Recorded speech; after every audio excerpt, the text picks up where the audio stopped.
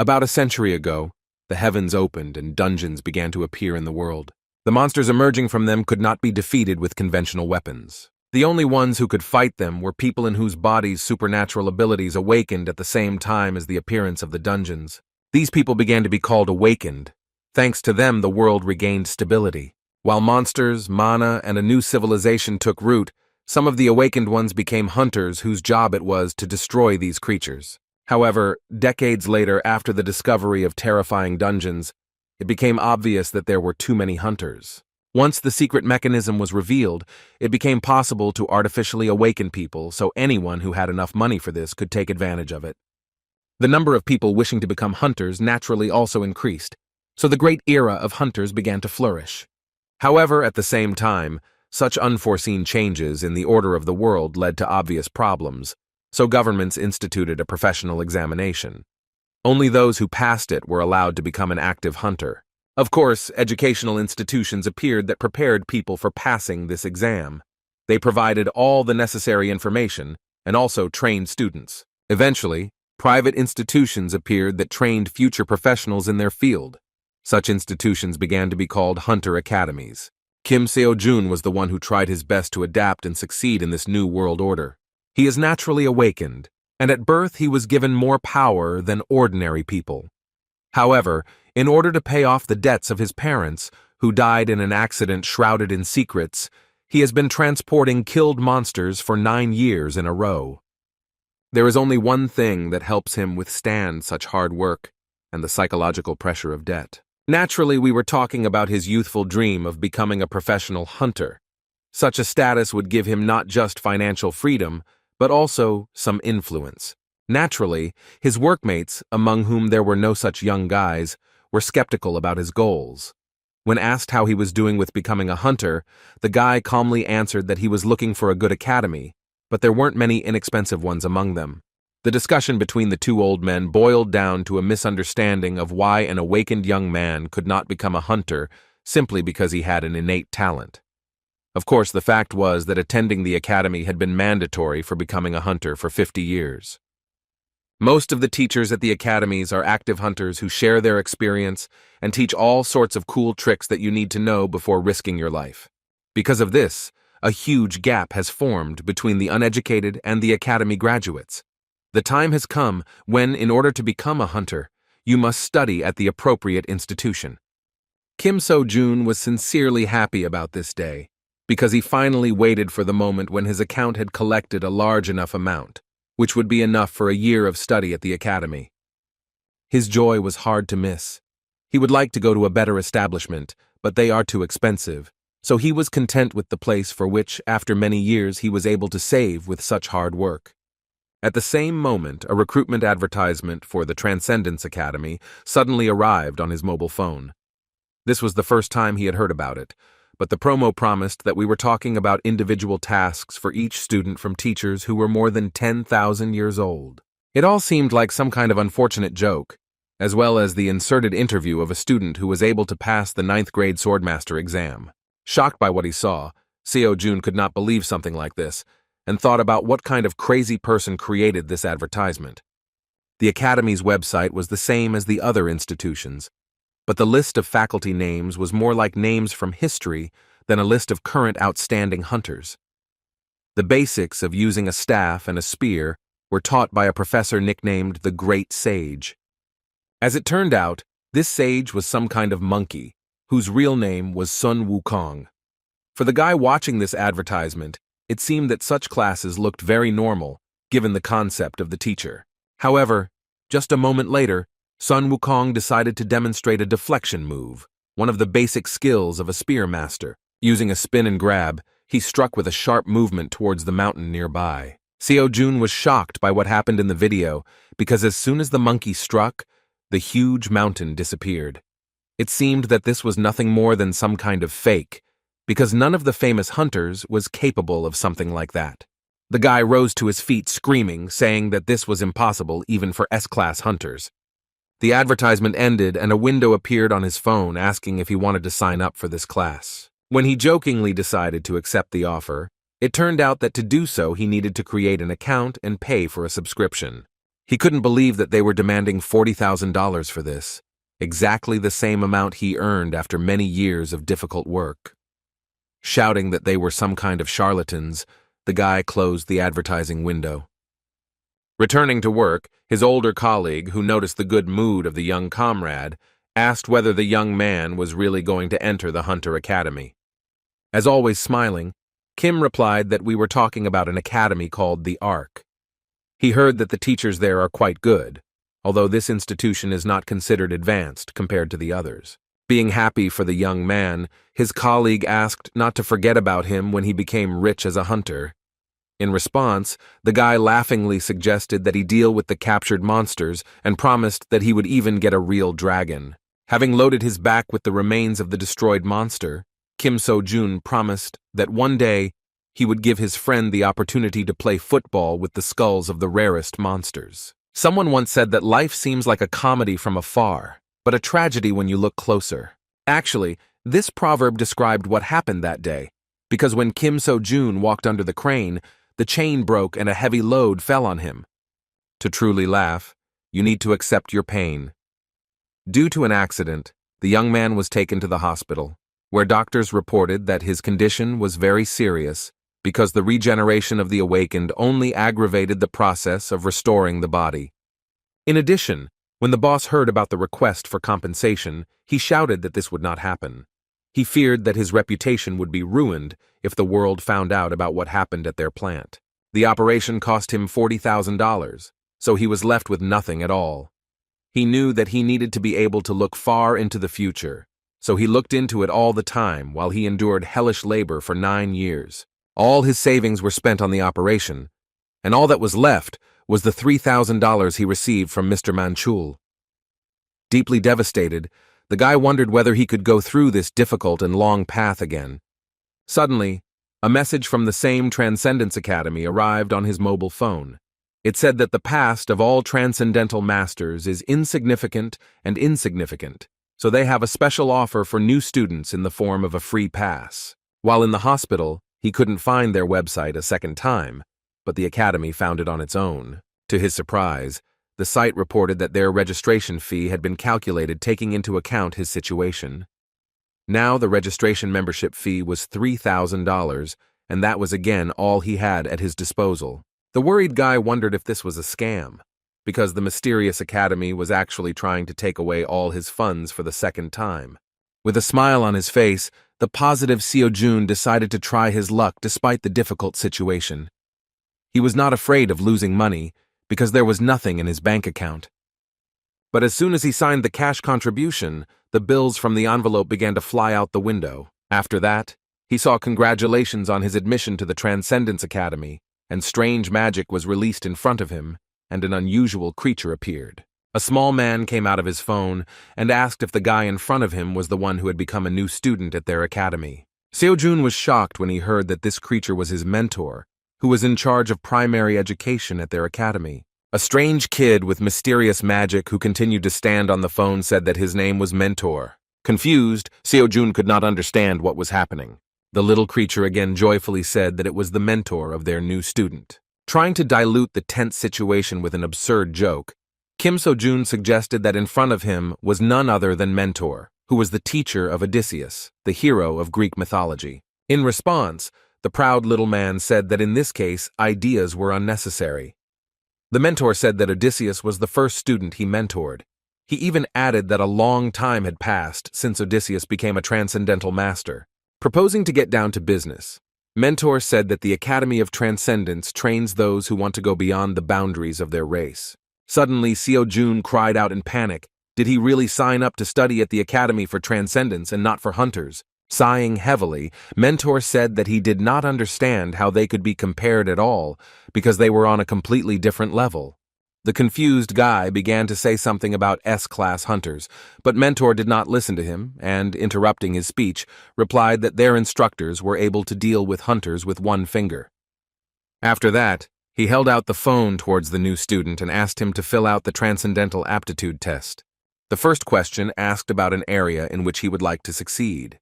This way, their academy could see exactly what kind of master he wanted to become. The test also allowed them to determine his current level and inclinations.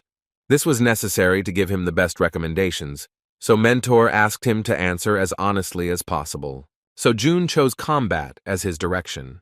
However, when he saw the second question, he was faced with difficulty in choosing an answer. The question was about his skill level, but the answers were simply insane, asking whether he could clear an entire plane or split a mountain with a blow. The mentor admitted with a laugh that many doubt this issue, so it is worth choosing something that literally reflects his abilities. After that, he cheerfully asked if Seo Jun could clear the plane with his strongest blow. As with the previous question, he answered negatively to the question of whether he could split a mountain in two with one jerk. The mentor was sincerely upset, realizing that the young man could not even pull an entire mountain out of the ground.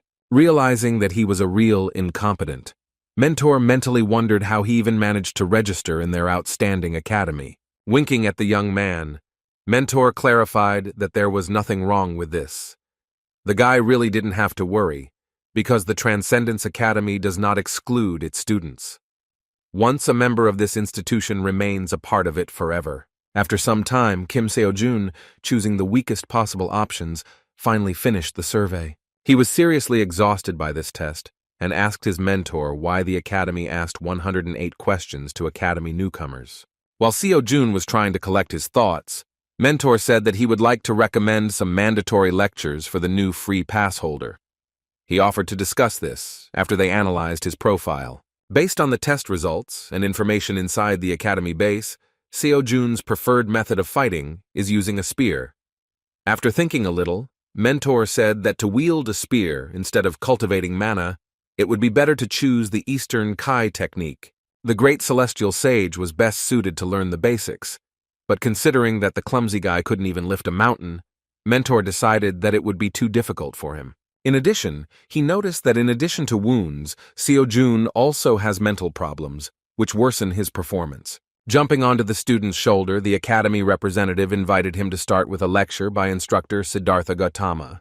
Hearing this name, Seo-jun shouted in shock whether he was talking about the Buddha himself. The mentor replied that this was true, and although the instructor denies such a title, all students address him this way.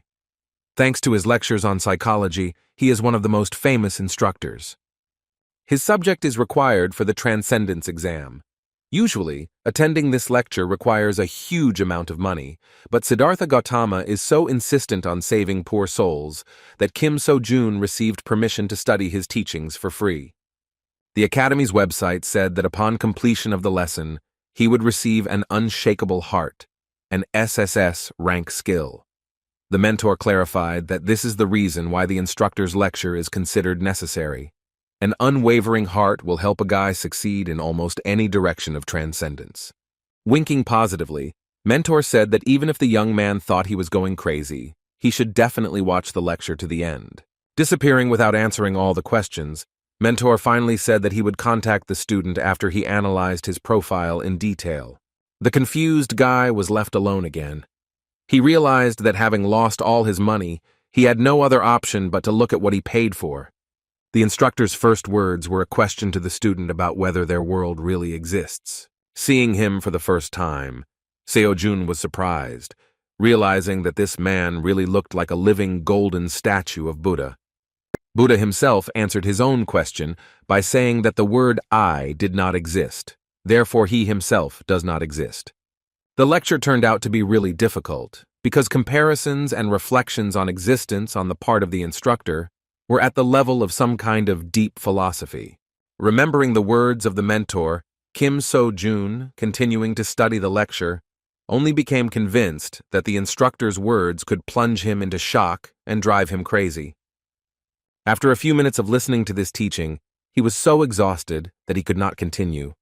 The lecture was less than 0.1% complete, and yet he had a lot of free time, so throughout the week the guy still studied the doctrine. The result was simply amazing. The doctor was confused when he saw the amazing speed of the young man's recovery. In his 30 years as a doctor, this was the first time he had seen something like this, even though he constantly worked with the awakened. During this time, Kim Seo-jun recovered significantly and became convinced that, thanks to the lesson of Siddhartha Gautama, his heart knew peace. which increased the speed of recovery of his body. Every time he listened to the lecture, it seemed as if his mind was leaving him. However, even though the lesson was only 1.5% complete, the effect was truly amazing. Reviewing the research results, the doctor hesitantly said that you never know what can happen, so Seo-jun will be in the hospital for at least another week. Seo-jun didn't mind. He just wondered what would happen when he finished listening to the lecture.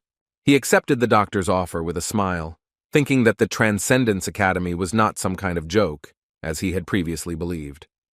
Now he could move his body and thought about watching Chiron's lecture at the same time. The reward for studying this lecture was Class A Metamorphosis. Compared to Unshakable Heart, the rank of this skill was quite low, but even so it was far from a low-level ability. Remembering Mentor's words that with an unwavering heart, most directions would become a piece of cake, he decided that that skill was simply too powerful. After turning on the video playback, Seo-jun saw the face of the instructor named Chiron. As it turns out, Chiron is a centaur, a creature with the torso of a human and the lower body of a horse. He was the teacher of almost every hero in Greek mythology, so the importance of this lecturer is incredible. First of all, the hero teacher said that the purpose of this lecture is to prepare students to the stage from which they can move to the early levels of transcendence. Relaxed Kim Seo-jun with a satisfied face thought that such a legendary person was in front of him. In the meantime, the lecturer asked to note that in this course military techniques will be discussed superficially. When Chiron spoke about the first step to becoming transcendental, he began to hold a strangely long pause. Within a moment, he furiously shouted to the student that the bastard should quickly get up and go to train.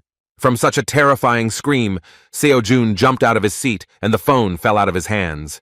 The guy suddenly found himself on the ground, and a message appeared on his phone about a task in which he must perform a certain number of repetitions of 5 exercises. Looking thoughtfully at his phone, he wondered whether he would really have such a test literally every day.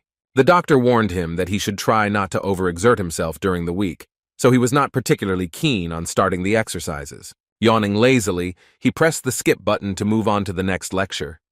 During his stay in the hospital, he planned to simply listen to lectures. However, everything was not so simple. With a smile imposed by the situation, he learned that it was impossible to move on to lectures until he completed the assignment. No matter how he clicked on this button, the result did not change. The guy panicked and wondered how the academy even knew that he hadn't done anything on this list. He had no other choice but to start studying. Still, he had no intention of going against the doctor's advice. As soon as he went to the page with Buddha's lectures, he saw a message that the free pass to the teachings would end in 83 days. With tears in his eyes, he ran outside to begin completing his tasks. He could not waste time on rest, because the loss of knowledge due to limited time could play a bad joke on him. Initially, he was given 90 days, but only a week later he learned that there was such a framework. After all, this is an academy, and it is logical that not everything is free.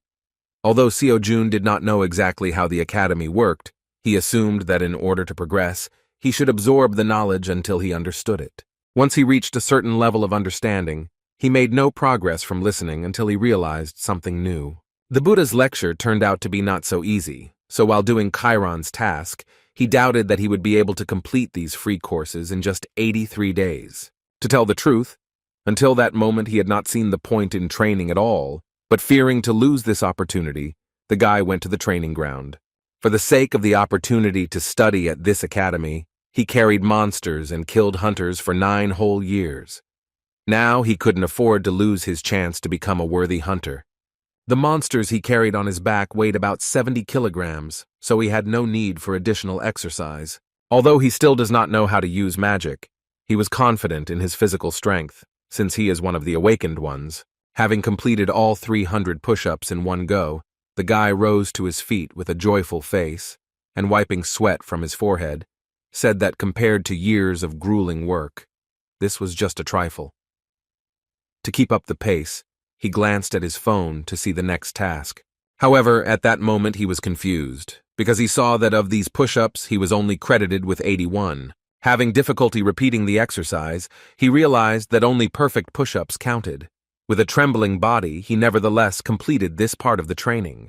The following tasks were no less difficult, including squats, abdominal exercises, and pull-ups on the horizontal bar. He was simply shocked, because it turned out that even running does not depend so much on the distance covered as on the quality of the movement itself. Towards evening, despite the people around him, he fell to the ground and shouted that he couldn't stand it any longer.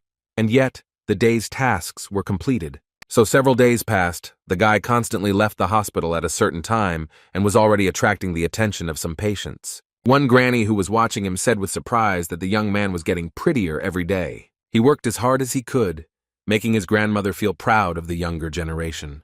At that moment, they heard urgent news on TV that at 5 o'clock in the morning a level 4 giant had been discovered in Seoul.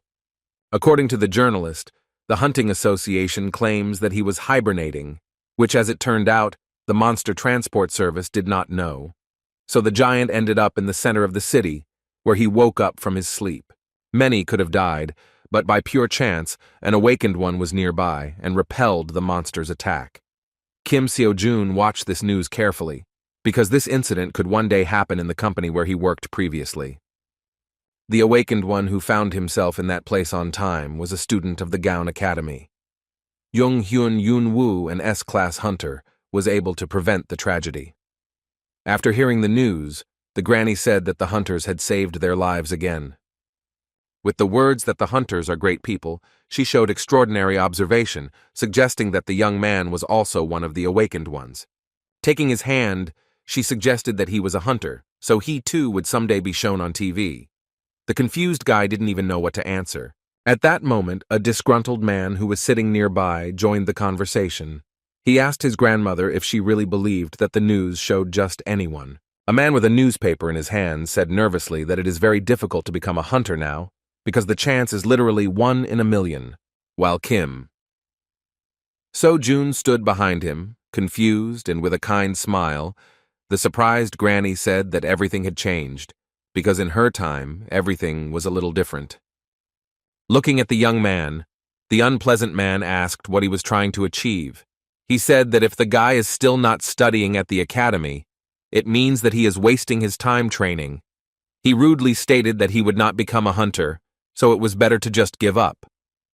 The stranger advised him not to waste his youth on unrealistic dreams, but Seo-jun disagreed with his words, because he could not give up the path to which he dedicated his life. Despite the stranger's arguments, Seo-jun resolutely said that he himself would decide what to do, while the man should take care of his life and not touch the dreams of others. The stranger fell silent in surprise, because he did not expect such words. And yet he jumped out of his seat and shouted that the young man turned out to be a rude man, that he did not know that he should listen to the advice of his elders. Kim Seo-jun did not intend to continue the dialogue and silently left. For him, words about an impossible dream were nothing more than the delirium of someone who had not achieved his goal. Now he could confidently think about being an academy student. In just a week, he felt the results and was confident that he could become a professional hunter. Going to the next training session, he promised himself that he would never leave the path and achieve his goal. In the evening of the same day, another event occurred when the monster ended up on the streets of Seoul. This time the incident was also avoided thanks to the work of the girl, who was a hunter using a sword. As it turned out, she had a very difficult time, but not in battle, but in her career. She was exhausted from working at her pointless academy, which had no students at all. A few days later, he finally returned home. His own bed was what he had been missing all this time. He stayed in the hospital for 2 whole weeks, so he really missed his small rented apartment. He had another year to prepare before the hunter exam. However, even admission to the exam cost money. At this moment, he had nothing at all. The next morning, he decided to check the academy's website because he was already finished with the assignment, but did not look at the progress of his lecture. He never had time to watch the lectures because the next day began after he finished his training. This time he was able to resume access to training and even received praise from his mentor. However, he was a little upset by Kiran's words that now he had learned to walk like a baby. Now he was invited to take his first steps towards the mastery of transcendence. The first step discussed was mastering your feelings. The next morning, Seo-jun returned to the construction site again. Everyone was surprised by his appearance, because they had previously heard that he needed some kind of serious operation. The boss even said that he was deprived of intelligence, since he decided to return to work for him. He warned that the guy would not get off easily if this happened again. Of course, Kim was not particularly eager to return. However, he had no other choice. In addition, he noticed that apparently the boss feels guilty, albeit just a little. We were talking about a situation where he refused to pay compensation because he was afraid of an outcry. Under the guise of a great thinker, during breaks between work, he continued to think that all his plans rested on money. On the one hand, if he doesn't work, he won't have anything to eat. However, if he works, then he will not have time to study. His thoughts became increasingly deeper and more restless, because if he did not complete his daily task, then he would not be able to listen to Chiron's lectures, which would slow down his progress. It seemed to him that it was worth starting to review past lessons that he still had not fully mastered, especially those related to mastering his own feelings. Chiron mentioned that the 5 human senses play a key role in combat. Regardless of the feeling, we first perceive the stimulus, then we recognize it, and then we draw a conclusion. However, it was too slow. The mentor said that he would teach the student how to speed up this process as much as possible. What he meant was that Seo-jun would experience something completely different from these 5 senses, the 6th sense hidden within him. It seems that Kim So-jun has already gradually mastered this feeling, familiar to us as intuition. When his friend entered his locker room, he tried to slap him on the head with a friendly laugh and said that he was glad to see them. To their surprise, the guy was instinctively able to dodge this blow. The man and even Seo-jun himself could not believe how he managed it, because it seemed that eyes appeared on his back. At that moment, their conversation was interrupted by a disgruntled boss who shouted that they should not shirk work. When they returned to work, Ajoshi could not believe his eyes, because Kim So-jun decided to lift as much as 200 kilograms of weight at one time, even though he had only recently been in the hospital after a major operation.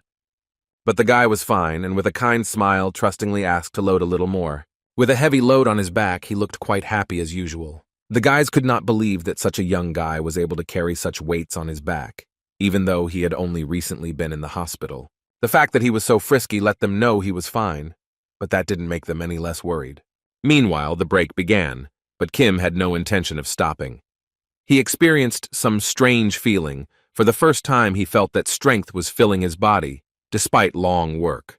Taking advantage of the free moment, he decided to start exercising with weights on his back to complete his daily task.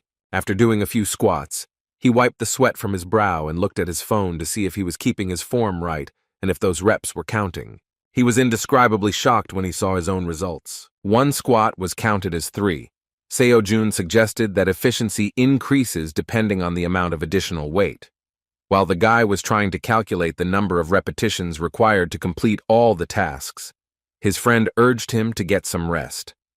However, Seo-jun, delighted with his knowledge, was not going to be distracted from the process. He snatched some more cargo from Ajoshi's hands and ran towards the loading of the material. The joyful guy realized that now it doesn't matter how he works, because the system only evaluates the result. He was happy with the news that he could exercise while working. With such an incredibly heavy load on my back, even push-ups were used. The day turned out to be very productive, but the exercise combined with work left him much more exhausted than ever before. Combining work and classes turned out to be very effective, but very difficult. With a laugh, he said that he didn't even know who else would think of training and carrying parts of fallen monsters at the same time. As a result, he not only saved time on training but also earned some money. In addition, he even found time to listen to lectures that interested him. He got it done so quickly that he began to feel like he was wasting his time. Repeatedly watching lectures no longer brought him progress, so he decided to enroll in another course. Among the free lectures, he took a closer look at the lecture of Professor Xiang Yu, who was nicknamed King Hegemon because he could even lift a mountain with his own hands. Hegemonic King Xiang Yu is the legendary ruler of Western Chu, known for his superhuman strength. When it comes to fighting against numerical superiority, they say that such daredevils are like him. As soon as Seo-jun signed up for this free course, he had access to the lecture. As soon as the guy opened it, he saw Mr. Xiang Yu, who said with a laugh that since he wants to learn the skill of the spear, he is probably just a loser who doesn't even know the basics. Kim Seo-jun truly felt insignificant from such words from the great master from the past. And yet, the hegemonic king was not going to refuse him, and declared that all narrow-minded people could be free in their choice. After that, for some reason, he decided to offend the monkey known as the Great Sage of their academy, saying that there was no need to listen to him. To the guy's surprise, the mentor said that he should just wave the spear in order to feel it with every cell of his body. Before returning to learning the basics, he had to complete a daily task of 5,000 swings of the spear. Seo-jun felt depressed because he expected a lot from this lecture, but in the end, the mentor only said a couple of sentences and gave him some kind of primitive task. The next morning, he went to work again. This time, they were visited by an important lady who was in charge of this sector. The boss tried in every possible way to suck up to her, saying that there was absolutely nothing to worry about, because they had not had a single accident at work thanks to his competent management. However, B-class huntress Park Seo-yoon came with another question. She asked if the boss had heard about the giant who had awakened the other day. She witnessed his death firsthand, but would still like to do a thorough check in case they missed something. The boss continued to please her in every possible way, causing some condemnation and even laughter from his charges. When the workers started talking about who this huntress was, Seo-jun decided to eavesdrop on their conversation. As it turned out, they learned that Park So-yoon is the granddaughter of the master known as the Star Sword. Even Seo-jun had heard about the man's fame. Park Ming-chul, nicknamed the Star Sword, is a true legend. 100 years ago, he was one of the awakened ones who received their power at the moment the gate opened. Back then, practically nothing was known about the awakened ones, and the monsters were more cruel and could roam the streets unhindered. There was no complete confidence that humanity could survive. Star Sword was among those who grabbed the weapon without hesitation, mastering his new power. He was one of the few awakened people in Seoul, one of those who did not allow our civilization to disappear, the real savior of the world, a hero in the flesh. A lot of time has passed since then. He is already quite old, but he is still a heavyweight in his field, able to compete with any hunter of the highest level. Of course, Kim Seo-jun aspired to reach his level of fame. However, he was not interested in such tales now, because he was completely focused on his training. Noticing what he was doing at the worksite, So-yoon asked the boss what he was doing. The confused boss asked her not to pay attention to him, saying that he had been acting as if he had gone crazy for a week. The girl decided to pass by, believing that he was simply not right in the head, since he was exercising right on the worksite, also with such a load on his back.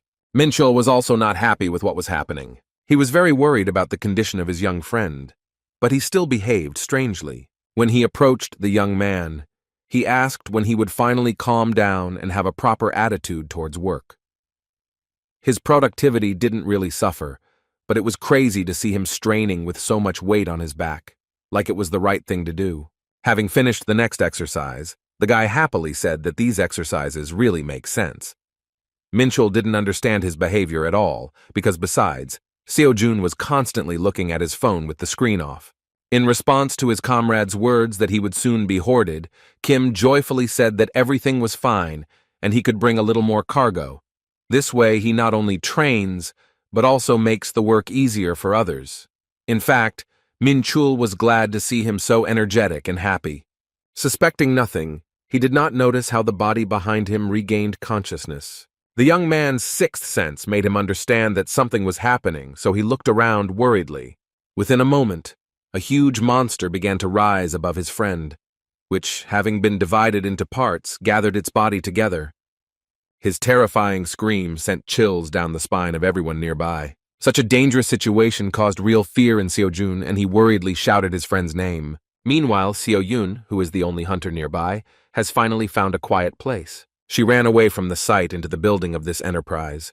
She was nicer inside the office than next to her boss, who was not to her liking. Her patience was stretched thin, but she couldn't leave irresponsibly without making sure the monster was truly dead.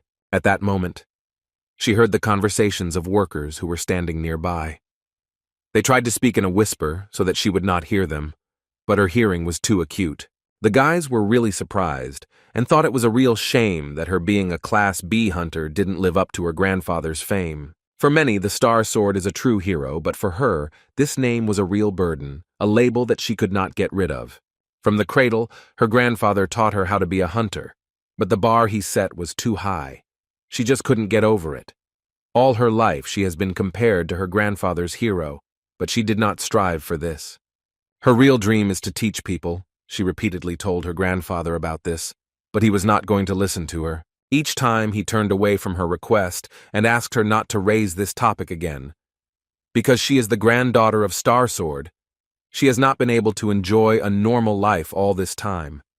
However, they came to a compromise, and she still founded the Hunter Academy. However, this was not without problems. All the children who came who wanted to become hunters hoped that they would be taught by that same Star Sword. As soon as they heard that the Star Sword had nothing to do with it, and his granddaughter would be doing the training, the guys turned around and left. No one stayed here long, no matter how much she begged them. Everyone immediately lost interest as soon as they learned that the Star Sword had nothing to do with their granddaughter's academy. Besides, even the few that remained left the academy after threats from her grandfather. Therefore, now her academy is still empty and unknown, although it is listed as an educational institution. All this time, she hoped that she would have at least one worthy student. At the moment of her dreams, a frightened employee of the Enterprise ran nearby and panickedly urged everyone to run as far as possible. What Mrs. So-Yun feared so much happened. The monster regained consciousness. Achoshi, fearing the terrifying monster, fell to the ground. This monster is a manticore. Its sudden revival put everyone in a terrifying situation. Addressing his young comrade, Minchul screamed and begged him to run as far away as possible. Seo-Jun understood that if nothing was done, his friend would die at the hands of the monster. Adding tension to the situation was the well-known fact that an ordinary person will never defeat a monster, just like an awakened person who is unable to use magic. The Manticore is a 4th-level monster, which even a professional will have a hard time dealing with. Thinking about whether there were any hunters nearby, Seo-Jun immediately thought of So-Yun, but she suddenly disappeared.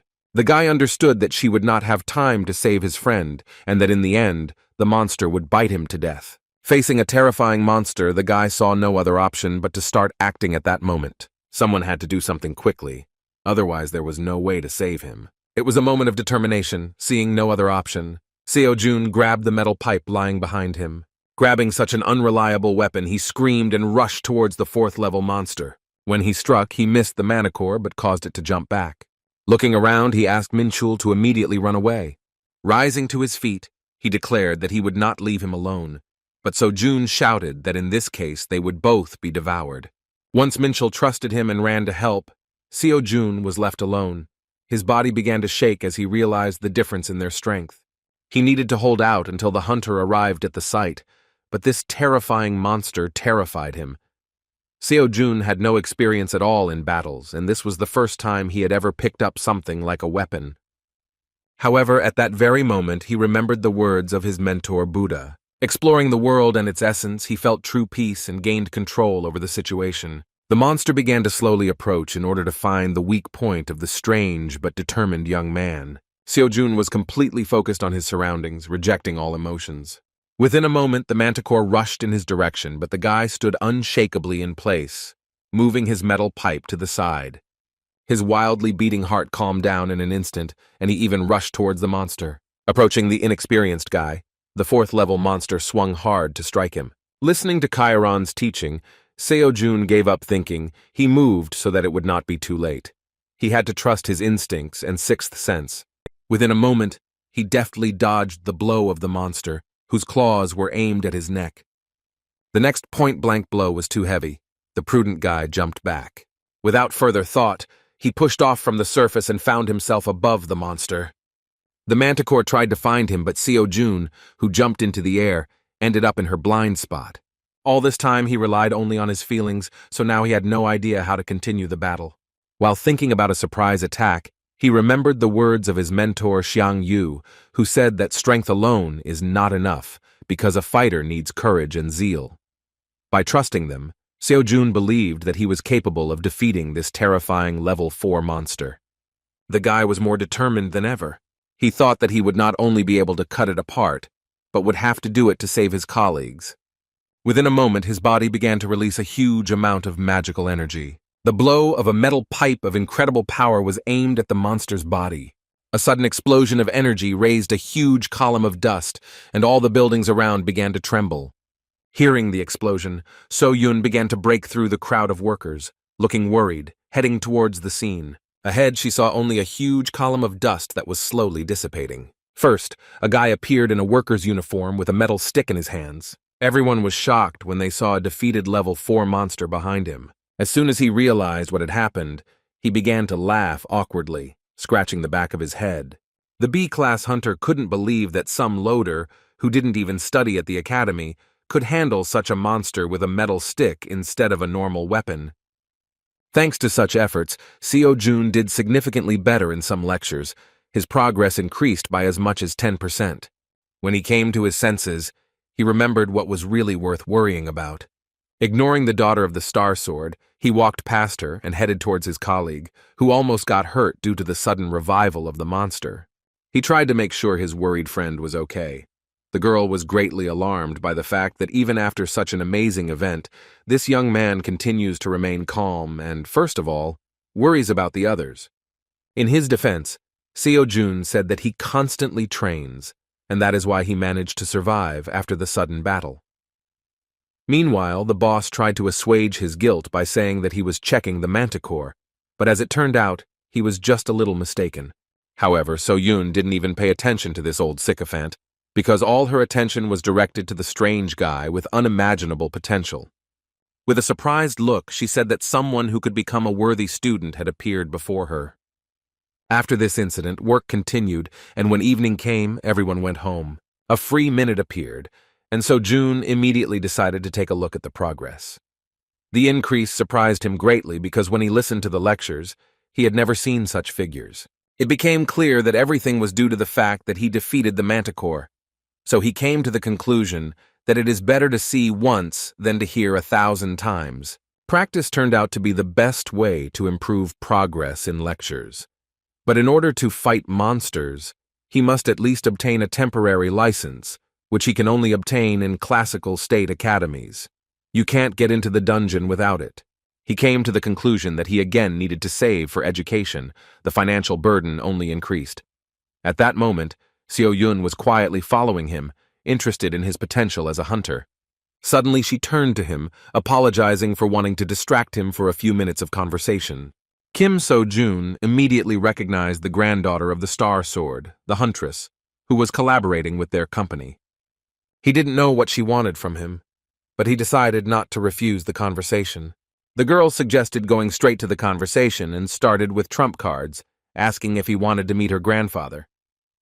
With his indifferent response, he shocked the old lady behind him because he refused her without hesitation. The girl, without waiting for an answer, replied that she had no doubt that he wanted. However, as soon as she realized that the guy had refused the offer, she shockingly asked him to stop.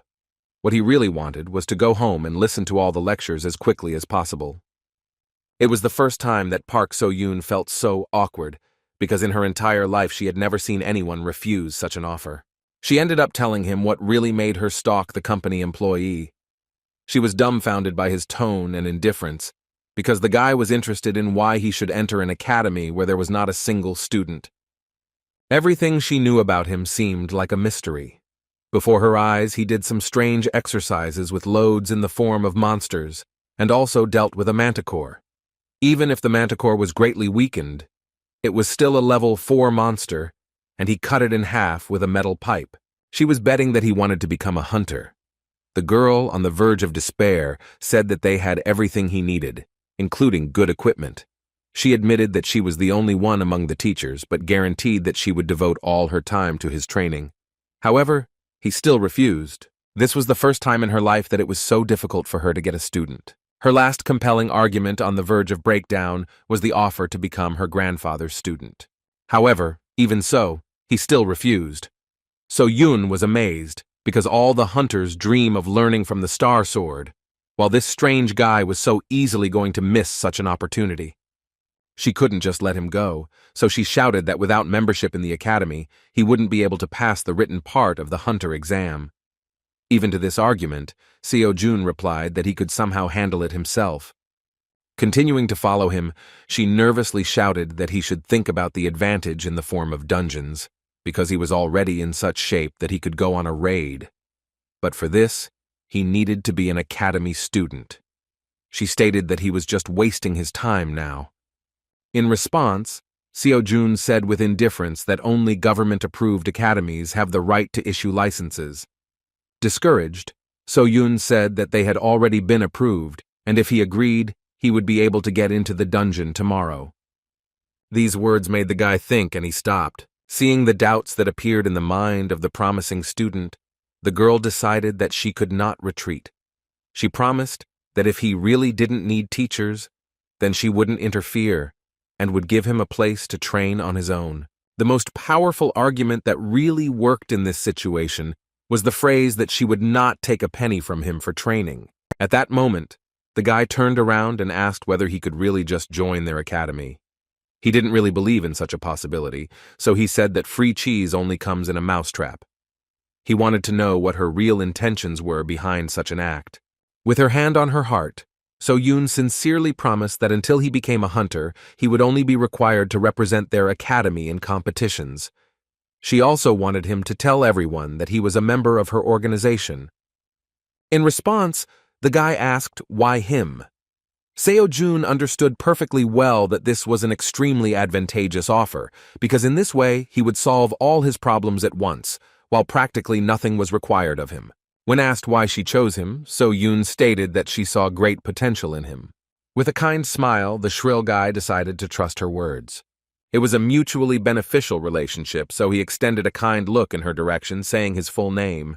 In turn, Park So-yoon also introduced herself properly and happily shook his hand, showing that she was ready for their collaboration to begin.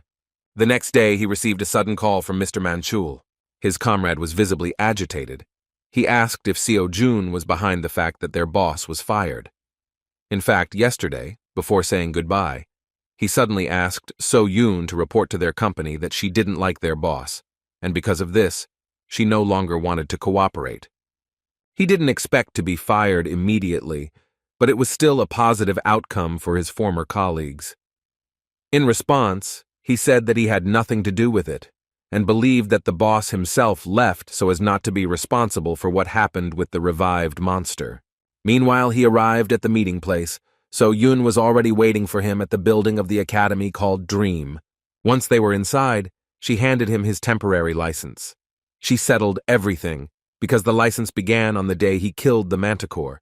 Thus, he could avoid punishment for hunting without a license. Although he has not yet become a professional hunter, he has already taken the first step towards his dream. He was so excited about the success that he immediately asked So-yoon how to go on raids. The girl replied with a smile that there was no need for such a story. The guy didn't understand what we were talking about. So-yoon took him to the inventory area and presented him with 3 spears to choose from, after which she told him that when he decided, they would immediately go to the dungeon. The prudent teacher expected his eagerness to fight, so she prepared everything in advance. She signed a contract to one place that was located near Seoul. A low-level dungeon has recently opened here, suitable for a beginner who does not yet have enough experience in fighting monsters. As expected, So-jun easily dealt with the local monsters, which looked like mutants of ordinary rats. Another splinter fell without much resistance at the hands of Donatello, so the guy with the spear asked So-yoon why she followed him, even though she promised that she would not interfere. In response, she said with a smile that she had no intention of interfering with him. She believed that she could not leave the only student at her academy unattended. With a sly expression on her face, she suggested that he consider himself to have a private lesson, which was an opportunity only for the most capable students. Seo-jun considered it an honor. Moving forward, she assumed it was his first time in the dungeon. That's why she wanted to accompany him. Even though only kobolds lived here, she asked him not to let his guard down. Kobolds are second-level monsters that are ideal for training beginners without combat experience. Fortunately, he easily penetrated their magical armor, just like in the fight with the manticore. However, what was strange was that attacks that were not imbued with mana should simply bounce off the defense of a monster of any level. It only meant that he was using it subconsciously. At the same moment, one of the monsters suddenly attacked him.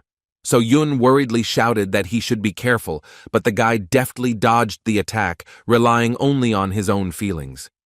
Within a moment, he easily got rid of the monster, which was trying to take advantage of the surprise. And yet, the boy continued to wonder why his attacks were so effective even without the obvious release of magic. As soon as he was distracted by his phone, which from the outside looked off, he shouted with joy that his progress continued to slowly grow. So Yun continued to stand behind with a surprised expression on her face, not understanding what was happening to this strange student. Seo Jun noticed that his progress in lectures was not growing as quickly as from killing a manticore, but it was still better than just continuing to study the material he had learned a long time ago. In addition, he did not forget that you can make good money in dungeons. Turning to So Yun, he said with a kind smile that he was going to speed up a little. Destroying monsters one by one seemed to him to be similar to how players farm experience in video games. When they finished clearing out this novice dungeon, they returned to the academy. So Yun was still discouraged by his behavior. She immediately understood that something was wrong with him, but this time she was already scared that he continued to look at the switched-off phone and talk. Ever since they returned from the dungeon, he had been staring at his switched-off phone all the time. This happened for several hours, and all this time he looked as if he was devoid of common sense. This was just the beginning of the strangeness, because during the process of this strange meditation, he was constantly surprised by something he saw on the screen of his switched-off phone. She couldn't wrap her head around the picture she saw. Seo Jun looked like a newbie entering the dungeon for the first time, but immediately began hacking away at kobolds like a trained pro, after which he began doing strange exercises with the killed monsters. Moreover, he himself carried the bodies of the killed monsters instead of calling a special service. Such savings seemed too strange. Still, she was more worried that she would not be able to hide the appearance of a new student from her grandfather forever. This continued until midnight. The guy's shout about some kind of lecture made So Yun tensely wonder if she had made the right choice. While returning home, he received a message that made him sparkle with joy. He managed to earn 9.5 million won, although he had no idea that he could earn so much in a day. Although he carried and cut up the carcasses himself, it was not easy, but all his efforts paid off very well. However, the problems did not disappear because all this still took a lot of time and effort. He didn't even have time to listen to the lectures, as he had previously planned. While returning home, he even thought about asking Man Chul to work with him. He trusted him, so he decided that this way they could stay in touch. Moreover, if in this way he opens his own personal business, then they will both be in the black. Seo Jun decided that he would write to him as soon as he had free time. However, the issue of money was still relevant. He could start saving it again, but he thought it would be better to spend it usefully. By defending dungeons and earning money, he simultaneously increased his progress and completed lectures. But everything went somehow slower than he expected. They gave him nothing at all for the last kobold he killed. This made him wonder if there was a faster way to become stronger, to become as strong as the great celestial sage Sun Wukong. At the same moment, an unexpected realization of the exit came to him, and he shouted with joy, while frightening the man standing behind. He didn't have a penny before, so he forgot about another lecture on the basics of fighting with a staff and a spear. But once he tried to join, he was shocked by the 27 billion won entry fee. Such a sum corresponded to the name of the academy and seemed simply transcendental. The guy was plunged into the abyss of despair because even an S-class hunter could not earn that much. Considering this terrible information, he decided to postpone studying this art until later, believing that he had something to do anyway. Still, he wondered what else was on sale at the academy. Realizing that there was no money for lectures, he decided to look at the equipment that could be obtained on the academy market. When he looked at the Transcendence market, he could not believe his eyes, because there were legendary items on display, including the shield of Zeus and the spear of Longinus, which is one of the weapons of passion. Even if these were replicas, these were still legendary things that cannot be found not only in Korea, but most likely throughout the world. The guy couldn't believe that the academy called such items training equipment. Even he, who did not understand weapons, understood that this was something incredible. This was equipment made by members of the academy, which meant that it was all made by true transcendent level masters. But as soon as he tried to get an individual price, he had to forget about his intentions and fall back into despair. The next morning he arrived at the academy early. So Yun, seeing him during another training session, noticed that he was training much harder than before. She assumed there was some reason for this that he had not yet revealed. In fact, he was just trying to take his mind off the shock. He knew that the spear would be expensive, and even assumed that even a copy could cost several million. Although aware of the risk, he still did not expect that they would ask for as much as 100 million won. Having finished the exercise, Sojun, rising to his feet, sadly and indistinctly said that everything again comes down to money. Even 100 million was a real robbery for the poor fellow, so he could not imagine that he would one day save 27 billion to listen to the lectures of the great sage. So Yoon distracted him by asking if he had heard about the academy tournament. Seojun had indeed heard about it, but didn't know the details. So Yoon explained that this is an event where different academies compete with each other, and each of them wants to prove that they are better than the rest. This tournament evaluates the level of the academy. Such competitions are very versatile.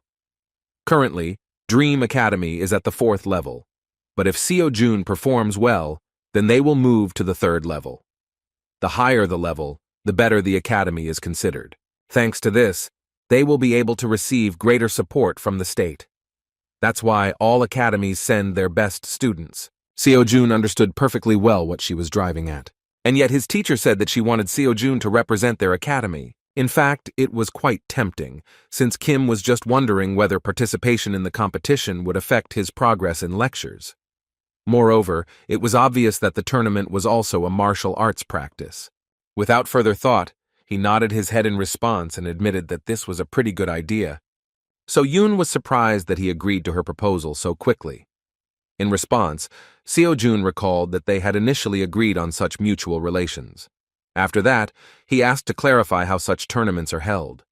The director and at the same time teacher of the academy thoughtfully replied that everything was kept secret until the start of the competition. However, as far as everyone knows, the one who scores the most points for the raid and duel wins. Thoughtful, so Jun concluded that all his combat experience was limited to kobolds and manticores. He had no idea what it was like to fight people. At that moment, he wondered how he could give his best without such experience, and whether there would be someone who would agree to train with him in a duel. It didn't take long to look for the right person, because next to him was a real huntress. So June, turning to her, said that if she was not busy with anything, then it would be nice if she became his sparring partner. Although she wanted to refuse, she had no choice, because Seo-jun began to mock her, saying that she was just a coward. With the help of children's teasing, Seo-jun achieved his goal, but the real test was only ahead. This was a great opportunity to practice, but he shouldn't forget what level his opponent was. So Yun is a B-class huntress, and although this is far from the pinnacle of peaks, she was taught by the star sword itself. Of course, he was only a beginner who could not objectively judge real hunters, but he had no doubt that it would not be easy. And yet he was truly delighted with such an opportunity, because he had long wanted to find out what his teacher was capable of. Before starting, So Yoon asked if he knew that she was an active B-class huntress. In response, the determined guy prepared for battle and said that in this case, she should give him a small head start. Sighing heavily, she invited him to attack as soon as he was ready. Such an offer could not be refused, and the guy rushed into the attack with great enthusiasm. Seeing his speed, Seo Yun was a little disappointed. Easily dodging his attacks, she thought that she expected something more from him. In fact, his movements were quite fast, but extremely careless, so they were very easy to read. Remembering his recent battles, she assumed that she had simply overestimated his abilities. With some sadness on her face, she thought that he was just an ordinary beginner. Swinging a blade overflowing with magic, she wondered how he had the confidence to fight her. Having lost interest in his abilities, she decided to end the battle with one light blow, which would be enough for a beginner. To her surprise, the outcome was not at all what she expected. Seo-jun somehow miraculously managed to block her wooden training sword, overflowing with magic. In fact, it was not at all easy for him, but the very fact that he withstood this pressure was amazing.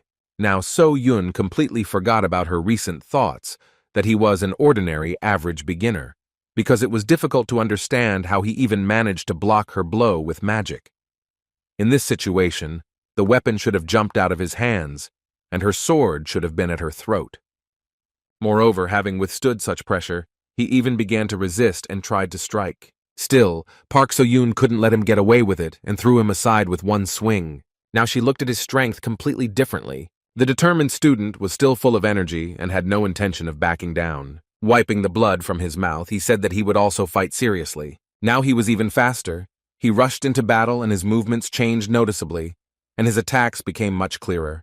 This couldn't even be compared to what happened before.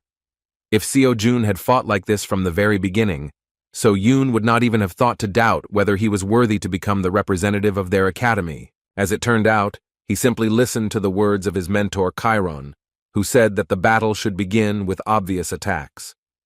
All this time he followed the plan and has already begun to change the situation with the help of feints, in other words, diversionary attacks. Her opponent was very difficult, and by delivering countless ordinary and unremarkable blows, he made sure that she, assessing the situation, could change tactics depending on the level of threat. Without giving her the opportunity to move, he continued to strike, distracting her attention. In response to her blows, he used the same obvious blocks in order to relax her attention. However, as soon as his next blow was repelled, he rotated the spear back. He repeated this until So-Yun opened herself up to his real attack. As soon as this moment arrived, he prepared to put all his strength into the blow. Seo-Jun was more focused than ever to take advantage. Seeing his huge swing and really serious attitude towards battle, So-Yun felt danger from him for the first time. Within a moment, there was a powerful explosion from the collision of their blows. As expected, So-Yun not only blocked his blow but also threw it aside. Still, she couldn't believe that Seo-Jun was actually capable of something like that. However, when she saw that she had overdone it a little and threw him into the wall with great force, she screamed in panic. She hit with all her might, without even thinking, so she immediately rushed towards him to make sure that he was at least alive. Rising to his feet as if nothing had happened, Seo-Jun began awkwardly scratching the back of his head and laughingly admitted that he had indeed lost in the end. In response, Seo-Yun couldn't hide her surprised expression as she realized that all this time Seo-Jun had been hoping to defeat her, even though he knew he was fighting a B-class hunter. The girl did not know how to react to this, while Seo-Jun, continuing to scratch his ridiculous head, recognized the power of the huntress.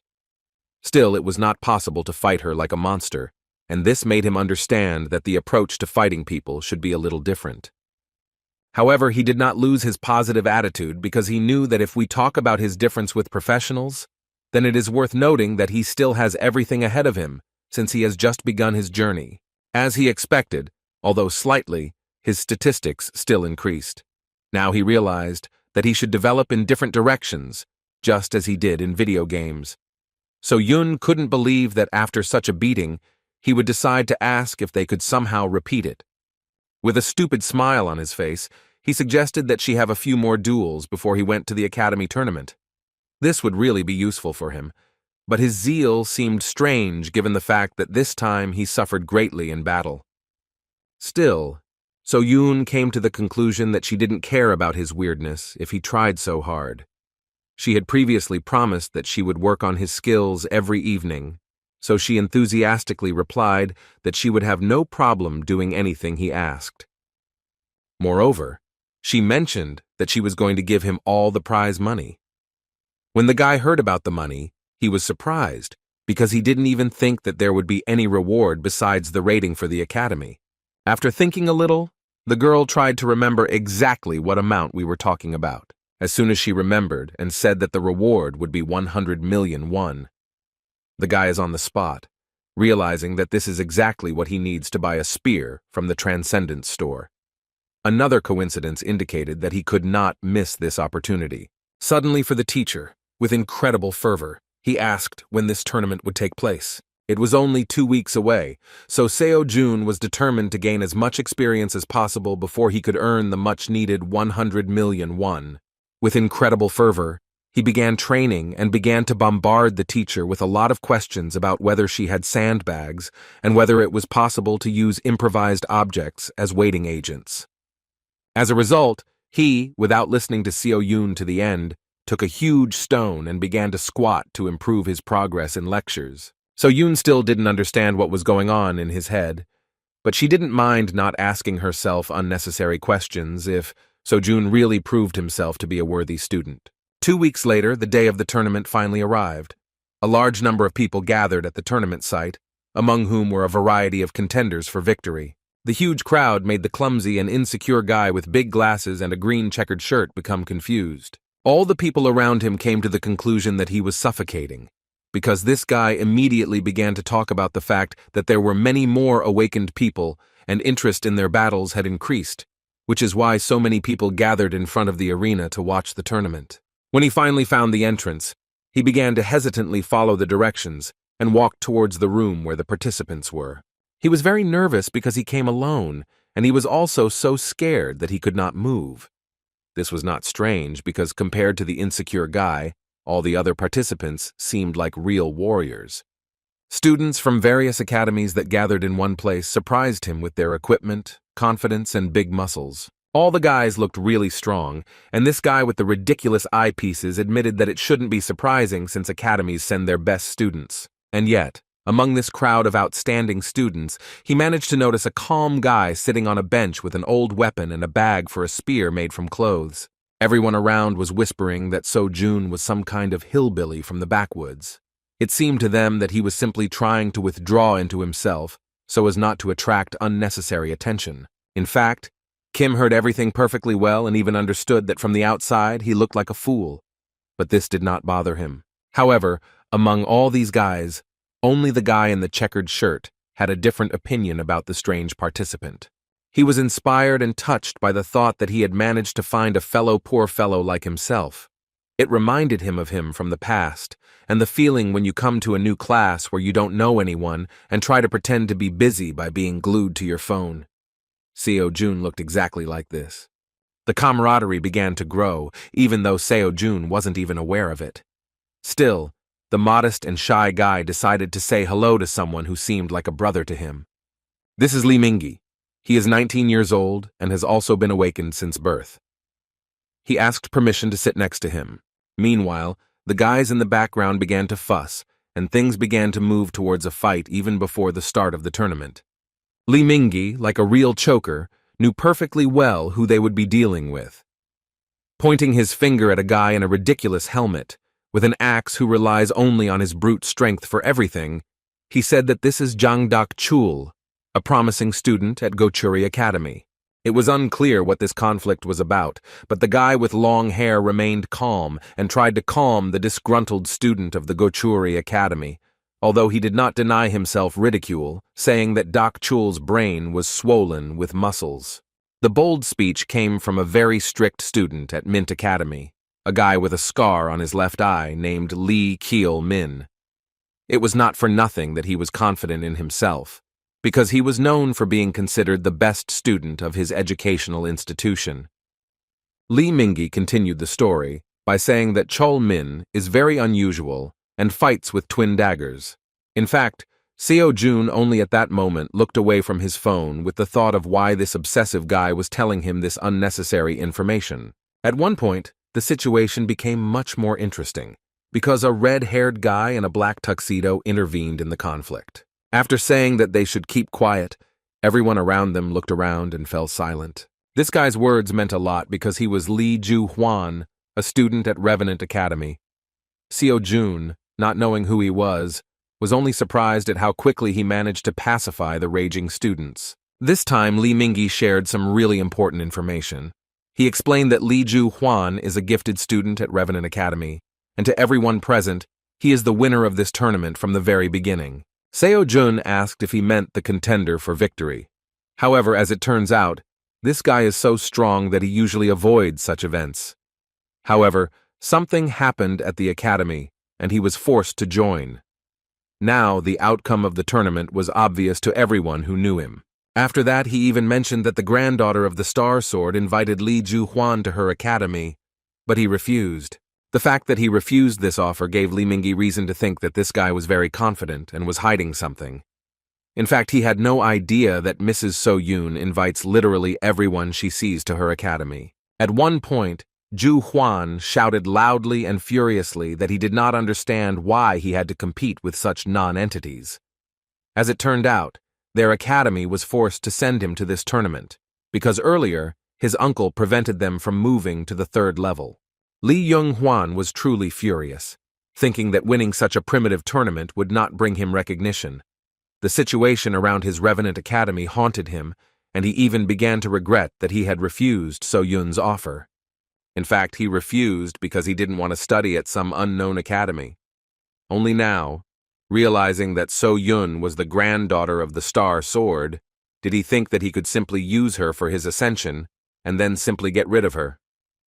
Looking around, he noticed Seo Jong, the only guy, who was looking in his direction with curiosity and some confusion, as if he was not afraid because of his presence. In fact, he saw him as a simpleton, which only reinforced the question of how bad things were for him. While Li Mingyi was excitedly asking his new friend how to avoid a conflict with Li Junhuan, Seo Jun was deep in thought about how much money he could get if he fought a man of such a reputation. Still, there was no time for dialogue, because the first stage of the Academy tournament had been announced. Over the past 2 weeks, Seo Jun has been trying to achieve 30% according to Qiron and Xiang Yu's lectures. However, he has not noticed any significant changes in strength or anything else. Previously, the difference in progress was more noticeable, but even so, he was still not afraid to move forward. Compared to the others, he lacked experience, and he understood this perfectly well.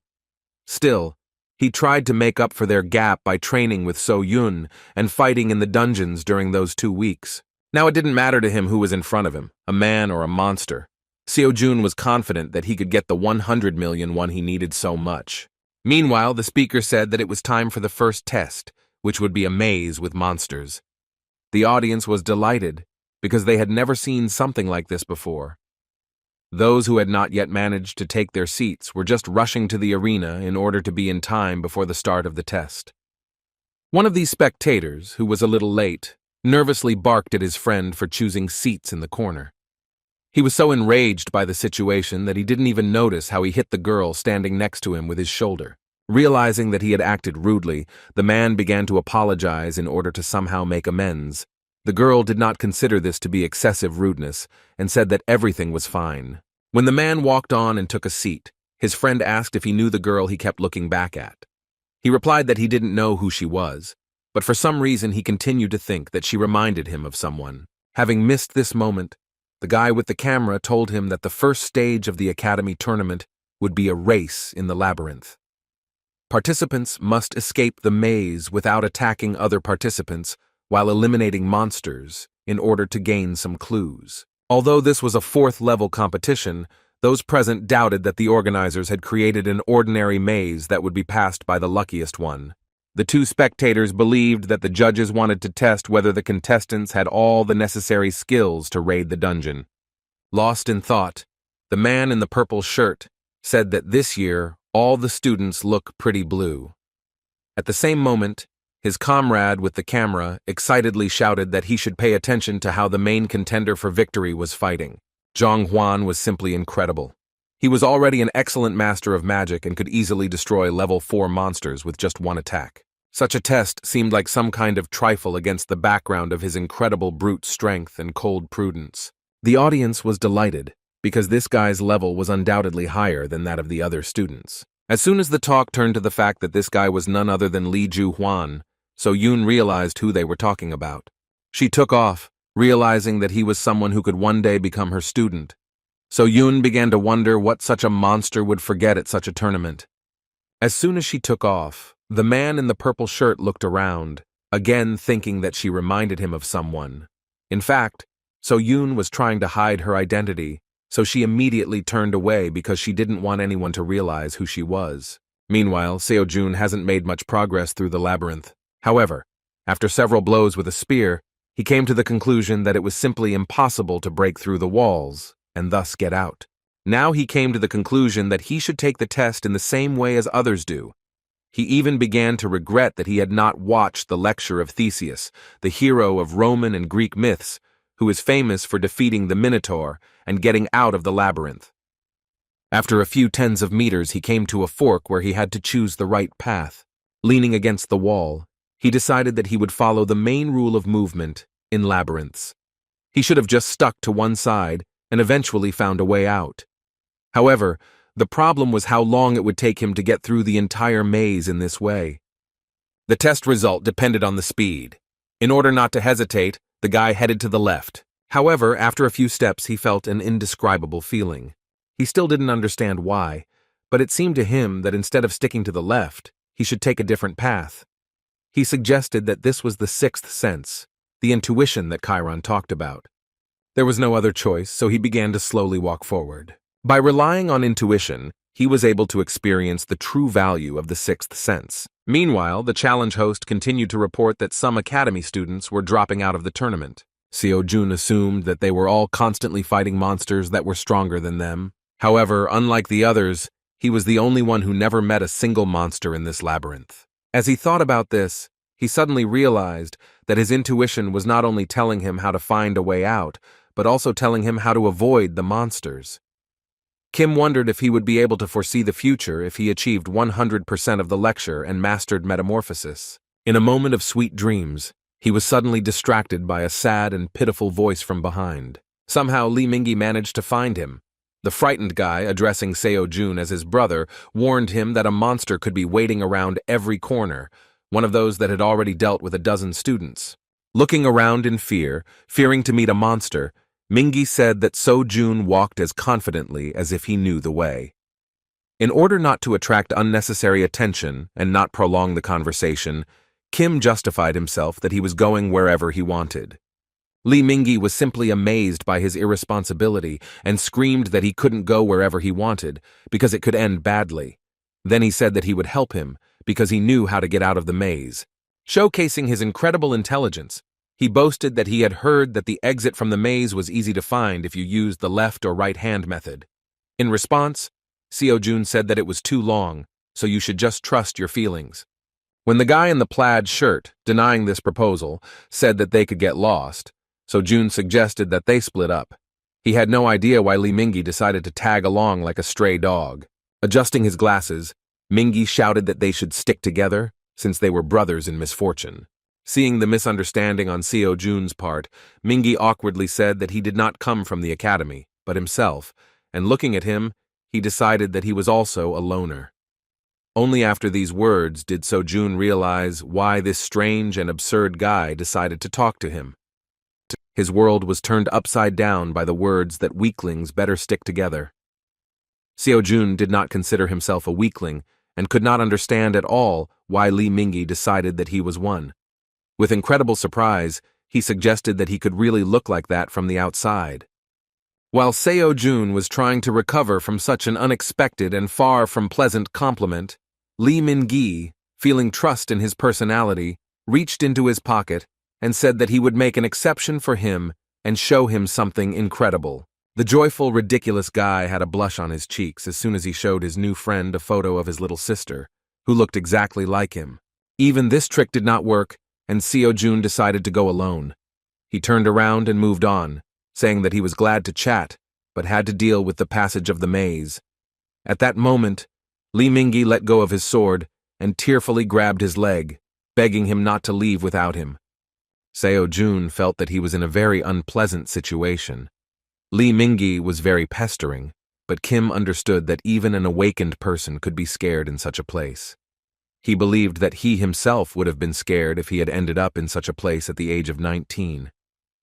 On the one hand, Lee Mingi talked a lot and it was irritating, but in the waiting room, he still said a lot of useful things. But even this was not enough. Seo-jun considered him a rival, because as much as 100 million won was at stake. Remembering his words about being alone, Seo-jun inquired about why his sister and parents did not come to the arena to support him during the tournament. Having lowered his eyes, Lee Mingi paused for a short time and sadly said that his parents died, so he has no one except his sister. These words brought understanding from Seo-jun. He was also lonely in life because his parents died in a car accident. Seeing that Seo Jun began to feel awkward about this matter, Lee Min-gi began to fuss on the spot and asked him not to worry about it since it was a long time ago. He just wanted to say that his sister was still little and could not come to support him. Suddenly, Lee Min-gi still found support from a very cold and indifferent participant. Seo Jun said that he was right when he said that they were brothers in misfortune.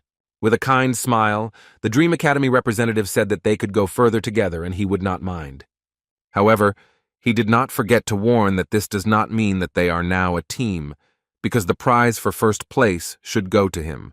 After these words, Seo Jun rushed forward, and Lee Min-gi hovered in place, not understanding his friend's unexpected behavior. In a few minutes, they passed several more turns, Seo Jun moving so fast that his new friend could not keep up with his pace. Seo Jun recalled the words that he was not going to wait for him, and if Lee Min-gi did not want to become a burden for him, then he should speed up a little. The guy in the plaid shirt thought this behavior was very strange. He could not understand why Kim was so confident in his decisions and did not hesitate at all, despite the danger of the labyrinth.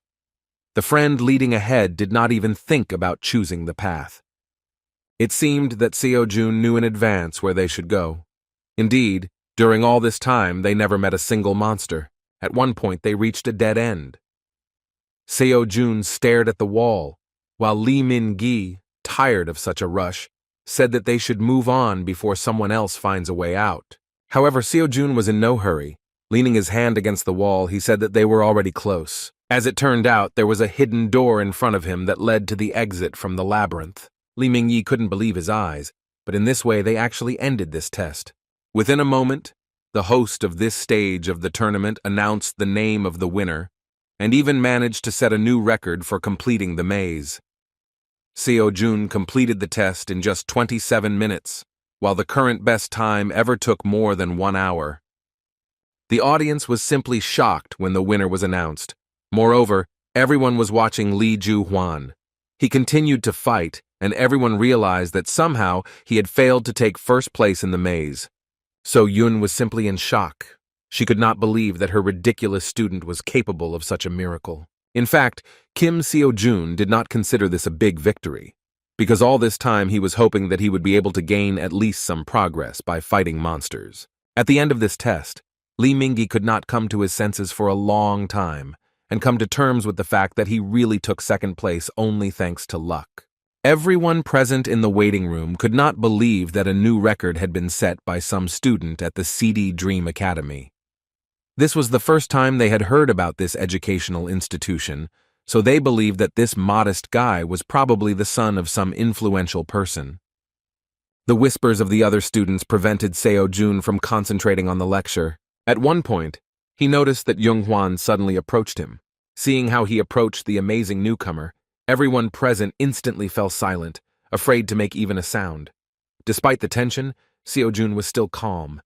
Looking into the eyes of the most promising participant in the tournament, he wondered why he was looking at him so much. Lee Young-hwan was clearly dissatisfied with the result of the first stage, but did not feel any threat from the Dream Academy student. Turning away, with a self-confident smile, he asked the others why they believed so much in this loser. The red-haired guy believed that Seo Jun was able to set a new record in the maze only due to luck. At the moment when everyone was distracted by conversations regarding Lee Jong-hwan's words, Seo Jun decided to return to studying the lecture, but at the same moment they were interrupted by the appearance of the tournament representative. A guy in a blue tracksuit with lists in his hands was just about to explain what awaits them at the second stage. This time, the participants had to fight each other in one-on-one battles. Since they were all at the 4th level, so that everyone would be on an equal footing, they were forbidden to enhance their weapons with mana. However, they were still able to strengthen their bodies. Not everyone was happy with this news. Seo Jun was still calm. He was extremely interested in who would become his opponent. 32 students made it to the second stage, and in this case there must be 5 rounds of duels. However, as soon as the tournament representative announced that they would now begin to draw up the tournament bracket, he was suddenly stopped by one of the participants. Suddenly for Seo Jun, the guy announced that he was going to abandon the duel and leave the tournament. Meanwhile, So Yoon decided to leave the arena to a more secluded place where she would not be in danger of being discovered. She nearly revealed her identity the moment she screamed in surprise at her student's victory. Being in a very secluded place, she did not expect to hear loud conversations. Looking around the corner, she saw a place where spectators began to place bets on the winner. As it turned out, the second stage was going to start immediately from the semifinals, since most of the students refused to participate in the tournament. It seemed that now there was no point in betting because everyone present firmly believed in Li Juhuan's victory. Because of this, the odds for his victory were quite small. As soon as the guys started talking about how no one in their right mind would bet on another participant, some crazy guy came up to the table and said that he wanted to bet 100 million won on Kim Seo-jun. The man in a dark robe shocked everyone present with his statement. The guys convinced him that this was a rash decision because this student simply turned out to be too lucky, and no one had ever heard of his academy before. Seo-yun, observing this event from the side, became interested in the identity of the stranger. The mysterious man in a black robe who emitted very strong magic seemed very mysterious and unpredictable. Meanwhile, Seo-jun himself was bored while waiting for the duel lists to be formed. A few minutes ago, a sudden event occurred. Many students began to refuse to participate in the second stage. Excited, Li Mingyi explained in a whisper that he had previously heard that in fourth-level tournaments this is not uncommon, because the same ones always win here. This behavior was due to the fact that everyone was afraid of Li Juhuan. Participants spread rumors that he didn't care about the rules at all, so after a battle with him you could remain crippled for the rest of your life. However, not only Juhuan, but also the guy with the helmet on his head, as well as the participant with the scar on his left eye, seemed to be very impressive opponents. Doubts spread with incredible speed. One by one, the participants left the waiting room. Li Mingyi would have run away himself, but he was so scared that he literally stuck to the bench, and so only 5 semi-finalists remained. An hour later, the lists of duel pairs were presented. In the first fight, Kim Seo-jun and Jang Dak-chul were supposed to fight.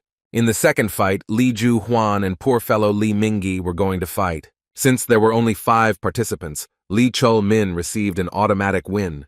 Seo-jun began to think that if he won the first stage, then most likely, if he makes it to the finals, regardless of the result, he will become the winner of the tournament. At one point, he noticed his comrade's excitement. Li Mingyu was trembling with fear, and when Seo-jun noticed this, the guy in the checkered shirt whispered in panic that he couldn't believe that he was going to duel with Li Juhuan. Despite his incredible fear, he still had enough energy to shake his new friend. With a kind smile, Seo-jun said that Li Mingyi was acting stupid because he wrote himself down as a loser, even though his fight had not even started. Seeing his friend's condition, he suggested that he withdraw his candidacy, because with such an attitude, nothing would really happen for him. With his eyes downcast, Li Mingyi sadly said that he couldn't just leave the tournament. Meanwhile, a tournament official entered the room and announced that Kim Seo-jun and Jang Dak-chul should prepare to enter the arena. Getting up from the bench, Seo-jun gave friendly advice at the end and said that if Mingyi decided to fight, then he should fight to the very end. After all, who knows? Maybe he will be lucky and even win. After these words, Li Mingyi grabbed his hand in surprise. He asked in confusion why Seo-jun was not worried before such a difficult battle. With a confident smile, Seo-jun replied that he only cares about how much experience he will be given for this fight. This answer naturally did not satisfy his friend's interest, but Seo-jun simply left, motivated by the opportunity to earn 100 million won. As soon as he entered the stage, the presenter announced the continuation of the tournament and the beginning of its second stage. The first to be presented was the new record holder of the race in the labyrinth, who was able to bypass all the monsters.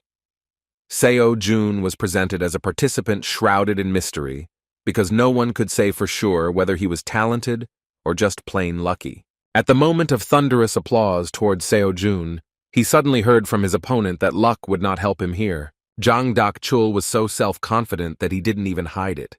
Moreover, he was presented as one against whose crushing power any tricks were useless. With a loud laugh, an arrogant guy with a ridiculous helmet on his head said that student Kim spent all his luck on the first stage, where he managed to set a new tournament record. In response, Seo-jun said that it was too early to judge which of them was unlucky. These words seriously angered his opponent. As soon as the referee announced the start of the battle, Dak-chul furiously attacked, shouting that he would make Seo-jun regret his bold words. However, these threats did not bring any results, because the Dream Academy student was more determined than ever, because a prize of 100 million won was at stake. As soon as Lee Mingi heard that his friend's battle had already begun, he began to worry even more. Glancing at his opponent, who was standing to the side with an angry expression on his face, he decided that now was a bad time to worry about others. He had to face Li Ju-hwan, which seemed terrifying from the very beginning. Even though he was trembling with fear, Seo-jun's words were what kept him in control. But just as he thought that he and Seo-jun were no match for these guys, those in the waiting room screamed in surprise at the shocking news. None of those present could believe that the duel would end in the blink of an eye. The winner of the semi-final of the second stage of the tournament was Kim Seo-jun from Dream Academy. In response to the result of the first fight, the red-haired guy, who was previously considered the winner of the tournament, arrogantly said that the scum should have a place among the scum. Despite his words, Lee Mingi felt much better once he learned that his fellow sufferer was able to defeat his opponent. Looking at his future opponent, he said that he too would be a winner. As expected, the fight of the first couple began with an aggressive attack by an offended guy in a ridiculous helmet with horns. One could not expect anything less from Chan Dak-chul. His strength was truly crushing. However, Seo-jun also surprised everyone present, because instead of blocking the blow, he easily dodged it.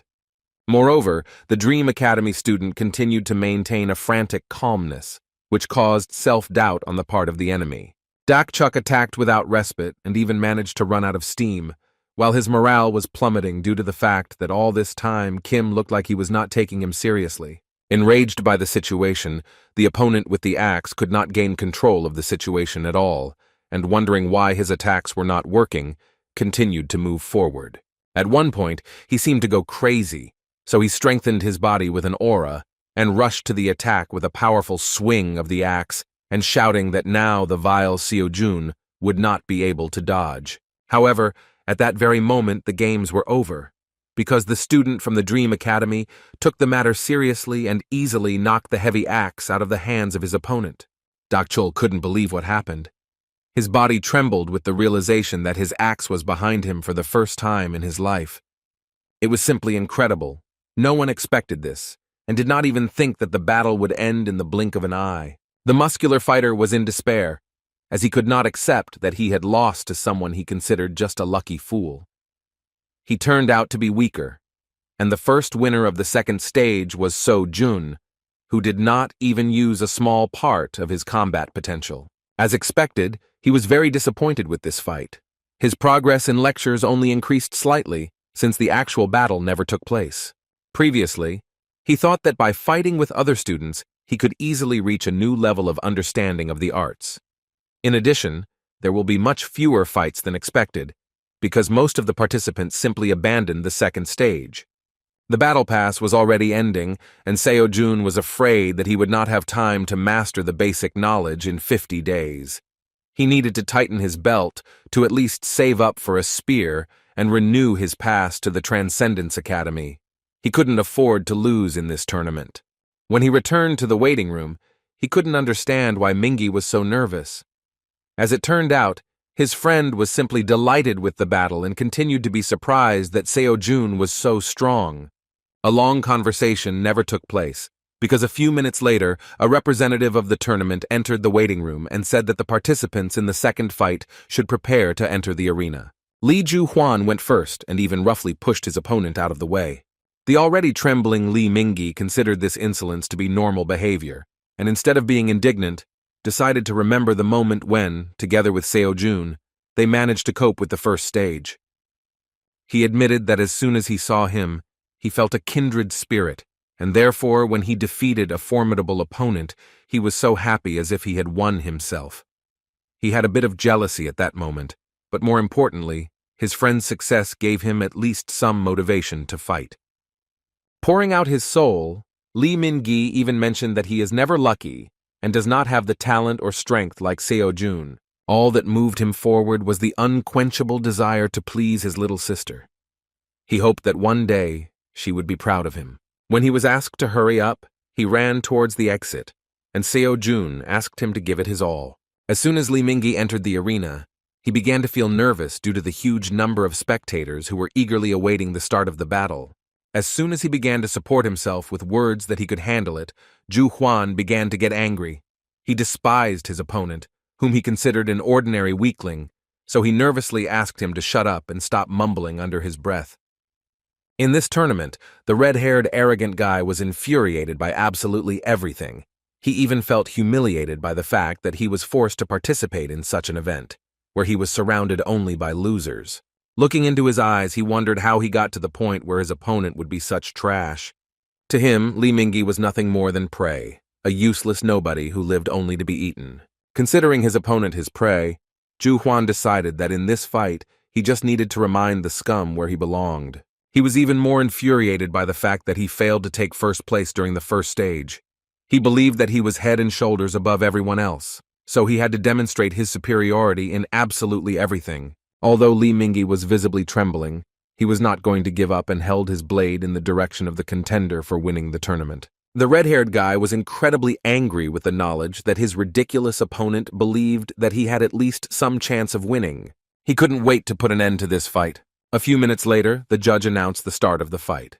Li Mingyi kept saying that he could handle it, just like his brother Xiao Jun. Considering what was happening to be a real humiliation, Zhu Huan only thought that there was no point in this tournament in the first place.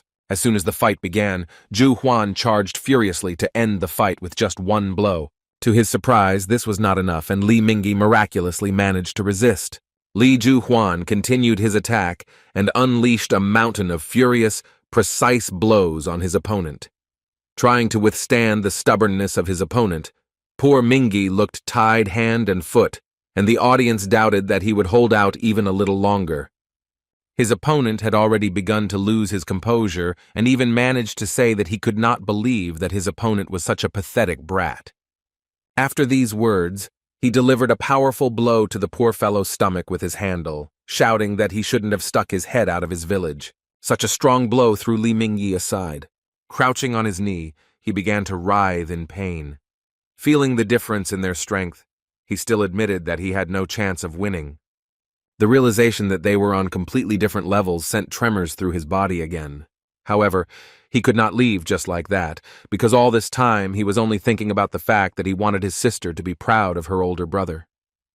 At that moment, he remembered his brother and his success. Unexpectedly for all the spectators, Li Mingyi began to rise to his feet, despite the pain. He knew that there was no point in counting on victory, but now his task was to hit this vile bastard at least once. Putting all his strength into the blow, Li Mingyi rushed into the attack in order to at least catch the enemy with the tip of his sword. He couldn't count on more, yet they were on completely different levels. Within a moment, the fight was over. The crowd began to cheer. As they predicted, the winner of the second battle was Li Zhu Huan from Revenant Academy. The audience was delighted and only confirmed that the rest of the participants in this tournament are not even suitable for such a monster. Zhu Huan had no place in the fourth-level competition because everyone understood that this brute was a master of his craft. However, Li Mingyi still managed to achieve his goal because, albeit slightly, he still hurt his opponent. Moreover, the public also noticed a small cut on the face of the invincible Zhou Huan, which was left to him by a completely ordinary boy. The arrogant, red-haired Revenant Academy student was beside himself with rage. Considering himself an elite, he was filled with rage at the realization that some ignorant weakling had managed to hook him. Then he suddenly turned to the judge and said that he was withdrawing from the tournament. The man in the yellow t-shirt was shocked by the words of the main contender for victory, so he asked in surprise how to understand this. Everything came to a head at that moment, when the inadequate red-haired guy walked up to his already beaten, losing opponent and furiously kicked him in the face. Addressing the audience, he shouted that this tournament was a bunch of losers. He accused the organizers of accepting just anyone, after which he stated that therefore they would not be able to achieve anything above the fourth level. Tournament officials immediately rushed into the arena, saying that the fight was already over, and if he did not stop, they would be forced to take action. However, in response, the arrogant Zhu Huan said that he was sick of looking at this pitiful spectacle of losers who want to become hunters. After these words, he completely placed his foot on the head of the poor fellow lying on the ground. Within a moment, Seo-jun burst into the arena and rushed to attack the inadequate, arrogant bastard who had completely lost his fear. After that, he said that he was tired of this, and if Ju Huan insisted so much, then he would beat him right now, without waiting for the finale. When a Dream Academy student asked the impudent red-haired opponent to remove his foot from the head of his work, he refused. The patience of the guy with the spear was already at its limit. In response to the self-confident words, he furiously swung his spear, and the insolent man was forced to jump back. As soon as he scared off the enemy, he immediately sat down next to his comrade to find out if he was conscious. Li Mingyi was injured and could barely speak. Seeing this picture, the arrogant Ju Huan said that it was very touching. Seo-jun couldn't stand by. Looking at the daring opponent who considered himself an elite, he sternly asked if he really enjoyed looking down on people. Until the very end, he could not understand what was wrong with him, because no one in their right mind would put their foot on another person's head. In response, the arrogant academy student Revenant said that he was sickened that some hillbilly forgot his place and even dared to enter the arena to fight him. Seo-jun still didn't understand his behavior and asked if they really couldn't even dream, since they were worse than him. Ju Huan took his words as some kind of joke and started laughing, saying that he didn't know that in their time anyone still believed in such fairy tales. It seemed strange to him that someone thought that if they trained hard, then they would succeed. The watching public did not understand how the judges allowed something like this to happen. As it turned out, the judges simply could not interfere in this conflict, because this was the order from above. They could only watch what was happening. The fight was inevitable, and So-yun was well aware that her student was weaker than his opponent.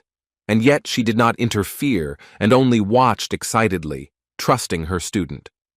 Meanwhile, Ju Huan had already begun to lose patience, and angrily calling his opponent a non-entity, said that he would now demonstrate to him how the world works. He believed that people without talent are nothing more than scum, and to achieve success, you need to go over your head. Seo-jun couldn't come to terms with his words. Ju Huan really believed that there is no place for dreams in this world, and all awakened people are divided into worthy and losers. And yet he couldn't hate him, because in truth he used to think so himself. During these 9 painfully long years, when he endured everything just to become a hunter, he was constantly faced with a harsh reality. He hated himself because he had neither money nor talent. He hated himself for his helplessness. Work only helped him stay afloat, but he could not achieve more, because most of the money went to pay off loans. In his reflections, he came to the conclusion that, probably, there is nothing more pathetic than clinging to something that cannot be achieved through hard work. He asked himself many times how his life would have turned out if he had given up and chosen a different path. However, after a while he got rid of these doubts and even now did not lose his determination in the face of a formidable opponent. Addressing the judge, he asked him to take care of Mingyi. Seo-jun took a few steps towards the enemy, thinking that he would not repeat his mistake again. Previously, he constantly succumbed to fear and doubted himself. This is how many people fall into despair. However, now he was ready to tear his opponent to pieces in order to erase his arrogant grin and the opinion that people without talent are nothing more than scum. With a cold look, he said that he would teach a lesson in politeness to someone who had never felt superior to ordinary guys. After these words, Seo-jun rushed to attack, and the judge began to shout that he had to stop, because this was against the rules of their tournament. These words no longer meant anything to him. The Dream Academy student began to spin his spear to deliver a quick and unexpected strike. Seeing this, Ju Huan sighed arrogantly. After that, he angrily said that Seo-jun must be joking since he dared to challenge him. Seo-jun landed a powerful spear strike with a high jump, while Ju Huan was able to block using his huge two-handed sword. The red-haired guy did not feel threatened by him at all, and said with a laugh that the pathetic bug would regret that he decided to show up in front of him.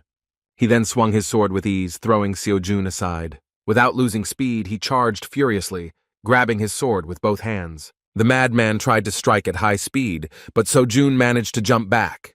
Then he was forced to constantly block furious blows, and several small cuts appeared on his face. Kim recognized that his opponent was very strong, so it was not surprising why everyone thought so highly of him. In the fight with Dak Chul, he did not even doubt his victory. Now the situation had changed, and Seo-jun felt overwhelming pressure from the enemy. Catching himself on this thought, he immediately decided to listen to the advice of his mentors. Seo-jun trusted his feelings and began to simply go with the flow, so as not to strain himself with unnecessary thoughts in a responsible battle. Within a moment, he threw his opponent aside. Naturally, the arrogant Ju Huan was infuriated by such insolence. When the judge said they had to stop immediately, the red-haired guy furiously shouted for them not to interfere. Anyone who considered himself a predator, the top of the food chain, could not come to terms with the resistance of his prey. However, in this battle, his opponent was different from the others. He couldn't understand why someone he considered trash was looking at him as if he were a predator himself. Now Ju Huan was really angry.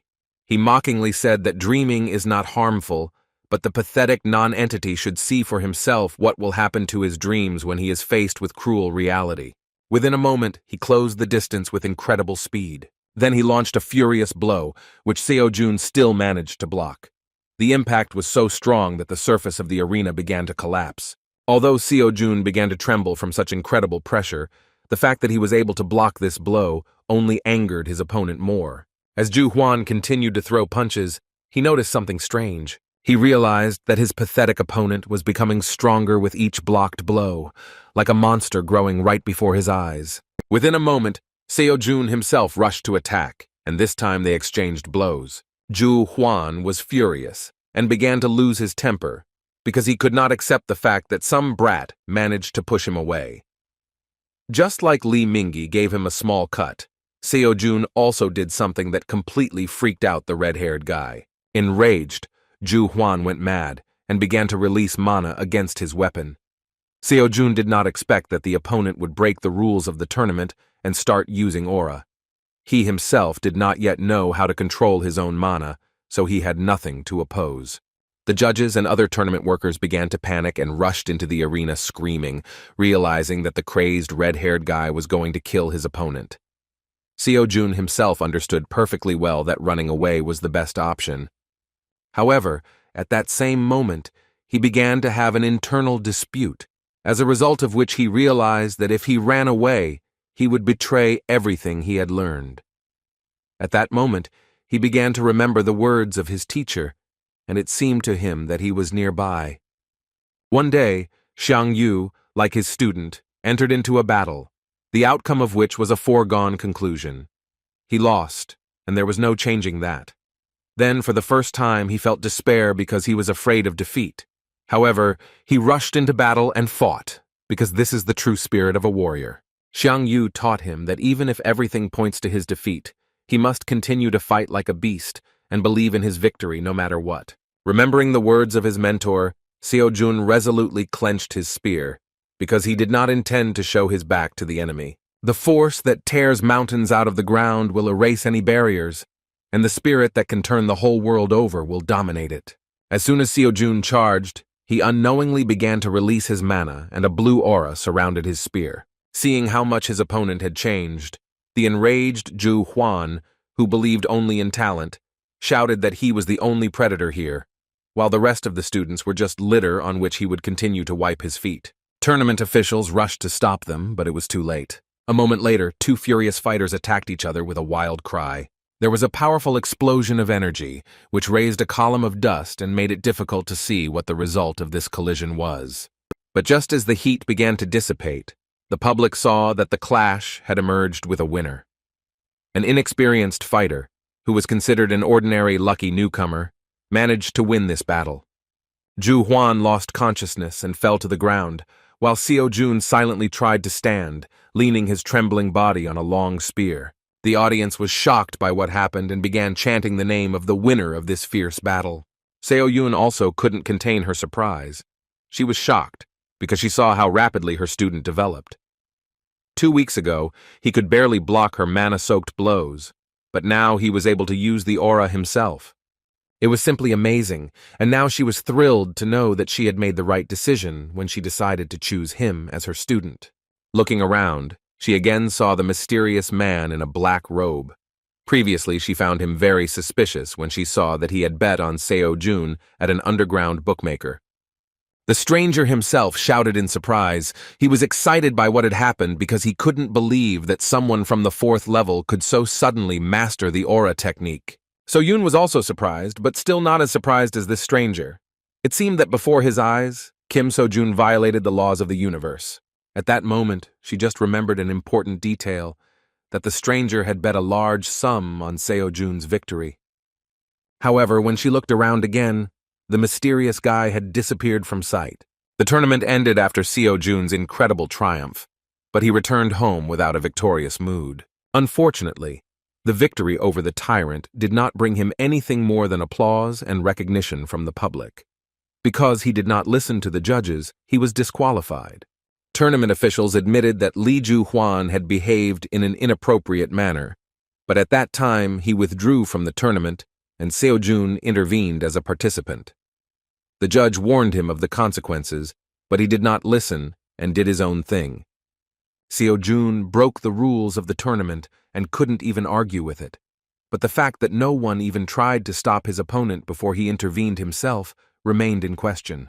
Although Lee Ju-hwan withdrew from the tournament at that time, he was also punished, because enhancing a sword with an aura was regarded as attempted murder. Despite this, he will not go to trial, but the Hunters Association will definitely prohibit him from taking the exam for the next 5 years. Lee Chul-min automatically became the winner, even though he never fought in the second stage. Second place went to Lee Mingi, and third place went to Jang Dak-chul. Among the good news was that Seo-jun himself had made some pretty good progress in his lectures thanks to the last battle.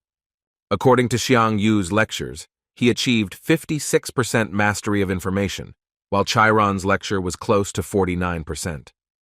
After thinking a little, So-jun came to the conclusion that the incomprehensible power that he felt in the battle could manifest itself precisely because progress had passed halfway. Based on the increase in his level, he decided that it was worth looking at the list of courses to choose another direction.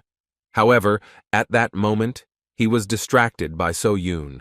She was very worried about his condition and decided to see him after the tournament ended. Fortunately, Seo-jun was completely fine, and said in his defense that although he looks like a weakling, he is actually a very tough nut to crack and doesn't mind such a battle. After making sure that everything was fine, So-yoon breathed a sigh of relief. Suddenly, for his teacher, Seo-jun decided to apologize. When asked what he was talking about, he said with a feeling of guilt that he could have won if he had not interfered where he was not asked. Seo-jun was surprised to hear that there was actually nothing wrong with it, and she just wanted to know if he was okay. After her words that he initially counted on a cash prize, Seo-jun was speechless from the realization of the main problem of disqualification.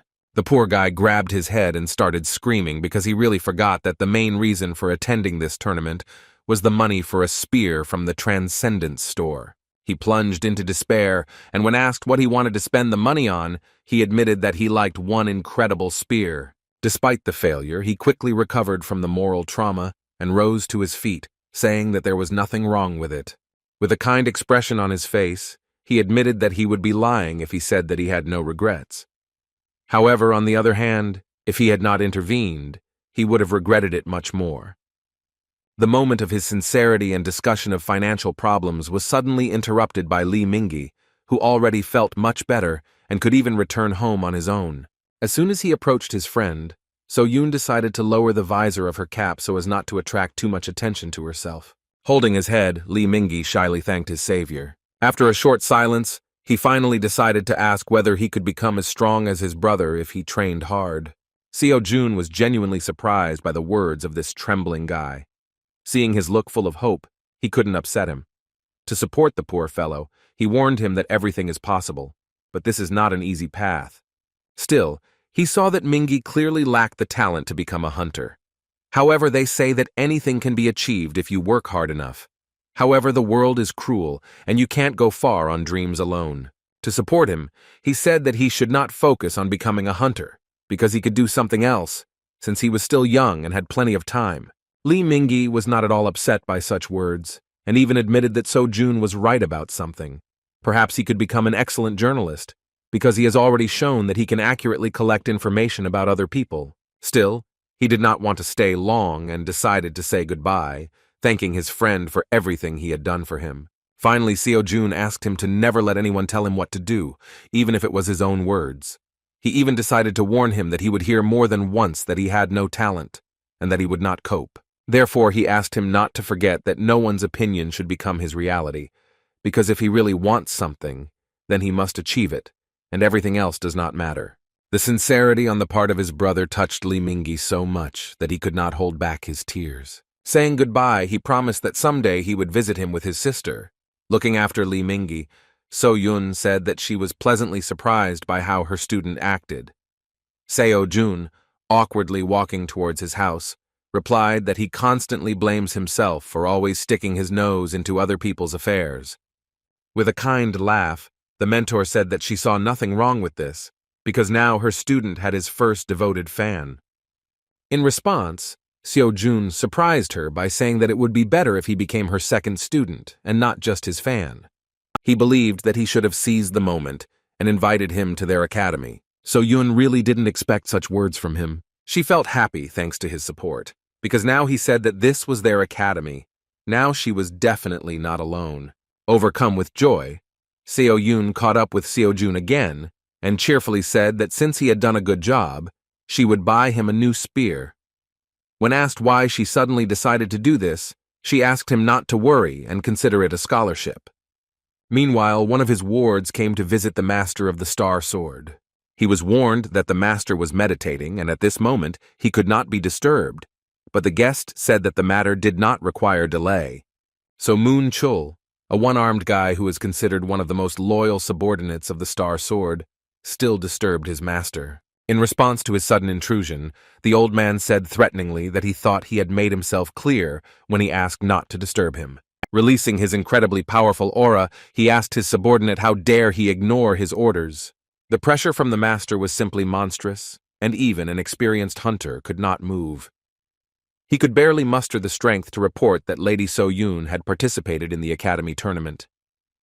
These words greatly interested the old man, because he could not wait for this, knowing that So Yun had no students. Moon Chul, seeing the master's uncertainty, confirmed his words. They had actually gathered some information regarding what had happened at Dream Academy recently. No one expected that after all the unsuccessful attempts, So Yun would still decide to try the old business again. Realizing the importance of the matter, the old man rose to his feet and said that he would personally deal with this problem. With a thoughtful look, Star Sword Park Min Chul said that he personally should see what his granddaughter's new student is like. The next morning, Seo Jun again went to the Dream Academy, where he wasted no time in refining his spear skills. The next daily task regarding 5,000 swings of the spear was completed, but So Yun, as usual, did not understand what was going on. The strange behavior of the student all this time put her in an awkward position, but during all this time she never managed to find out anything. Noticing her intense gaze, Seo Jun asked why she was staring at him so dissatisfied, but the girl replied that he just imagined it. In fact, she still held a grudge against him because he was so eager to get money for a new spear, but when she offered him a lucrative gift, he was so meticulous in choosing it that he ended up leaving with nothing. In response, Seo Jun said that he was simply not worthy of the gift. Pointing a condemning finger at him, the girl demonstrated that she saw right through him and said with displeasure that he was a liar, because he was clearly not one of those who would simply refuse such things. She was willing to bet that the problem was something else. She was really right, but Seo Jun didn't know how to explain to her that since he saw the beautiful weapon from the Transcendent store, he couldn't even look at an ordinary spear. Things got even worse as the price had increased to 120 million won due to a recent recalculation. Money that was not earned through honest labor was not counted. So now, So Jun was completely afraid to do anything. Seo Yun, as expected, was infuriated by the situation regarding the fact that her student refused the offer, even though she said that she would pay for everything. Naturally, when the granddaughter of the greatest hunter gives you such an offer, it's a chance of a lifetime. And yet there was one more pressing issue that they did not have time to discuss. So Yun inquired about what mana enhancement technique her student used in the battle with Ju Huan. Seo Jun had no idea what he was talking about. So Seo Yun explained that without the technique, he would not be able to use magic. She noted that she personally saw how he pierced the armor of monsters, but judging by how he fought in the tournament, his technique was clearly not of a low class. At the same time, her interest was even stronger because she had never seen him train her. At that moment, Seo-jun thought, because he really doesn't know how this happens, because he has never studied any technique for enhancing mana. The mana enhancement technique is a technique that allows you to use your mana most effectively. There are many different types of this technique. Depending on its effectiveness, it is divided into lower and higher class equipment. Each hunter has his own mana enhancement technique. Some even patent it.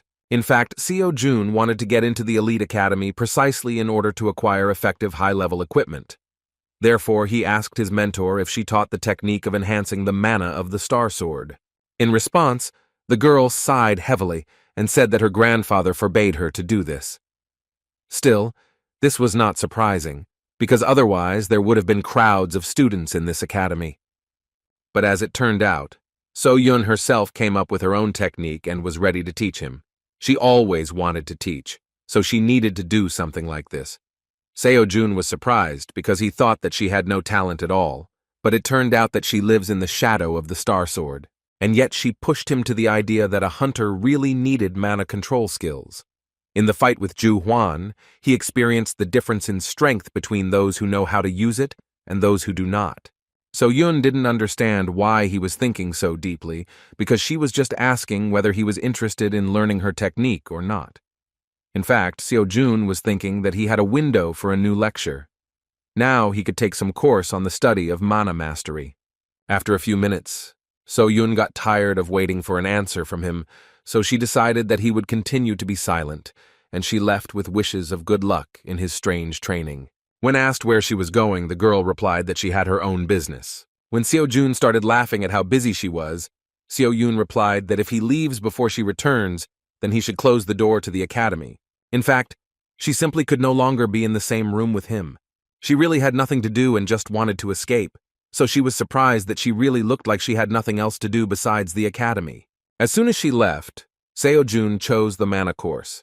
Speaking about what mana is, the teacher said that it is something that is located in a world that is subject to the law of cause and effect, but is capable of destroying the laws of this universe.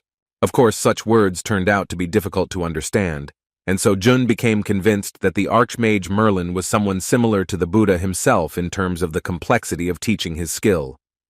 It seemed that these words were only the beginning of the lecture, but after a moment the old man said that with this, he had said everything he wanted. Seo-jun felt like he was going crazy again because of his studies. The training time was over, and the Archmage suggested taking up practice. Seo-jun received a daily task in the form of creating 1,000 mana spheres.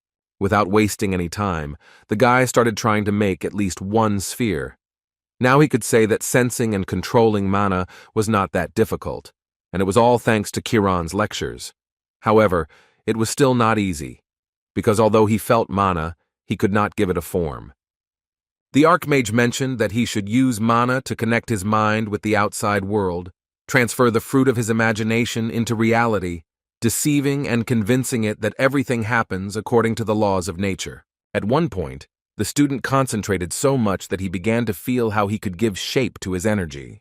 In the most striking example of how to do this, the Archmage Merlin described a force that truly does not exist anywhere in nature. It was about the mana aura that Seo-jun had already used once. A few minutes later, the guy saw a small accumulation of energy in his palms, which really left his imagination and ended up in the real world. The crumb between his palms actually turned out to be a sphere of mana. He was surprised that all his efforts gave him such an insignificant result, because the Archmage was unlikely to count this as a correctly performed exercise. Despite this, he was proud of himself because this was a real achievement. He understood that over time he would do better. He just needed to constantly hone his skills. At that moment, Park Min-chul suddenly entered the academy and addressed the stranger with a dissatisfied tone. Seo-jun, holding a small sphere in his hands, was surprised by the appearance of a gentleman whom he had previously only seen on television screens. Mr. Min-chul really came to the academy to see who became his granddaughter's student. He did not expect to see something like this, because he felt that there was a clot of mana in the guy's hand. What was suspicious was that something like this was not easy to create. This meant that this guy was talented. However, this only deepened his understanding of the situation. The old man began to suspect something was wrong, thinking that there was only one reason why such a gifted guy came to So-Yun Academy. He feared that Seo-Jun was one of those who wanted to take advantage of his granddaughter. Releasing his terrifying energy, he sternly repeated his question, and, shocked by the situation, Seo-Jun was forced to dutifully introduce himself. The guy really felt afraid because he didn't expect Grandpa Starsword to visit So-Yun Academy so suddenly. Addressing him without any formality, Seo-Jun mentioned that he had only seen him online, so it was amazing to him that he was finally able to meet the greatest hunter in person. He further suggested that the distinguished guest had come to see So-Yun, after which he said that unfortunately, she had left on some business. The guy didn't understand what had happened, but the old man suddenly became furious as soon as he heard him call his dear granddaughter by name. His reaction was not strange. He treated Park So-Yun very carefully. While in Korea they only address people with whom you have a close relationship by name. But at that moment another question began to worry him. Once he released his terrifying energy, he put incredible pressure on the student, but for unknown reasons, he continued to stand on his feet. Seo-Jun didn't understand what he was talking about, so Park Min-chul said that his lust for killing, soaring in the air at that moment, usually paralyzes anyone below the S-class of hunters. After these words, the student understood what was happening, and the only explanation for why he was on his feet. He believed that this was the action of an unshakable heart. Silence began on his part, and the old man again asked a question regarding what such a guy forgot at the Park So-Yun Academy. Seo-Jun really didn't understand what he was talking about, so he looked very confused. In response, Mr. Park began to slowly walk towards him and reached for his sword, saying that with such and such talent, he would have been accepted into any academy. But for some unknown reason, he decided to get closer to So-Yun. Releasing his menacing power, the old man threatened that the guy would regret it if he decided to lie to him. Sensing danger, Seo-Jun began to panically ask him to stop and shouted that it seemed to him that they had misunderstood each other. However, Mr. Park was not going to listen to him to the end and said sternly that he did not think that he would receive an honest answer so easily.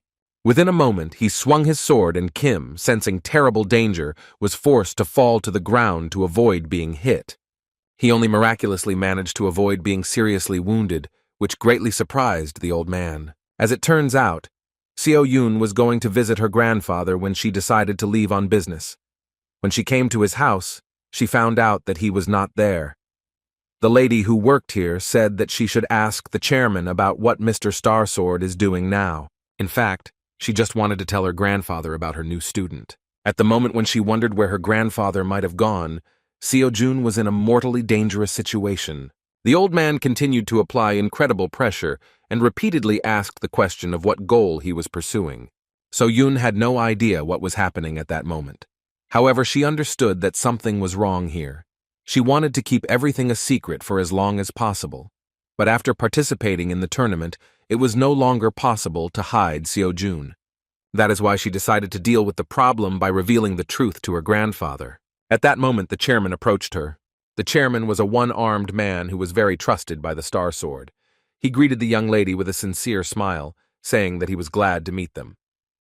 So-Yun admitted that he was just in time because she was looking for him. As soon as she told her that she had come to her grandfather, she was shocked by the truth that Mr. Park had just gone to her academy for a visit. At the same moment, she hurriedly ran back, realizing that during this time something terrible could have happened. The lady in the purple jacket didn't understand why So-Yun was so scared by this news, but the chairman already guessed what it was about. So-Yun was in a hurry like never before. She was already blaming herself for letting her guard down. Still, she knew that grandfather would come to their academy sooner or later, but she did not think that everything would be so soon. She had to hurry so that Seo-Jun and Mr. Park wouldn't meet without her. Unfortunately for her, the battle had already begun. This was the first time Seo-Jun had been in such danger, even though Master Starsword had not even drawn his sword from its sheath. However, this detail played into his hands, because now it became clear that the old man was not trying to kill him, but rather simply wanted to pacify him and get an answer to a strange question. Surprised by the young man's resilience, Park Min-chul asked who he really was. Su Jong again began to beg him to stop, saying that he really didn't understand what he was talking about. He tried to explain that it was all a misunderstanding. However, the picture in the old man's head was completely different, because he could not understand how his granddaughter's student could demonstrate such incredible skills. He said that the guy was clearly hiding something, because he knows how to control mana, moves well in battle, but still continues to claim that he did not understand something.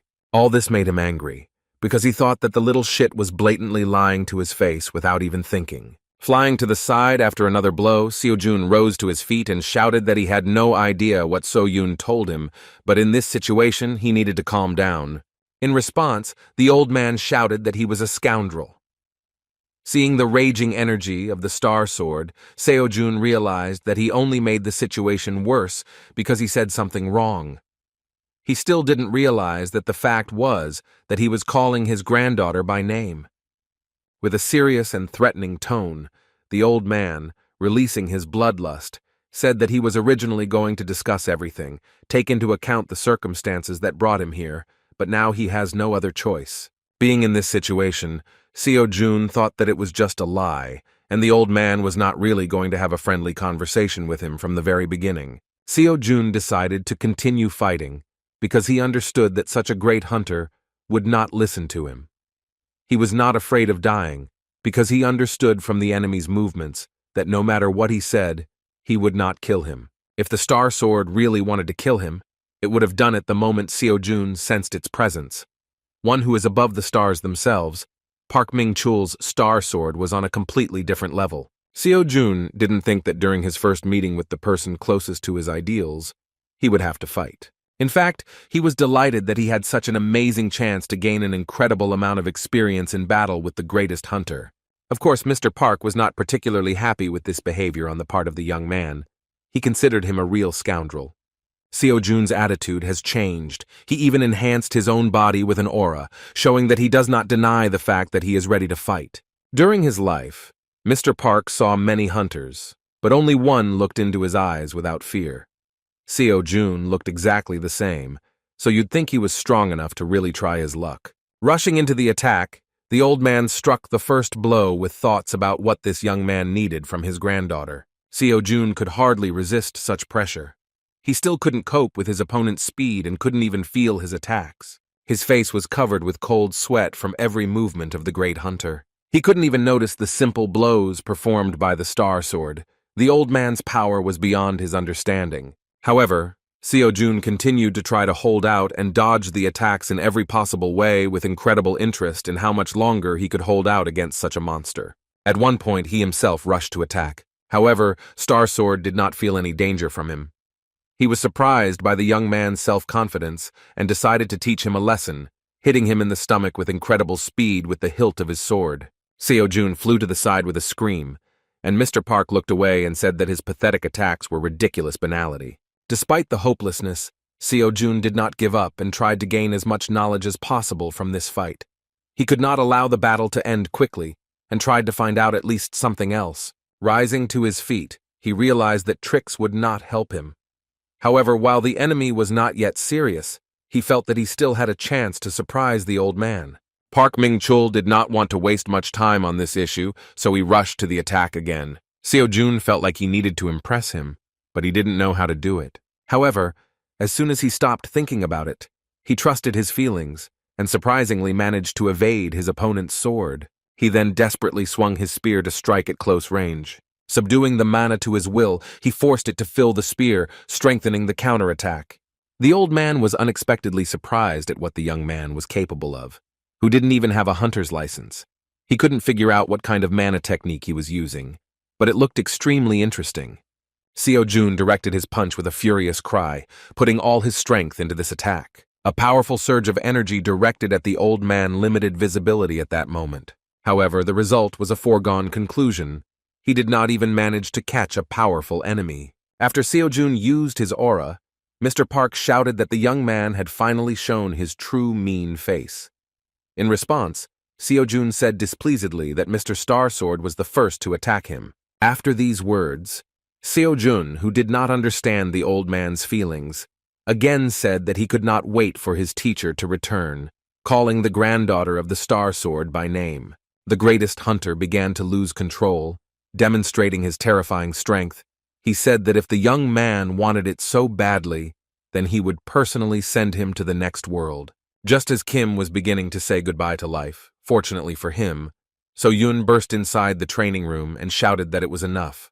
The fighting stopped, and So-Yoon started screaming that she wanted to know what was going on here. She was incredibly angry at her grandfather for starting to scare the crap out of her students again.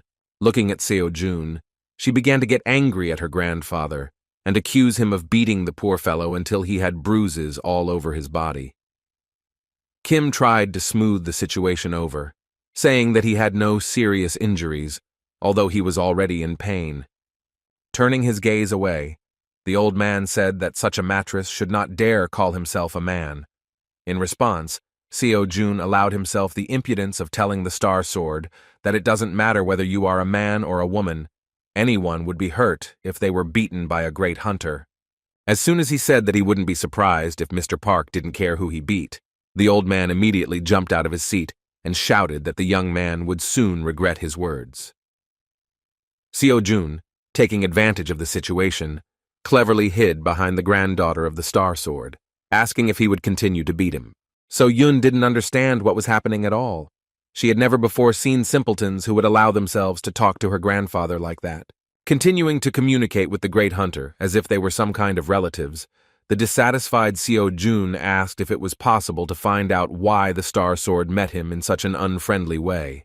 So-Yoon understood that sooner or later her grandfather would run out of patience, so she asked everyone to keep quiet. Then she awkwardly apologized to her only student for what happened, but So-Joon did not hold a grudge against her and said that she was not to blame for anything, and he himself escaped with only bruises. Despite his words, Miss Park again respectfully apologized, saying that she was very sorry, but she could explain the situation a little later. Now Seo-Joon began to understand what was going on. Seo-Yoon really needed a frank conversation with her grandfather, who, apparently, treated her very carefully and controlled her in everything she did. At such a moment, it was necessary to leave them alone, so the guy said that it wouldn't hurt him to drop by the emergency room. After these words, he left the academy building, and So-Yoon peered after him, smilingly thinking that she was lucky that he treated this with understanding. After that, she looked towards her grandfather with a stern look. They had to have a very serious dialogue about what had happened. Although she had decided in advance that she would tell him everything, at the moment when she had to speak, it was difficult for her to even utter a word. Grandpa himself started the conversation by saying that Seo-Joon seemed suspicious, so she should stay away from him. So-Yoon began to get nervous and answered hesitantly that he was not suspicious at all. She asked how he even knew what Seo-Joon really was like. All her life, her grandfather completely ignored her opinion. The academy turned out to be a compromise among all her decisions, but even her grandfather constantly interfered with her activities. He gave every new student a dressing down, and so they all left, unable to withstand such pressure. Still, she understood why grandfather behaved this way. Previously, students actually came to her academy because of her big name, so she couldn't stop them when they wanted to leave after learning that grandpa didn't teach here. Not wanting to discuss this, Park Min-chul said that So-Yoon should throw this guy out of her academy. He didn't even expect that So-Yoon would dare to contradict his words. Refusing his instructions, she said that Seo-Joon is not at all the way he sees him. When her grandfather asked her to repeat these words in a stern tone, So-Yoon shouted that she would not do this, and that she should not always listen to him. Not wanting to put up with her grandfather's next intervention, she shouted to remind him that this was her academy, and only she could decide what to do with her students. She had almost nothing to remember during the time she communicated with her student, but when she looks at him, she feels something strange. She wants to be with him as long as possible, because in these moments she feels happy. Now she wanted to take matters into her own hands. So-Yoon showed her character for the first time, although it was more like a desperate cry from the soul. Turning around, she apologized in a quiet tone for allowing herself to shout at her grandfather, and yet she again said that this time she would do as she decided. It was really the first time Mr. Park had seen her so emotional. A few years later, a tragedy occurred that shook his life and turned it upside down. That day, he heard about an incident with the appearance of a monster on the streets of Seoul, but was busy with his own affairs, leaving it to the young hunters. However, At one point, he was interrupted by the chairman with the terrifying news that his only son had died in that incident. When he lost his son and looked at So-yoon, who had no one left, he decided that he had to teach her how to stand up for herself. The little girl's life had changed greatly, and she could no longer enjoy the things that children her age usually enjoyed. The old man could not do otherwise, because he had to protect her. That's why he was so strict with her. She didn't like swordsmanship, but he was persistent in her training and didn't let her give up, telling her that if she continued like this, she would never become a hunter, let alone reach A-class proficiency. As she grew older, she began to express that she did not like being a hunter. She talked about how she wanted to become a teacher, but her grandfather refused to accept her wishes, saying that that was not what he taught her for. He was afraid of her own decisions and desires, so he constantly shouted that she should just do what he told her. Park Min-chul understood perfectly well that all this time he had been oppressing his granddaughter, even though he had the awareness that sooner or later she would turn against him. Actually, this is what happened, because he once agreed to a compromise when he gave her a little freedom, allowing her to found her own academy. Sighing heavily, he accepted this situation, realizing that he could not take away the only thing that brought her joy. As expected, So-yoon reached her breaking point and still rebelled. Meanwhile, Seo-jun has already completed his examination and treatment at the emergency room. Now he felt like new and naively thought that another conversation with the Star Sword would no longer be a problem. Recalling their meeting with a smile, he noted that at that moment he thought that he was no longer a tenant. He understood perfectly well that he escaped with only minor bruises, only because the old man held back. However, if So-yoon had been late, then everything could have ended much worse. Now he understood how difficult it was for So-yoon to be under his strict supervision all the time. That evening, So-yoon called him and told him everything. She spoke about her difficult relationship with her grandfather and about what happened to past students. Despite such revelations, Seo-jun was still sure that she kept silent about a lot. But this was enough to understand how she felt and why the Star Sword treated him this way. Returning to the academy, he could not forget that situation, thinking that even though he understood the old man's motives, it was still wrong because even such experiences are not a reason for beating. As he walked back to the training room, he doubted he would hear an apology. On the other hand, he still learned a valuable lesson because he made little progress not only in his skills, but also in mastering the lectures. Joyfully opening the doors, he suddenly heard a low male voice. He couldn't believe that this time he would be greeted by the Lord of the Star Sword again. Park Min-chul sat calmly on the floor and, seeing the young man's indecisiveness, asked him not to stand at the door.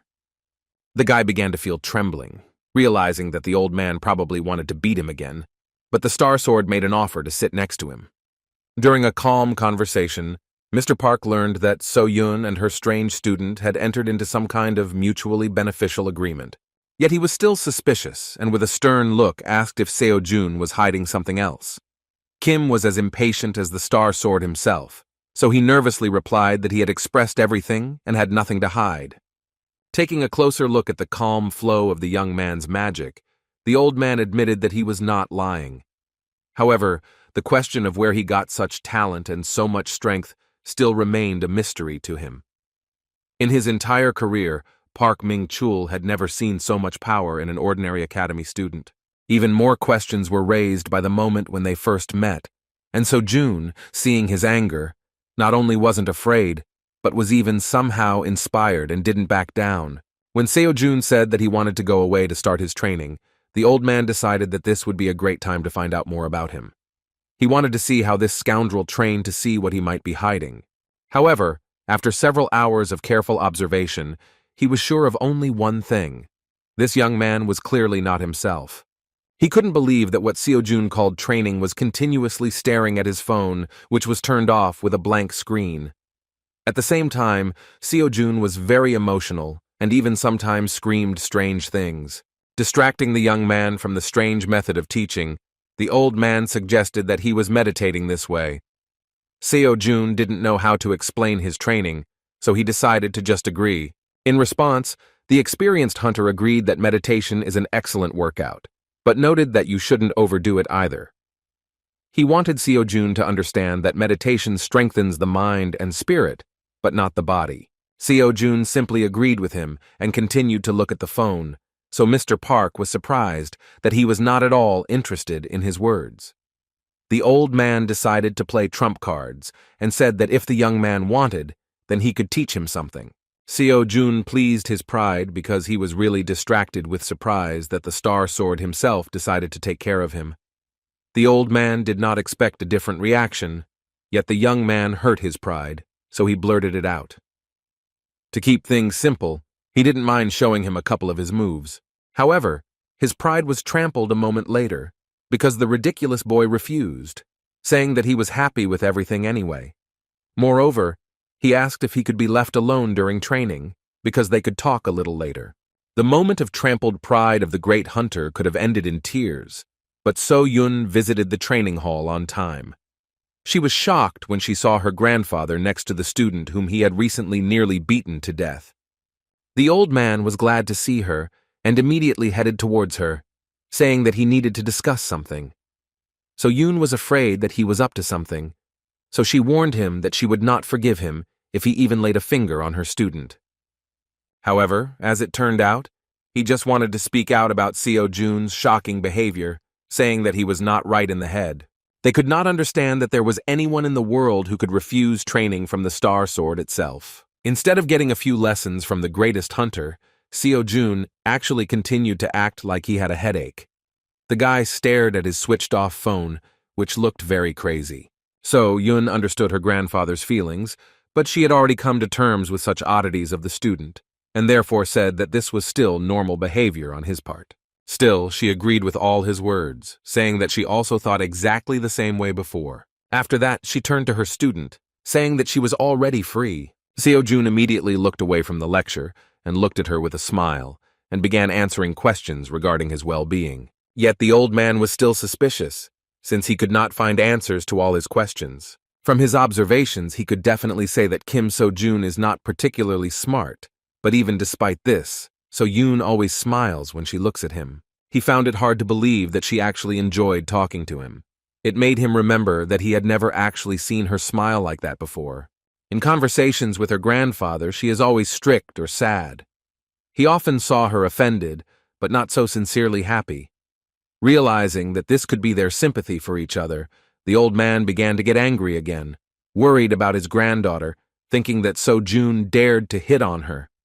As soon as he took the first step to teach the impudent man another lesson, he was interrupted by the chairman, who hastily burst into the training room. He immediately apologized for distracting them, but said that the matter was urgent. As it turned out, the Order of Truth invited Mr. Park to visit them. Star Sword was surprised that those wonderful guys even wanted from him. In response, he said that if they want something from him, then they should come themselves, because he doesn't mind.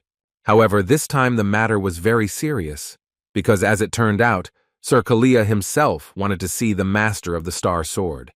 Even more shocking was the addition that the Order of Truth had another request. Everyone was literally speechless when they heard that Kalia wanted Mr. Park to bring a man named Kim Seo-jun with him. Hearing his name, Seo-jun was surprised that anyone actually knew about his existence. The old man immediately thought that the strange guy was somehow connected with the cunning Order of Truth, so he assumed that he was Sir Kalia's faithful dog. Even So-yun believed this assumption, so Seo-jun answered impudently and dissatisfiedly that he himself was interested in how they knew his name. Everything fell into place when Mrs. Park remembered that there was a strange man in a black robe at the academy tournament. She assumed that the stranger hiding his identity was somehow connected with the Order of Truth. But even after these words, the old man thought that it was still somehow strange because Kalia was unlikely to be interested in any ordinary person. Turning to So-jun, So-yun asked if he happened to know this person, but her student answered with tension that he didn't remember anything like that. After that, he completely put the guys in an awkward position when he confusedly asked if he could refuse this request. All his life he was far from such things, because he devoted himself to working at the Enterprise. So-yun said that the Order of Truth is an organization that includes 7 apostles who are on a par with the heads of major states, so it is unreasonable to refuse their request. Sir Kalia is the successor of the Apostle of Chastity, and usually people like him do not schedule personal meetings. Even after hearing this, Seo-jun did not cease to amaze and said that he had nothing to do with this, because for him it was just some unfamiliar foreigner. He was more interested in continuing to train. In response to these words, Mr. Park's chairman said that he now fully understood why everyone thought so highly of Sir Kalia. When Starsword asked to clarify what he was talking about, Seo Moon Chol replied that Sir Kalia knew in advance that Kim So-jun would refuse his offer. The young academy student froze in place when he heard that the foreigner asked to convey, in such a case, that if Seo-jun agreed to come, then he would give him 100 million won. The mere mention of such a large sum caused neural activation in the monkey's brain, and Seo-jun immediately smiled reflexively, agreeing to the offer. Moreover, he wondered how the stranger knew that he needed exactly that amount. The Order of Truth is a religious organization, but it does not serve human gods, because their god is truth. That mysterious man in a robe is the Great Voice, and the organization is headed by 7 apostles. They convey the will of God, that is, the truths of humility, diligence, gratitude, mercy, patience. A century ago, the Order of Truth was considered a simple cult, one among many. But when the cataclysm happened, they joined forces with the forces of the heroes. Largely thanks to them, peace reigned on Earth again, and so the number of followers of the Order increased significantly. But more importantly, the Berserker giant monster was destroyed thanks to their power. When everyone thought that the trouble was over, Berserker suddenly appeared. He was so strong that even all the heroes combined could not cope with him. The situation was so desperate that it was called the Second Cataclysm. Only the Great Voice and the 7 apostles were able to cope with it, thanks to which the Earth was saved. These days, one of them made a surprise visit to Seoul and settled into a hotel on the outskirts of the city. The place seemed too nondescript for a representative of a world religion. When Mr. Park and Seo-jun arrived at the place, the old man told the cult member that he had come personally to Kalia, after which he began to introduce the guy next to him, calling him a fraud. In response, the man in the robe, without listening to the end, looked at the young man with interest, and with anticipation of something interesting, said that he knew very well that in front of him was Kim So-jun. Without delaying the guests, he invited them to pass and informed them that Sir Kalia was already waiting for them. Following the man in the robe, Seo-jun thought that if Mrs. Park was right, then someone from the Order really was at the tournament, and perhaps they decided to lure him with the same amount that he could get for winning. It still remained unclear why he was watching him and why he called him. The guys approached the meeting room, and Kim came to the conclusion that Sir Kalia might know something about him or about the Academy of Transcendence. In addition to the money for the meeting, he planned to find out why he attracted their attention. One of the followers of the Order of Truth led them to a beautiful waiting room, where he asked them to wait a little while for Sir Kalia to come to them. As soon as they sat down, the old man sighed displeasedly, saying that he knew that Kalia would not sit and wait for them. In response, Kim asked if he personally knew Sir Kalia. The old man surprised him with his answer, because as it turned out, this was their first meeting. Seo-jun previously thought that she was quite close. As it turned out, Kalia called him a couple of times, but they never met in person. Even during the cataclysm, he met his mentor, the Apostle of Chastity, but he had not yet met the successor himself. These words reminded the young man that Mr. Park was one of the heroes who once saved the world. For him all this time, he was more like So-yun's grandfather, but he once again thought that he was still a Star Sword, and this should not be forgotten. When it came to the cataclysm, So-jun decided to inquire about the Great Voice. He shared that he had previously heard that he only appeared in public once, during a fight with a berserker. The curious guy asked the old man whether he had personally met such a great man, and Mr. Park wondered what the Great Voice was like. He succinctly replied that there was no such thing. With some thoughtfulness, he nevertheless clarified that once he managed to see him from afar. At that moment, they heard the door open, and Sir Kalia himself walked inside. When he mentioned that he was glad for their first meeting, Mr. Park replied with a stern look that Kalia himself called them here and ended up making them wait. Kalia, the successor of the Apostle of Chastity, who looked more like a pretty girl, finally appeared in front of them. He justified his delay by saying that he needed time to purify his body and mind before preaching the word of truth. Sighing heavily, Mr. Pak said that he had never heard such heresy before, while Kalia himself approached the interesting young man, apologizing for being late in making his acquaintance. He introduced himself properly, and when the young man was about to answer, he interrupted him with words that he already knew about him.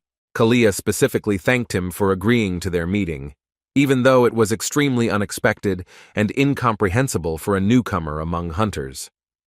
When asked how the apostle's successor knew about him, Kalia replied that they needed to clear up some misunderstandings in advance. He said that when Sojun participated in academic competitions, he was then watched by one of their believers.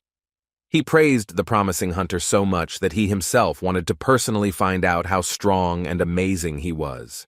In response, Seo-jun asked shrilly and incredulously if this was really the whole reason why such a great and busy man decided to take the time to make such an acquaintance. He supposed it was unlikely that he would want to see him for that simple reason.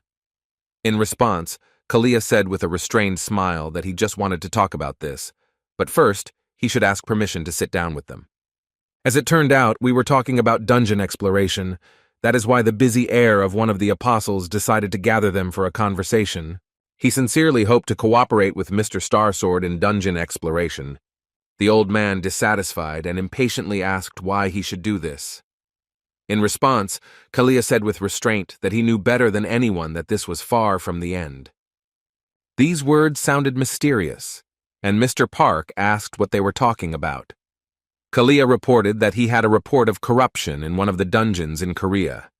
He decided to meet with the Star Sword, believing that he was the best person to know about that incident. The old man did not want to talk about this, because he believed that this was a common coincidence, but the heir of the apostles said that this was the decision of the Order of Truth, so they must definitely check the condition of that dungeon. Now Mr. Park could confidently assume that this was why Kalia flew to Korea. A piercing observation was also the words that in this way the young master of the Order of Truth would be able to consolidate his position. With a sincere laugh, Kalia admitted that he could not be fooled and was truly shrill, as always.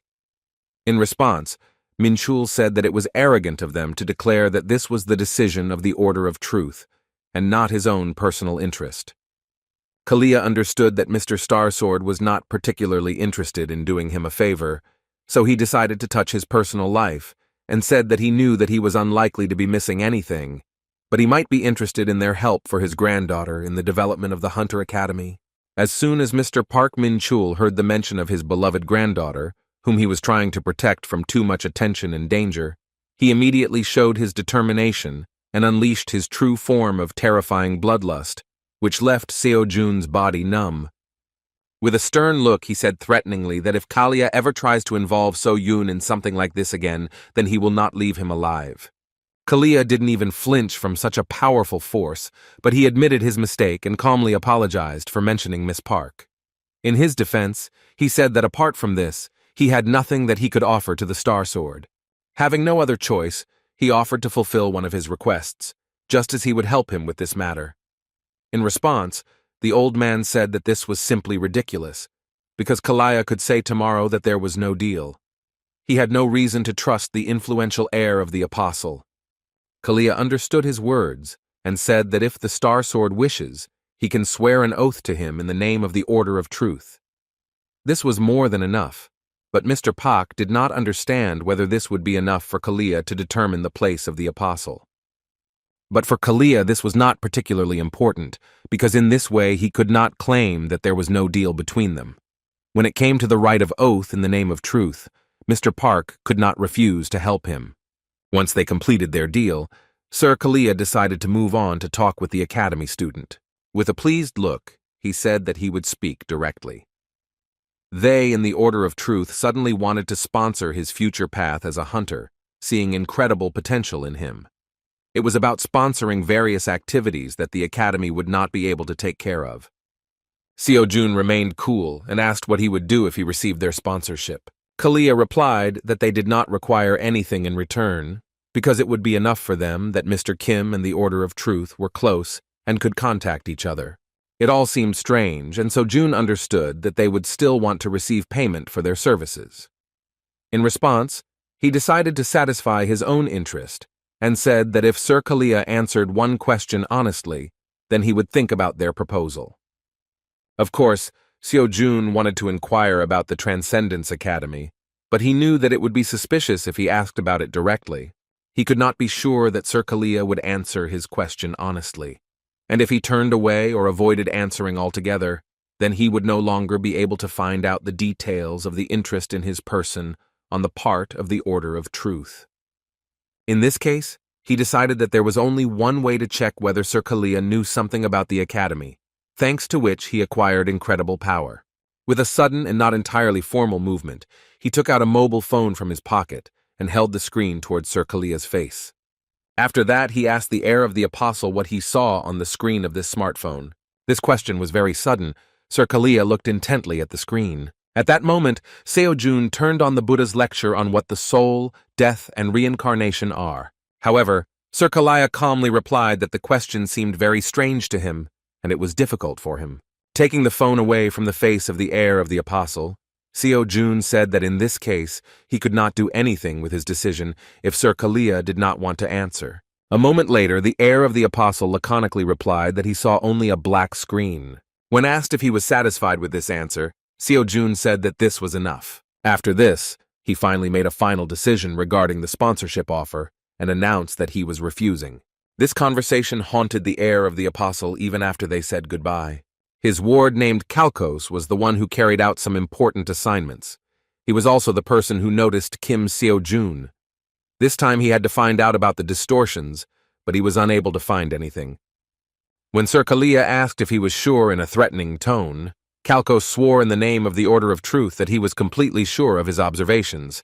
As for Kim Seo-jun, Kalia concluded that there was nothing special about him. He believed that even if he were special, he was now just an ordinary student. The question of what he saw on his smartphone screen took him by surprise, but all he really saw was a dark screen. But in fact, for a long time he was haunted by the nagging feeling that remained in his chest. Then Kalkos said that he was forced to report to another apostle. In response, Kalia said that now it is worth observing, because the priority is the distortion in the dungeon and the situation around other heroes. Besides the Soul Blade and the Sword of Darkness, he called everyone. As for these two, no one saw them, so communication was never established. While returning home, Seo-jun kept thinking about whether Kalia really opened anything from him. He was distracted by Mr. Pak's question regarding why he refused Kalia's offer.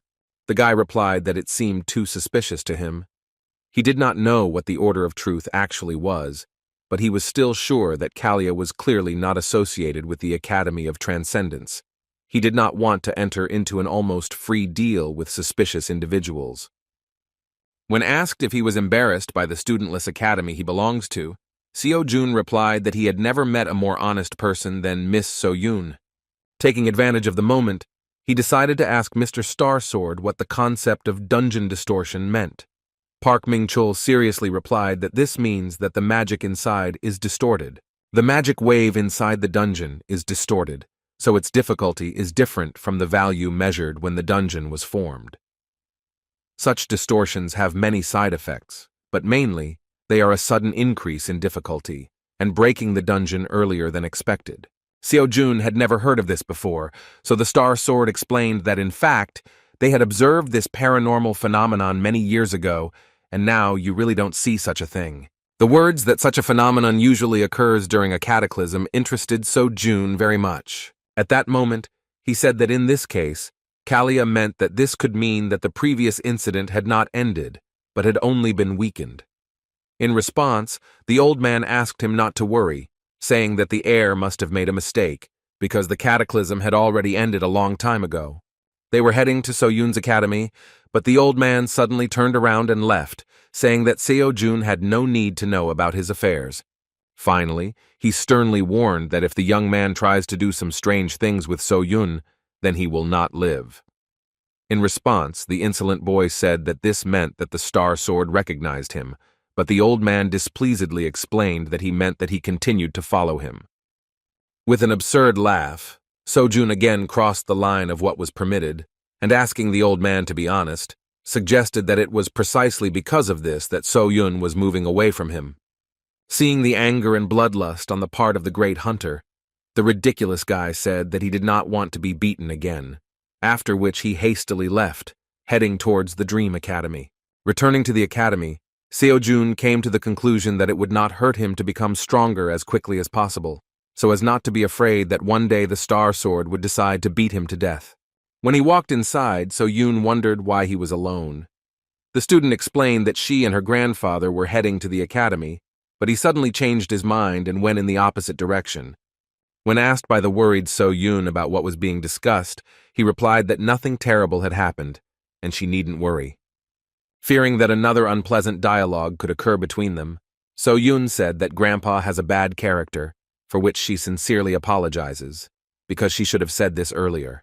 In response, Seo-jun said with a kind smile that the way the Star Sword expresses itself is, of course, wrong, but there is nothing wrong with it. With an awkward laugh, he said that the old man could change even now. Still, he admitted that he would still take a few hard hits if he did something terrible. After these words, he began to apologize for speaking some kind of nonsense, but at that moment a blush appeared on Seo-yun's face and a sparkle in his eyes. After a little awkwardness due to genuine emotions, she decided to change the subject and reminded him that he needed money and was trying in every possible way to earn as much as possible. He could not deny this, because all the 100 million received from Kalia went to pay off debts. While Seo-jun was immersed in his problems and financial shortcomings, Seo-yun took up the task of rectifying the situation and, looking at the phone, said that while he was away, she found a task that was ideal for him. As it turned out, she was very interested in dungeon clearing competitions. When Seo-jun saw that the first-place prize was a whopping 300 million won, he screamed with joy, making Seo-yun happy with his reaction. The girl clarified that this competition is like a kind of dungeon raiding competition that no one can handle. As it turned out, these were the dungeons that hunters didn't really want to go through due to their low profitability. Seo-jun remembered that it was true that while those awakened during the cataclysm had a sense of responsibility, now hunters only strive for profit. In turn, Seo-yun clarified that unprofitable and abandoned dungeons are mostly low-rated and more difficult to attack. However, if the dungeons are not cleared quickly, then after a while they explode, releasing monsters, so no matter how low-ranking the monsters are, they still pose a threat to society. At first, such dungeons were monitored by government hunters, but it was ineffective to send them to such a seedy place. And in the end, the state solved this problem in a different way. That is why the so-called dungeon clearing competitions were created. The dungeons are just the right level for even the average student to tackle. The strength of the students now is more than enough to deal with them, and they also said that the results will be reflected in the ranking of the hunter academies. Upon learning of this, Seo-jun admitted that only a real genius could have come up with this. Seo-yun was sure that he could handle it, so she asked what his answer would be. The prize of 300 million and the opportunity to increase the progress of lectures as the raid progressed did not give him a reason to refuse. With cheerful smiles, they agreed to participate, and Seo-yun said that she would then submit an application in the near future. Seo-jun had no idea how much she worked to satisfy his needs. He assumed that most likely she was looking for information on how to raise the academy's rating and came across something similar. As for the competition, he already guessed that, taking into account the experience of the last game, it would not be easy. However, this time he promised himself that he would not make mistakes and would definitely get his money. After that, he decided to clarify exactly how the competition was held. As it turns out, it lasts 1 week, and when it starts, a list of dungeons will be sent to participants from the government. Participants can then check the list and book the dungeon they want to clear through the app. To prevent monopoly, dungeons are given 10 hours to complete, and you can only book one at a time. In extreme cases, the reservation will be automatically canceled. In this case, speed is life, so the one who clears the most dungeons the fastest will win. In response, Seo-jun suddenly said that it was difficult. As it turned out, he meant that after the raid it was necessary to get rid of the corpses. Seo-yun grabbed her head and said that there is no need to do this, because they won't give a lot of money for it. She was shocked when she realized that he wanted to do this again. The winnings were unimaginably larger and more important, but Seo-jun stood his ground, saying that if you collect all the corpses, you will get a very impressive amount. That's why he said it would be difficult. Seo-yun continued to shake her head to the sides, demonstrating that she did not agree to such madness. Lost in thought, he remembered that he had previously pondered tactics for quickly clearing dungeons. After that, he immediately energetically reached for the phone. He wanted to clarify the competition rules to see if the trick he had in mind could be used. A few days later, competition day began. Seo Jun had downloaded the dungeon tracking app in advance, so it seemed like they were ready. However, they were actually waiting for one more person whom Seo Jun had called as his assistant. Seo Jun happily said that the person in question would soon find them, because if finding the road were an ability, then even the Star Sword would not be able to compare with him. Within a moment, Mr. Ajusi came to them. With a kind laugh, Seo Jun said that this time there would be no penalty for being late. Ajusi Minchul was the assistant that Seo Jun decided to take with him on raids. A few days ago, he suddenly pulled him away from work with an offer to work in the same team. He invited him to carry the corpses of monsters left after the competition and also to be his driver. The guy promised that he would pay him well, because no one else could do such delicate work, in which every second was important. The job of cutting up monsters requires quite a bit of skill, and when it came to his uncle's skills, Seo Jun could vouch for him. A few minutes after the meeting, they received a message that the dungeon clearing competition had begun. Mr. Ajushi and Seo Jun began the task and quickly got into the truck they were going to use to transport the monsters from the dungeons. Just in case, Seo Jun again reminded them of their strategy, saying that the one who clears the most dungeons wins. Victory was directly dependent on speed, so in this competition they needed two things. The first is the high speed of clearing dungeons, and the second is fast movement between locations. Basically, all dungeons were first or second level. Depending on the level, the raid time will also differ, but Seo Jun was ready for any dungeon. All Minchul needed was to get from one location to another as quickly as possible. After that, he handed him the phone with the application. It had a list of dungeons and their locations. Seo Jun hoped that Mr. Anjosi could plan a route that would minimize travel time between these dungeons as much as possible. The old man was confused, but Seo Jun cheerfully praised him, saying that he was much faster and more accurate than any navigation system. Without wasting time, they accelerated and drove to the first point. At the dungeon site they were heading to, Inspector Go Soo-jin was in charge. She had never heard of Dream Academy before, so she didn't expect anything special from them. She assumed that since Kim Seo Jun was from some unknown academy, then he was probably a weak student who would need at least an hour to clean up. When she saw Minchul, she initially thought that Dream Academy was going to cheat, but the gentleman in the white t-shirt remained waiting outside, so she was no longer worried. After that, she assumed that he was just an ordinary driver who, for unknown reasons, was using a truck. At one point, she saw that the dungeon began to make a strange noise. The gate suddenly opened and a student appeared from it, turning to his friend and saying that he had already finished, after which he asked him to get ready. Anjosi was surprised because he didn't even have time to drink coffee. Madame Gu didn't understand what was happening, so she hurriedly said that according to the rules, outsiders were prohibited from interfering with the dungeon raid. Seo Jun did not understand the reason for her excitement and calmly replied that he knew about it, but the raid had already been completed. As expected, the nervous inspector couldn't believe it, so she hurriedly went inside the dungeon. What she saw simply shocked him.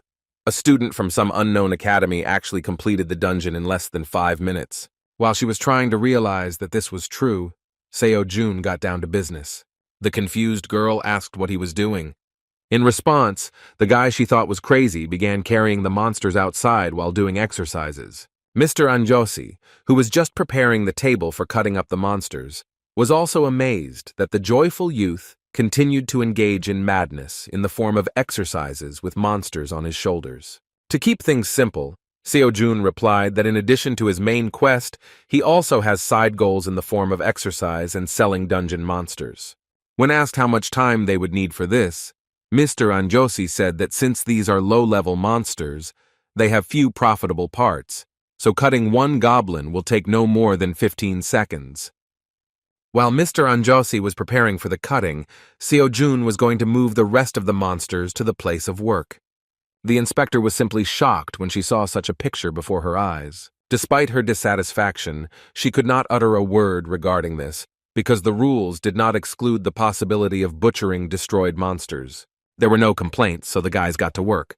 As soon as they finished, they immediately clarified what their next route would be. As a result, Mrs. Gu, who saw something crazy, was freed from her work in just about 10 minutes. The inspector of the next dungeon was having a nice time in nature after another hard day at work at the computer, when suddenly a truck flew past him, blowing away the butterfly that was sitting on his hand. Within a moment, Seo Jun and Min Chul rushed past him, preparing to clear the gate. Inside were low-level undead that Seo Jun had never encountered before. However, he did not see any particular problem in fighting such monsters. With one powerful swing of his spear, he created a wide-area attack, destroying everything around him. Another batch of bones completed the work of Mr. Anjosi. In front of the confused inspector, he began to extract all the bone marrow, which was the only valuable thing of this undead.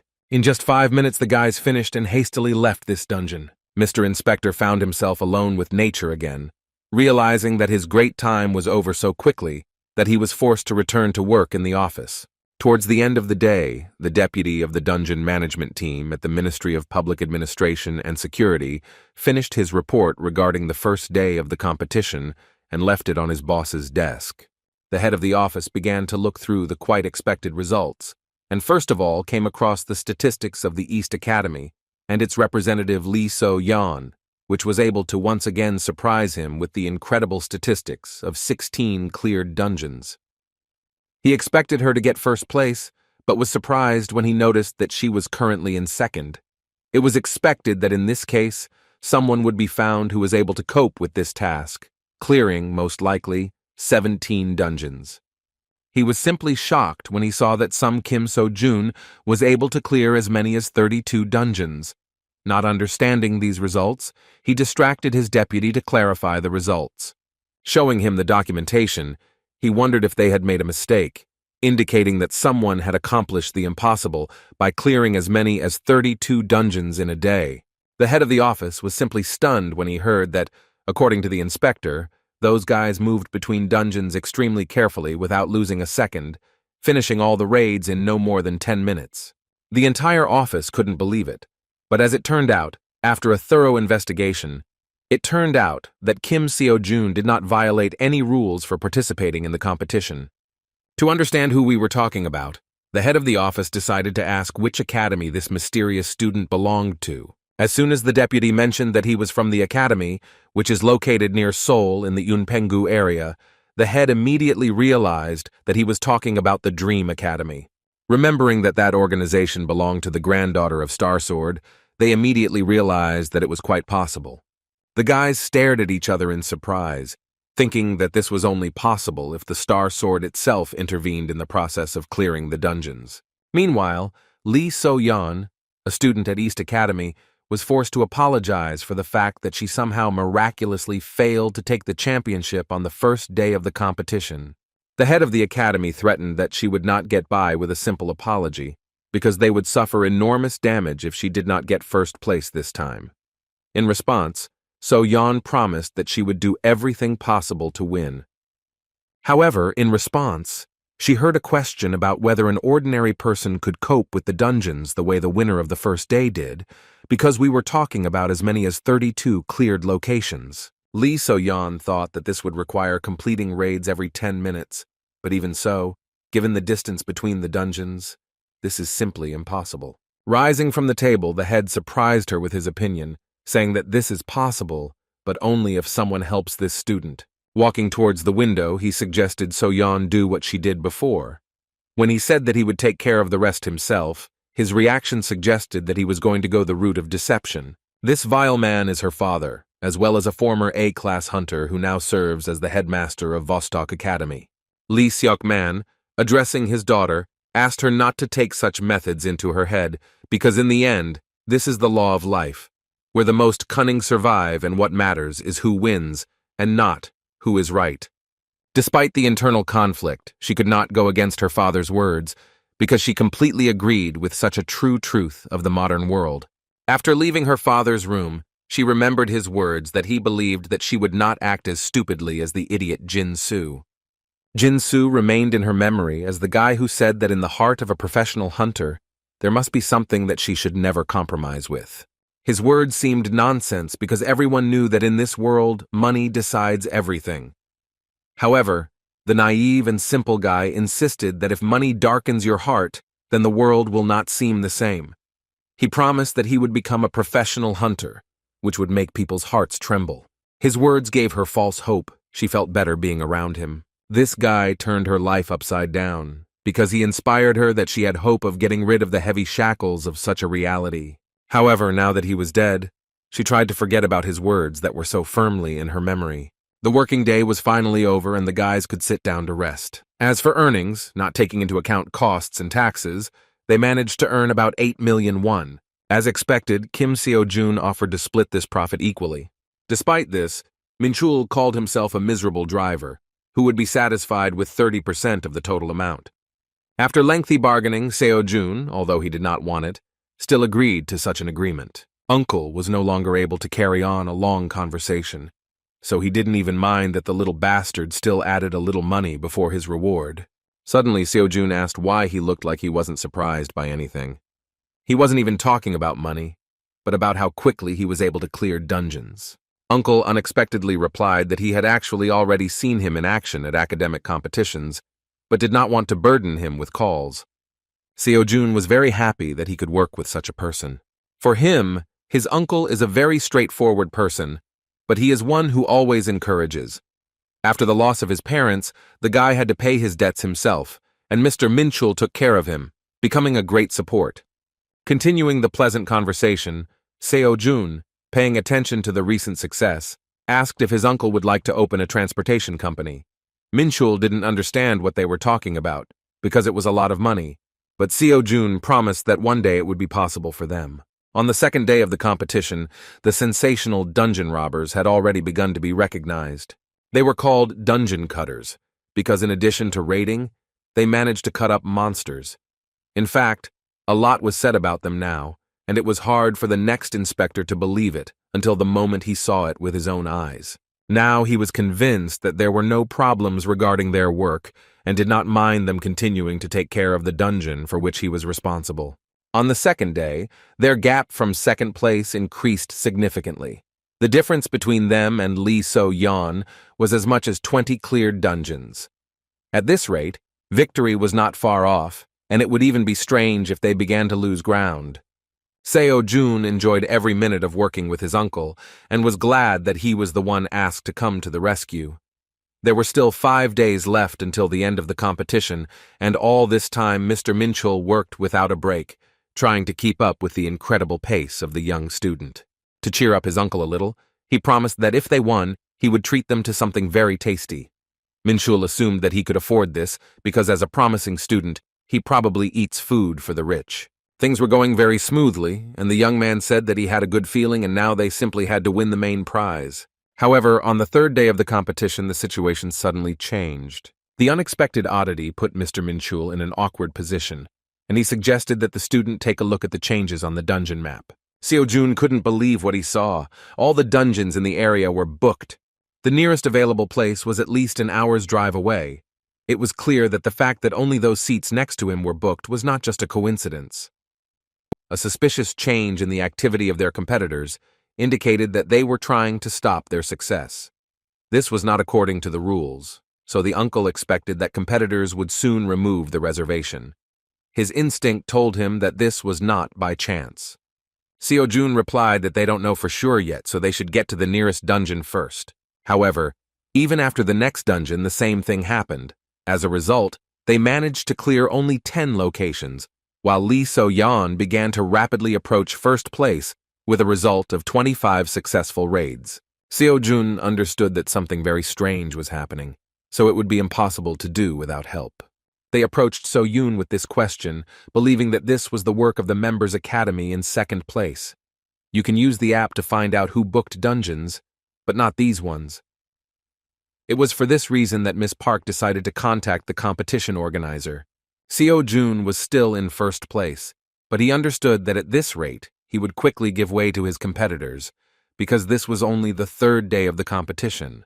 Turning to his uncle, he said that now they would be forced to change their strategy a little, because there would simply be no time left to cut up the monsters. The gain was much more valuable, but even so, no matter how quickly he cleared the dungeons, the distance was inevitable, and even his uncle's talent could not overcome this obstacle. Suddenly, Seo-jun announced that he had a good plan to counteract.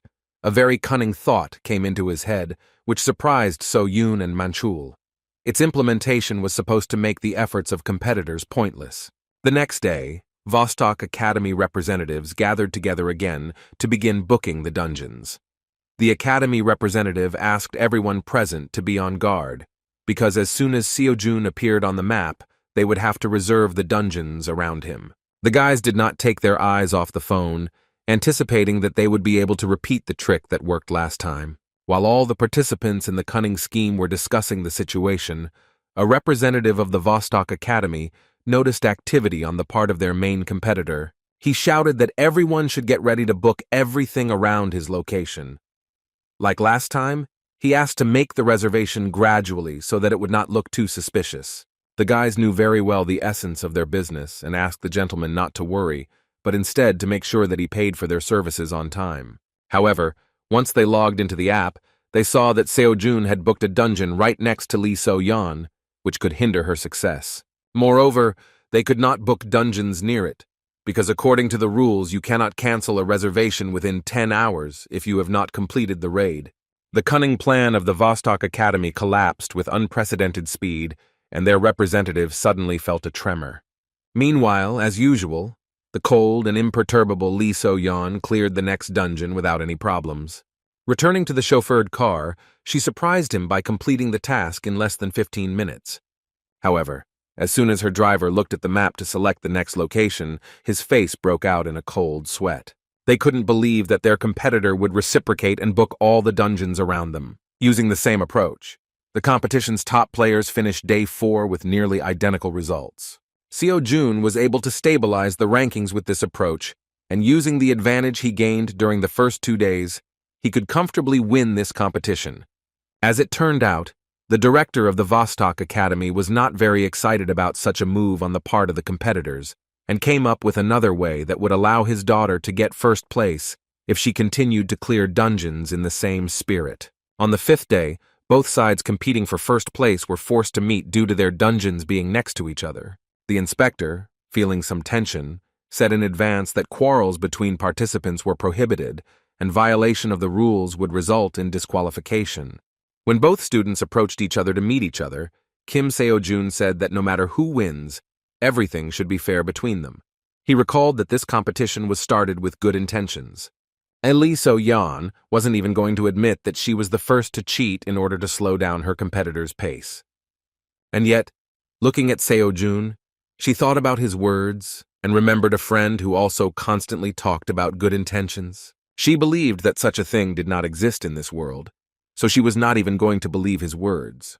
During her life, she learned that people are by nature selfish no matter what they do, and their actions are based on personal gain.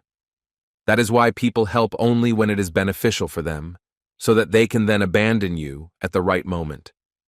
In this cycle, she saw no room for good intentions, so she, with a once again cool mind, continued to exterminate the monsters in the dungeon. As soon as she left the gate, she saw the surprised inspector who could not believe that the rumors about Seo-jun's madness were true. At that moment, something unimaginable was happening that even attracted the attention of Lee So-yeon.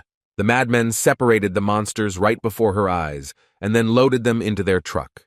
The girl was surprised, while Seo-jun, with the dead monster on his shoulder, noticed that she finished the raid even faster than he expected. He then caught her off guard by asking if he could also take the monsters from the dungeon she had just cleared. Seo-jun couldn't miss the chance of such profit, while Lee So-yeon didn't mind. Still, she felt a little awkward at the way this strange student, who was her main competitor, behaved.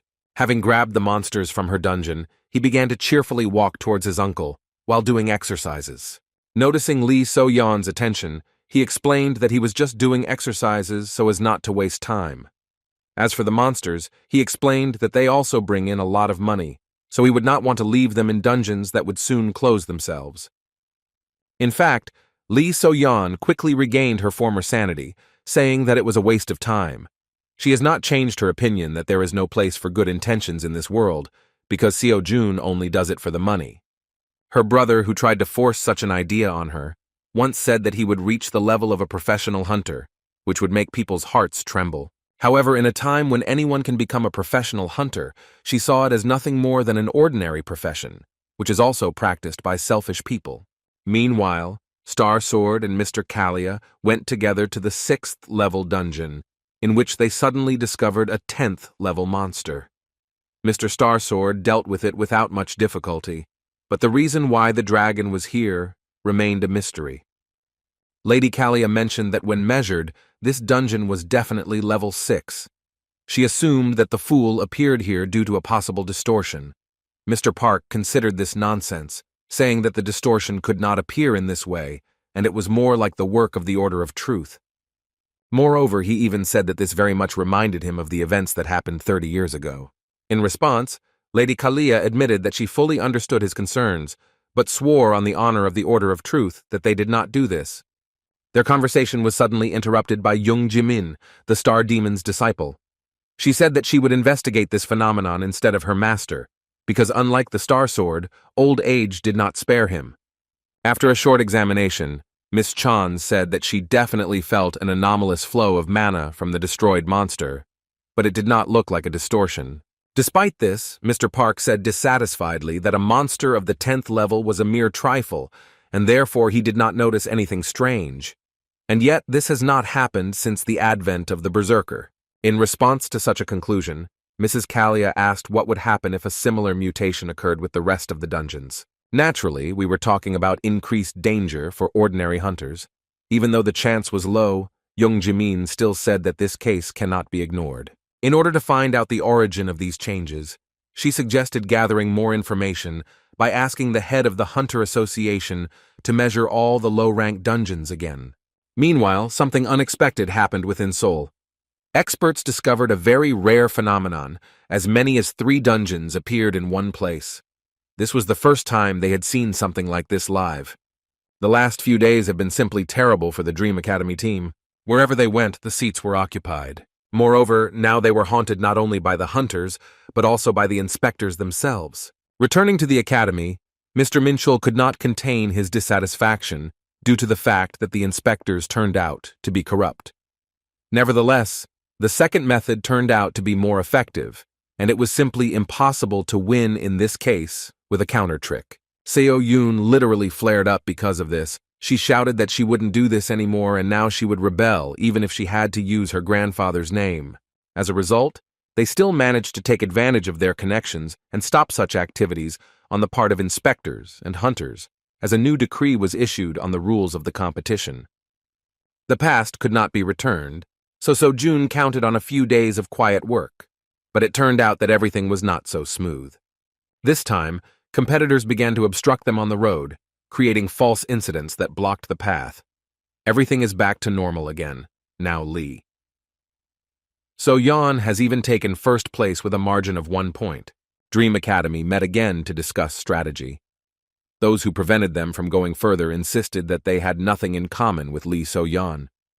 The head of the dungeon management promised to deal with this matter directly. Seo Yoon also revealed that she recently learned that Lee So-yeon's father, Lee Seok-man, is actually the director of the East Academy where she belongs. Moreover, according to her, Lee Seok-man is a former A-level hunter, one of the few people his grandfather recognized. In fact, it wasn't really about the fact that this professional hunter is so strong, he's just tongue-tied, which is why he managed to acquire such connections. Because of these details, the director of Dream Academy was afraid that they would not be able to conduct an investigation, because even if they found out his involvement in the case, it would be too late. The tension from the hopeless situation took over and plunged the guys into a kind of temporary despair. So-yeon, sighing heavily, apologized to the student for the fact that this was all she could do to help him.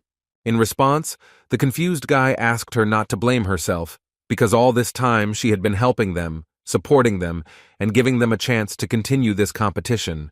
Mr. Minchul, in turn, supported his nephew's words, saying that So-yoon really did everything she could. The rest depended only on themselves. Noticing that Seo-jun had fallen silent, Mr. Minchul angrily asked him to say everything that was on his mind, so that So-yoon would stop worrying. Judging by his sly smile, he really was up to something crazy. The impudent Seo-jun again caused trouble for the Vostok Academy, because he managed to overtake them again. According to reports, he only started booking dungeons when he was already near them. Therefore, it was simply impossible to predict where he would go next time. Moreover, they decided to abandon the heavy truck. The competitors were shocked that it only took them 5 minutes to book and clear the dungeon.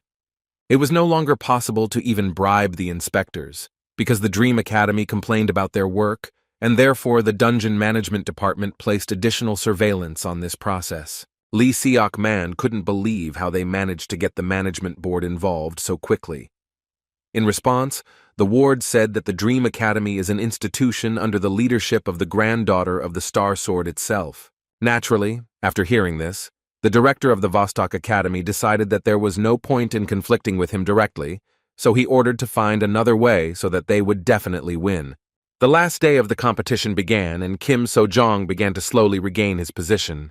There wasn't enough time to win, but in the end, he at least managed to score as many points as Lee So-yeon. The cabinet of competition organizers was forced to assemble a higher commission. As expected, having met face-to-face, Seo-yoon and Seok-man began to make claims against each other, in which the director of the East Academy still continued to deny the fact that he was cheating. Their argument almost turned into a fight, and the director was forced to stop the conflict. He said that, first of all, the commission came to the conclusion that there could be no draw. Plus, they didn't have solid evidence that Lee So-yeon cheated, so disqualification was impossible. That is why the commission decided that they would have to resolve this situation with a competition, which would eliminate the possibility of cheating. The next day, an additional stage of the exam began, in which Shin Young-seok, the leader of the dungeon management team, was in charge. Kim Seo-jun was determined to get his 300 million won charm. Of course, Lee So-yeon was going to do her best to live up to her father's expectations. Having met the participants, Young-suk said that first he should explain how the final round will take place, after which the winner will be determined. The rules were simple. They were given the chance to choose one of 3 dungeons. At the end of the cleanup, the one who completed the task first had to proceed to the second. The winner will be the one who clears 2 dungeons. In response, Seo-jun asked what was the point of raiding the second dungeon if, in fact, the one who completes the first one faster wins. As it turned out, at first they wanted to do this, but could not find a suitable place where only 2 dungeons were connected. Therefore, they chose this place because they could not leave this gate unattended. In addition, the winner must have more dungeons cleared. He also said that all 3 dungeons have 2-star difficulty, so they can discuss which dungeon and who will go. Seo-jun doubted that they had set something up this time, but just in case, he decided to choose first. Lee So-yeon didn't mind. As a result, Kim So-jun chose the right gate, while Lee So-yeon went to the left. Having chosen the dungeons, the guys prepared to begin the test. Before Mr. Yeon-seok announced the start, Lee So-yeon addressed her opponent and coldly said that after the end, they should not show their tears due to losing. Seo-jun was surprised by her speech because he didn't think that she was so unfriendly towards their academy. As soon as Yeon-seok announced the start, both students rushed inside their dungeons. Seo-jun walked inside and began to move forward at an accelerated pace. He still continued to think about So-yeon's words, not understanding what she meant. Still, victory was much more important than her brutality, so he put those thoughts aside for later and concentrated on the presence of monsters. Initially, he thought that he would meet ordinary kobolds, but not to mention them.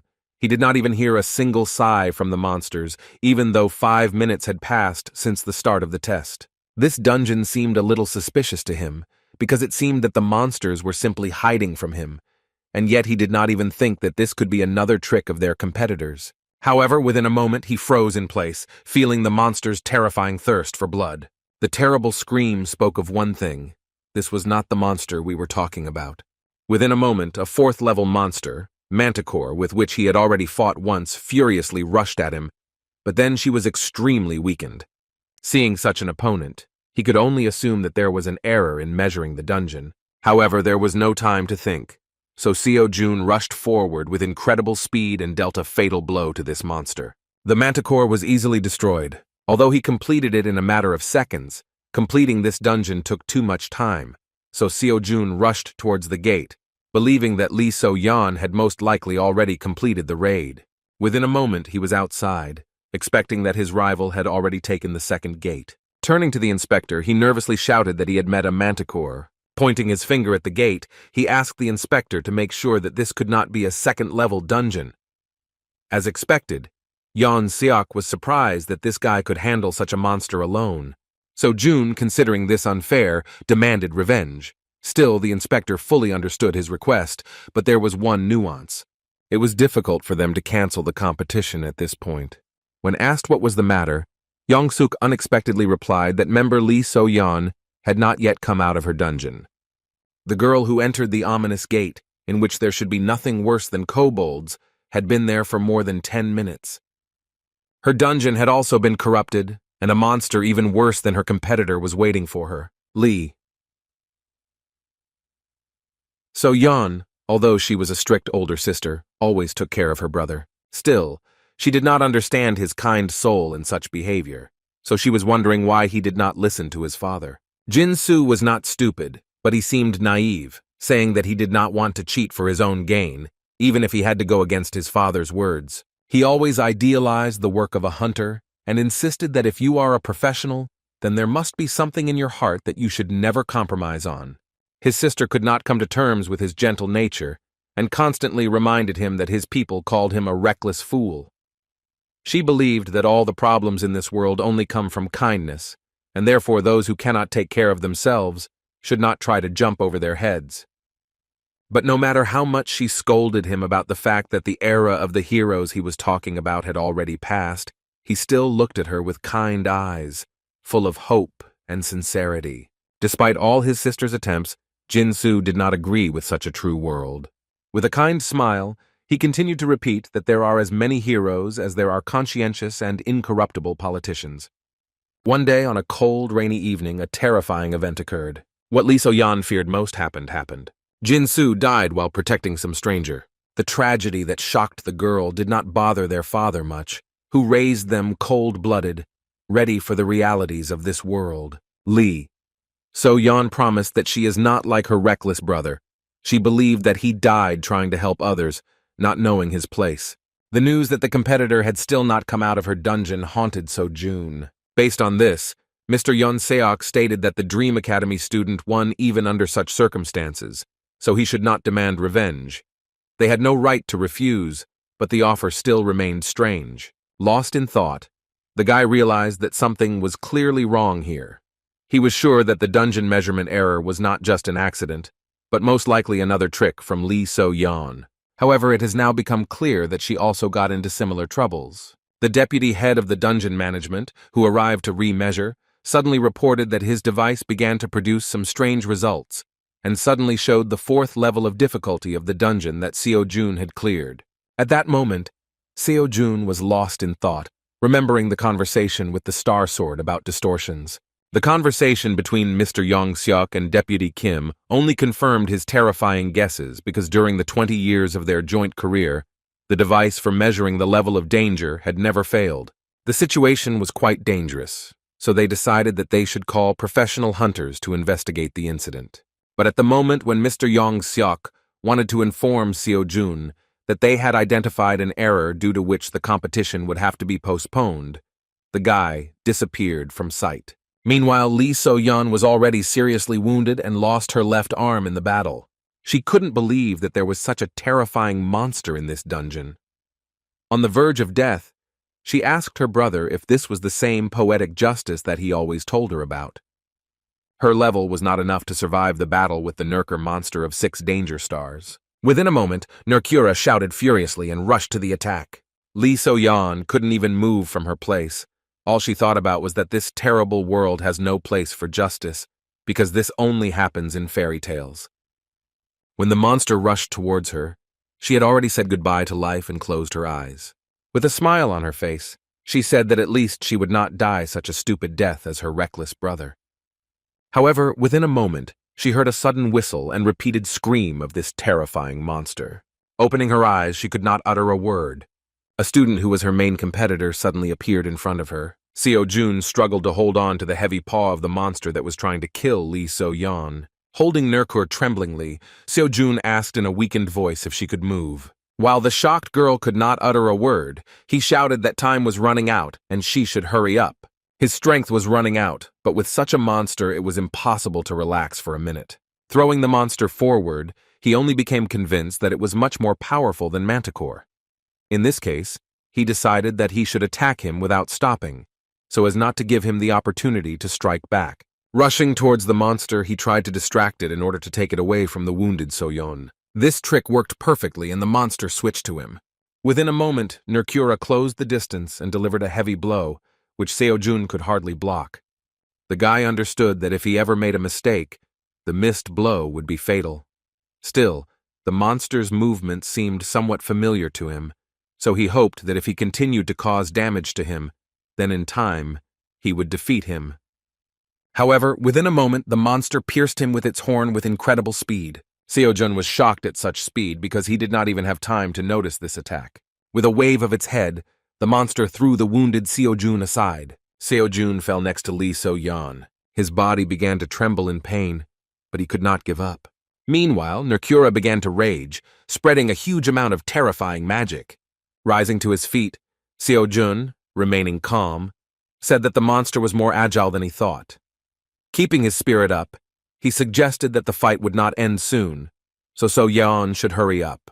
The confused girl, holding back her bleeding, asked in a weakened voice why he was doing this and what benefit he would get from it. She shouted that he could have just cleared the last dungeon and won the competition, because after all, he came here for the money. Seojun, pointing his spear at the monster, agreed with her words that he came to the competition for big money. In response, the girl shouted that in this case he must get out of this dangerous dungeon in order to win. To save him, she even mentioned that he was well aware of everything she had done. She called him a fool for thinking she would thank him for saving her. However, Seojun did not agree with her words. He didn't deny that what she did was definitely wrong, and that he had no desire to forgive her for it. Like her dead brother, he said that even so, this is not a reason why he should allow her death. So-yeon remembered Jin-soo's words, that one day the day would definitely come when they could meet again. It seemed to her that the guy in front of her was the embodiment of the ideals that her brother pursued. Seojun didn't think that So-yeon's dishonesty was the reason why he shouldn't help her. Looking at the stupid girl, he shouted displeasedly that there is no reward in the world more valuable than saving a person. While they were talking, Nerkura became much more serious and rushed to the attack again. Seojun was not going to run away to protect So-yeon. He again concentrated on fighting the monster. At that moment, Chiron's words about intuition as being part of the mind suddenly came to his mind. He said that most students do not quite understand the meaning of his words, because the part of the mind means assessing what is happening. He once said that assessing what is happening is a waste of time, and he did not deny this, because if you assess the situation, you will have no time to make a decision. However, most perceived the words incorrectly and began to refuse to evaluate and think. At that moment, he said that he had been saying from the very beginning that intuition should be part of the mind of the transcendent. As soon as Seojun concentrated on the monster with this thought, he subconsciously connected his mind with his feelings. The true form of intuition he awakened gave him a clearer view of the situation. Even before the monster struck, it reflexively began to move backwards. Nerkura's claws almost touched him, but he managed to dodge. Having dodged the fatal blow, he escaped with only a small scratch on his face, realizing that he now clearly saw what was happening. The terrifying monster's subsequent attack was blocked by the spear. Now Seojun could even notice every muscle movement of the monster, immediately understanding what attack he was going to deliver. Jumping up, he managed to avoid the long horns of the monster, which once pierced his body through. At this rate, he could hold out until the professional hunters arrived, because the inspector, most likely, had already called them, so they should soon come to the rescue. But on the other hand, time was running out because So-yeon was seriously wounded and her strength was running out. Seojun didn't know how long she could hold out, so he had to hurry. There was no time left for inaction, so Seojun, pushing off the nearest wall, rushed to the attack. Attacking was the only right decision, and he, releasing an aura of mana, aimed at the terrifying monster. The monster did not have time to move, but its mana armor was at a completely different level, so it did not yet feel the danger. Approaching the monster, which used even more magic to strengthen itself, Seojun began to instinctively sense its advantage. Even though his whole body was screaming that he would not win, he still had no intention of retreating. By spreading the aura onto his spear, he strengthened his weapon many times over. With a furious cry, without changing his trajectory, he delivered a powerful blow to the 6th-level monster. Looking up, Lee So-yeon couldn't believe how much effort Seo-jun put in. While in front of her, he received another serious wound, but continued to stand, leaning on his spear.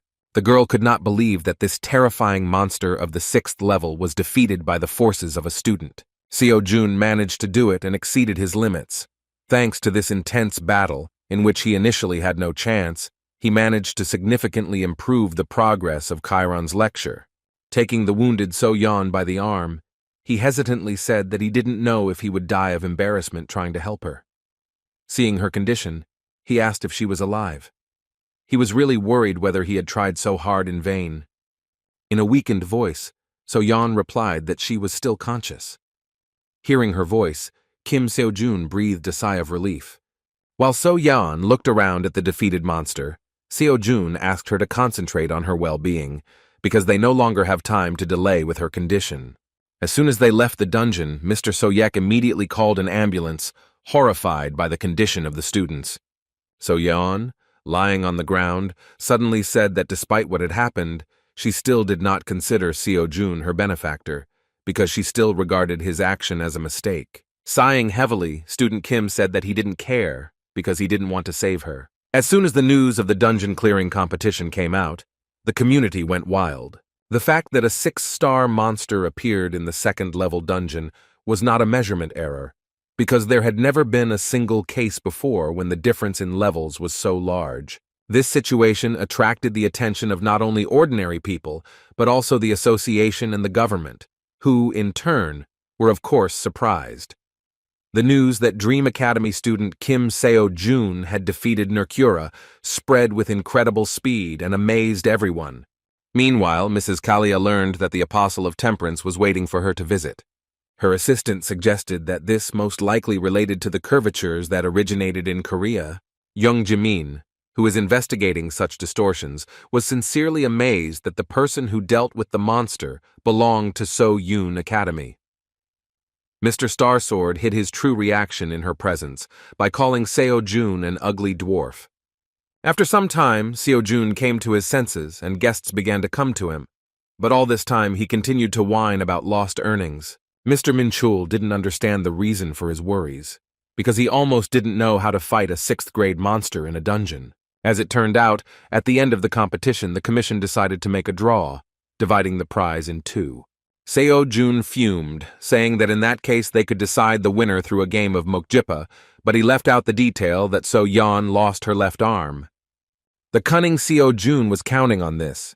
His uncle said in surprise that because of the mania for money, he had lost his humanity. The ridiculous dialogue about how to determine the winner was interrupted by So-yoon. Looking at Seo-jun, she excitedly asked if he was okay. Uncle Min-chul answered for him, saying that he was just crying because of a draw. Hearing this, So-yoon was surprised, asking why they decided that. She revealed that Seo-jun was the sole winner. As it turned out, Lee So-yeon personally gave up her first place, and including this, she also revealed all the fraud done during the competition and blamed it on her father, the director of the East Academy. Seo-jun couldn't believe that Seo-yeon, who said he made a mistake by saving her, would suddenly act in such an honest way. As it turned out, So-yeon had already visited her competitor, who even conveyed her words to them. She still believed that Kim Seo-jun had done wrong when he saved her by breaking into her dungeon. But as it turned out, she now admitted that this was her personal mistake. To So-yoon, these words seemed like a mystery, but it was a message directly to her student, who wondered if she had suddenly changed her mind. With a joyful expression on her face, Seo-yoon concluded that their academy now has every right to receive 300 million won for first place in the competition. In addition, the government took responsibility for that unforeseen incident, so it offered him benefits, and, if we talk about only the most important ones, it is Seo-jun's tax exemption for prize money and 100 million won as a bonus. Seo-jun shouted with joy, because he did not even expect that in addition to the main prize, he would suddenly have another large sum. So-yoon noted that this is only a bonus in words, but in fact it is compensation for damages for their oversight. While Seo-jun was trying to calculate his total balance, which was already over 400 million won, the director of Dream Academy said that there was more to come. Thanks to winning the competition, their academy was finally promoted to 3rd grade. Thanks to Seo Jun's winnings, they have met the evaluation criteria and now have several privileges available to them. What's most important for Seo Jun is that you can now clear level 4 dungeons. Seo Jun could not hide his sincere joy, because in previous competitions he was worried about being promoted to the 3rd class of the academy level and rewarded for 1st place, but now he received a decent payment for his efforts. Things suddenly picked up and this hard week was completely worth it. With a kind smile, Seo Jun said that now they can slowly recruit other students for themselves. Distracting his joyful nephew, Minchul admitted that the young man's affairs were rapidly going uphill. In response, Seo Jun, who now had money, finally regained his humanity and offered them a lavish dinner at his own expense. The opportunity not to deny himself anything turned out to be temporary because Seo Jun remembered why he needed such an unimaginably huge amount.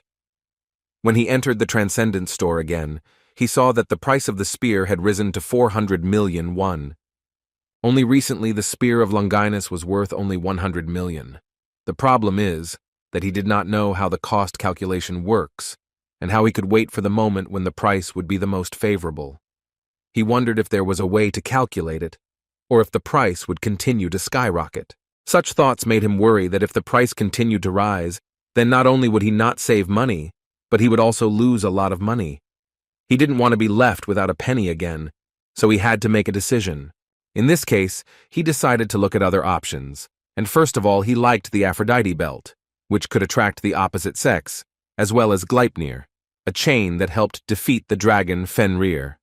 The product looked good, but he was wary of buying blindly because he had not interacted with the market before. In addition, the price was suspicious, because such things on the normal market would cost billions of won, not millions. It was also interesting why the store did not write in detail about the product.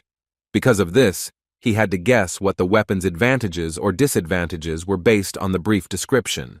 Interaction with the market seemed to him like buying a pig in a poke. It was possible to find out for sure whether the product corresponded to the description only after its purchase. While thinking, the brilliant idea came to his mind to visit the community store website to find customer reviews. For some reason, he didn't have an ID, so he couldn't comment, but he still had the ability to view other people's comments. To his surprise, he immediately came across a huge post from some anonymous student that he had bought himself as many as 100 different weapons and created ratings for each of them, mentioning important characteristics. The first was the Shield of Aegis, also known as the Shield of Aeggiok. According to him, this is complete crap, and you should think about buying it. Although he is able to block any strong attack, the shield has a jellyfish head in the shape of a sun, which brings problems. Well, because of this head, he has the ability to turn a target into stone if the subject looks at him. However, the owner is also exposed to this risk, and there is simply no way to control the ability. In general, because of this ridiculous property, an anonymous student called this shield garbage and gave it only 2 out of 10 points. There was even room for a joke in this comment, and the author noted that this shield would be quite suitable as a gift to a close friend. As he read further, Seo Jun began to laugh, because initially he thought that the author was joking, but he actually bought as many as 100 items and made a very long list. Seo Jun became interested in an item called kibisis, which at first glance is an ordinary bag for carrying light things. As it turns out, this bag has spatial magic that helps expand the space inside and stop the flow of time in it. The author also believed that it is better to buy this kind of product as a replica, rather than an expensive original, which does not even match its price. Since it is a replica, it only reduces the weight by 70%, and the internal size is not infinite, but quite large. This was the first review in which an anonymous student was ready to give 10 out of 10 points, passionately recommending the item and promising that if he bought it, the buyer would definitely not regret it. Seo Jun remembered that kibisis has the same name as the pouch possessed by the goddess Hera from Greek mythology. She gave it to the hero Perseus, who, with the help of this item, managed to defeat the jellyfish. When he went to the market to calculate the individual price, he was surprised that it was only 100 million won. Considering this, he thought that this was quite a useful thing, because when carrying out raids, he would immediately be able to put monsters and weapons inside. The only downside was that it does not completely reduce weight. However, after a moment, the realization came to him that this minus could play into his hands. Kibisis will be very useful for him even without a complete weight loss, because he will be able to put everything in this bag to make doing the exercises even more convenient. Seo-jun decided that he simply had to buy this item. 3 days later, he left the hospital and prepared to go on a raid with new items. In his hands was his new spear, which even in life looked simply amazing. As with the Kibisis, he still had to test the effectiveness of the new items, but he already felt that an unusual aura was emanating from the spear. And yet, his savings book was empty again. Despite this, he was not upset because he bought what he wanted. He hoped that these items would be worth the investment, which he could earn at any time. Standing on the street, Seo-jun was suddenly noticed by Seo-yoon, who realized that he was going to a dungeon raid, so she excitedly said that it would be better for him to take a short break. He replied that he was fine and there was no need to worry about it. He admitted that he couldn't just sit back, knowing that he needed to earn more money. So Yoon was surprised and said that in fact, he only recently received a big cash prize. She was simply shocked when she heard that he had already spent every last penny. Looking at his weapon, she understood without words how he managed to spend a huge amount in a short time. Seo-jun decided to buy a spear and a strange bag despite complaining about his empty pockets, but he looked happier than he had ever seen before. When Seo-yoon found out that he spent everything again, she became furious, but this is his personal responsibility, so she refrained from liking it. The guys went to the nearest 4-star dungeon. Seo-jun asked So-yoon to be careful and stay close, because if it becomes dangerous, it will be easier for them to fight against the sudden attacks of monsters. Taking a few steps forward, they noticed that the statues suddenly came to life. They were gargoyles. While spinning his spear, Seo-jun thought that since this was a 4-star dungeon, the monsters here should have the highest defense rank. Rushing to attack, he decided that in this case the gargoyles would be ideal for testing the strength of the Spear of Longinus. At first, he decided to use it without investing magic to see what damage his new weapon did. No matter how strong a level 4 gargoyle was, he was sure that the Spear of Longinus would definitely be able to inflict at least some damage. In case of danger, he was going to strengthen his attacks with magic in order to deal with the monsters without any problems. However, what happened next simply shocked him. Having come into contact with the monster, the spear easily tore it into 2 parts. Seo-yoon and Seo-jun immediately looked at each other, not understanding what had happened. The mentor did not understand at all why the student was asking her about this, if he himself made this incomprehensible blow, which, without investing force, cut such a monster in half. Seo-jun decided to check the spear again, and, as it turned out, his own aura was more than enough to not sense such monsters. Trying to keep a smile on her face, shocked by what was happening, So-yoon thought that it seemed to her that after all his accomplishments, she would no longer be surprised by any surprises. As it turns out, this is far from the case. She couldn't believe how the hell a gargoyle cut as easily as tofu. However, this was not the end, because when enough monster bodies had collected, Seo-jun reached for his bag, saying that it was worth collecting the loot. So-yoon didn't understand what they could be talking about, because you could barely fit 2 fists into his bag. However, within a moment, Seo-jun began stuffing entire bodies of monsters into it. Watching this, she was speechless, and Seo-jun began to jump, saying that even though the bag reduces the weight by 70%, it still feels a little heavy. Having checked the properties of the new item, he threw out a mountain of monsters from the bag in order to use it at the end of the raid. When Seo-yoon came to her senses, she awkwardly asked whether the prize was 400 million won or $400 million. She couldn't believe how he managed to acquire such incredible things for that kind of money. Seo-jun found himself in a difficult situation and began to become visibly worried because the academy director wanted to know where he was able to get such things. He answered hesitantly that he bought them at a hunter's store that he wandered into in passing. So-yoon's face began to glow with incredible joy, and she shouted that she wanted to know where this place was. Seo-jun replied that the store was located in a dark alley next to his house and was intended for academy students. So-yoon was surprised that you can really buy such cool things there for only 400 million, after which she asked to quickly tell the exact address. The lie had completely exhausted itself, and Seo-jun was forced to disappoint her by saying that she would not be able to go there, because the last time he shopped there, the owner told him that he was planning to close and go on a trip. Looking at the ridiculous expression on her student's face, Miss Park knew perfectly well that he was trying to lie. Despite this, she sadly said that if he said so, then she was forced to believe him. After a moment, they had no time to talk. They felt the dungeon begin to shake violently. It became clear that this was due to the approach of a huge number of gargoyles. So Yun, grabbing her sword, said that she would take care of them herself, but her student quickly asked her to stop. He asked to be given a chance to deal with them with his own hands, since he had not yet fully tested his new weapon. The Spear of Longinus was indeed stronger than he expected, because it cut the gargoyle like tofu without any invested magic. Moreover, having felt the aura of this weapon, the monsters were afraid to attack alone, and always tried to do it only in a crowd. Now, Seo-jun decided to find out what would happen if he put the magic he had recently learned into the spear. When a whole crowd of monsters appeared in front of him, he decided to put into practice the teachings of Chiron, the enormous power that rips mountains out of the ground, erases all obstacles on the way, and dominates enemies. Concentrating on his spear, he poured his magic into it. After this, he began to use complete destruction. A huge sphere like an aura of magic formed around him. Seo-yun sensed the powerful power that she first saw her student use. The terrifying power that the magic-embedded spear possessed gave her goosebumps. The monsters that were already several meters away, sensing the incredible power, wanted to run back. But it was already too late. Seo-jun had already swung his spear, releasing terrifying energy towards them. A moment after that blow, they disappeared in the blinding blue glow of his magic. The area in front of them was destroyed, and part of the dungeon began to collapse.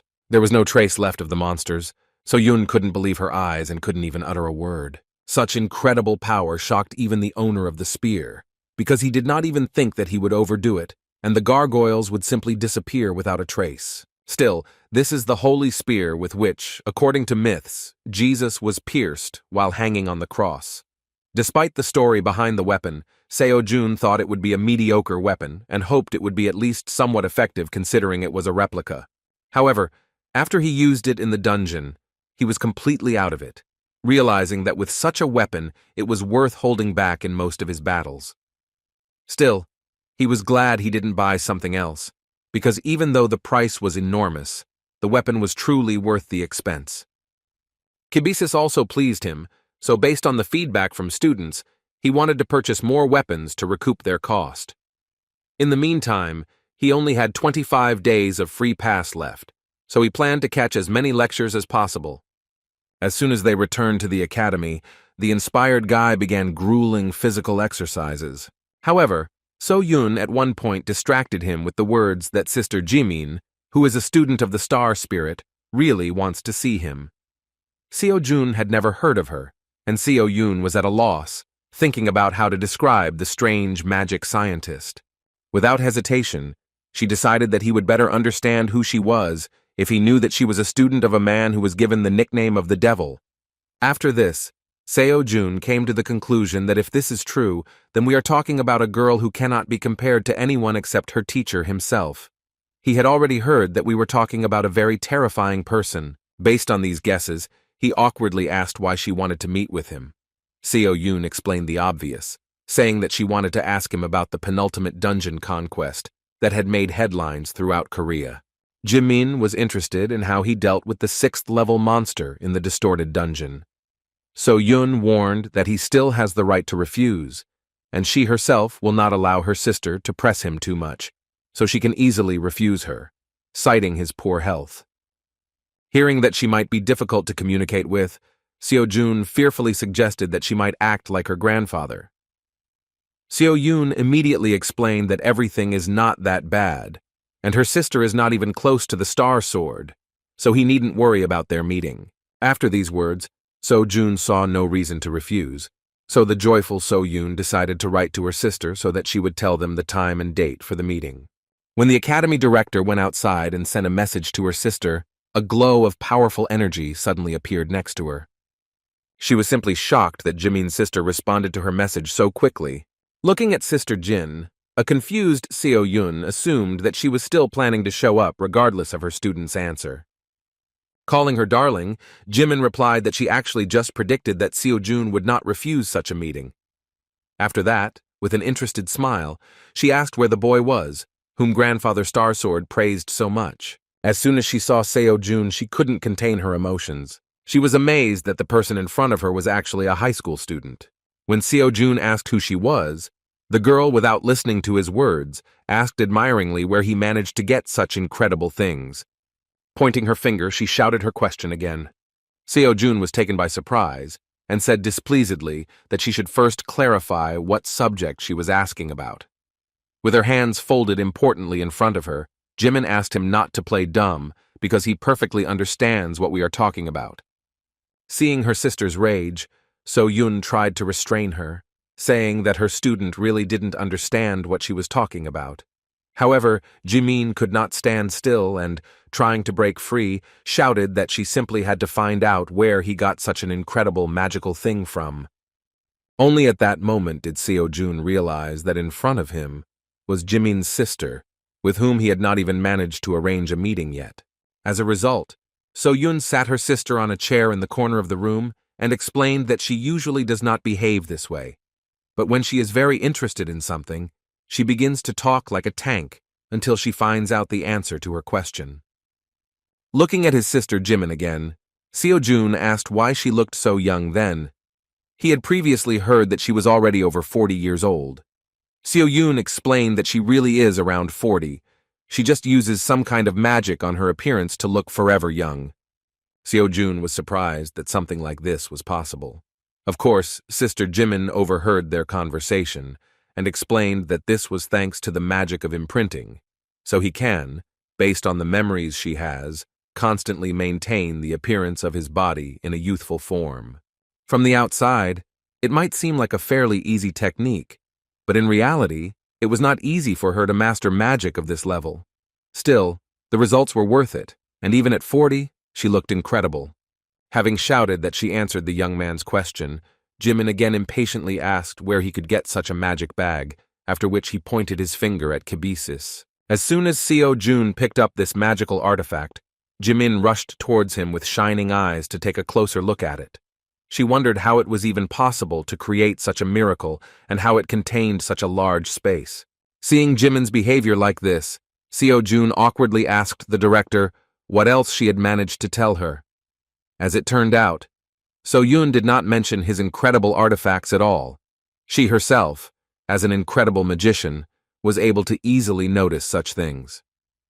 When Seo Jun said sickeningly that he himself did not see anything in Kibisis that could delight her, the devil's disciple nervously shouted that he must have fallen from the oak tree, because this is the coolest thing that she could previously only dream of. Calling this item an incredibly rare treasure, Sister Jimin began to talk so much about its amazing properties that Seo Jun's ears began to droop, and he was afraid to think about what would happen if some blacksmith saw his spear of Longinus. Within a moment, Jimin began screaming that she wanted to buy it. At first she said that she was ready to pay as much as 500 million won for it, but after that she completely doubled the amount to 1 billion. Seo Jun and Seo Yun were simply shocked. The student wondered if this was too high a price. In a calmer tone, Sister Jimin said that considering the value of the bag, it was worth it. Especially since if she had seen something similar in the store, she would have paid many times more and would not have been able to return the money in installments. When she began to rush Seo Jun to make a decision, he thought that if she had found out that he bought it for only 300 million, because it was just a replica, she would hardly have offered such a thing. He understood that she really had a similar amount, and it would be very useful to him because with 1 billion won, he could solve the problems with buying a lecture. Despite this, he was forced to answer with a downcast face that this bag was not for sale. So Yun was surprised, because just recently he had said that he desperately needed money. After hearing her proposal rejected, Sister Jimin couldn't stand still and wanted to know the reason. She couldn't believe that even 1 billion won was not enough, but she was willing to listen to his counter-offer.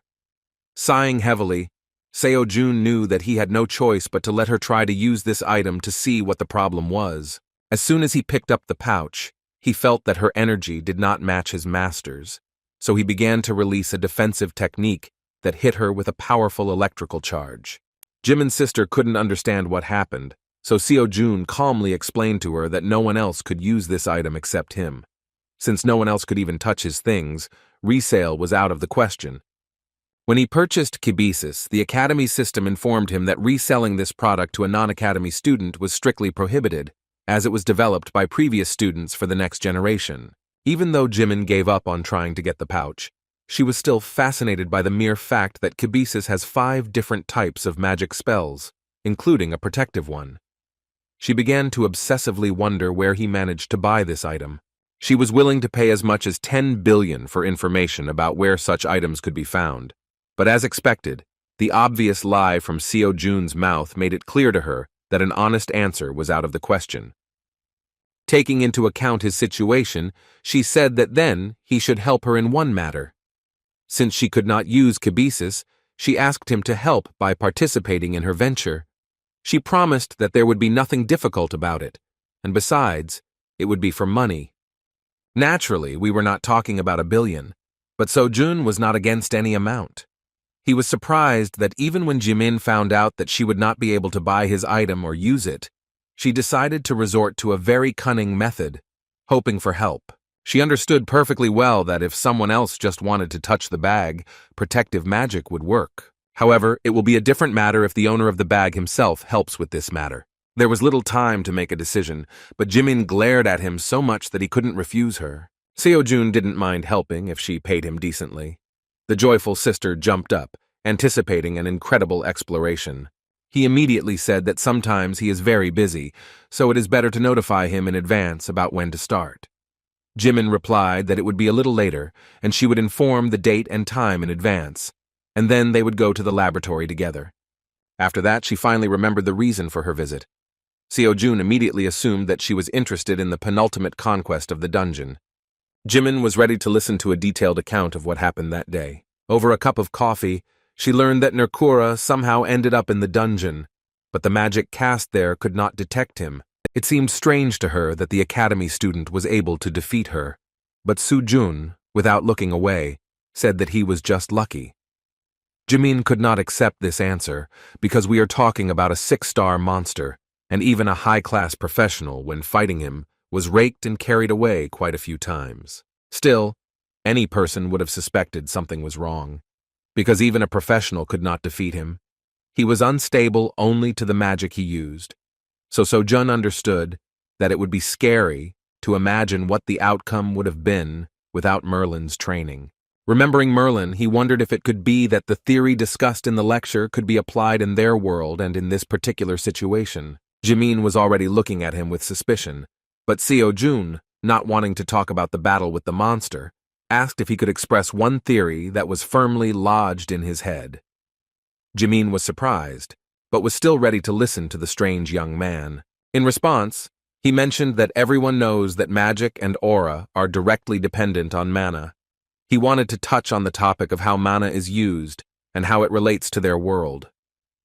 He warned in advance that this might sound absurd, but perhaps there would be some truth in his words. After these words, he suddenly assumed that the deformation of the dungeons was somehow related to the influence of mana. Hearing this, Jimin jumped up and asked him to tell him more about his theory, not missing a single detail. Seo-jun began with the assumption that magic and aura still tend to be distorted. He wondered whether the deformation would be related to these distortions. Merlin often mentioned in his lectures that after using one or another magic, one could even distort the space of their world, so the student considered that based on this, the assumption was valid. Applying the knowledge gained in the lecture, he still suggested that the deformation of the dungeons could be caused specifically by someone's will, and all because the deformation is not a natural phenomenon, which could mean that it could only be the result of outside interference. Seeing how Chinmin suddenly fell silent, Seo-jun began to get nervous, thinking that he had in vain raised such a stupid topic in front of the brilliant magician that he would most likely simply laugh at his words. To relax the situation, he began to awkwardly scratch the back of his head and said that this was just a theory, which most likely sounded too absurd, so you shouldn't pay attention to his words. However, as it turned out, Jimin was simply shocked by his assumption and even thought that he was also a magician. Seo-jun was confused and replied that he was just an ordinary beginner hunter. In response, Jimin impatiently shouted that she didn't understand how he could come up with this theory. She even suspected that he did not want to reveal the truth to them because one would not think of such a thing without being good at magic. After these words, she suddenly held her head, looking closely at the magical object on the student's belt. Pointing her finger at Seo-jun, she asked incredulously if he created this thing with his own hands. Then she began to blame him for the fact that he decided not to attract too much attention to himself as a brilliant magician, so he decided to hide behind the title of a novice monster hunter. Confused, Seo-jun didn't know how to answer. He didn't understand how their conversation suddenly went in such a direction. Jimin decided to arrange a real interrogation, and with an amazed look, asked how he came up with this. Seo-jun made a thoughtful face, because he could not say that he only took the knowledge received from Merlin as a basis and supplemented it with his own thoughts. He didn't think that this would cause such a strong reaction from his sister. With a confused face, he apologized, saying he didn't know how to explain it and just wanted to get back to his training. However, Jimin decided to move on to the next question, which concerned the origins of mana and aura. Seo-jun didn't expect anything different because the lecture said that their knowledge was beyond the ordinary. Be that as it may, he is an ordinary student who dreams of becoming a professional hunter, who has no knowledge of magical sciences at all. This superficial knowledge should have been enough to avert suspicion, but in such an environment, it seemed to him that he was behaving like a teacher. However, at the same moment, a brilliant idea came into his head regarding the fact that if knowledge is considered a commodity, then one can charge a fee for teaching people. Jimin's brainstorming continued, and she glared at him, expecting interesting answers, but Seo-jun remained silent as a fish. He thought that even though he promised to lend kibisis, knowledge could be traded. He considered some of the knowledge to be wisdom, which he acquired through his own efforts, as opposed to equipment from the store. Based on this, it was logical that he himself decides how to apply it. True, to teach others, he lacked the talent for his own interpretation of understandings. Besides, he wasn't sure what he would find who would be willing to learn from someone as suspicious as him. Sighing heavily, Jimin nevertheless relaxed the situation by saying that she saw that Seo-jun was not at all familiar with the concepts of magical teachings. The guy felt relieved because he felt insecure due to the fact that his progress in the magic course was only 18%.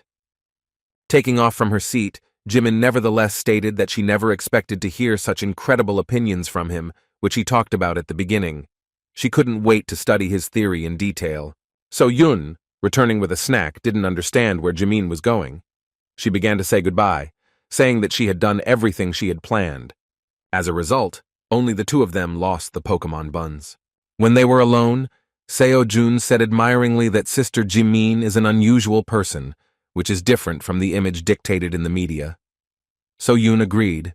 She noticed that she was even beginning to doubt that Jimin was really the next devil of the magical world.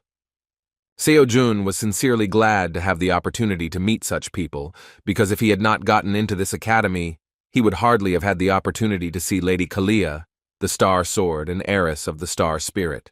While enjoying the fresh pastries, he even assumed that, at this rate, one day he would have to meet the Great Voice. After a snack, he returned to training, but after only an hour of watching lectures, he noticed that his progress was too slow. Thanks to increased efficiency with the help of kibisis, he began to quickly deal with individual course assignments. And yet, there was too little time to complete them within the allotted time. He hoped that he could take at least one course before his free admission expired. All that remained was either to earn money for a free pass or to greatly increase the progress of the course over these days. He decided to enter So-Yun's office to clarify a question, but saw that she was completely concentrated on her thoughts. The atmosphere here was overwhelming, and the principal was thinking out loud that she alone could not cope with teaching new students, so she needed to hire a professor. She couldn't invite just anyone and couldn't even imagine how much money she would have to spend to hire someone. When Seo-jun came closer and spoke to her, she was so scared that she almost tore the piece of paper in her hand. The student, who did not understand what was happening, immediately asked what she was thinking about, that she even heard him calling her. So Yoon admitted that she was going to recruit new students, but some difficulties arose. This meant that even she, as a director, was having a hard time right now, and yet he turned to her with his question. Seo-jun wanted to know if there was any competition going on soon, like the previous academic competitions or the recent dungeon clearing competition. He was most interested in the next 20 days. So Yoon, looking at the schedule for the next month, sadly said that there are no such events. Seo-jun was upset that at the end of the lecture trial period, he still wouldn't have the opportunity to get some good practice on his skills. The next interesting event will be the Hunter Training Exam, but it will take place only in a month. As the name says, this is not a real exam, but a preliminary exam.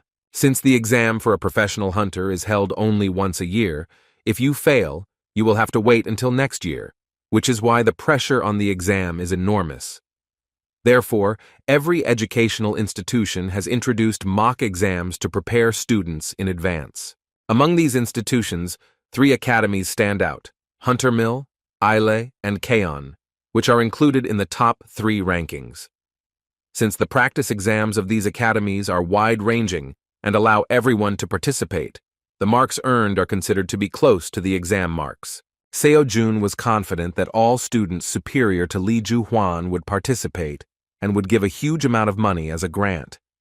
He could not miss this chance, because in this way his money issue and the problem of course progress would be solved at once.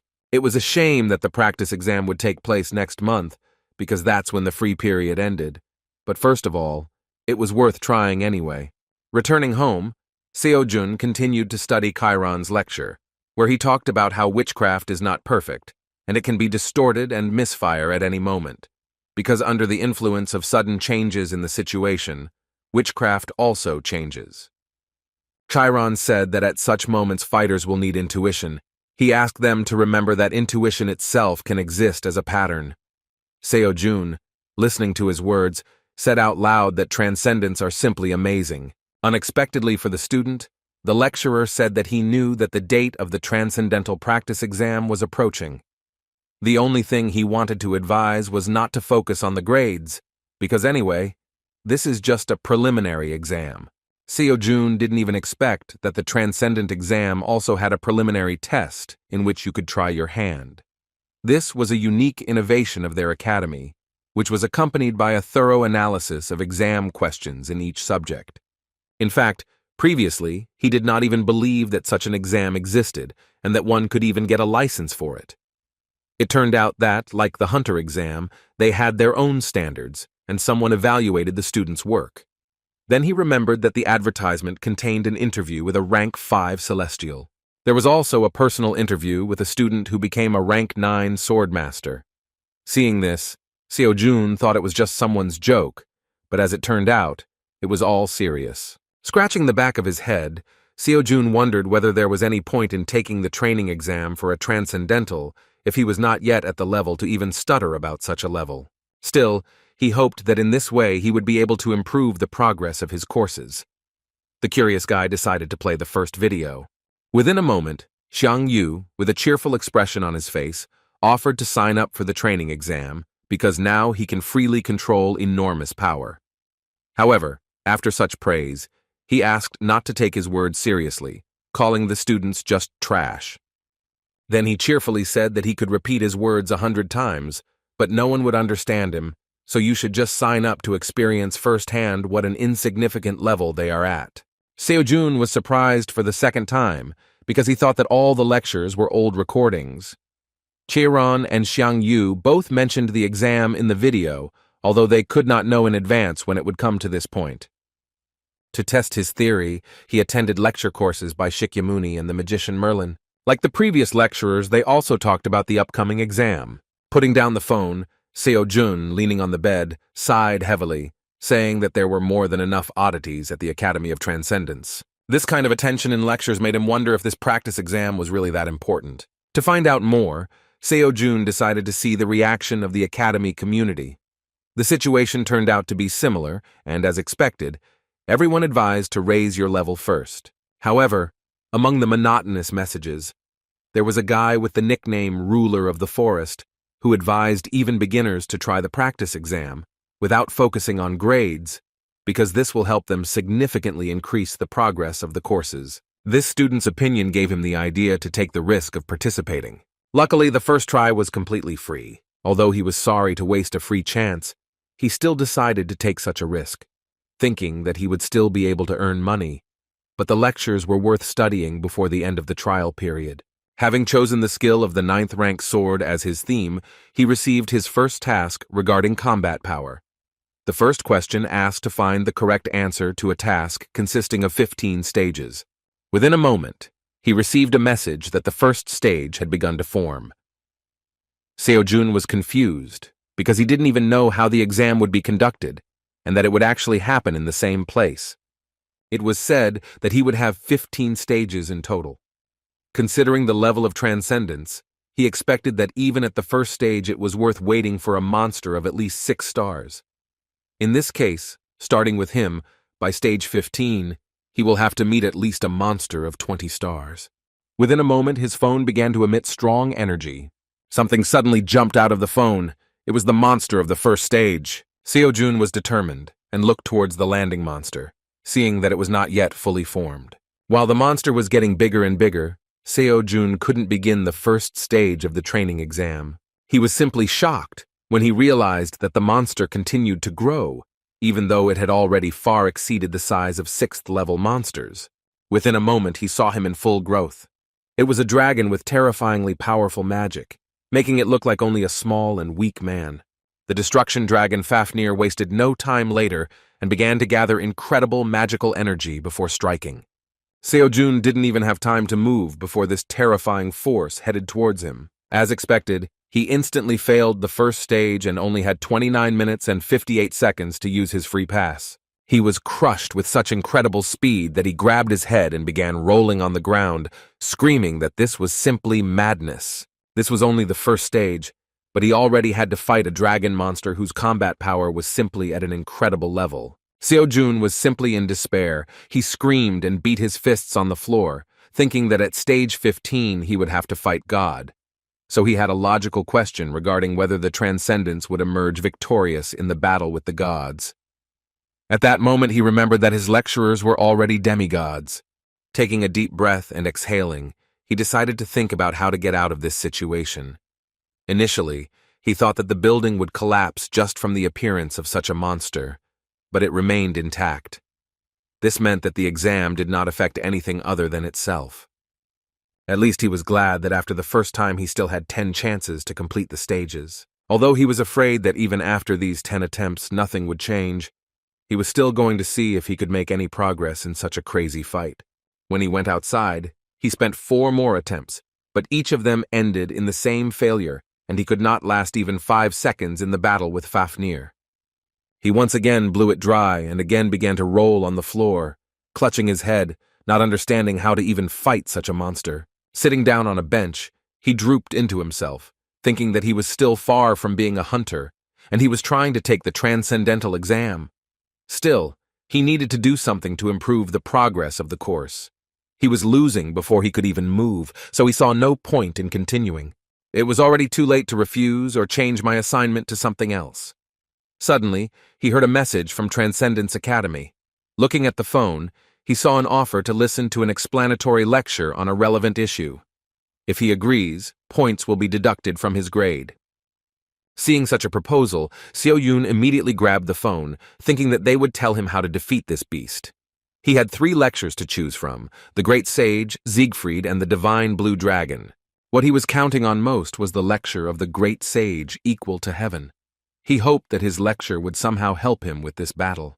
Turning on the lecture, he heard that Sun Wukong knew that the task of the first stage of the training exam was the battle with the Dragon of Destruction Fafnir. With a kind smile on his face, he said that in fact, this is a task of attentiveness, due to which it causes some difficulties. But if you look deeper, everything will turn out to be much simpler than it seems at first glance.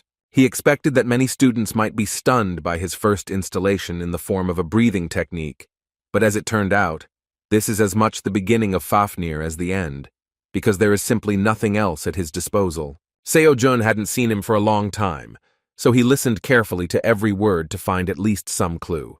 In the end, The great master boiled it all down to the fact that you just have to avoid the breath of this monster, and the matter is in your pocket. After that, he suggested looking at how this is done in practice. His first advice was to not try to cut the breath. He did not say that this was impossible, but he believed that this was simply not necessary, so he should just avoid it. Having dodged the attack, he calmly said that by expelling his breath, Fafnir would not be able to use it again for some time. With a sly, bestial smile, he suggested that at this moment Fafnir was no more dangerous than an ordinary lizard. Naturally, in this case, he suggested simply beating her like an ordinary monster. With these words, he struck with incredible power, which is the first form of his spear technique called meteorite fall. Naturally, Fafnir instantly disappeared under such pressure, and the old man said that in fact everything was quite simple. Such a demonstration was not at all what Seo-jun expected. Calling this an easy stage, the lecturer said that the task was aimed only at testing the ability to understand the situation. Seo-jun couldn't believe that this was actually an expository lecture. He plunged into severe despair and literally lost his own identity from the realization that he was unfamiliar with the concept of clarification used by transcendental-level masters. The second lecture was no less useless, since the divine blue dragon simply stopped Fafnir's attack with lightning breath. Naturally, Seo-jun was not a dragon and had no idea what to do with this information. At that moment, he felt completely disappointed in the lectures and thought that this was the end.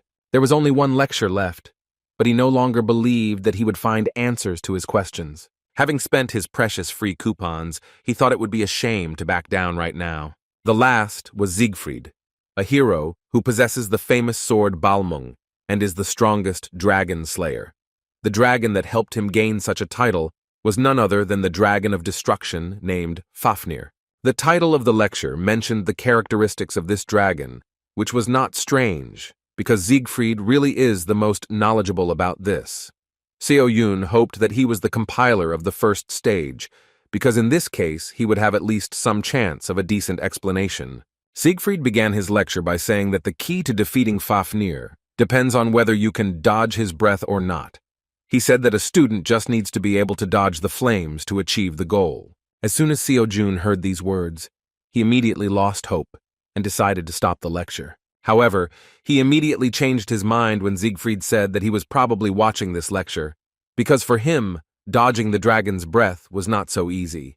As it turned out, he was the only one who could understand the features of Fafnir and show the second way to achieve the goal. First of all, he clarified that Fafnir spews out his breath where he is summoned, so if you call him and quickly jump away, the breath will rush in that direction. It was pure trickery, but knowing this, inexperienced students might have a chance to evade the breath. Still, Siegfried took into account that there would be students who would find it difficult to cope with the speed of the dragon. Therefore, he said that for such students, he has an additional method. As it turned out, for this it was necessary to prepare a gold bar. Siegfried admitted that Fafnir became the dragon of destruction precisely because of the gold, which blurred his vision. In fact, it does not have to be a solid gold bar, because something similar could do. After calling Fafnir, he offered to throw gold right under his nose. In this case, the brat will not immediately use his breath because he will be afraid that the gold may melt and mix with dust. When asked whether this was a violation of the rules, he replied that it makes no difference whether the student uses a trick or his own skills, because the main thing is to find the right solution and way out of the situation. That was all he could say about this stage. The information turned out to be quite valuable, and he even said that if anyone is interested in how to defeat other dragons, then it is worth attending his lectures on fencing that defeats dragons. Sighing heavily, Seo-jun resigned himself to the fact that he had to spend money on the bar. Now he had some knowledge of how to fight against this dragon, so with some hope he began the first stage again. As expected, the dragon immediately began to prepare its fiery breath towards the student. At the same moment, Seo-jun threw a gold bar towards the dragon. The dragon was already a moment away from turning everything around into dust. However, as Siegfried said, as soon as he saw the shine of the gold bar, he immediately stopped, for fear of losing it due to the high temperature of the fiery breath. Within a moment, he turned into an obedient pet, whose gaze was aimed at the ingot flying past him. Seo-jun was already extremely happy that he was able to escape the dragon's breath. However, he had to hurry, because as soon as Fafnir received the ingot, he learned that it was not completely gold, but only covered with gilding.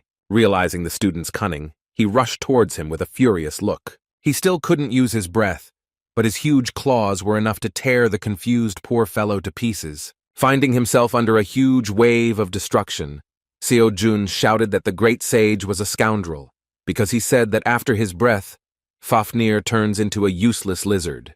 After making an incredible fuss, Seo-jun was still able to hold out for just over a minute, which was already something incredible. He only had 4 tries left. He still didn't understand how to defeat this monster, but he was already pleased with the message that he was able to get a little progress in Kiran's course. There was little time left, so he decided to use his attempts to the end. The second time, he managed to avoid breathing even without the fire ingot. Despite this, a powerful blow from the dragon's tail caused him to lose his balance. It was extremely difficult to dodge, not to mention the opportunity to strike. The speed of the dragon's tail greatly exceeded the speed at which Seo-jun moved around it. A moment before the collision, he, realizing that it was too late to dodge, decided to avoid the blow in a cunning way. Once again, a gold bar was used, which distracted the attention of the greedy dragon. Thanks to this, Seo-jun gained seconds of peace by dodging the blow. However, this trick did not work for long because within a moment the dragon rushed to attack again, this time even with a furious cry. Seo-jun understood that his rage was because he was angry again because the bar was gold-plated. A moment before Fafnir struck, Seo-jun reached into his pocket again. This time the cunning guy threw up as many as 5 bars. The dragon, seeing this shine in the air, again turned into an obedient pet. While he was trying to catch the same gold-plated bars, Seo-jun was already above. Pouring a large amount of mana into his spear and enhancing his body with aura, he aimed at the dragon's back. With the hope of piercing this monster, Seo-jun charged using the spear skills that Xiang Yu had taught him. With a happy face, he shouted that the attack worked. It did work, but only a little, so the dragon remained practically unharmed. Within a moment, Seo-jun felt a cold breeze coming from the dragon's nostrils and discovered a flea on his back. Another attempt did not bring the desired result. Each time, Seo-jun felt pain from the blows, but they did not have much effect on his real body. And yet, there was a positive aspect to this attempt, because the progress of Kiran and Xiang Yu's course increased significantly. This was to be expected, because this time he managed to combine their teachings in order to deliver a powerful blow. Looking at the progress of the lectures, Seo-jun realized that if this continues, then by the end of the free trial he will complete at least 1 course, and if he tries, even 2. Finally, a smile appeared on his face with hope that he was doing this for a reason. After using up his remaining 3 attempts, he returned to the academy to continue studying the lecture. Seeing him, Seo-jun asked why he hasn't been going on dungeon raids lately. Seo-jun was surprised by his answer, because he said that he did not have time for this, because he decided to focus on individual training. To avoid another awkward conversation, Seo-jun replied that in that case she would simply go back to sorting through the paperwork in her office. Seo-jun, feeling awkward, agreed with her proposal, realizing that it was strange for him to talk about lack of time, because his workouts looked like he's staring at his smartphone all day long. As a result, he received only 4 points out of 100 for combat strength, which was expected, because Fafnir turned out to be too strong. Failing the training exam with such a terrible grade in the first discipline was a little offensive for Seo-jun, but he didn't expect anything more. The problem was that the course progress was slower than he expected. Real combat was the only way to quickly gain an understanding of the courses, because putting the skills into practice shows excellent progress. 3 days later, it was time for the second discipline, which was basic endurance. Seo-jun had no idea what format the exam would take this time. As the task took shape, a red sphere suddenly appeared in his hand, emitting powerful magic. Taking a look at the magical step, he assumed that it would grant wishes, and yet he did not have time for this, because a warm breeze miraculously began to lift his hair. Looking around, he realized that this breeze turned out to be the breath of the evil dragon Kanchori. The task was to escape from the dragon, preventing him from getting Yeju, the pearl he was holding in his hands.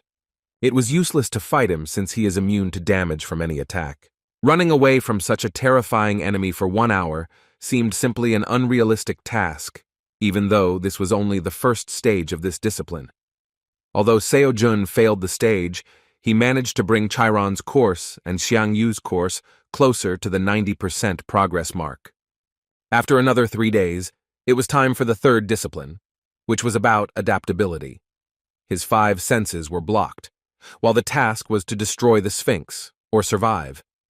Seo-jun didn't understand what was happening at all, so he simply stared at the majestic Sphinx with incomprehension. He thought he was going to play a word-guessing game with him, so all 10 attempts were wasted in a few minutes. The fourth discipline was testing mana-related abilities.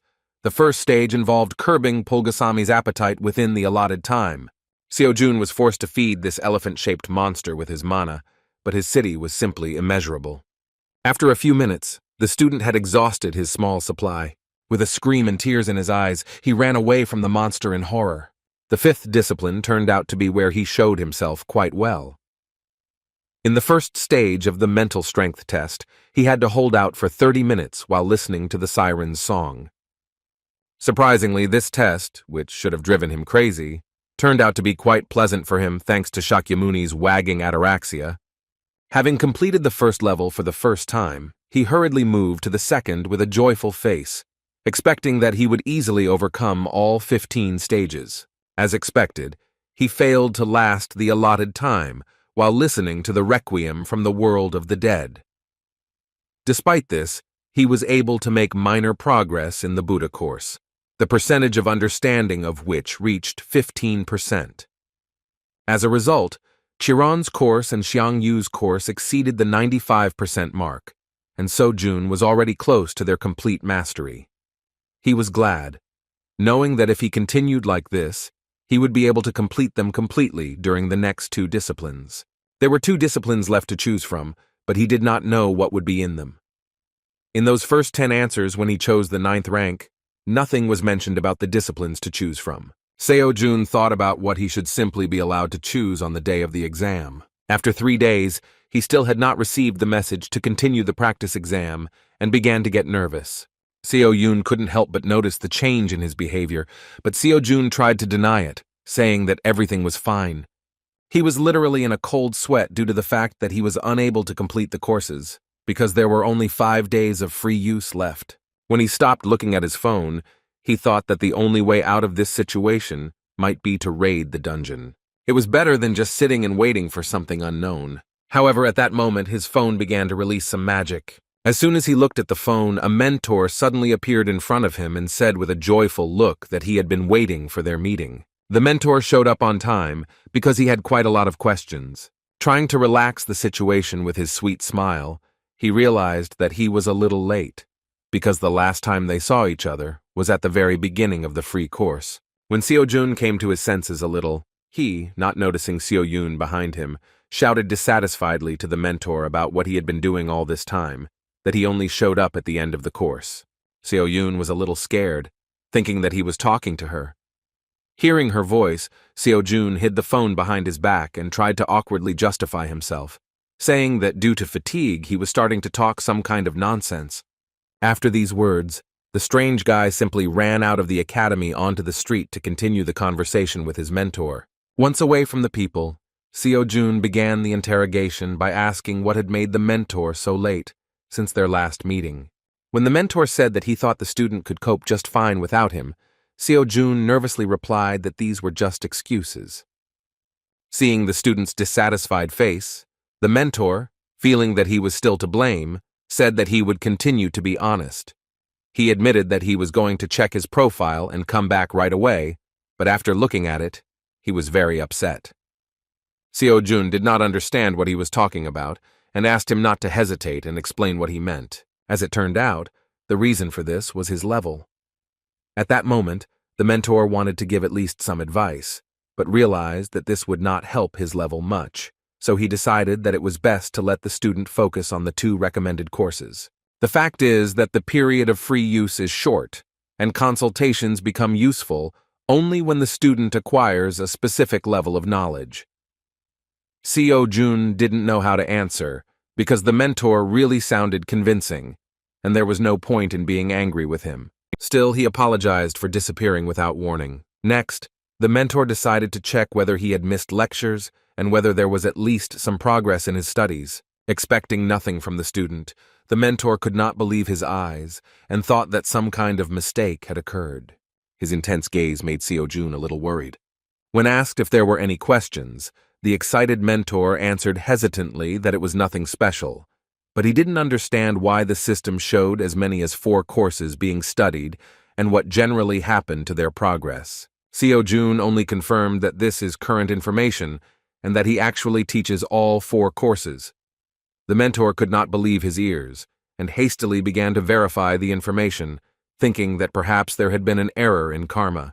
Hearing that the information on the screen was correct, he put on a shocked expression, showing the unexpectedness of this situation. The fact is that Seo-jun's level was previously terribly low, and the mentor could not believe that in just 3 months it was possible to achieve such progress, because even if these are just introductory courses, they usually take 4 times as long. He was no less surprised the moment he heard that Seo-jun had already started studying for the Transcendence Training exam, which greatly helped him in his progress. With a kind smile, the mentor admitted that his presence was indeed not required, although not for the reason he expected. Taking the opportunity, Seo-jun said that since they were talking about increasing the level, he would like to ask a question about the exam. He was interested in the elective disciplines and how they should be chosen. Looking at the screen, the mentor was surprised, because even though the training exam was in full swing, for some reason Seo-jun was displaying that no disciplines had been selected. The student assumed that this was due to the fact that he did not have a Transcendence Academy ID. The mentor could not understand how this was even possible, since it is usually created during registration. In response, Seo-jun said that he simply missed this stage. To confirm his words, the student simply showed a screen on which it was written that he could not create topics for discussion in the academy community without having his personal ID. Nothing like this had ever happened before, so the mentor didn't even know what to answer. Nothing came to mind, so he decided that he needed to address this question directly to the director of the academy. When he said that he needed to go away for a while, Seo-jun fearfully said that he would probably disappear again for several months. In response, the mentor promised that he would just leave a request and return immediately. Returning the phone, he said that he had already solved the problem with the elective disciplines, and now Seo-jun could calmly choose to continue the practice exam. As he disappeared, he again promised that he would return before the free pass ran out. The mentor disappeared again before Seo-jun asked all the questions that interested him. Still, he hoped that he was not lying and that they would meet again soon. After several attempts at completing additional disciplines, Seo-jun finally completed Xiang Yu's course, achieving 100% of his lecture progress. Now the system reported that he had completely mastered the spear, the power of which would move even mountains. Seo-jun couldn't believe that this was really the case, so he decided to test his skill in practice. Filling the spear with magic, he made a small swing and felt the destructive power emanating from it. At that very moment, he received an offer to listen to the epilogue lecture from lecturer Xiang Yu. With a cheerful laugh, Supreme Ruler Xiang Yu said that he never thought that the day would come when the student would graduate from the course. He really thought he would never see it. Xiang Yu was sincerely confident that the students who completed the course had undergone strong changes and could now freely use limitless power that would move even mountains. However, he asked that it was stupid to become proud over such a trifle, because this is only the basis for learning, which gives the right to move on. To encourage the students a little, he said that they had now moved from the status of ordinary garbage to the status of recyclables, which still does not change the truth that they are worthless masters, far from transcendence. Despite these words, the congratulations actually brought a smile to the student's face. Finally, he warned that this path would be extremely thorny, and students would probably still want to give up and doubt whether this was the right choice. He asked to remember that in transcendence, there is no one right answer, as in everything in this world. Therefore, he advised them to trust that they had made the right decision in order to confidently follow this path to the end, regardless of the speed of progress. Xiang Yu's course was completed, and Seo-jun fully mastered the power that moved mountains. When he returned to the academy, So-yun was already waiting for him with an interesting offer. She had previously mentioned the hunter training exam, and this time she said that applications were just beginning to be accepted and would last a week. Seo-jun was just about to ask about this, so he agreed that he wanted to participate. He failed the Transcendence training exam, and the grades made him want to cry. And yet he was not upset, realizing that the Transcendental and the Hunter were completely different levels. Xian Yu's course helped him gain incredible strength. Plus, he now has a holy spear. The application was completed, and there were still 10 days of training left before the exam. Unexpectedly for So Yun, he suddenly came closer and embarrassed her with his gaze. He just wondered what would happen if they fought in a duel now. Still, he understood that this was unlikely to affect progress, so there was no point in distracting her. Awkwardly apologizing for his behavior, he asked how the search for students was going. Seo Yun replied that this question actually bothers her a lot. She was worried about how grandfather would behave with the new students. Seo Jun was an exception, but she doubted that things would continue to be as successful. Seo Jun understood her, because he had no doubt that when a new student appeared, the Holy Sword would definitely come to the academy to beat him, asking for what purpose the stranger decided to get close to his granddaughter. Remembering his grandfather, he wondered if it was possible to spar with him. In fact, this was not the only problem, because it was possible to come to an agreement with the grandfather. She was more worried about which professor to invite to the academy. The problem was that her strength would not be enough to teach everyone at the same time, because each student takes time. When Seo Jun heard about the need to have a professor in each field, he became very interested, because it was about money. So Yun argued that hiring just anyone is a bad idea, and the academy simply does not have money for famous professors. With these words, the student had a logical question about how much the annual salary of famous professors is. Seo Yun replied that it directly depends on the professor himself, but famous ones have salaries of hundreds of millions of won per month. Seo Jun was shocked when he heard that, in the case of those who occupies the top, it can be on the order of several billions. Now he understood that professional hunters don't just go to academies, because in fact there is no less money there than in dungeons. 3 days later, the Transcendence practice exam was completed, and Seo Jun scored a total of 29 points out of a possible 700. However, he did not expect more, and was actually glad that he had at least completed one of the 4 courses. It was a shame for the Chiron course, which lacked 5%. Within a moment, the mentor suddenly jumped out of his phone and again amazed him with his appearance. However, this time Seo Jun did not show that he was surprised, but rather showed displeasure. He recalled that the mentor himself said that he would return before the end of the free pass, so he assumed that he would appear when he completed at least one course. Hearing that Seo Jun had completed the course, Mentor screamed in surprise and opened his mouth wide. He was so happy for the student that he admitted that he couldn't even find the appropriate words to congratulate him. Still, Seo Jun would like to hear more about what the principal said about his situation with the academy's student ID. From Mentor's reaction, it immediately became clear that everything was not as simple as we would like. In response, he shouted that it looked like they were in big trouble. Seo Jun didn't understand what could have gone wrong. He was surprised to learn that as soon as the mentor decided to check his personal information, he saw that it was simply not there. Transcendence Academy had no information at all regarding student Kim Seo Jun.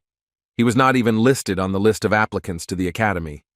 Seo Jun, clutching his head, said that this means that he is not a student at the academy. On the other hand, he could not accept this as the truth, because all this time he had been studying their lectures and even completed one of them. The mentor actually shared his feelings, because in his entire career, he had seen something like this for the first time. The Transcendental Academy strictly controls membership, and if one is not a student, then one will not be able to listen to lectures and will not be able to contact a mentor. When asked how the director of the academy reacted to this, the mentor said that he also did not understand how it happened. Although Seo Jun did not know the director of the academy, it was easy to assume that he was someone very impressive. Even if the director doesn't understand what's going on, then it's hard to imagine who will explain the situation to them. Seo Jun suggested that perhaps this was a system error, but the mentor replied that this does not happen unless karma is changed.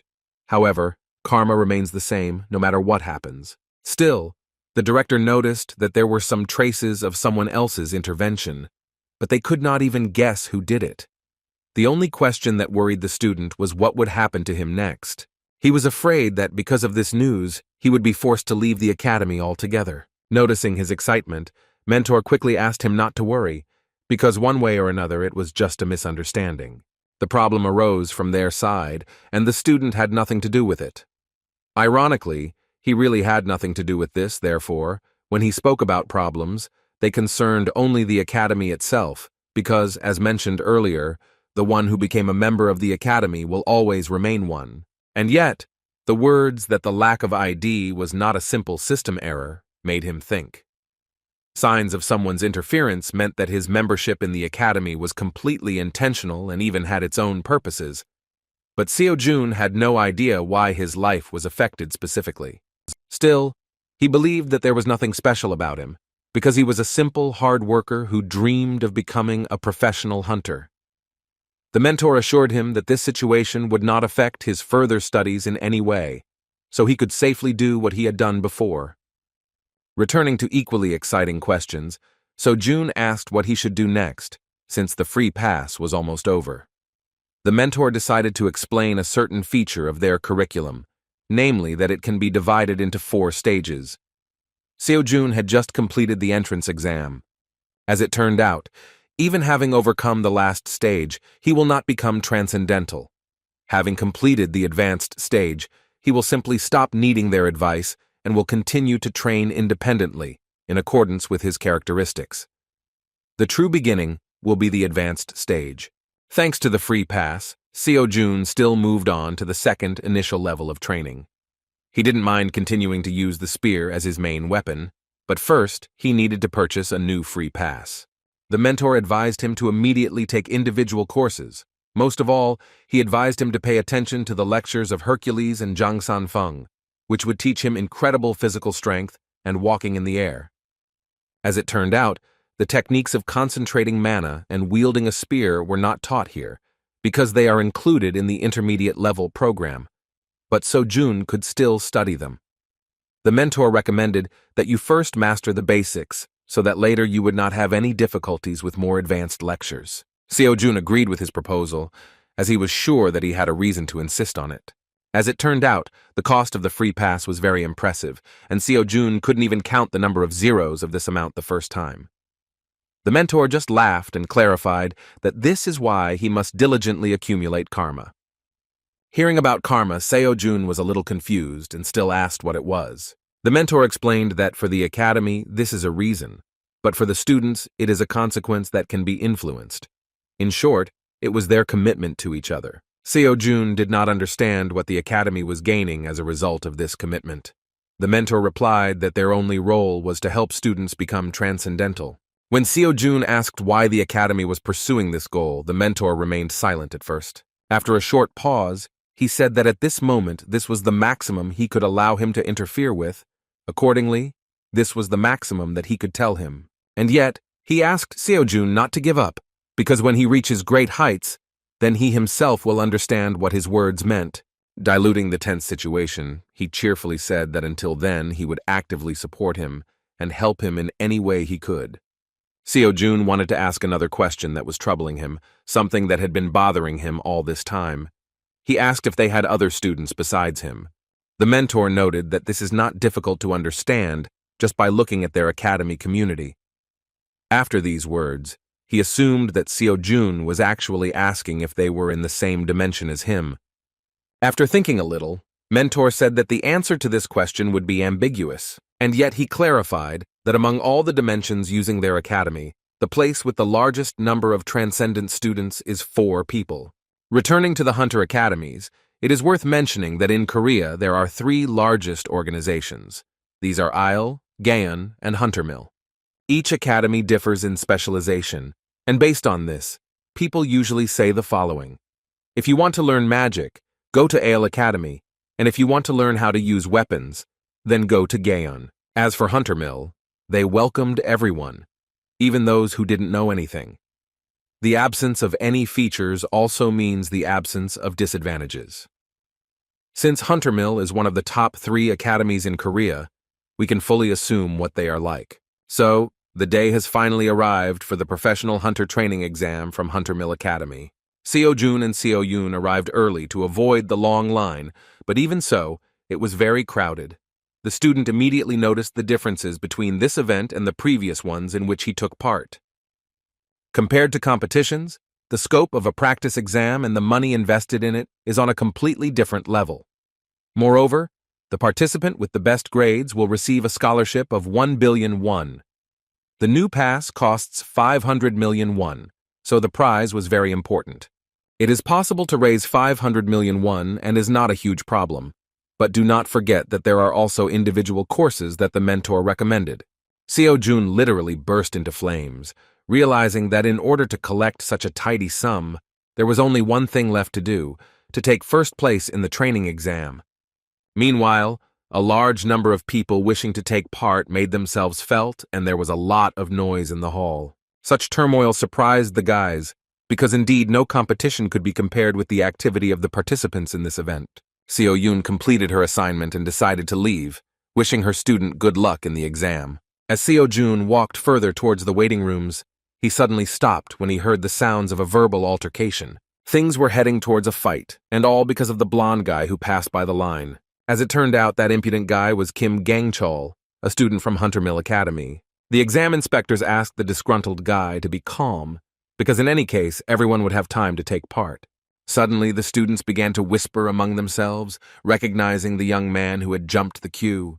In fact, no one knew who the academy sent from itself.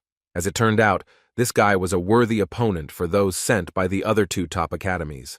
Lee Doon participated from Isle, and Jin Dongmin from Gaon. They said it would be the best practice exam in history. The crowd also discussed the fact that even in Hunter Mill, Gang Chol is among the top 3 best specialists among students. The promising swordsman stopped, taking a closer look at the stranger who had passed before him. He didn't see anything interesting in the student of an unknown academy, so he simply walked by. In turn, Seo Jun understood that the rising star of Hunter Mill Academy would certainly cause him problems. As the crowd began to discuss the favorites, Seo Jun decided to slow down to hear who else he would face. Some very noisy guy was talking about how Kim Gang-chul is undoubtedly superior to everyone else in terms of skills, although Lee Do-yoon and Jin Dong-min are far from weaklings. He even mentioned rumors that he was supported by the Order of Truth. Naturally, the exam was conducted by his own academy. The eccentric suspected that there was a place for a conspiracy here, because the academy probably shared with him valuable information regarding the training exam. And yet there were those who tried to reassure him, saying that even if he was a student of Hunter Mill, one of the best academies would keep its face and would not go against the rules. Meanwhile, the discussion was interrupted by the appearance of a strange, noisy guy who was also trying to get past the line. It only took one glance for Seo Jun to become interested in the identity of this eccentric. The fact that this disciple brought so many types of weapons with him raised questions.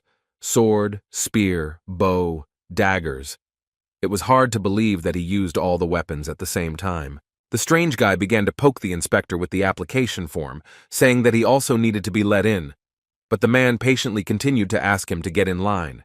The young man was very persistent, and asked why he was worse than the guy who was skipped in line. Meanwhile, the crowd had already begun to get angry with him, and the impatient guys began to shout that the eccentric should return to the end of the line. In order not to detain anyone, 2 disgruntled inspectors grabbed this guy by the arms and dragged him to the end of the line. This was the first time Seo Jun had seen such strange behavior from the members.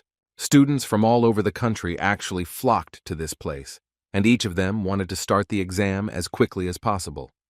Meanwhile, the first stage began, at which the physical strength of the participants was tested. Park Do-seok, an unremarkable guy, was preparing to become a hunter at the 2nd Division Academy. He believed that he could be placed on a par with the talents of such giants as Hunter Mill, Isle, and Gaon. However, the reason he was forced to choose the 2nd Division was money. The annual payment for one of the top 3 academies in Korea more than exceeds 100 million. Therefore, he could only go to a 2nd Division Academy, where he could receive a scholarship. People consoled him that it was better to become the head of a snake than the tail of a dragon, but he did not agree with them. After all, becoming the tail of a dragon, he would have the opportunity to compete with dragons, but becoming the head of a snake, he would have to compete with other snakes that would be no match for him. With such problems, this guy took part in the practice exam, plunging into the world of real professionals, being completely satisfied with his own choice. The Hunter Meal Training Exam, excluding the test portion, includes the 5 disciplines of a professional hunter, including basic stamina, mana usage, fighting monsters, and dungeon raids. Basic endurance was measured by a simple and straightforward task in which you need to run 3 kilometers in 5 minutes, repeating this several times. After successfully running 3 kilometers in 5 minutes, you must run 3 kilometers again, and if suddenly you fail, then the assessment will be completed. To put it simply, the main criterion for assessing endurance is how many times you have run the standard. At first, Park Do-seok did not see any competitors, and so June seemed to him like a stupid weakling, but in the end, they were already running the 15th lap, and there was no one left except them. From the very beginning, the guy with red hair put himself on par with the best students of the 3 academies, so when he saw a stranger running alongside him, he decided that it was worth recognizing his efforts. However, no matter how hard he tried, his stamina was not enough to stand on par with Seo-jun. At one point, a guy from an unknown academy took the lead. Park Do-seok could no longer keep up with him because his breathing was already knocked out, and yet he did not despair because even this result suited him. Yet, as promised, he overcame himself, entering into battle with dragons, not snakes. When he saw Seo-jun approaching, he extended his hand forward to give him a high five, saying that he recognized him as his true comrade. However, to his disappointment, Seo-jun did not feel that he was finished at all and ran past him altogether. He didn't even have time to notice Park Do-seok's sincerity, because the stage of testing his endurance was surprisingly easy for him. As expected, the rest of the tasks aimed at testing physical indicators were given to him just as easily. All the students present were shocked that an inconspicuous guy could perform exercises with a huge amount of weight with such ease. It was hard to believe that he was a person like them, because from the enormous amount of weight his barbell began to bend right on his back. While everyone was surprised, Seo-jun continued to practice, thinking that the tasks of the practice exam were very easy. Although the daily tasks had strengthened his stamina, he was more confident that Xiang Yu's course had given him the ability to instinctively use enormous strength. When he came to this conclusion, he began to dream about what would happen when he completed the Hercules course, which promised an S-rank skill of divine power. Seo-jun was literally fired up with the idea of earning even more money to afford the Hercules course, while the academy worker behind him asked him in a confused voice to take a break and move on to the next task. Meanwhile, Kim Gang-chul also finished his strength testing exercises and was asked to rest before starting the next task. He was in another room, but none of those present could compare with him. He believed that, in fact, for above-average specialists, the training exam does not play a big role. Kim Gang-chul, Lee Do-yoon, and Jin Dong-min, as the strongest participants in the training exam, were supposed to put on nothing more than a demonstration performance to confirm the prestige and greatness of the top 3 academies in Korea. Kim Gang-chul himself understood perfectly well that this entire exam could be called a battle to defend the honor of the 3 academies. However, his case was a little special because he received some assignment from the Order of Truth. They asked him to take a closer look at the actions of a member named Kim Seo-jun. They didn't demand anything more from him, just watch what that guy was doing. That representative of the Order of Truth always supported him in all past competitions, without putting forward any special conditions, spoke only when necessary, and the rest of the time silently patronized him. It was strange that such a condition would appear so suddenly. A month ago, Student Huntermill had already heard the name of the student the Order was interested in during the dungeon distortion incident, but when they collided in the passage, he did not notice anything outstanding about Kim Seo-jun.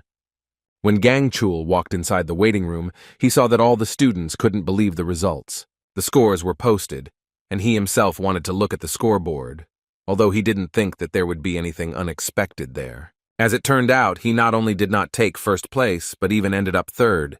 He couldn't believe how it happened that there were 2 whole people in front of him.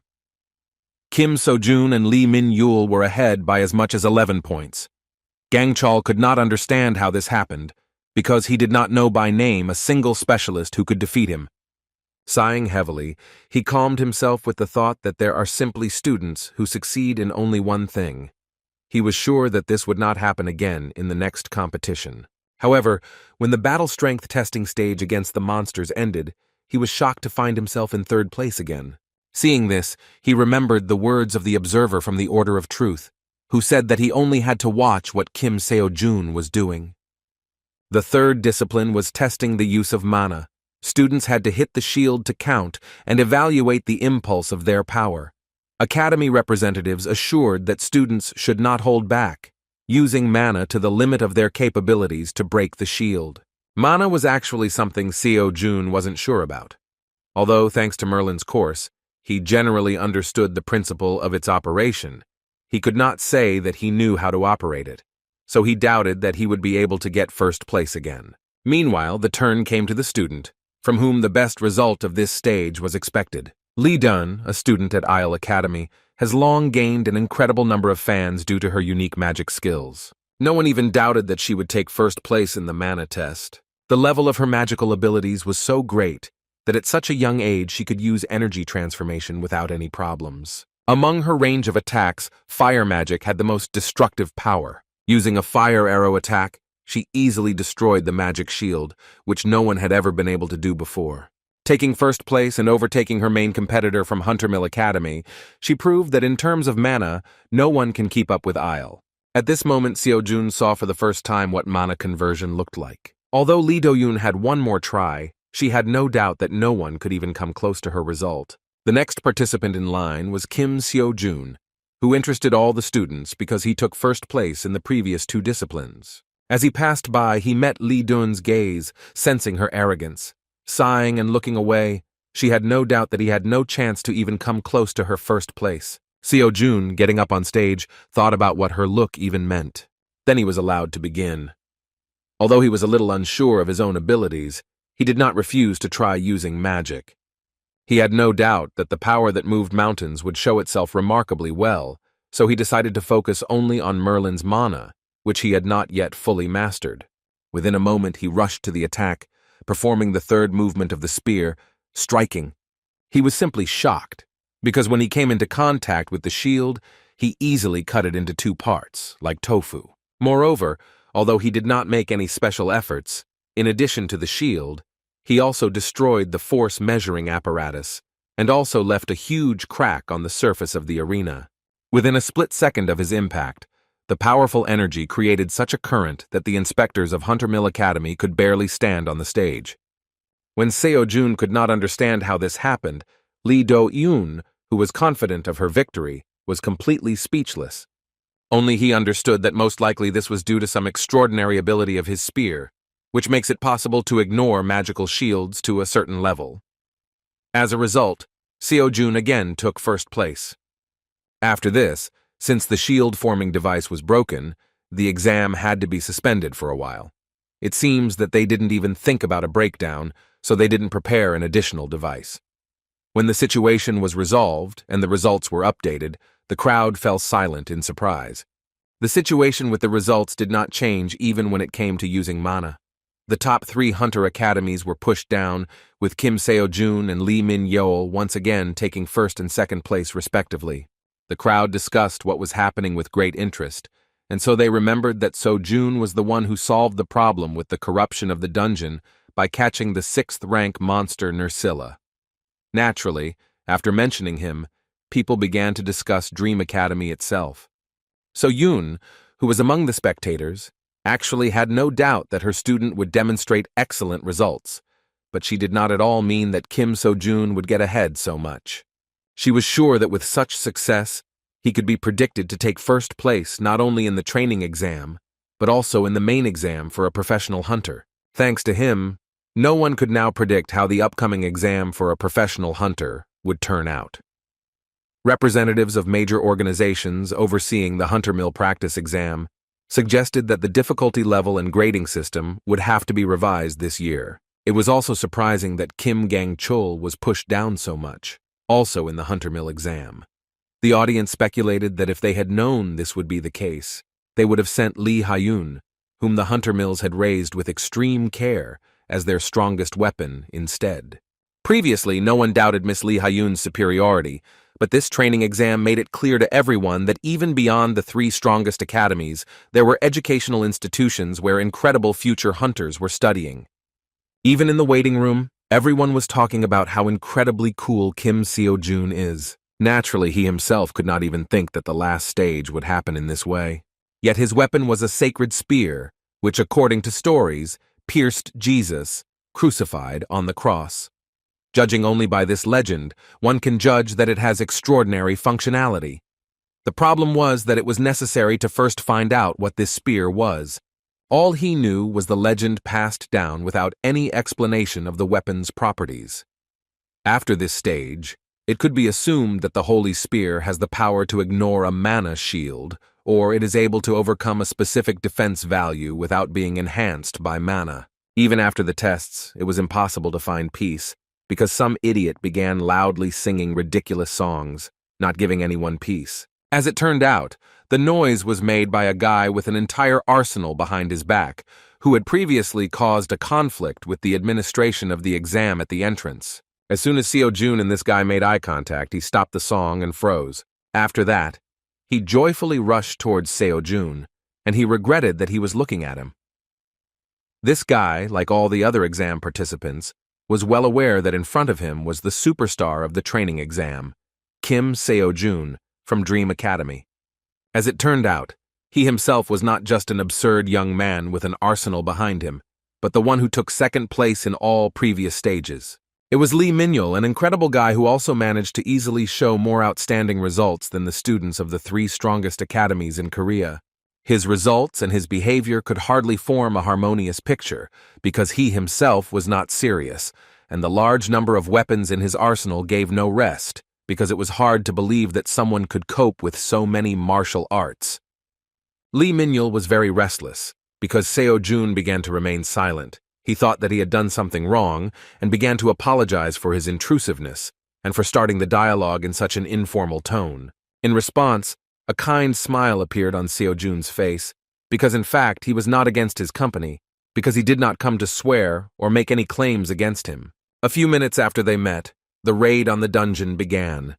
The surprising thing was that it was almost no different from the real thing, even though it was created by augmented reality. The main criterion for assessing the 4th discipline of the Huntermill training exam was the time spent in the raid.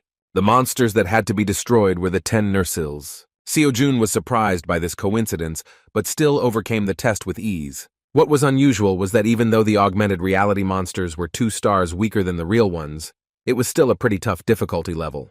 This time, everything was different. With an incredible weapon in his hands and enough experience behind him, Seo-jun easily destroyed them one by one. He felt great that he was now on a different level, both in terms of intuition and awareness of what was happening on the battlefield, and in terms of strength and endurance. Just 3 months ago, he was nothing of himself. He worked every day to survive, being an ordinary person who fought for life. However, after becoming a student at the Transcendence Academy and meeting So-yun, he felt his life begin to change. Completing this stage as quickly as possible turned out to be a rather grueling task, but this only confirmed that his path to transcendence was still long and thorny. And yet, after overcoming yet another challenge and taking first place in dungeon raids, he even began to think that a future in which he would become the world's best hunter might even be entirely feasible. Having once again taken first place, Seo-jun, while in the waiting room, again became the victim of many envious glances. Representatives of the 3 strongest academies in Korea looked at him with incredible anger because he became the one who took all their glory for himself. Jin Dongmin and Lee Do-yoon took 5th and 4th place respectively, although they should have been in the top 3 if not for the appearance of Seo-jun and Lee Min-yul. Academy student Dream couldn't help but notice the hostility on their part. This was not strange for him, because now he was guaranteed first place unless he was disqualified or personally refused to vote. Naturally, all the contenders for victory lost their desire to participate in the competition because Seo-jun was significantly ahead. The only unexpected reaction was the behavior of Lee Min-yul, the strange guy who came in second place. He spoke with cheerful emotions about how he could win this time. Unlike the others, Kim Gang-chul was strangely quiet, although at first he seemed quite confident. Like most of the previous stages, he finished the dungeon raid in 3rd place. It was not possible to look around at the other participants because Lee Min-yul, with his obsessive manner of speaking, began to get right into Seo-jun's soul. He proposed to become friends and was sincerely glad that the Dream Academy student did not object. When the dialogue improved, Seo-jun inquired about the arsenal behind his new friend's back and whether he really uses all this variety of weapons. As it turns out, this is indeed the case. Lee Min-yul was not trained in a specific art of battle, so he tried everything, mastering every possible weapon. When Seo-jun heard this, he couldn't help but feel surprised, realizing that Lee Min-yul was actually self-taught. Indeed, he achieved such a level only through independent training, which amazed everyone present in the waiting room. Self-taught, we are talking about students who study independently and do not belong to any academy. In fact, there are many such cases, and usually these are those who have neither money nor talent. However, sometimes, very rarely, there are such extraordinary personalities among the students. Seo-jun couldn't help but recognize his talent, because this guy turned out to be so talented that he was able to defeat the rising stars of the top 3 hunter academies in Korea by training on his own. Of course, he still wondered why such an incredible candidate for hunter did not go to the academy, having the opportunity to get anywhere. Lee Min-yul replied that he actually didn't want to get involved with anyone himself. As it turned out, he did not consider himself literally self-taught. He still admitted that he has a teacher, but he does not know that he has a student. The phrase sounded very mysterious, and Seo-jun demonstrated that he really did not understand how this was possible, although he still had some suspicions. Suddenly, their conversation was interrupted by one of the representatives of Hunter Mill Academy. He immediately apologized, saying that they had an unexpected problem. No one understood what was happening. Only a student close to the Hunter Mill Academy itself expected something similar. An academy employee said that the people appointed as the jury were unable to arrive due to unforeseen circumstances. Professors Hunter Mill, who were assigned to evaluate combat abilities in the battle, were just on their way here when the dungeon rift occurred. According to him, unexpectedly it turned out to be a 10-star dungeon. The professors had no choice but to intervene personally. Naturally, Kim Gang-chul was reluctant to believe these words, while the rest of the participants began to worry about what would happen to the exam in this case. The academy representative replied that due to these unforeseen events, an urgent meeting was currently being held, so it would have to wait until the results were available. Kim Gang-chul was sure that what was happening was the work of the Order of Truth. He didn't know how they managed to create such a dungeon, but he had no doubt that the Order was more than capable of pulling it off. The problem was that this jeopardized the continuation of the practice exam. Although he was only asked to observe, he was haunted by the knowledge that Kim Seo-jun would emerge victorious if the exam was simply abandoned. Therefore, he decided to come up with a proposal to change the method of conducting the last stage of the exam. The remaining discipline was testing combat strength in battle, so he proposed keeping the goal and holding this stage in the format of a tournament between students. After these words, the students began to whisper, and it was clear that they were not against improving their results in this way. The academy representative admitted that his words made sense, but he warned that it would be difficult to implement, since there are many people participating in the training exam, and it would take a long time to hold such a tournament. He was even more worried that they would definitely have a problem with the assessment method, since they had not practiced this format before. Understanding what was going on, Kim Gang-chul quickly found a solution and, saying that A-rank hunters were needed for the evaluation, said that Hunter Mill would not have any difficulty in finding a worthy replacement for the jury. No one wanted to just sit and wait, but the academy employee was insistent on stopping without the final step. Kim Gang-chul still did not give up and came up with another proposal. He proposed holding this tournament in an event format so that not everyone would participate, but only those who wanted to apply. This significantly reduced the time it took to complete it, because those who have already tested their strength enough will most likely not bother themselves with the final. In addition, the student mentioned that at this time the exam is broadcast throughout the country, and among the waiting spectators there are people from the association and government officials. He believed that it would make the organizers look bad if they interrupted the exam over such a small matter. The academy employee could not but agree with his words and thought about the question, realizing that if everything ends without a finale, then a crack will appear in the reputation of Hunter Mill, which is among the top 3 academies. There had already been talk of the exam being delayed, and Gang-chul understood that even though Kim Seo-jun was the real reason, From the perspective of others, it would look like Hunter Mill's lack of preparation. The self-confident student decided that since this happened, it was worth switching the viewer's attention and providing them with new content. He believed that now he would have the opportunity to defeat Kim So-jun, because in this case, all his recent achievements would go to him. Even if Seo-jun had won the exam, what would have been more important was how the representatives of the top 3 academies confirmed their status as the strongest in practice. That is why Lee Do-yoon and Jin Dong-min immediately supported this idea, understanding the intentions of the Hunter Mill Academy representative. As it turned out, even those who were already guaranteed second place were not against this format of the final stage. Lee Min-yul was looking forward to the tournament among the best, so he happily asked what Seo-jun would do. Many eyes were directed towards the first place of the tournament. It was worth considering here, because even without participating in the tournament, he had already secured a monetary reward for himself. Taking this opportunity, Kim So-jun, confident of his advantage, decided to ask for an additional reward for the victory. However, the tournament was confirmed, and the public was delighted when they learned that the top 15 students would participate, which meant they would see 3 students from Korea's top academies in action. Of course, they were also happy that even Kim So-jun and Lee Min-yoon, who trampled all the other participants, would appear on stage. The entire internet was buzzing because of their incredible results, which left even the students of the strongest academies behind. The tournament began with confident victories of representatives of major academies. Their skills were truly amazing, so the top 3 did not have any chance of winning. The number of participants decreased quite quickly, and interesting battles were already approaching. The 3 guys felt very confident and were looking forward to victory over Kim So-jun. However, the guy they competed so hard with was not thinking about them at all, as he had the $1 billion reward on his mind. Victory in the exam was already his, but together with winning the event match, he will receive as much as $2 billion. The smile on his face did not disappear because of the thought of money, because even after purchasing a free academy pass, he would still have an impressive amount left. The courses recommended by the mentor cost $2 and $2.5 billion, so he will be able to start one of them earlier than expected.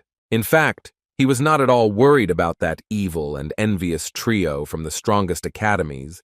He did not even think that there was any possibility that he would lose to them. And yet this tournament still had a worthy opponent, which would not be easy to deal with. Of course, he was thinking about Lee Min-yul. The audience and even the match commentators were crazy about his unusual fighting style. He changed his weapons during the battle, using his entire arsenal, putting enormous pressure on his opponent.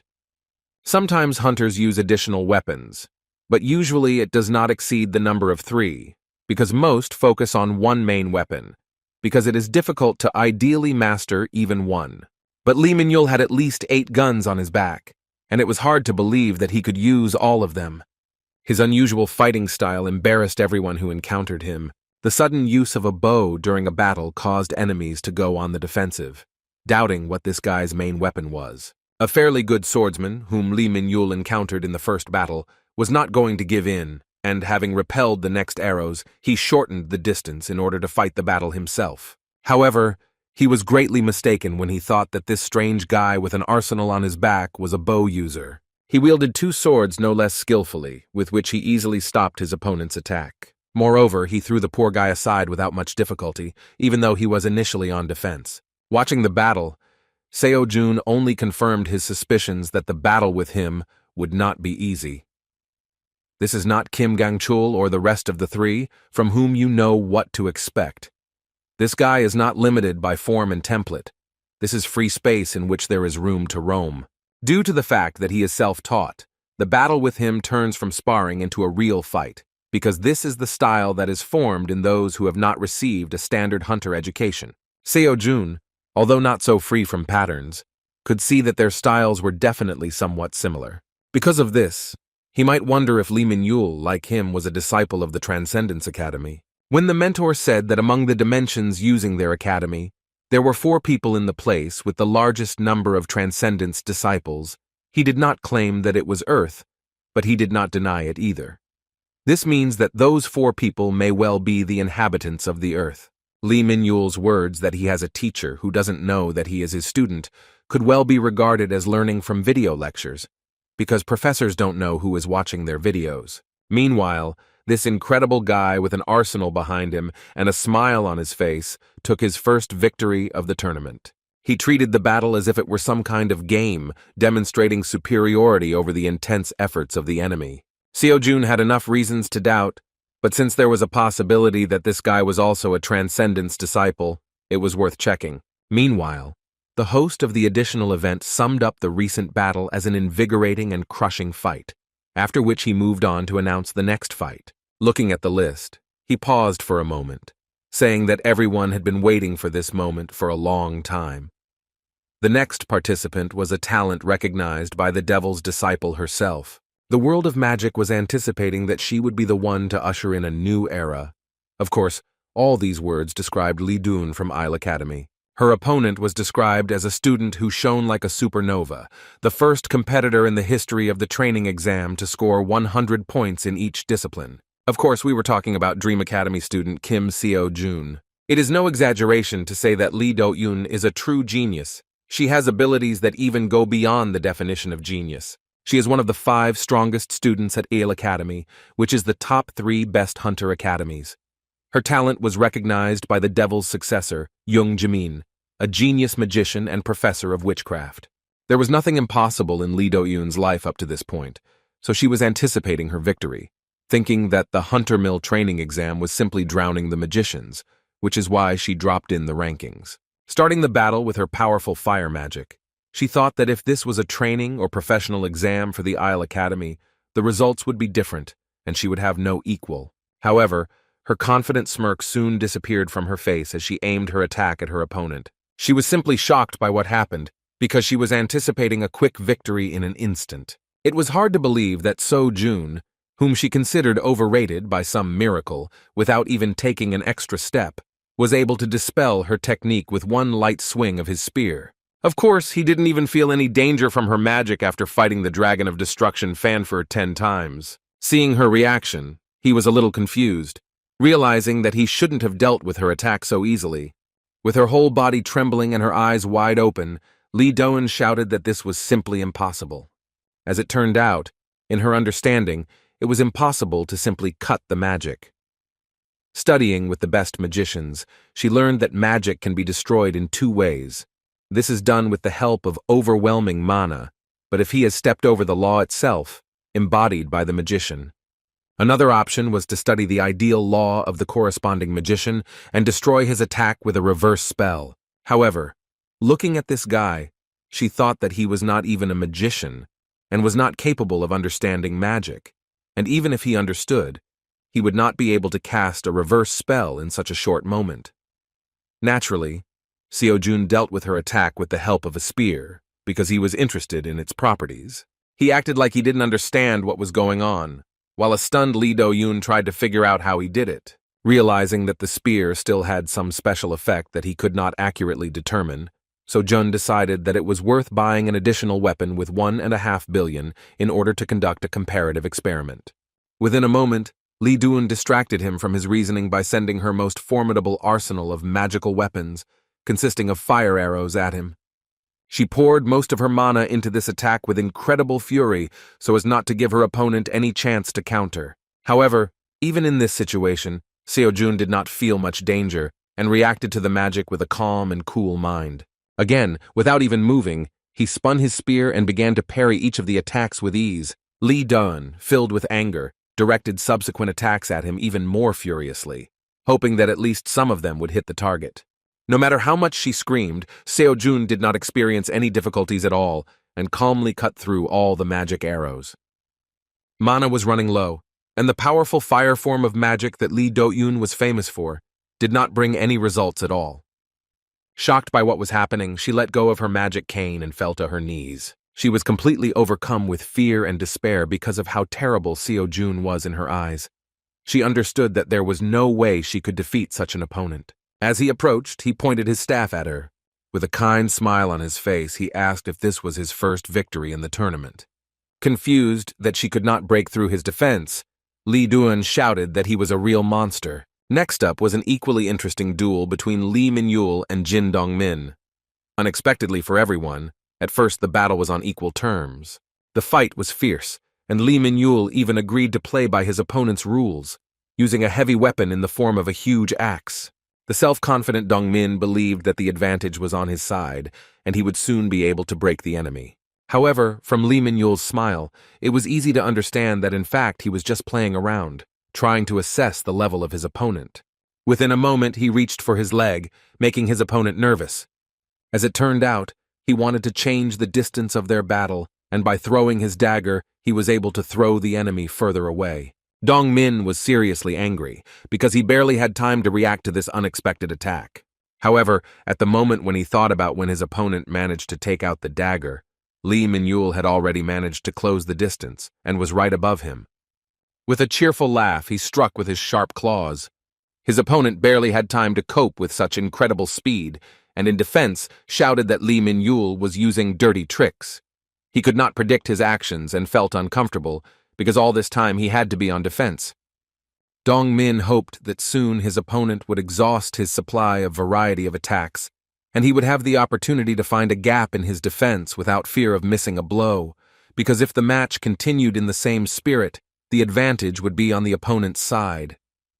However, he did not have time to cope with how quickly his opponent changed his fighting style, distance, and weapons. Under constant pressure, he relaxed his guard for a moment because he thought he had gotten enough distance, but Lee Min-yul quickly closed the distance and dealt him a heavy blow to the stomach. The representative of the Gaon Academy dropped his weapon a moment later and, grimacing in pain, knelt down. The judge thought that this was the end, so he declared Lee Min-yul the winner. Dong Min's self-confidence was shattered, and he began to scream in dismay that his opponent was fighting against the rules. He did not understand who would even fight in this way, so he said that he was not going to admit it, calling the fight invalid. Hearing his cry, the opinions of the spectators were divided, but no one could deny that in a real battle there is only a winner and a loser. Young Doman was ready to explode and continued to shout that it was all because of his opponent's cowardly tricks. Seo Jun, being in the waiting room, watched the broadcast with some pity, realizing that no matter how hard that guy tried, he would still have blown it. Based on what he had seen, he was sure that even if Lee Min-yul had not changed weapons during the battle, the outcome would not have changed. After seeing the defeat of two representatives of the strongest academies, Kim Gang-chul finally understood why the Order of Truth pushed the organization to change the final event. They were not only watching Kim So-jun, the Order also had its eye on Lee Min-yul. That's why they asked Gang-chul to stay back and just watch. The true goal of the Order of Truth was to bring these two monsters together in a duel. The event match would have ended successfully without his intervention, but now he began to suspect that Lee Min-yul might be a member of the Order, because he believed that no matter how talented a person was, a self-taught person would not be able to suppress the tops of all academies. The event match was coming to an end. The host said that the next match would become legendary. The first to enter the arena was the owner of strength as strong as steel. Kim Gang-chul could not stand aside, even though he was asked to do so. His opponent was the one whom the presenter described as the main character, going ahead, demolishing all obstacles along the way. Seeing Seo Jun in front of him, Kim Gang-chul, feeling deep resentment due to the results of the previous stages, wanted to tear him to shreds.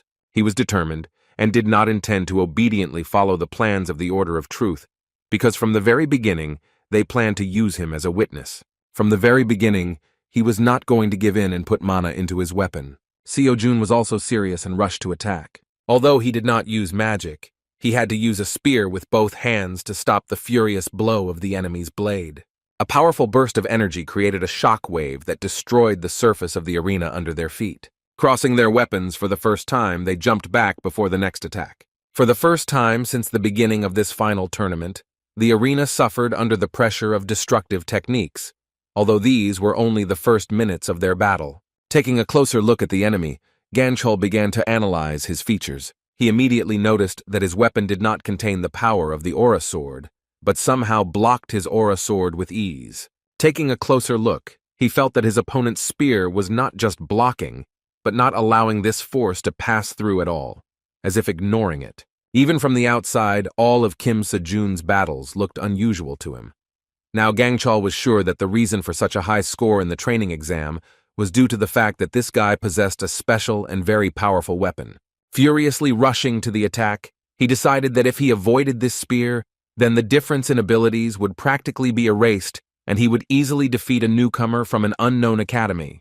With great effort, he tried to put pressure on Seo-jun, but he could not see that he was still getting acquainted with his strength. Kim Gang-chul continued to press, not giving his opponent a moment's rest.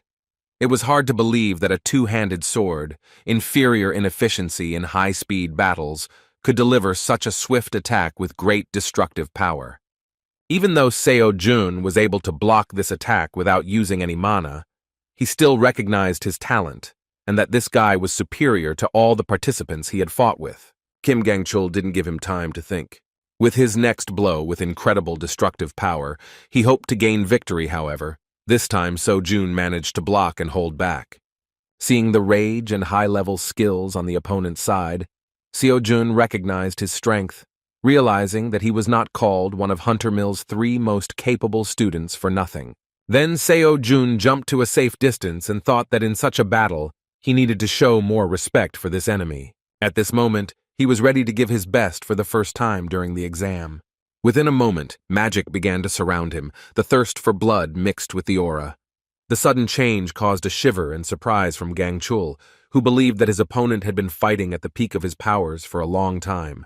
However, it was only now that Seo-jun became serious enough. In an instant, he closed the distance and struck with his spear with incredible speed. Gang-chul, strengthening his blade with mana, barely had time to block this attack and had difficulty in holding his opponent.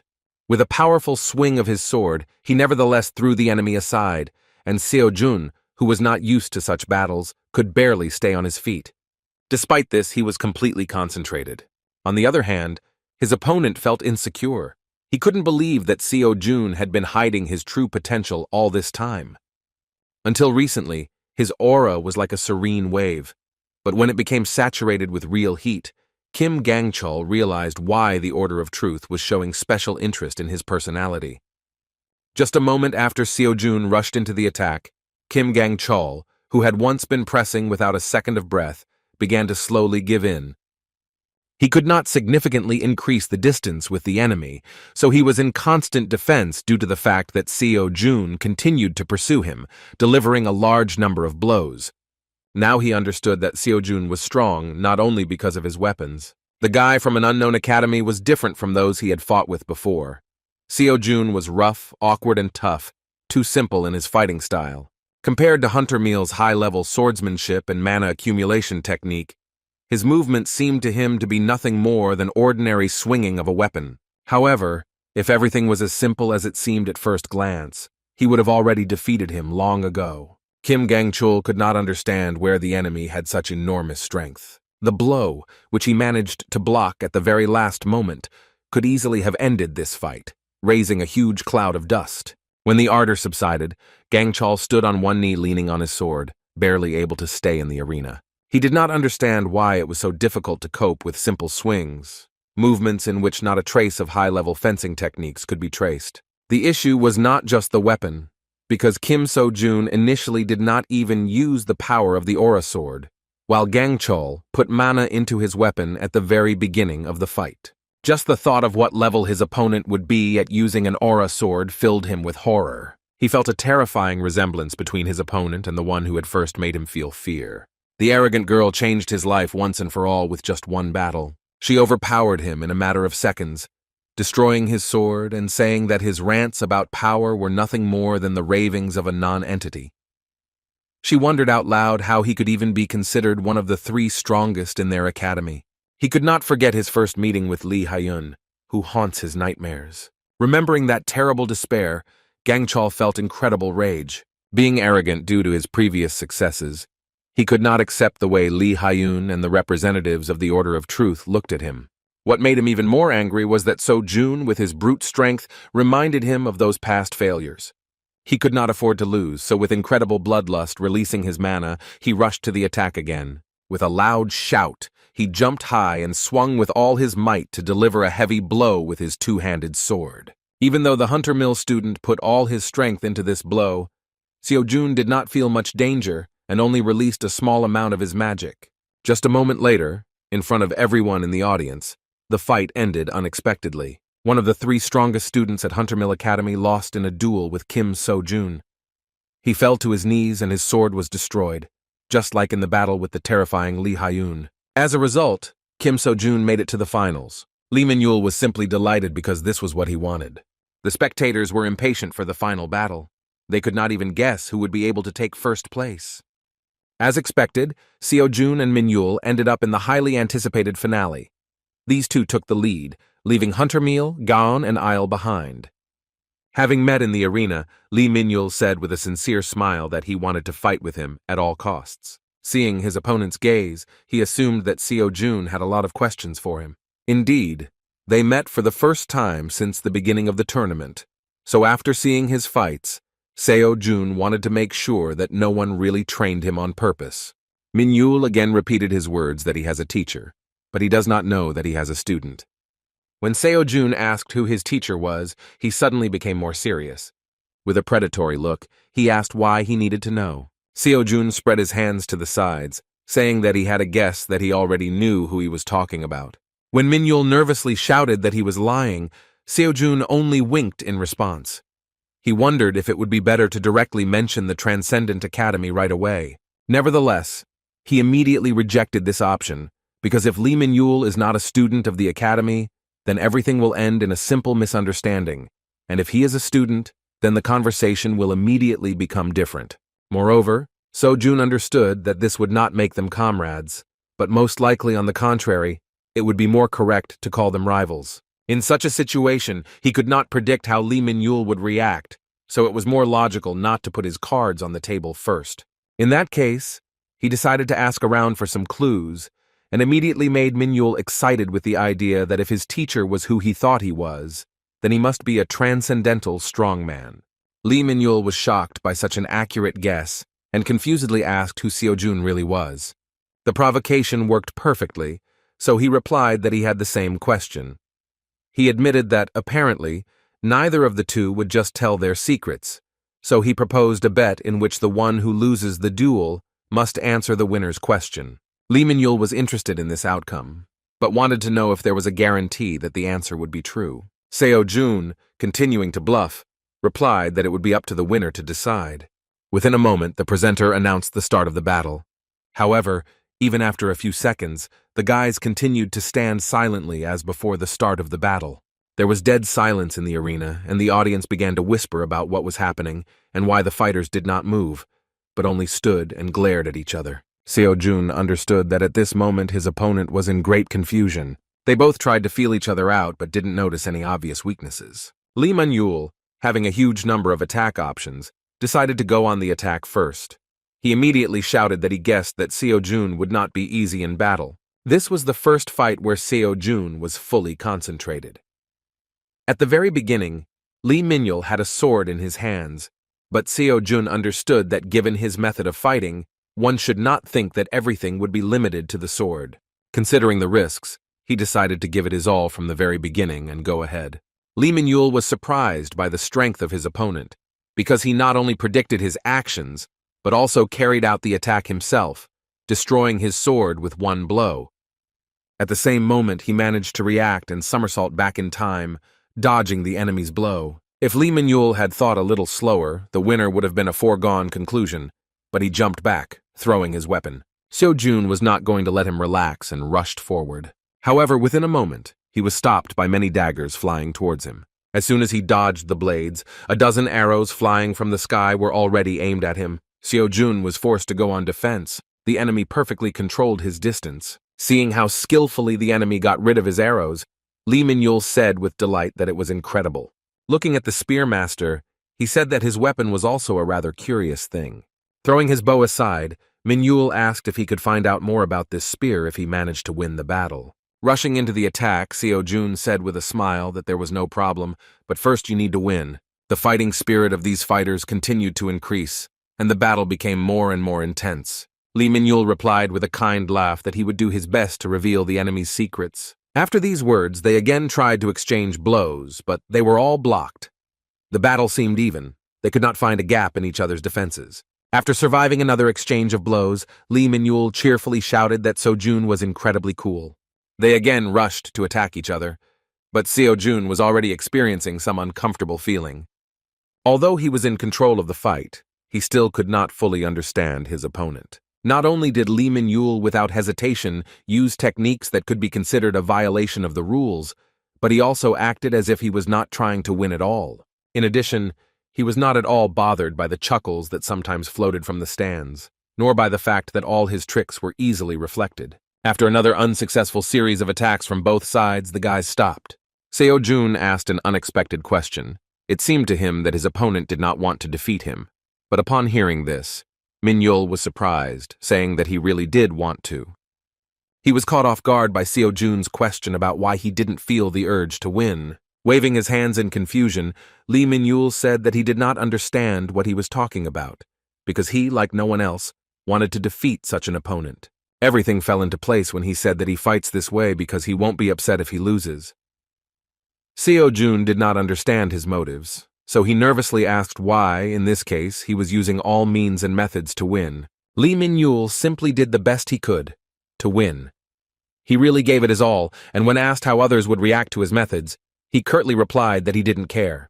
Pointing his finger at himself, he said with a sincere smile that his importance would not decrease because others scold him. These words clarified the situation, and Seo-jun rethought everything that happened earlier. The amazing attitude towards the situation on the part of the enemy amazed him so much that it made him smile. After that, he suddenly pulled his hand towards his pocket, and Min-yul wondered what kind of cunning trick his opponent was going to use. However, Seo-jun decided to take out his old spear, hiding the sacred weapon, and then said that he hoped that Min-yul would not view his actions as if he was looking down on him. This fight gave him the opportunity to rethink some of the Buddha's teachings. Then he mentioned the struggle for existence, how the strong devour the weak. Even the laws of nature force you to drop out if you do not have the necessary strength. Because of such a life, we are all forced to constantly adjust ourselves to a competing level in order to keep up with others. Lee Min-yul's words made him remember this lecture by Shakyamuni. Now the words about freeing the mind from these thoughts sounded different. The Buddha wondered if the student had ever left his thoughts behind, looking at the world from a different angle. Then he told a story that happened during his difficult service in a dimension called Earth. The story happened at a time when Shakyamuni still bore the human name Siddhartha Gautama, when he had not yet received the title of Buddha and served as a simple monk. One day Shakyamuni saw children having a running race. Like all children, they looked extremely carefree and were enjoying what they were doing. For some unknown reason, they started the competition over and over again. And all the time the same child took last place. But for some reason the smile never left the child's face. Shakyamuni was interested in this. He approached the boy with a question. He asked why he was running, to which the child sincerely and joyfully replied that he liked it. It was still difficult for him to run, but he was not upset, because it would not take long for me to go to a walk. However, what was surprising was the way he answered the question of what would happen if others overtook him during his rest. Hearing this, the child said displeasedly that his finish was different from the finish of others, so no one could overtake him. At first, Buddha thought that he had misunderstood him, so he decided to ask what about the finish line, which was visible ahead, where all the children were running. In response, the child said that he was not sure, but for others this was really the end. For him, it was just a passing point. After these words, the guy ran away again with the same kind smile on his face. According to Shakyamuni, this boy continued to run last, but many years later the news reached the monk that he had achieved the best result in the largest running competition in the country. At that time, this monk thought that life was a tower built with difficulty.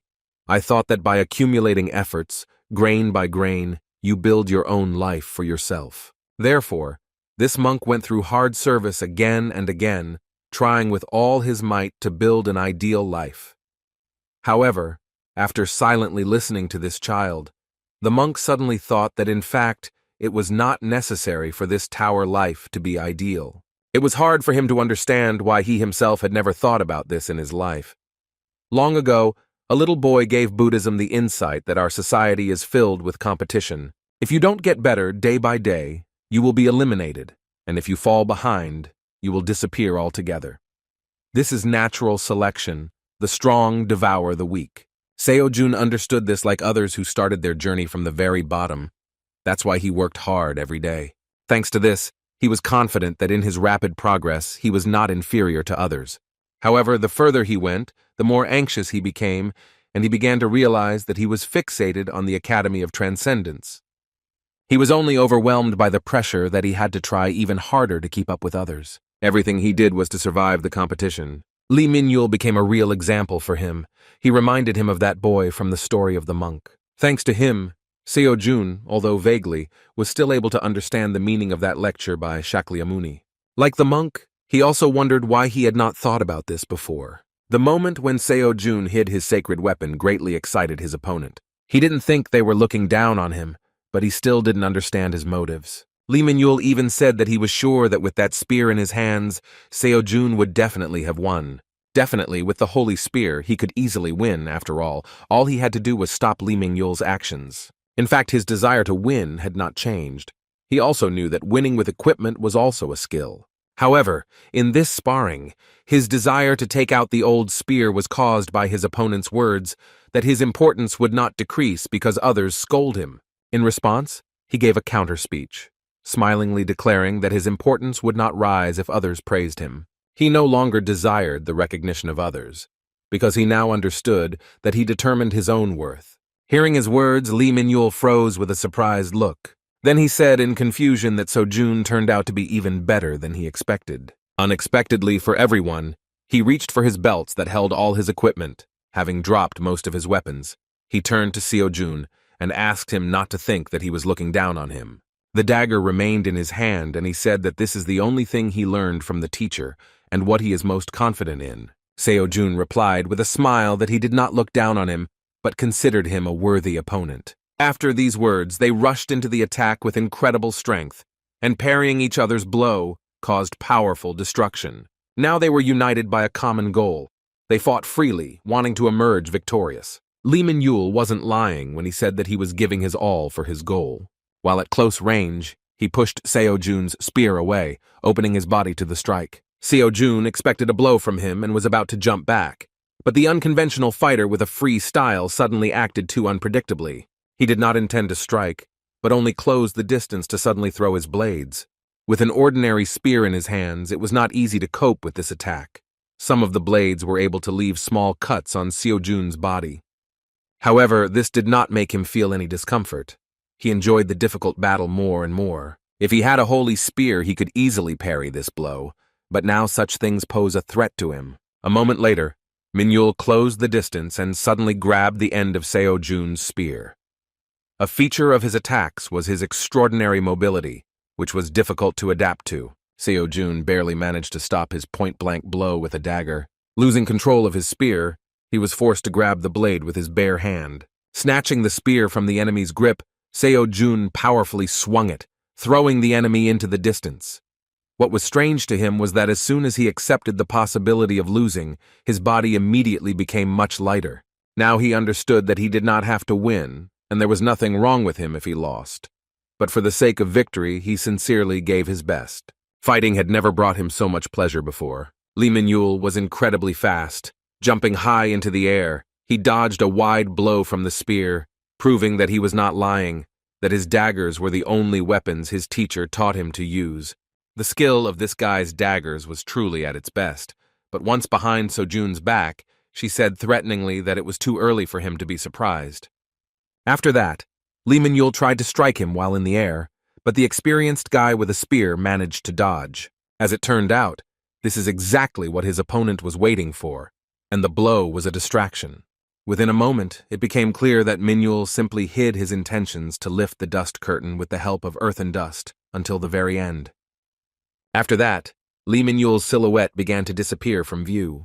Seo-jun was extremely wary, realizing that the enemy had created the opportunity for himself to carry out a series of unexpected attacks. This was surely a concealment technique. Seo-jun couldn't believe that this young guy was even capable of such a high-level technique. Still, he did not perfect it, and sometimes one could notice his rapid movements around the perimeter of the arena. And yet, even Seo-jun, without proper concentration, could not follow his movements for long. Although Lee Min-yul had such an ace up his sleeve, one could safely assume that this was his last winning move. With this in mind, Seo-jun decided to use his accumulated mana to respond with a brutal but powerful blow. However, after a moment he stopped, wondering if he was doing the right thing. All past battles that Lee Min-yul won ended after others underestimated him. It wasn't that Seo-jun lacked confidence in himself. It was just that watching this guy's frivolous fighting style made him realize a very important thing. Now he clearly saw how limited his own fighting style had been all this time. These reflections prompted him to progress Merlin's lecture. Now he was able to think about the words of the lecturer regarding the fact that if learning becomes a habit, it can become an obstacle to self-expression, since, be that as it may, learning remains knowledge received from another person.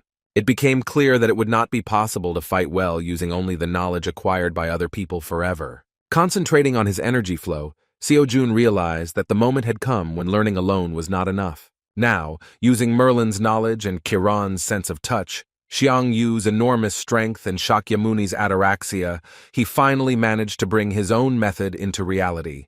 Having created his own, his body began to release an incredibly powerful magical aura. This bright yellow mana is quickly absorbed by his spear. The audience was shocked because the power he used was nothing other than an aura blade. It was hard to believe this, because even hunters who had devoted decades of training were barely capable of using this power. Focusing on his surroundings, Seo-jun suddenly began to clearly sense the presence and movements of his opponent. As soon as Lee Min-yul tried to launch a sudden strike, he was immediately met with Seo-jun's spear. The powerful energy dispelled all the ardor, and Lee Min-yul stopped. His dagger was destroyed, and the blade of the spear was right at his neck. With a cold sweat on his face and an admiring smile, he admitted that he had lost this battle. The Order of Truth, observing this event, soon reported Kim So-jun's victory to the heir of the Apostle. Mrs. Kalia tried not to show surprise. In response, she asked the follower whether they were able to detect the distortion. The man replied that he saw the distortion, but did not believe that it could be called such. It was about something they couldn't even imagine. Kalia was seriously wary when she heard that Kim Seo-jun suddenly changed his weapon and used an aura blade during the battle, enhancing an ordinary spear. Taking into account this unexpected information, Lady Kalia ordered to continue to keep an eye on the target, while she herself reported this to the Apostle. In response, Calchas asked her why they should resort to such measures. Miss Kalia did not understand what they were talking about, so the confused follower explained his words by saying that although he understands that Kim So-jun is worth taking a closer look at, this has now become an obstacle to the plan they had devoted all this time to preparing. When he said that he did not understand why Mrs. Kalia was doing this for the sake of one particular student and asked what the Apostle of Abstinence had said, the heiress of the Apostle could not stand it and nervously shouted his name. Seeing her stern look, Calchas suddenly fell silent, realizing that he had allowed himself too much. After that, he apologized and left the mistress's chambers. What was happening haunted her, and the situation became even more tense after the last meeting with the Apostle. During that visit, she confirmed information that a very large distortion had been detected in Korea. The Apostle of Temperance also heard that the distortion was quickly dealt with. In response, Kalia confirmed this information and reported that the person who dealt with the distortion was a student named Kim Seo-jun. It seemed very strange to her that even though the Apostle knew the news about the elimination of the distortion, he still called her to find out what had happened. It was also strange why he asked who exactly solved this problem.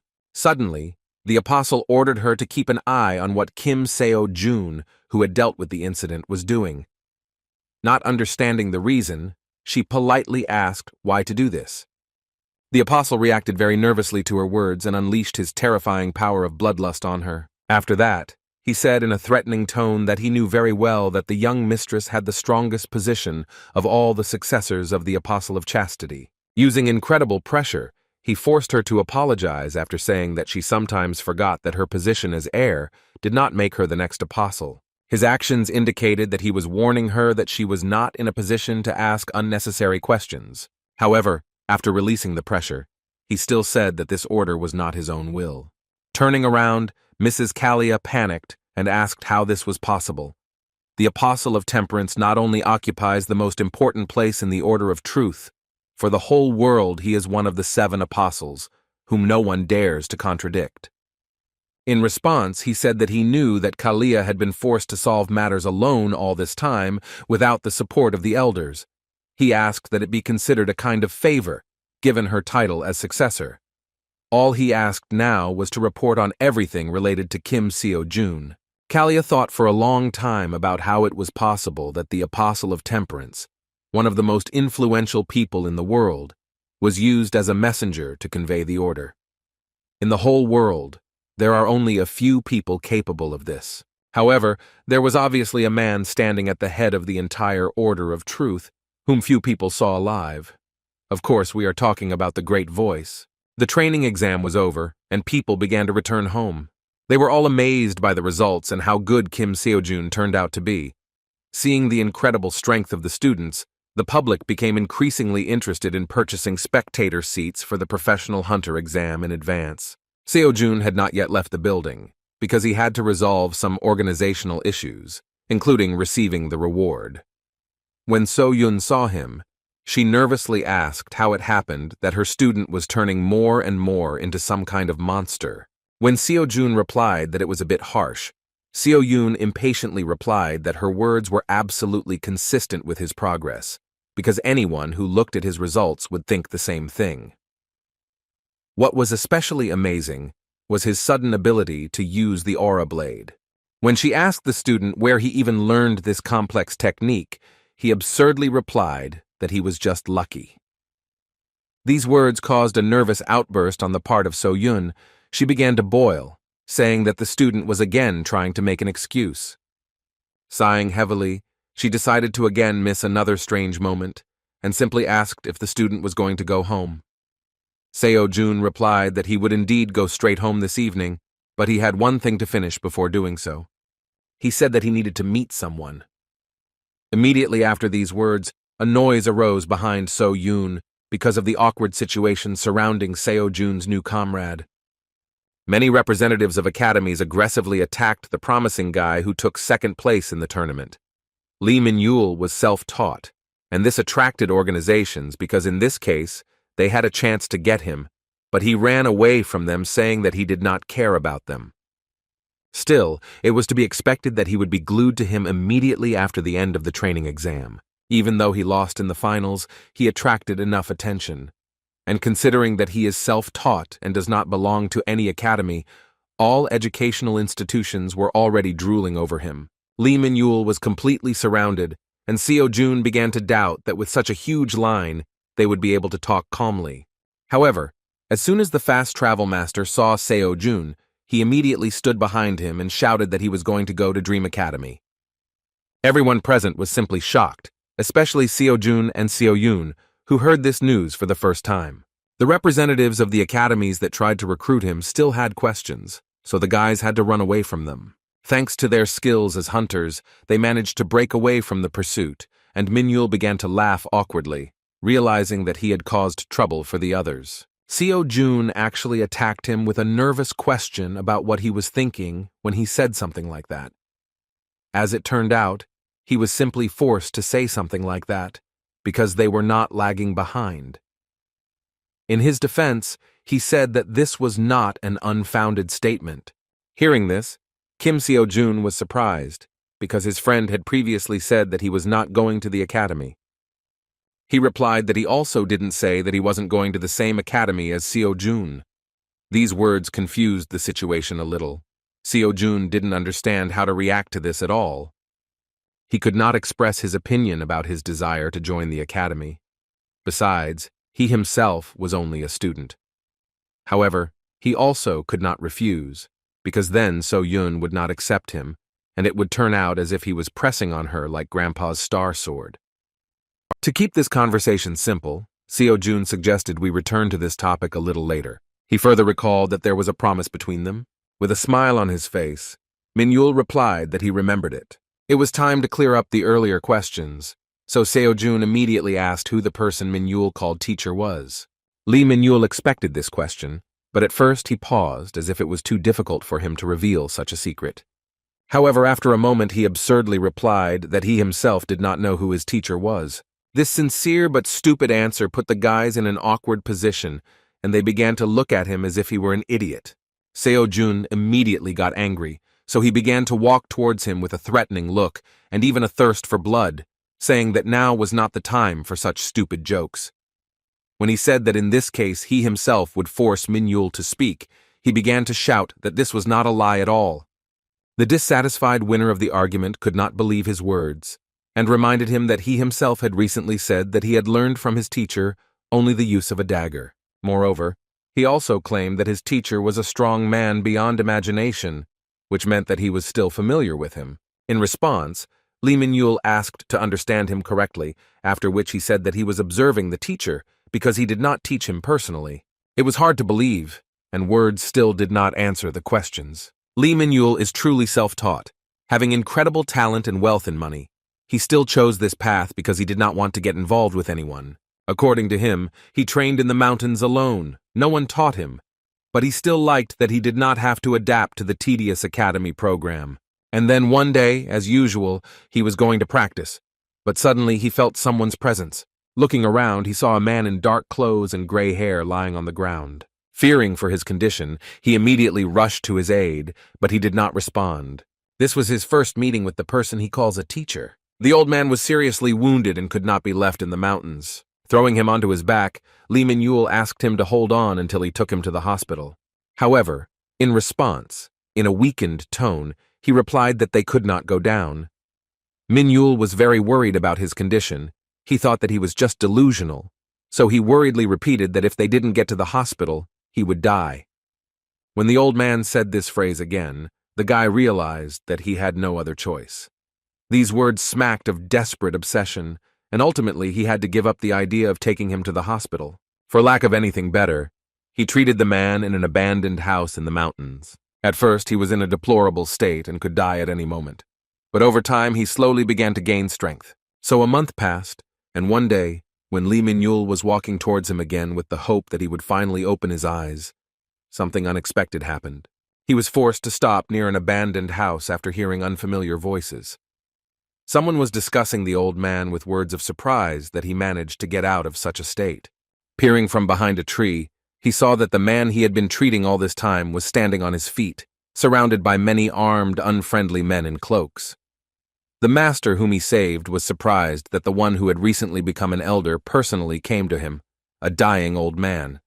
According to Lee Min-yul, he was shocked that his grandfather had already woken up. But what was even more important was the question of what was happening. The unknown armed men were hostile to him, and were definitely not friends. They were interested in who helped him, but the master did not answer.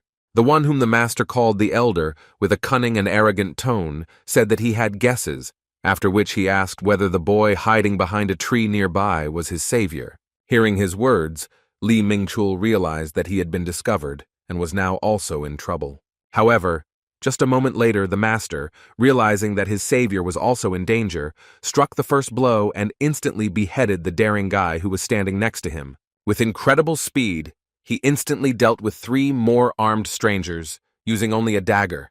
The enemies were simply shocked by his speed and strength, but taking advantage of their numerical advantage, they quickly came to their senses and rushed at him together. While talking about that incident, Lee Min-yul could not hide the trembling in his body.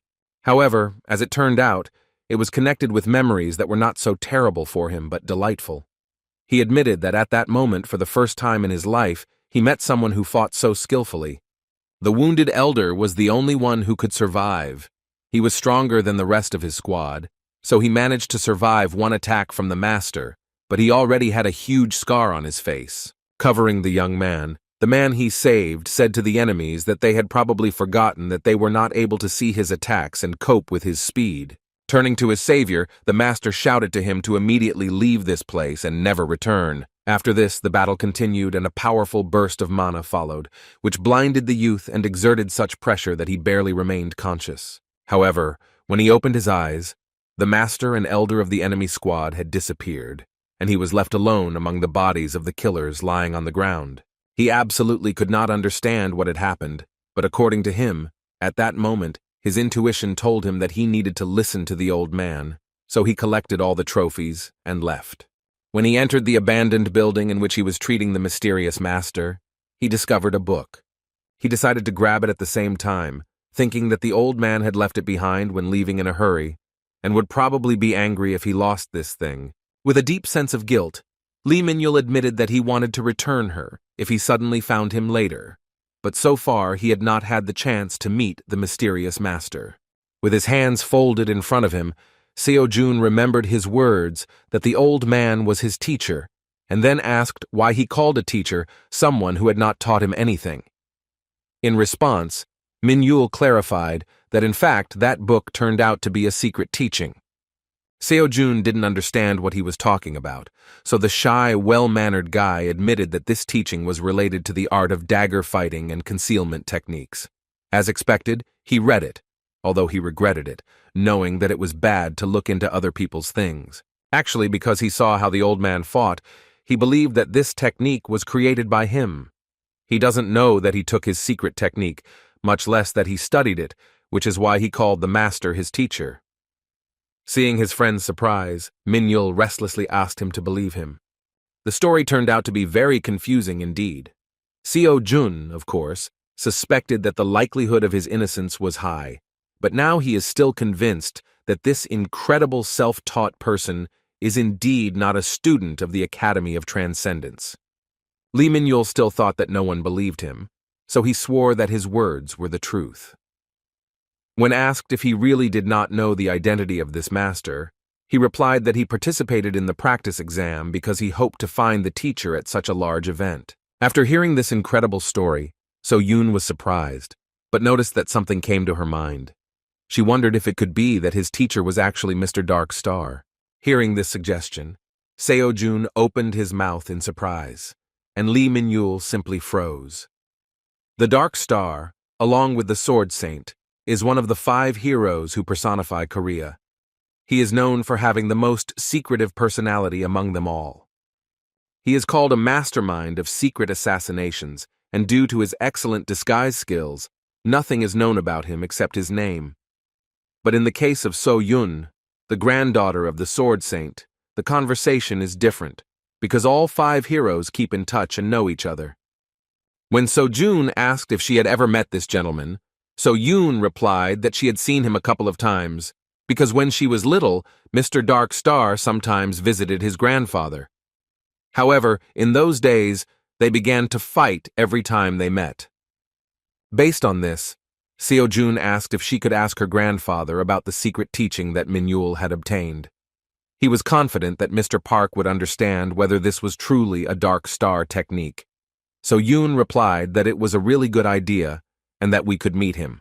Lee Min-yul, who had not understood what they were talking about for several minutes, was simply shocked by these assumptions, and no less shocked when he heard that the director of the academy where Seo-jun studies calls the great sword hero the grandfather.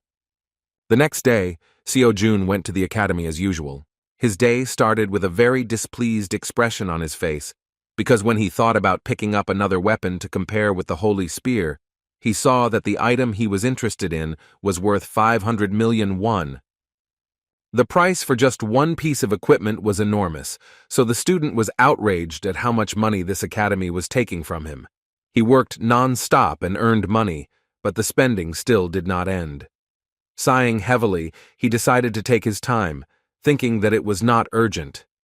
The billion received for winning the training exam was credited to the account without any problems during the day, although the reward for participating in event competitions takes time. Meanwhile, Lee Min-yul learned that sweet sister So-yoon is the granddaughter of the Sword Saint. He was shocked by the news, but immediately respectfully asked her to help meet his teacher, whom they named one of the 5 heroes. So-yoon didn't mind. She excitedly asked him to skip the formalities and promised that she would turn to her grandfather for help. At first, Lee Min-yul was hesitant to show someone else's secret teaching to another person, but he agreed to personally demonstrate his technique to the Sword Saint, so he was going to come to the academy. At that moment, Seo-jun didn't understand why Min-yul addressed So-yoon as you. Returning to his interaction with the Transcendence Academy portal, Seo-jun decided to buy a free pass, but at that moment he was surprised by the message that several of his lectures had received progress, and Chiron's course was completely completed. Now it became clear to him that the percentage of course completion accumulates even in the absence of a free pass. Within a moment, as a reward for completing the course, he acquired a rank A bone reconstruction skill. Upon learning of this, he joyfully shouted in delight at his new ability and began to test his body's strength, trying to bend bones and make unnatural movements of his limbs. To his surprise, he felt no difference. When he completed Xiang Yu's course, he could feel the power that could move mountains circulating through his body, but this time there was nothing like that. He remembered that the battle stories said that rebuilding bones corrects skeletal flaws and removes toxins from the body, forcing him to be reborn. Within a moment, he completely forgot about completing the course because he felt the sudden appearance of terrifying energy and an equally terrifying thirst for blood. Looking around, he saw nothing, but was sure that he was not alone here. The guy thought in horror about what was happening, because he clearly felt a chill suddenly run down his back. He felt as if someone had put a sword blade to his throat. Within a moment, he heard the mysterious voice of a stranger, which surprised him at how the guy reacted to his appearance. He wondered how the student managed to sense his presence. He understood that the guy with the spear did not see him, but most likely just felt him. Seeing the tension on Seo Jun's part, the mysterious stranger said that there was no need to take him hostilely, because he was not here to kill him. When Seo Jun asked who he was, the stranger said that the disciple of the granddaughter of the Sword Saint was surprisingly too strong an opponent for the boy. Seo Jun realized which boy he was talking about, and then wondered if the stranger was Mr. Night Star. After these words, an old man appeared in front of him, who was one of the 5 great heroes, as well as Li Minyul's teacher. Before him was indeed someone he knew to be a genius in secret murder and a master of concealment techniques.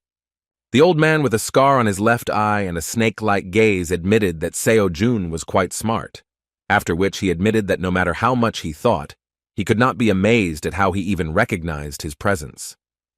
Seo Jun once again surprised a professional hunter, being just a student. As usual, he didn't know how to justify himself, although this time he himself had no idea how it happened. He only guessed that this might be related to the skill of rebuilding bones that he received from Chiron's course. Based on this assumption, he could also think about whether this is an additional characteristic of this skill and extrasensory perception, and perhaps even something else that he does not yet know about. Returning to the conversation, he suggested that the visit of the great master was connected with his student. In part, this was true, and Seo Jun said thoughtfully that he knew that the master had left him his teachings on purpose. Sighing heavily, the Dark Star said that it would be better if his ridiculous student talked less, but after that he found out that he didn't know Minyul at all. Seo Jun said that he had no idea about his identity or that he left the book on purpose. Coming back to the matter, Seo Jun mentioned that Minyul is already on his way to the academy. However, the old man did not intend to meet him and was not very happy that he did not have much time. When Seo Jun asked what he was talking about when he said he had little time, the old man replied that if he wanted to meet the student, he would have done it a long time ago. Now they cannot intersect, and that is why the master initially came to Seo Jun for this reason. He said that there was no time, so it was worth getting straight to the point. Then he asked an unexpected question regarding how Seo Jun is connected with the Order of Truth.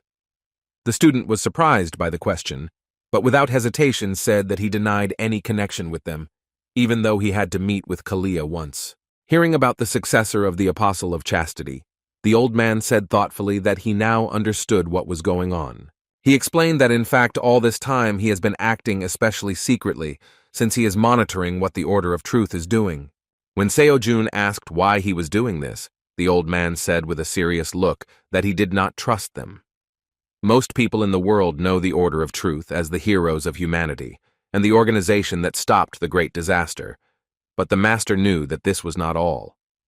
After that, he suddenly mentioned a tragedy from the past, asking if Seo Jun knew about the giant berserker monster that was slain by the Order of Truth.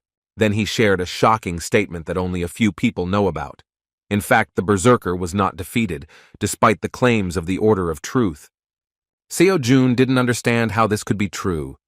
It is known that the berserker is a powerful monster, which can be called the second great disaster.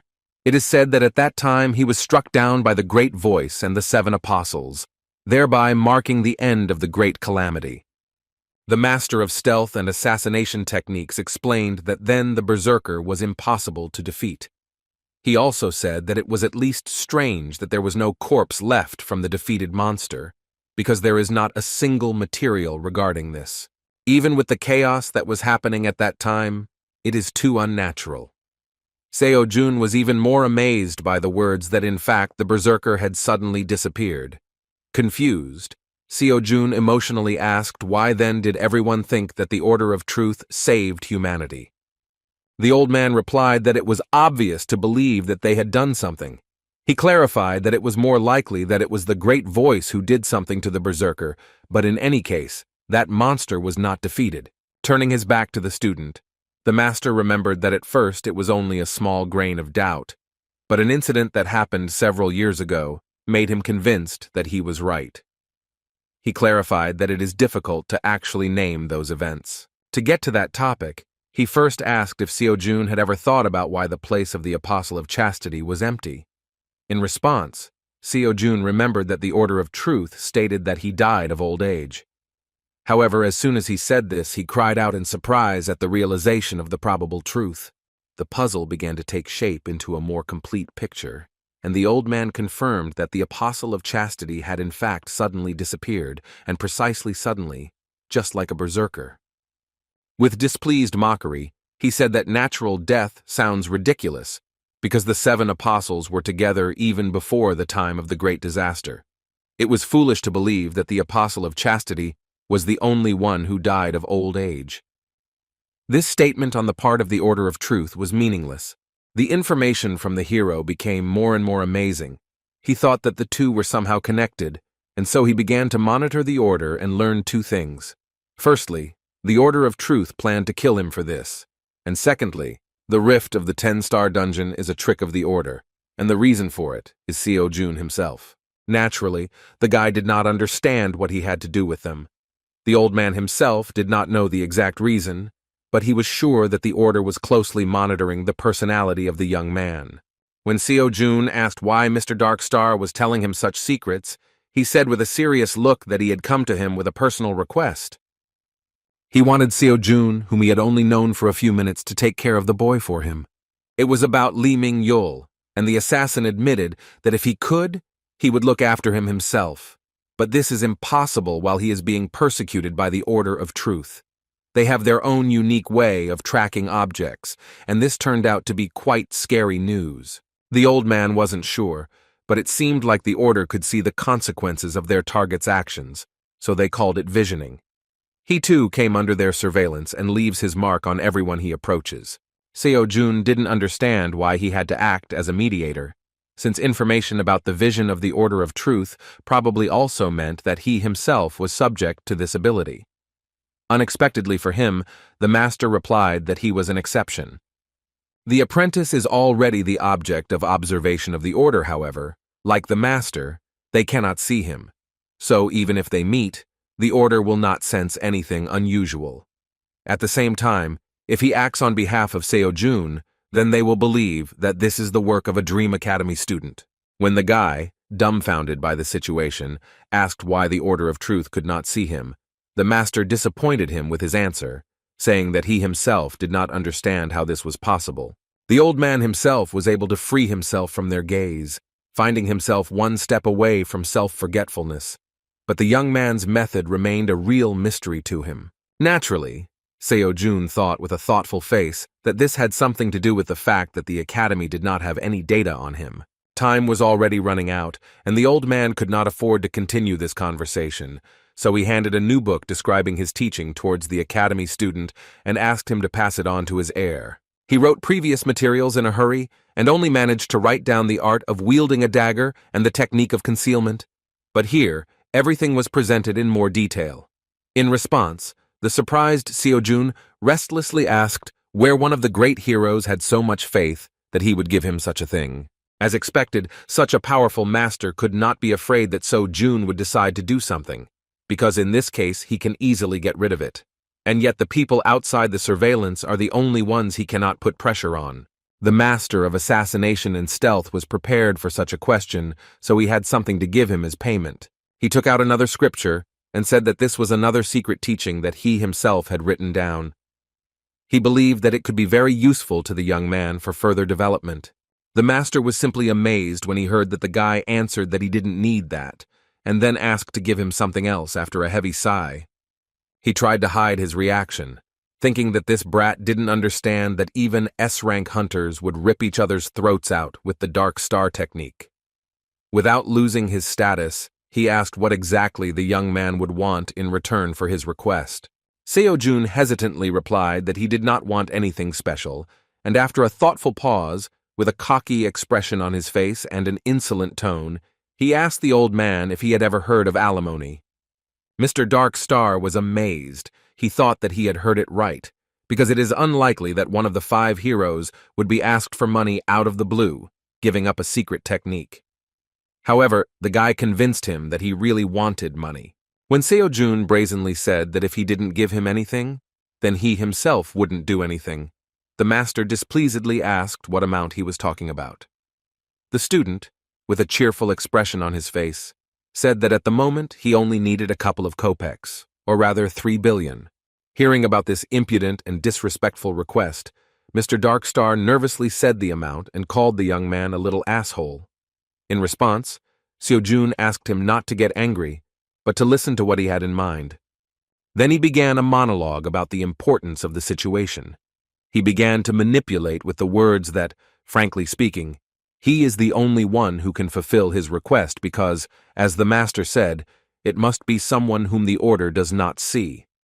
The balance of importance continued to shift to the young man's side after he said that it must be a person who is friendly with Minhyul, because if some stranger comes and says that the teacher gave him something and throws teachings at him, then Minhyul will not accept it with joy, but still begins to doubt. Then he said that maybe it would work once, but it wouldn't be possible to do something like this again, even though the matter needs to be taken seriously, because this is his student who saved his life.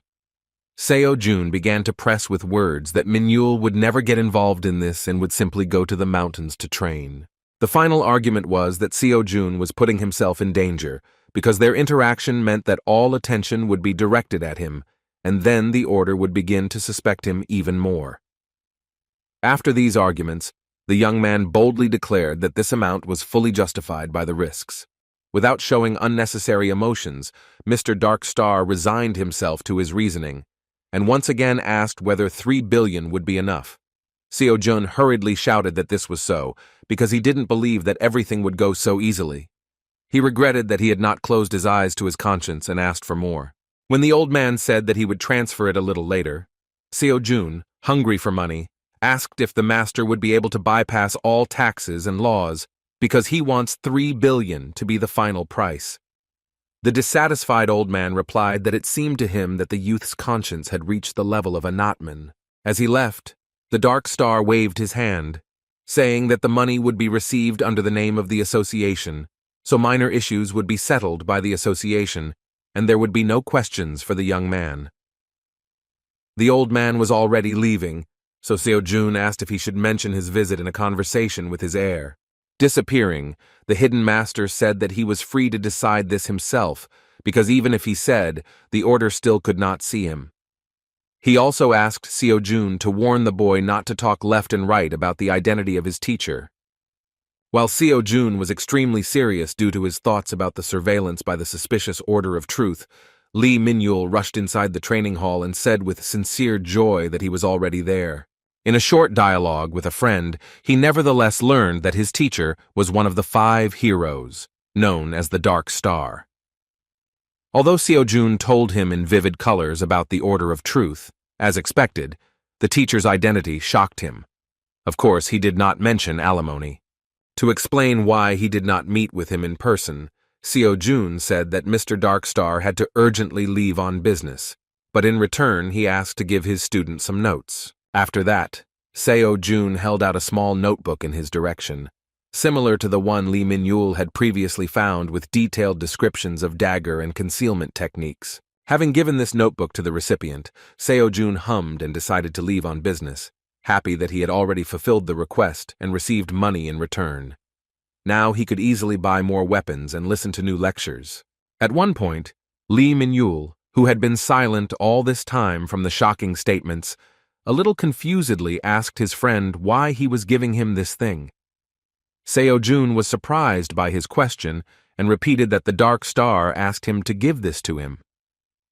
To his surprise, Lee Min-yul said that with such a valuable item, Seo-jun could actually hide the truth from him. It became clear that he was asking why he didn't steal the teachings and give them away as he was asked. Seo-jun began to pause before answering, because he thought that if he said that they were useless to him, he would insult the Dark Star. Still, he could not reveal the truth that he was a disciple of Transcendence Academy. Putting on an important face, he demonstrated feigned sincerity and said that this would be wrong. Lee Min-yul was shocked by these words, and after a short silence, he firmly said that he had made a decision. Seo-jun didn't understand what he was talking about, so he asked to clarify what he meant by this. In response, Min-yul, with a sparkle in his eyes and admiration in his tone, shouted that he had now firmly decided that he would attend Dream Academy with his best friend. He stated that he would start that day because he was touched by how nice a guy Seo-jun was. The glow of boundless trust began to blind the academy student, and he himself began to think anxiously that there was some misunderstanding that he could not explain. When they met with So-yun, Lee Min-yul leaned on his friend's shoulder and said that from that day on he would study at the Dream Academy. In fact, Madam Director was not against the fact that she was simply presented with a fact. She didn't mind, and even admitted that she would be happy about it. So-jun, trying to free himself from the embrace of his obsessive friend, only confirmed his guesses that So-yun would also not resist his action. In fact, at first it seemed stupid to him that he would actually be able to extract any benefit from this whole situation. However, it has now become clear that Min-yul will train himself according to the secret teachings that the Dark Star will provide him with. So Seo-jun will not frantically search for this troublesome guy every time the Dark Star gives him an assignment. He was very much cheered up by the mere realization that, on the contrary, if he carried him everywhere with him, then the Dark Star would have more reasons to give him a large sum.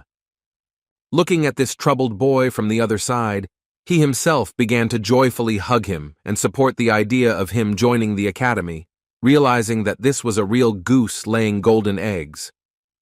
While Seo-jun rejoiced at his genius and the prospect of taking all the money of one of the 5 heroes for himself, So-yun thoughtfully said that now that they had a second student, they would be able to participate in team competitions. Seo-jun had not heard about this before, so the director explained that among educational institutions, there are all sorts of events where several students from the same academy participate, and of course, if a group participates, then the prize is much larger. Hearing that he could earn even more money this way, Seo-jun felt incredible joy. His face began to shine at the thought that this way he could cover some of his needs. Now he looked at the troubled boy completely differently, because he really had become the goose laying the golden eggs. 3 days later, Seo-jun had already begun studying the lecture of one of the most extraordinary lecturers, which most of all reminded him of some kind of avid jock. At first, during the lecture, the student had difficulty understanding why he needed to look at what this man did in his free time. As it turned out, at the beginning of his lecture, this man with incredible muscles and a strange t-shirt with a picture of the sun continued training and asked the student to be patient and wait until he finished the approach. The fact is that 3 days after Min-yul entered Dream Academy, he was able to receive a prize for winning the match of 1 billion won and 3 billion so-called alimony from the Dark Star for raising his obsessive student. Although he only had to lift his finger twice for the huge sum of 4.5 billion to evaporate instantly, he gained access to the incredible lectures of Hercules himself, who is a student of Chiron and the strongest hero of Greco-Roman mythology. The muscular hero stated from the very beginning that for the transcendence of a fighting group, the physical body is the most important and integral factor, because strength, agility, reflexes, and other indicators are a complex system of interweaving. What he was going to teach in his lecture was strength. With a wild look, he said that he was sure that some of the students who had listened to this point most likely thought that strength would only add weight to them. With a loud, stern, manly laugh, he said that this was an obvious fallacy, an unprecedented stupidity, a mere trifle. Showing off his biceps, he shocked So-jun with his incredible strength and size, as well as the words that in fact, strength, Agility and reflexes are what stem precisely from muscle strength and the development of their interaction with the nervous system. As soon as the great hero of Greco-Roman mythology tensed just a little, his muscles swelled twice as much, and he sat down a little and said that he would now show something interesting. Within a moment, he began to demonstrate incredible speed, which the Academy's transcendental camera could hardly capture. With an admiring glance, he said that he was capable of speed, fast as light, thanks only to his pumped-up leg muscles. With an incredibly fast lunge, he destroyed a huge boulder with his bare hand, saying that thanks to his art, he had destructive muscle power at his disposal that could bring down the skies themselves. There was no doubt that he could demonstrate such incredible success using only the brute strength of his menacing-looking arm muscles, moving quickly from side to side. He demonstrated incredible conditioned reflexes that react with lightning speed to his thoughts, coupled with intuition, which he learned from Chiron himself. Demonstrating an incredible number of push-ups in one breath, he said that the endurance that knows no fatigue was given to him thanks to the magnificent muscles covering his entire body. The radiance of this madman, who radiates incredible energy with the help of physical strength alone, blinded the student, who no longer regretted that in 2 clicks he had lost a fortune, which would have been enough for several generations of a family living in Seoul. The veteran rocker-turned-transcendent surprised his student by saying that it all comes from sheer brute muscle strength. After the introductory lecture of the Hercules course, Seo-jun received a message about a new daily task, which only confirmed to him that this hero is a student of Chiron. At first glance, it seemed that the tasks were the same as Chiron's, just with an increased number of repetitions. But as it turned out, everything was not so simple, because the fine print indicated that all this should be done with a weight of at least 1 ton. Seo-jun couldn't believe what was written there, so he decided to rub his eyes, but even after that, the crazy inscription about extra weight did not disappear. Looking at the phone again, Seo-jun shouted in panic that the title of the lecture about 500 tons was not a joke at all. He really hoped that Zhang Sanfeng wouldn't have such crap in his course. With this thought in mind, he opened the second lecture on gait. Usually, gait refers to the movement of the legs in sports. Roughly speaking, this is the mastery of the legs. But the old man clarified that when they strive to master not only the movement of the legs, but to put the movements together, this is called practicing technique. Seo-jun hoped for a detailed and clear explanation of Zhang Xiaofeng's heavenly march, relying on the fact that he was the founder of the Wudang clan and Taoist, famous for creating several of the highest arts of movement. His interest only increased when he saw this celestial being's skills on display. The old man skillfully ascended into the air with incredible ease and began to walk as if on the ground. Then he said that in this lecture, he would teach students the so-called walking on air, in which the master, relying on Nigong, with the help of acupuncture points of his energy, can step on anything, even air. The principle of the lecture was taught during the course, so the old man asked to work on the daily assignment. Seo-jun was delighted with the mere thought that if he could soar freely in the sky, then restrictions in the air would disappear for him. As soon as he received the daily task, a deeply thoughtful expression appeared on his face, because it mentioned maintaining a speed of 300 kilometers per hour for 30 seconds, as well as falling from a height of 30 meters. Despite the madness of the task, for him it seemed more real than the one given to him by Mr. Hercules. Sighing heavily, he considered that it was not so scary as for advanced courses, because at first glance it seemed very doable. Then he was distracted by some girl who hesitantly entered the academy and, apologizing, said that she heard that Seo-jun was studying at this place. As it turned out, it was his close friend Suyeon, who called him Oppa. Seo-jun immediately invited her to go to the lounge and offered her coffee, inquiring about her fate at the academy and how she found out that he was here. As it turned out, she is Uncle Manchil's daughter, so she already knew where her brother was all the time. First of all, with an uncertain tone, she asked if he had seen her dad lately. Sitting down opposite, Seo-jun replied that they had been in touch by phone and talked for the last time when he participated in the practice exam. Seeing Seo-yeon's worried look, he immediately asked what happened and why she was so sad. She replied that Dad had stopped communicating, and that is why she decided to go to the academy to ask if Seo-jun knew anything about his disappearance. The student was excited by her words, and immediately took off, asking how long it had been since she had been able to contact Uncle Manquil. Soyeon replied that it had been a day since he had been in touch since he left for some extra unscheduled part-time work. Seo-jun reassured her a little, saying that since only a day had passed, there was no need to worry too much, because it had already happened that her uncle drank and fell asleep somewhere nearby, perhaps in one of the 24-hour bars or visiting friends from the Enterprise. Even after these words, although Seo-yeon took it as an option, she did not stop looking so worried. Seo-jun realized that there might be some other problem bothering her, so he asked if something else had happened. As it turned out, she was worried about a conflict with her father after she said that she wanted to become a professional hunter. Seo-jun was simply shocked by her words, and remembering that she was not awakened, asked if she was going to do it artificially. The Dream Academy student was even more stunned by the news that she had actually awakened about a month ago. That is why she said that she no longer wants to go to university, but instead will choose an option among hunter academies. As expected, her excitement was due to the fact that Dad was categorically against it. After these words, she thanked him for his words of support. Seo-jun understood her perfectly, because he knew that at this time the hunter's earnings were much better than in a prestigious job after a good university. He understood her feelings, because she wants to lighten the load on her father's shoulders as soon as possible. But there is no parent who will allow her child to do a dangerous activity. Uncle Mancheol, as someone who works at a dungeon monster processing plant, has heard a lot of accident stories over his long career, so he would hardly take such news positively from his only daughter. As they said goodbye, they exchanged good wishes, and Seo-jun asked her to be careful and call immediately if something happens or if her uncle still doesn't get in touch.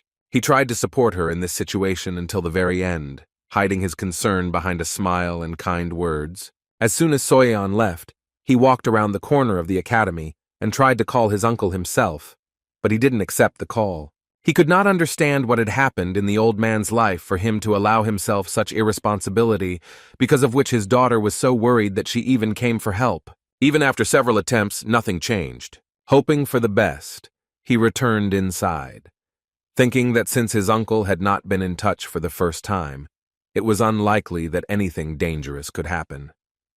He decided to wait one more day in the hope that everything would resolve itself. Meanwhile, at a hotel on the outskirts of Seoul, Miss Kalia was again taking a report, and this time she learned that Evil Doom, who is called the Devil among Hunters, noticed the activity of the Order of Truth and began to dig under them. As expected, Lady Kalia was unhappy that, following the Dark Star, another dangerous hunter from the 5 strongest heroes began to monitor their activities. Going off topic, she asked how the situation with Kim So-jun was. She began to chew her legs nervously when she heard again that even after a while of trying to track his actions and future, they still had no success.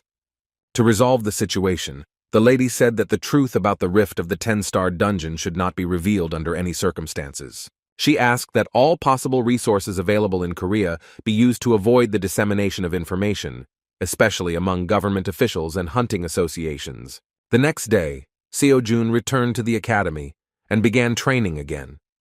He already regretted that he had sold all the bodies of the monsters, because they could have increased the load quite well. Instead, he began storing bar weights in his bag as weight.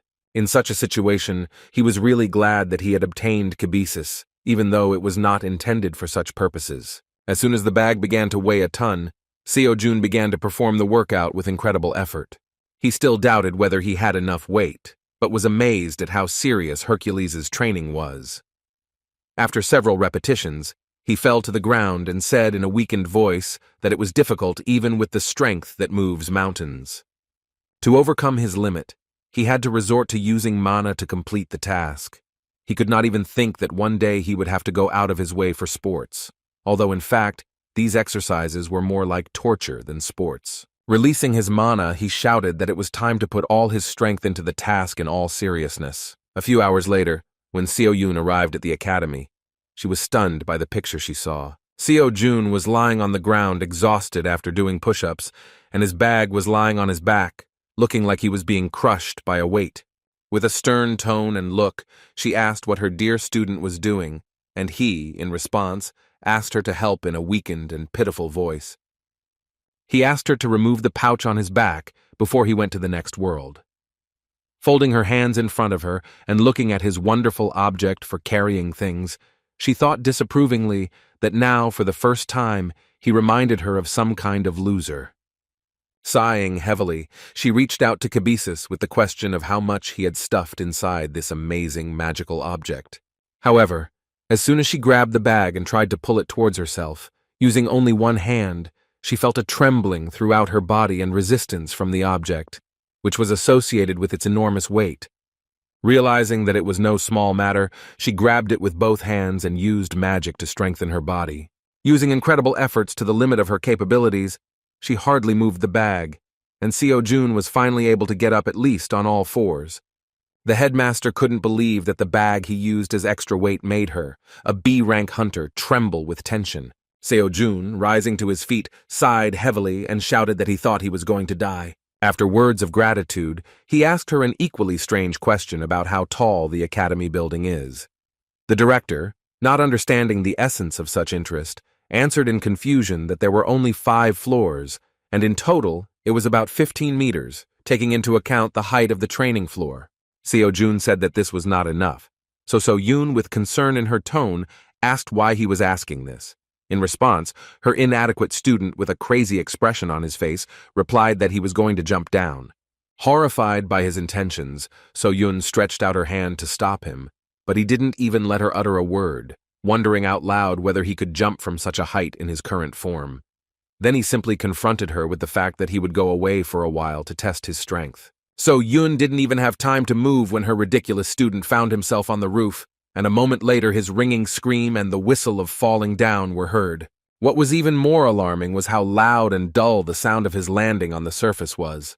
So Yoon couldn't say a word as she listened to what was happening outside the window. After landing, the student, whom she considered a real psycho, joyfully shouted that he managed to survive, after which he again climbed to the roof and jumped down. Returning to her office, immersed in real despair, So Yoon began to think about what her new students would think when they saw this. She was even more worried about whether she would be able to accept new students at all if they thought this was an example of their training at Dream Academy. When Lee Min-yul came to the academy for his first day of training, he was as shocked as the director. Along with So Yoon, they watched with a lot of questions as Seo Jun sent tremors through the entire building by squatting with his bag filled with enormous weight. When the strange student finished completing his assignments, he began to excitedly look at his phone, hoping to get an answer from his uncle, who had not been in touch. At that moment, Seo Yoon and Min-yul started whispering about what was going on with this guy and whether everything was okay in his head. Seo Jun didn't even pay attention to them because it was already the fourth day since his uncle didn't pick up the phone. He was very worried because he had known Uncle Manchul for about 10 years. This was the first time that he had been missing for so long. He was sure there was some problem. Suyeon continued to write to him about how Dad wasn't in touch and asking if there was any news about him. Concerned about the situation, Seo Jun informed the director that he needed to leave for a while. Seo Yoon began to worry, thinking that he would jump from the roof of the building again. While her student tried to make an awkward excuse, she shouted that he probably forgot that because of this, they received a complaint from citizens that they thought zombies were falling from somewhere. They even submitted a request to see if there had been a dungeon fisher somewhere nearby.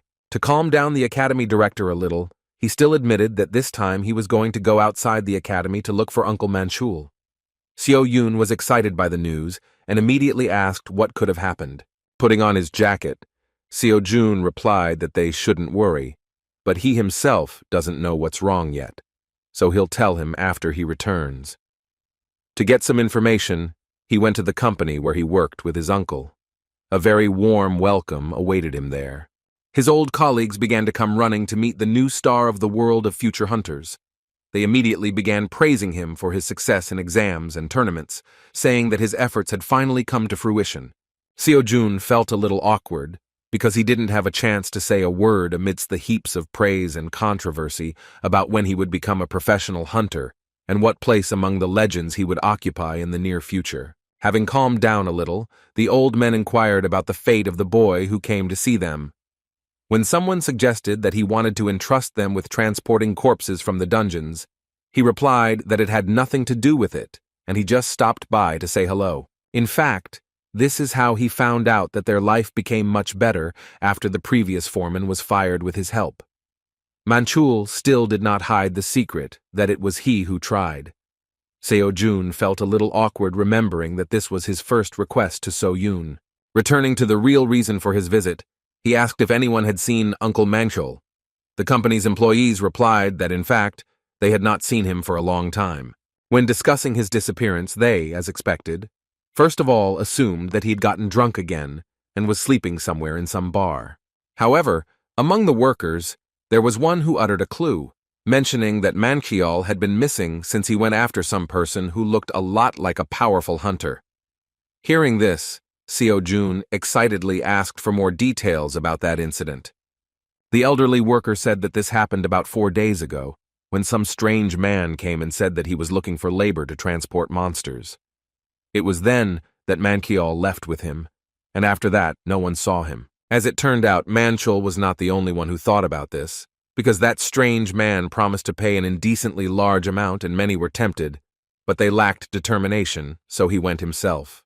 Seo-jun asked why his uncle was the only one who followed the stranger. The guys mentioned that the man seemed confused, because he did not order through the company, but contacted him directly. The matter seemed unclean, because such money is something dangerous. Everything fell into place when the guys mentioned their uncle's words, that he needed such risky and big money to send his daughter to the Hunter Academy. When asked if they knew which dungeon their uncle and their unknown hunter went to, the guys replied that they had not been told anything about it. Discussing this situation, the guys began to behave restlessly, realizing that Manchul's disappearance was probably connected with his risky task. It seemed that Seo-jun was at a dead end, but one of the workers gave him a good idea, saying that the Hunters Association could probably tell him something, because they always report there about all sorts of raids and transportation. After that, Seo-jun hurriedly ran to the association, thanking the guys for the valuable information. When he arrived at the Hunters Association and reported his problem, a representative of the organization replied that this was personal information and they did not have the right to disclose it to third parties. Seo-jun could not come to terms with this and began to shout that it was a matter of a missing person, but the man in the tuxedo replied that until the loss was confirmed, he could not disclose anything, and even if the raid member was missing, he could not discuss it with a third party. No matter how hard he tried, the association's policy did not allow him to obtain any information regarding the situation. He left the building. Seo-jun sat down with folded hands on a nearby bench and began to think about what he should do next. Remembering the information obtained, Uncle Manchul stopped communicating since he left with a suspicious person 4 days ago.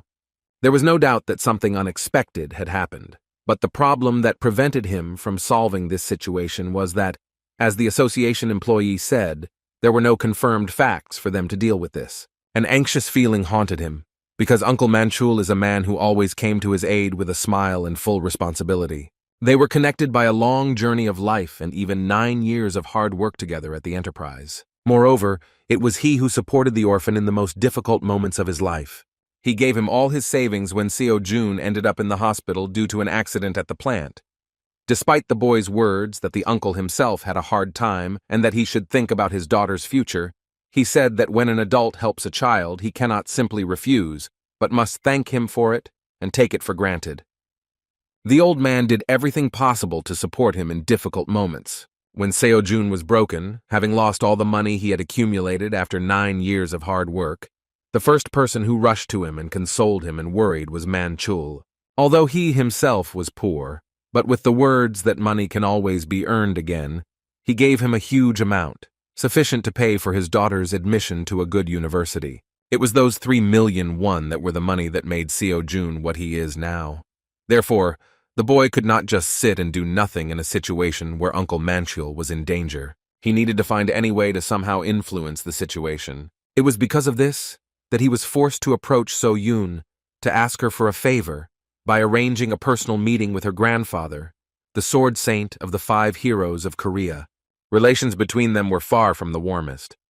The old man was still very prejudiced towards him, but despite this, he agreed to a personal meeting because his only granddaughter asked for it.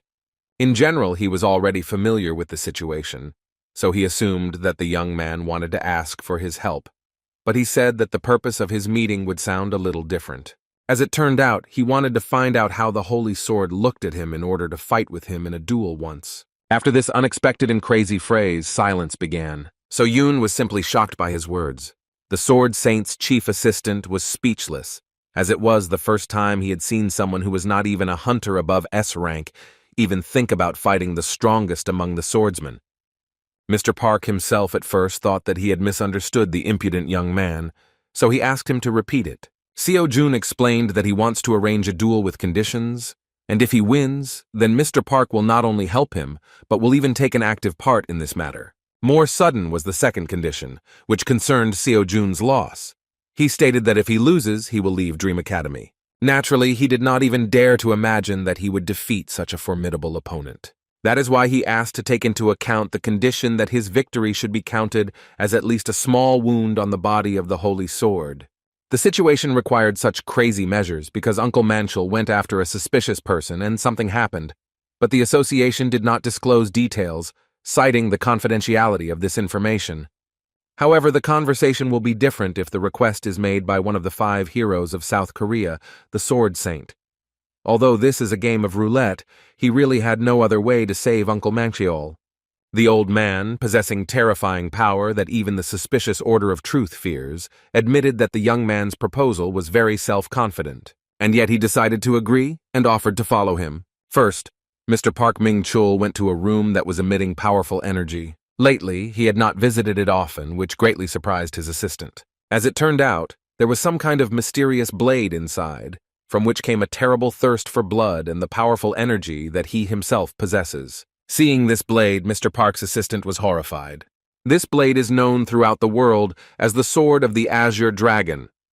According to legend, the military leader of the Silla state, Kim Yusin, having gone on service to Wolong, met Nan Seung on his way, receiving from him methods of army command and a precious sword. Even though it is only an imitation of a real azure dragon sword, even so it is considered the pinnacle of creation, forged by the best blacksmith in Korea. What was even more astonishing was that the chief's closest assistant understood that he would only draw the azure dragon's sword on one occasion, when he was sure that he must kill his opponent at all costs. The head had never taken out the azure dragon sword since the Great Scourge was officially stopped. The concerned man nevertheless asked the gentleman what he planned to do with the boy from his granddaughter's academy. He was worried that if something went wrong, the lady would suffer severe mental injury, but the old man asked him to drop such talk. Minchul explained that even though Seo-jun might jump out of his skin, he is still a student. You must, at a minimum, be prepared for such an outcome in order to dare to challenge one of the 5 heroes. Containing his terrifying energy, the old man asked his assistant whether he really did not have the right to have fun. Seo-jun and Miss Park were still outside, and the academy director tried her best to stop him, saying that he should not go to such extremes. She said that she could ask her grandfather to help, because if she turned to him personally, he would definitely intervene in the situation and find a way out. Despite her words, Seo-jun refused her help. In response, he sincerely thanked her for her concern, after which he said that this was a necessary measure for the future. He couldn't be sure that something like this wouldn't happen again. At this moment, he could not find out why Uncle Manchel disappeared, but the mere thought that he himself was the problem scared him. If this is so, then it is unlikely that such an incident will be the only one. Gathering all his determination into a fist, he thought that he still did not have the strength and authority to protect the people around him. That is why he had to involve the Holy Sword in the matter, so that people would remember that he is not an empty place, and if someone touches him, he will deal with him personally. After that, he looked So-yoon in the eyes and confidently said that he would return victorious. There was an unshakable determination in his eyes. He demonstrated that he was ready to do anything to protect the people dear to him. So-yoon could only watch in silence because she could not influence his choice in any way, and grandfather had already agreed to this crazy fight. Seo-jun and Mr. Park Min-chul went to the duel hall, and a small crowd of people from the Sword Saint Palace gathered at the main entrance, in front of which was So-yoon and the main assistant of the hero. Releasing powerful energy and a large amount of bloodlust, The stern lord of the sword said that if the academy student thought that because of So-Yun he would be given an indulgence, then he was mistaken, but he was given a chance to retreat. In response, the determined guy said that this was not the case at all, and that he, on the contrary, hoped that Mr. Park Minchul would keep his promise. Drawing his powerful blade from its sheath, the old man said that he praised the daring boy for his courage. The duel was close to the beginning. Both warriors drew their weapons. Pointing the blade at the daring student, the experienced swordsman said that he would give him the first blow. Seo-jun accepted his offer and got ready. He was excited about such a fight, but he believed that even if his opponent was a sword saint, with his current strength, he would be able to withstand a couple of attacks from one of the 5 heroes of Korea. Within a moment, Seo-jun released his energy, strengthening his body and weapons, and rushed forward. From the very beginning, he was going to attack with all his might, because he was given the chance to strike first. Using his full potential, he rushed forward. A furious blow was aimed at the master of the holy sword, but he continued to stand in place with the blade lowered to the ground. Within a moment, despite all the efforts of the young master, the blow was blocked. Mr. Minchul, without even releasing his energy, easily stopped this furious attack. The old man not only didn't move, he didn't even look in the direction of the attacker. When he turned his gaze to Seo-jun, he sternly asked if he had now seen everything that the one who dared to challenge him was capable of. With one light swing of his blade, he threw the daring boy aside and he barely managed to stay on his feet. It was not a blow. Mr. Park Minchul simply threw him away, but even this movement put incredible pressure on the student's body, even though he had mastered the course of incredible strength that even moves mountains. However, there was no time to be distracted by my well-being. Within a moment, the sword saint closed the distance and struck him with a quick blow, which Seo-jun barely managed to dodge. Now he could see the attacks of one of the strongest hunters in Korea, but even so, it was not easy to block them. A few more swings of the sword, which did not cause much fatigue in the old man, made the student feel his superiority. Mr. Park made it clear that he meant business, and his incredible swordsmanship demonstrated that every attack, every move, everything carried an air of lethality. The style that the old man used was called sword dancing, and it seemed that its fluidity was taken to the greatest possible limit. Now that he had used a small portion of his mana to strike, a powerful surge of power made the entire building, which was originally intended for Mr. Minchul's duels and training, tremble. Seo-yun and Moonchul could barely stand on their feet from the gust of wind from just one wave of their grandfather. Seo-jun, trying to resist the terrifying force, continued to resist. This fight was the most serious test of strength in his entire life, because his opponent was the hero of the great disaster, S-Rank, which towers above the rest. It would not be an exaggeration to call it the level of the sky above the heavens, such as the Holy Sword of Korea. After this blow, the old man continued to apply incredible pressure with his endless attacks, which were deadly, but clearly not particularly serious considering the potential of the Holy Sword. Continuing to throw blows, which the young man either dodged or barely blocked, Mr. Park Minchul admitted that he was still a brat. In his memory, just a couple of months ago, this clumsy boy was an ordinary quitter who could not stay on his feet with just a swing of his sheath. Even then, he knew that he had amazing potential, but it seemed that his exceptionality did not go beyond the level of a student. However, now Seo-jun, who had survived several minutes of battle with the strongest swordsman, looked different in his eyes. Even at this very moment, he continued to grow. Although he lacked experience, even at the moment when Mr. Park Minchul caught his spear, he was not at a loss. He put in even more energy to break free and even gain an advantage in the situation by throwing a punch. Despite this, he failed to carry out his plan, because the holy sword suddenly managed to interrupt his attack, knocking down the spear with the help of the hilt of his azure dragon sword. Having knocked down the attack of the academy student, Mr. Park Minchul was at the ideal distance for the sword attack, so within a moment, Seo-jun was surrounded by powerful energy. With a light swing, he delivered a strong blow that there was no time to block. And yet Seo-jun resisted. Mr. Park had noticed the unusual appearance of his weapon before, but it was difficult for him to understand how it was that it could even suppress the energy of his sword, one of the most powerful imitations in the entire world. Frankly speaking, this amazing spear was the reason why the battle was still not over. Initially, the old man did not intend to fight at full strength. but rushing forward and crossing weapons with the enemy, he said that it was time to add a little seriousness. Crossing weapons with Seo-jun, the holy sword, without retracting his weapon, carried out another heavy swing, which engulfed the poor fellow with powerful energy and sent him forward. Although there were no wounds on the academy student's body, such enormous pressure still made him cough up blood. With difficulty leaning on his leg, Seo-jun was still conscious, but he admitted that it was too presumptuous to challenge the holy sword himself to battle. Having encountered students like himself during this time and some of the stars of the academies, he admitted that he vaguely began to hope that no one would be better than him. But as they said, a student is a student. These were only youths who did not know the world. After such a fierce battle, he realized an important truth about what one of humanity's strongest hunters is. Even though he had completed 2 beginner transcendence courses, he was still not even able to consider, to see, this huge difference between the holy sword and himself. Even at this moment, Seo-jun felt disheartened by the knowledge that the sword saint was still not fighting at full strength, but was holding back so as not to upset his granddaughter. Seo-jun understood that he could not win this battle, but even despite this, he prevailed as best he could. Having dodged the attack of Mr. Park Ming-chul, he, using the remnants of his strength, with incredible speed avoided the second blow and struck a blow himself, which was easily parried by the greatest swordsman. Blocking another attempt to inflict injury, the old man with a calm tone asked if the student really decided to seriously challenge him with his low level of skill. Even so, in this unequal battle, Seo-jun did everything to achieve such self-confidence, strength, so that having heard only his name, others did not even dare to touch his people. And yet he understood that all he could do was acknowledge his position in comparison with this monster. Bow to the saint of the sword.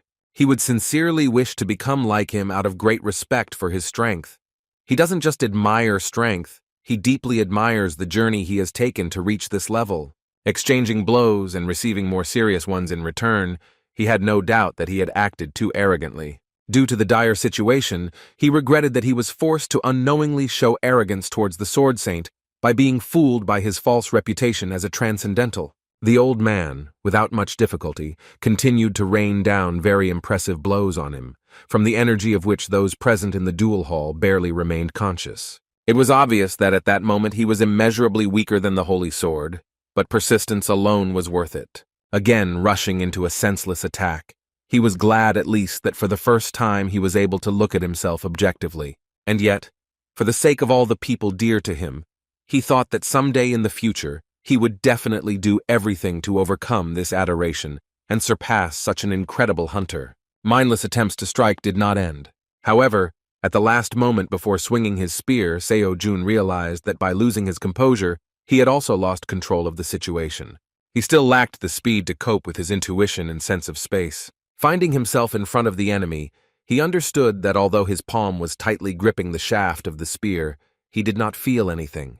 Unfamiliar sensations surrounded him, and every step seemed unnatural. Finding himself under the blow of the greatest swordsman, Seo-jun felt new sensations that arose in the most dangerous situation for his life. This was his first defeat, the first missed blow that ended his attempts to surpass his opponent. For the first time in his career as a student at the Hunter Academy, Seo-jun became so weak that he dropped his spear. This was to be expected, and none of those present doubted this outcome of the fight. Between their whispers came the sound of So-yun running as she ran towards her seriously wounded student with heavy breathing. Seo-jun could no longer stand on his feet, but continued to look into the eyes of his opponent. Mr. Park Ming-chul, as the winner, said that he hoped that the academy student could keep his promise. The exhausted and wounded guy fell to the ground, and the stunned So-yun, who crouched next to him, looked with alarm and some disappointment at her grandfather for ending the battle so rudely. Although the battle ended as expected, So-yun still could not comprehend what was happening, understanding what her student was capable of going to in order to protect the people dear to him. Meanwhile, Uncle Mancheol, along with the very person from whom he accepted the order, had difficulty escaping from the monsters inside the dungeon. The hunter with whom he went was on his uncle's shoulders, and the uncle himself already regretted his choice and said that if he had known that it was so dangerous here, he would not have gone. The hunter he was carrying on his shoulders could not even imagine that a distortion would suddenly arise. He sincerely apologized for involving Manchul in such a dangerous matter. His uncle asked him not to worry about this, saying that they had probably already called for help. However, as it turned out, his assumption was not correct, because the hunter asked the association not to disclose the details of his mission under any circumstances. This was done because the matter required secrecy, but this, on the contrary, tied their hands due to unforeseen circumstances. Considering the terrifying situation and the kind of monster they encountered in this place, the old man said that most likely it would be difficult for them to get out alive. Despite these words, Uncle Manchul still thought positively and kept his smile. In response, he said that in fact there is one brat who will find some other way to find them. Mr. Hunter had no idea who he was talking about, but Manchul himself was in no hurry to reveal the identity of the persistent young man who might come after them. He described the brat who could intervene in this situation as a stupid boy who never sits in one place. Meanwhile, Seo Jun has just woken up from a difficult battle with the Star Sword, where he was injured. He was seriously worried about how much time he had lost while out. All this time, So Yoon was next to him, and as soon as she saw that he had woken up, she immediately worriedly inquired about his well-being. First of all, he asked how long he had been passed out and how much time he had lost in this place. Even though Seo Yoon asked him to rest a little more, he couldn't sit still, saying that he didn't have time anymore. At that very moment, Mr. Starsword walked in. Park Ming-chul arrived with his assistant, and he had an extremely serious expression on his face and a stern look in the direction of the youth. Seo Jun and Seo Yoon were surprised that he decided to visit them. Judging by the look, the old man, despite his attitude towards the problem boy, still accepted his position.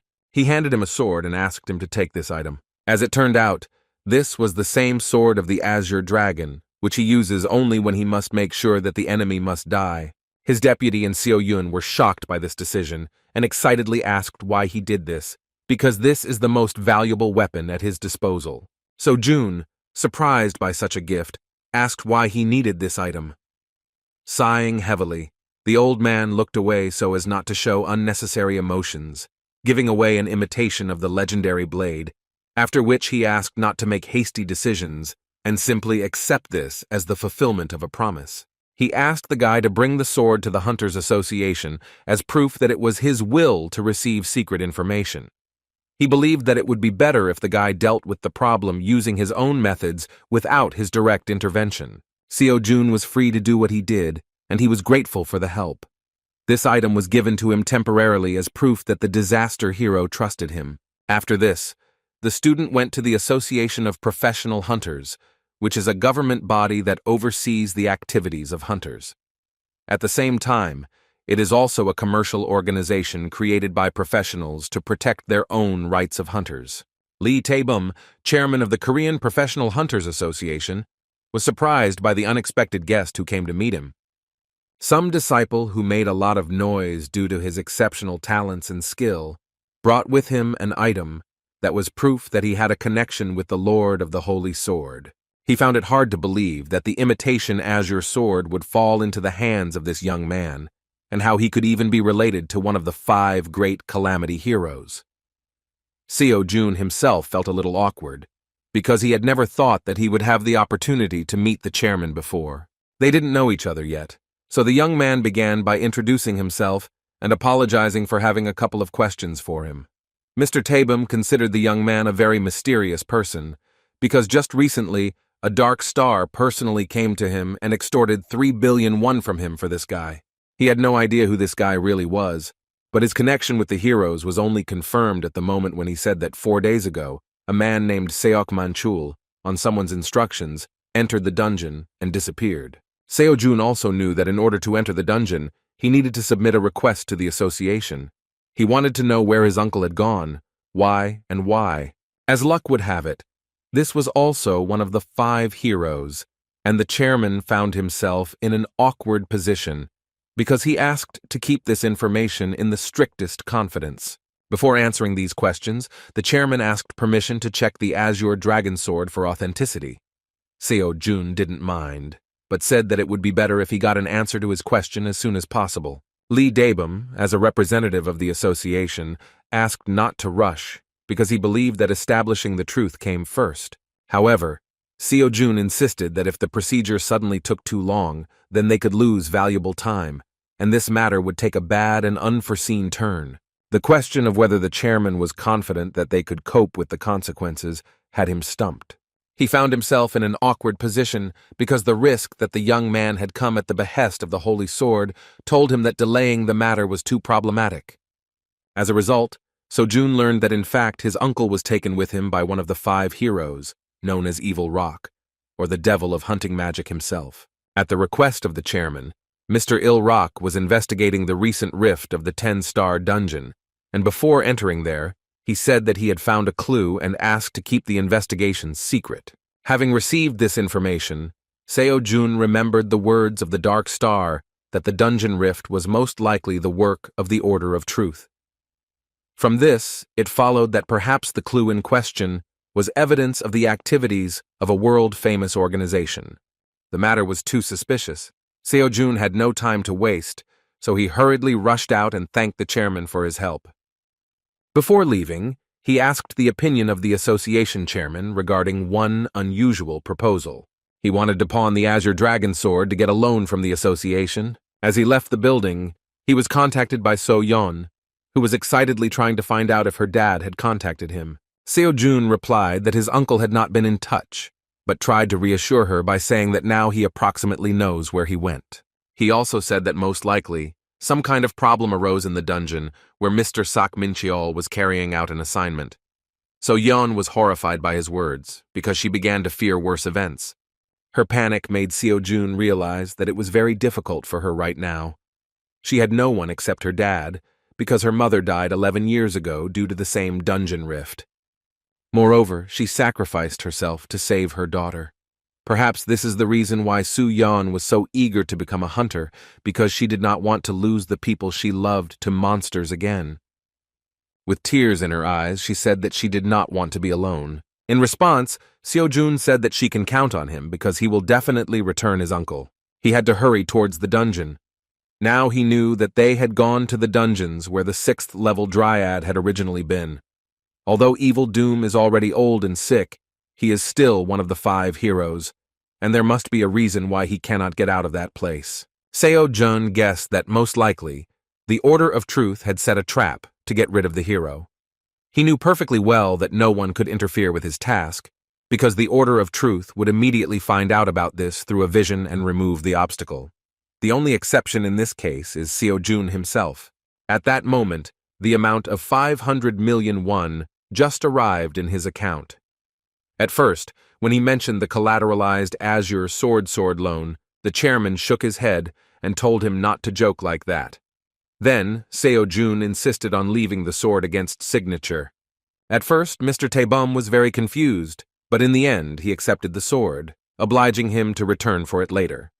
The chairman of the association could not believe that the Holy Sword entrusted this relic to a person, that he was ready to pledge it for 500 million won. Seo-jun himself understood that considering the actual cost of the Azure Dragon Sword, he was greatly underpriced, but it was enough to buy equipment from the Transcendent store. He understood that even if it was difficult for Evil Fate to get out of there, then it would need thorough preparation. He had his eye on an interesting item for a long time, and it was a replica of Gungnir. The item seemed very powerful, and so Jun decided that he would test its benefits in practice when he entered the dungeon. When he went inside, he found himself in a very cramped space, because there were many trees, among which were dryads. He knew that it was a chore to hunt a 6-star monster whose appearance was indistinguishable from an ordinary tree. From the very beginning, he understood that he should not let his guard down, because it would be bad if the dryad suddenly attacked him or surrounded him. On the other hand, cutting down every tree along the way will be too long and difficult, and so he will not soon find his uncle and Evil Rock. To get out of this situation, he decided to involve touch in the matter. Concentrating on the area, he began to analyze the aura of the trees around him. Due to his lack of experience, it was not easy, but although vague, he still felt a discomfort that could not be described in words. The most suspicious thing was the tree that was nearby. In appearance, it was no different from the trees nearby, but it was too dangerous to approach it because there was a risk that the dryad might escape. This was the perfect time to test the strength of my new equipment. Seo-jun took Gungnir out of his magic pouch and then filled it with his mana. Then he threw the weapon into the tree that was in front of him. As soon as the energy of this weapon approached the tree, it woke up and began to scream angrily. Surprisingly, the dryad turned out to be very agile and managed to dodge at the very last moment, after which she began to run into the depths of the dungeon. However, as soon as Gungnir flew past her, he suddenly changed his trajectory and again rushed towards the target. With incredible speed, this spear caught up with the dryad and pierced her through. Gungnir is still not an ordinary weapon at all. It is an imitation of the spear that Odin used when he tore into pieces the body of Ymir, the source of everything, after which he created 9 worlds from him. Seo-jun could not believe the effectiveness of this imitation. He assumed that the spear had amazing power, but still thought that the replica must have its limit. Although he thought that he should take the extraordinary spear to compare with the holy spear he already possessed, this time he also obtained an imitation legendary weapon whose power was far beyond imagination. Most likely, the fact is that it was created by a master of transcendence. Stretching his hand forward, Seo-jun decided to test the knowledge from myths regarding the fact that in addition to the option of hitting any target, this spear also had the property of calling back. As soon as he directed his mana at Gungnir, the spear began to move, but it was not enough to rise into the air. For the return of the weapon to work, it would have been necessary to invest a little more magical power, but Seo-jun could not even think that we would be talking about a solid reserve of mana. After increasing the impact, the spear rose sharply into the air. Within a moment, it returned with great force to its owner's hand, and Seo-jun could barely stand on his feet when he caught Gungnir. After using a large amount of magic to do this, Seo-jun fell to his knees and sighed heavily.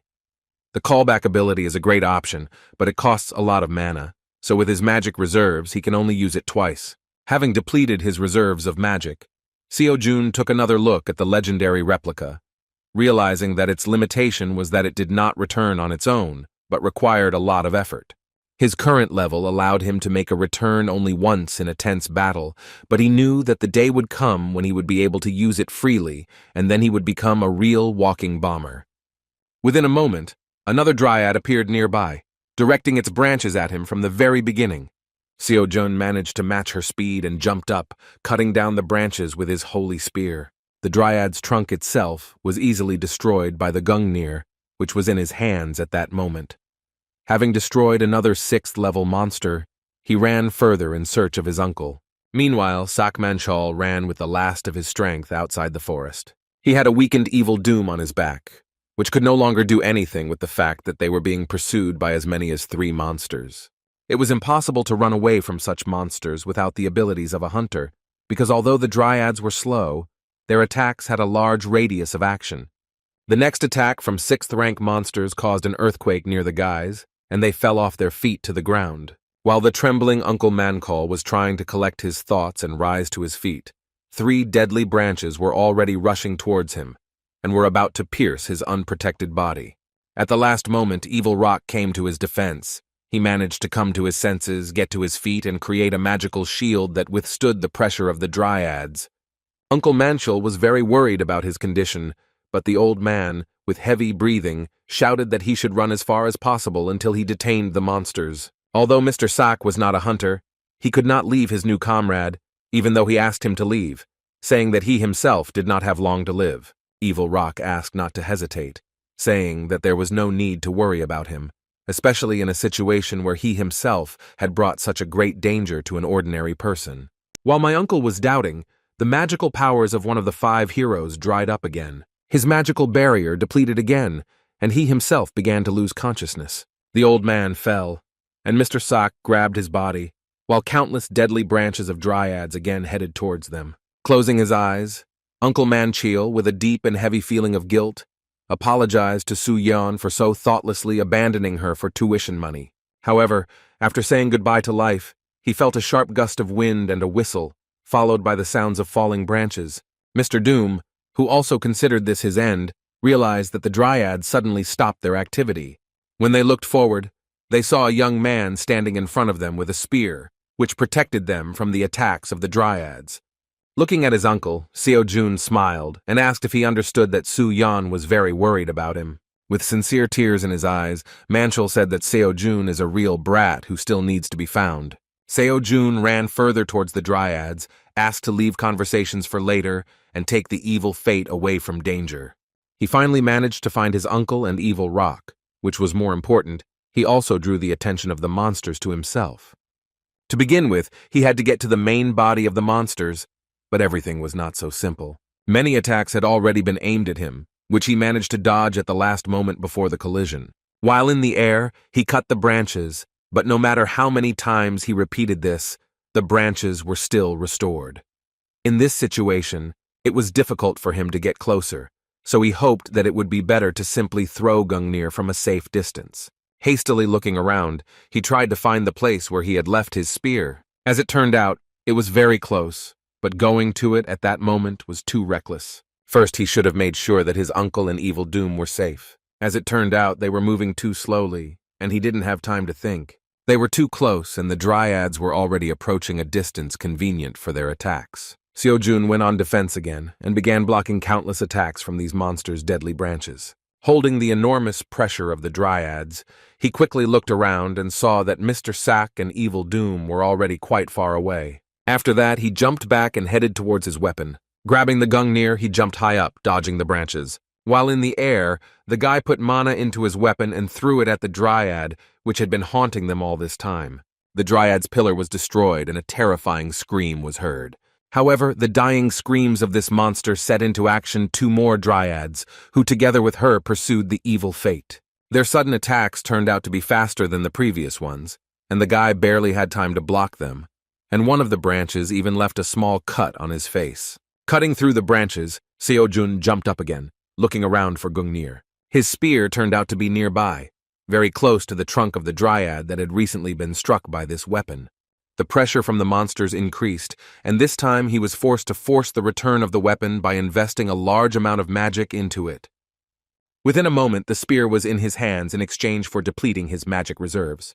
Having returned the Gungnir to his possession, Seo-jun was fully armed. Although he was exhausted, he no longer needed huge reserves of magic, and could fight using only the brute force of his weapons. Seeing Gungnir in his hands, the dryads began to scream in panic, demonstrating real fear. Looking around, Seo-jun began to laugh at how pathetic their reaction was when the situation suddenly turned against them.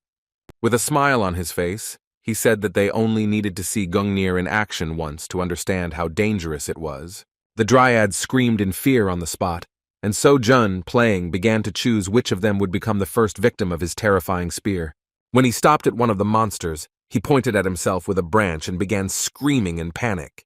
Within a moment, the trunk of this tree was destroyed into pieces by the unimaginable power of the legendary weapon.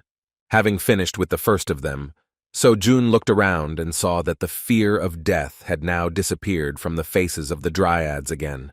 They surprised him by the fact that, instead of trying to escape, they regained their courage and rushed to attack. As it turned out, they tried to block Gungnir with their branches, believing that this was the most dangerous thing their enemy had.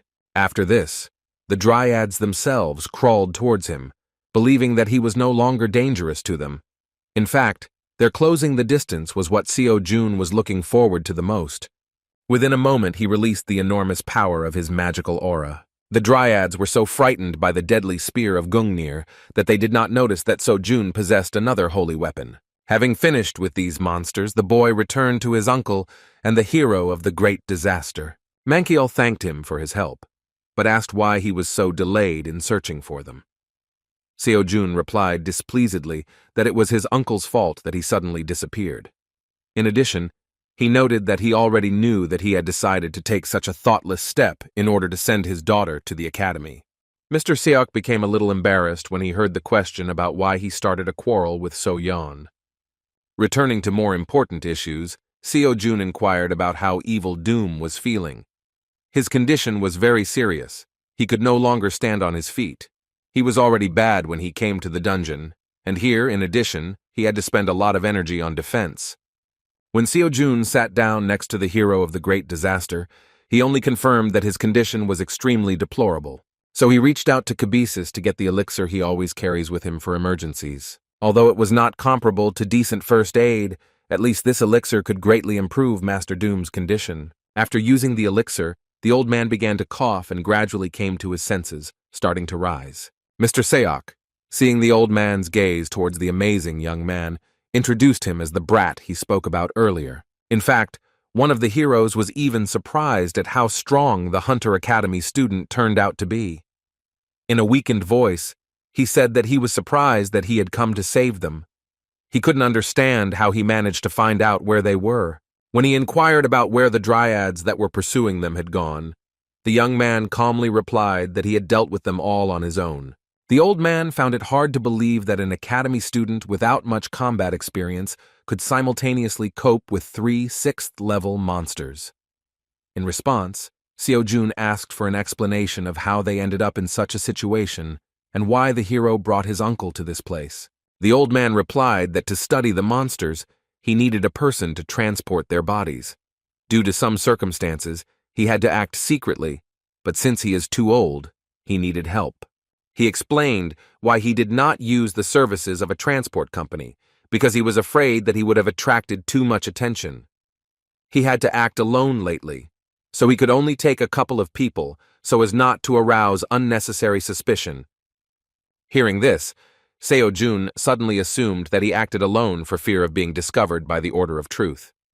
The mere thought that this young man had heard about their suspicious activities shocked the old man, because he had not mentioned this even to the Hunters Association. However, he was unable to find out more about how Seo-jun knew about this. Within a moment, they felt the terrifying power of magic, which Mr. Evil Rock and Seok Minchul recognized. Seo-jun was the only one who felt the trembling in his body for the first time from the appearance of this monster. The young man thought it was an earthquake, but Uncle Mankle answered in a trembling voice that it was the monster that brought the old man into such a state. With a frightened voice, he said that this was a monster that had taken all the strength from one of the heroes of the great disaster. Seeing his uncle trembling, Seo-jun thought that he kept wondering why someone of Evil Doom's level would be locked in a dungeon, even if it was a trap by the Order. Now it became clear that there was something here that even he could not cope with. As soon as a monster of terrifying size appeared on the horizon, whose energy exerts incredible pressure even at a great distance, Mr. Evil Rock thanked the young man for his support, after which he said that he should not have done this, because now he himself had fallen into a trap. At first, Seo-jun thought that a huge mountain was moving towards them, but after a moment he realized that it was the trunk of a dryad of unimaginable size. This was the very monster of distortion that even Evil Rock could not cope with. The old man explained that this was his first time encountering such a species. He believed that it was some kind of mutation, but this was the only thing he could say about this monster. Seo-jun doubted that it was just a mutation. At first glance, the monster of distortion was no different from the previous dryads. It was simply much larger and stronger than the previous ones, but without additional properties. Until the monster noticed them, Seo-jun suggested simply sneaking to the exit and escaping from the dungeon. However, the uncle replied that this was impossible, because no matter how hard they tried, this giant dryad was always on their trail. Even the old man didn't know how, but as soon as they tried to get out, this terrifying tree immediately gave chase. Trying to protect himself from its deadly branches of incredible size, he spent too much magic. In addition, he remembered that this complex mutation has such a strong bark that it cannot be penetrated even by strong magic, and if it is possible to do this, the dryad regenerates with lightning speed, making his expenditure of magic useless. The monster turned out to be so strong that the magic of Evil Rock was not enough at that age. He even wondered if this monster had evolved, getting rid of the shortcomings of the dryads and enhancing their advantages. Sighing heavily, the old man admitted that he was no longer the same as before because he was old and sick and was just waiting for his day of death to come. It was already hard for him to call himself Evil Rock, because all he could do against this monster was to break through the bark and slow down regeneration. The moment he does this, he himself becomes too vulnerable. When the old man said that in order to deal with this monster, you need to break through its bark and destroy its core with one powerful blow, the young man had a good idea. Having specified that one powerful blow would be enough, He took out a powerful spear from his magic bag, which he had recently purchased at the Transcendence store. Demonstrating an imitation of Gungnir, he suggested that the hero of the great disaster weaken the monster, so that at that time he would destroy its core with his own forces. The idea that came out of his mouth was a very good one, but as soon as he took out the Gungnir, the great magician stopped listening to him.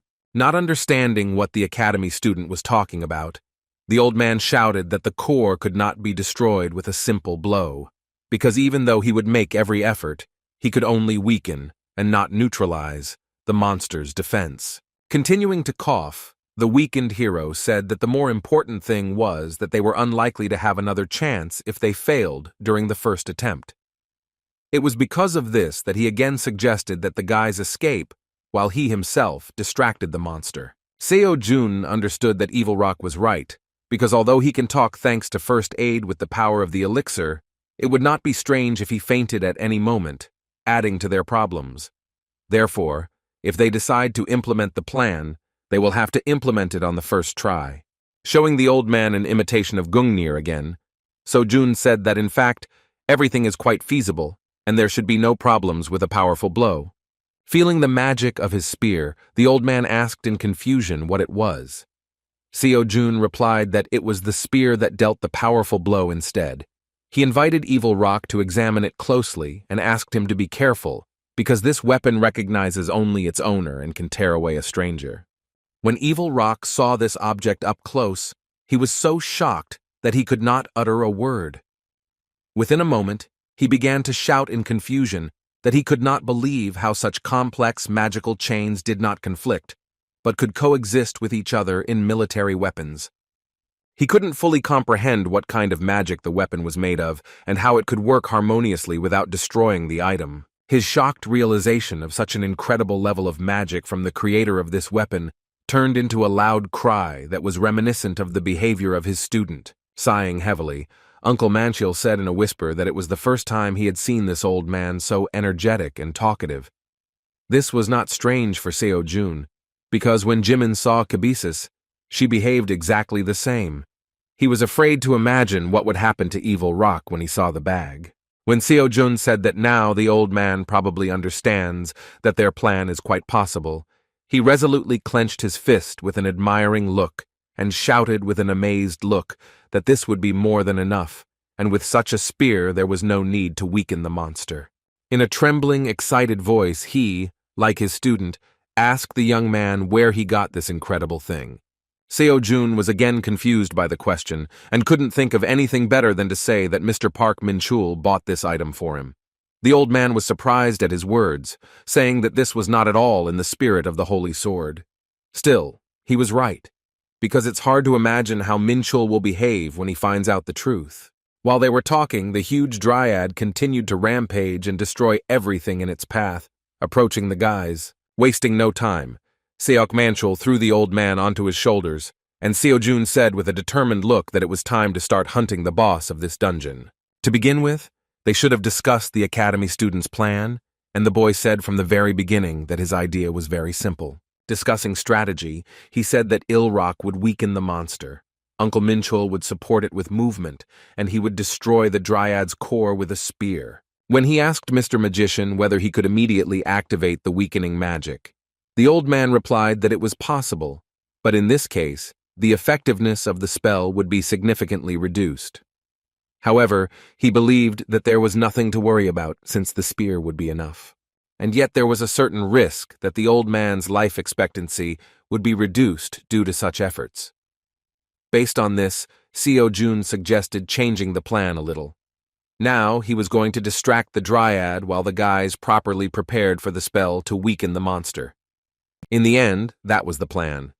First of all, Seo-jun must distract the giant dryad in order to buy some time for his uncle and the evil doom. During this time, Evil Rock will gather all his strength to prepare for the activation of magic. The last step will be performed by Seo-jun.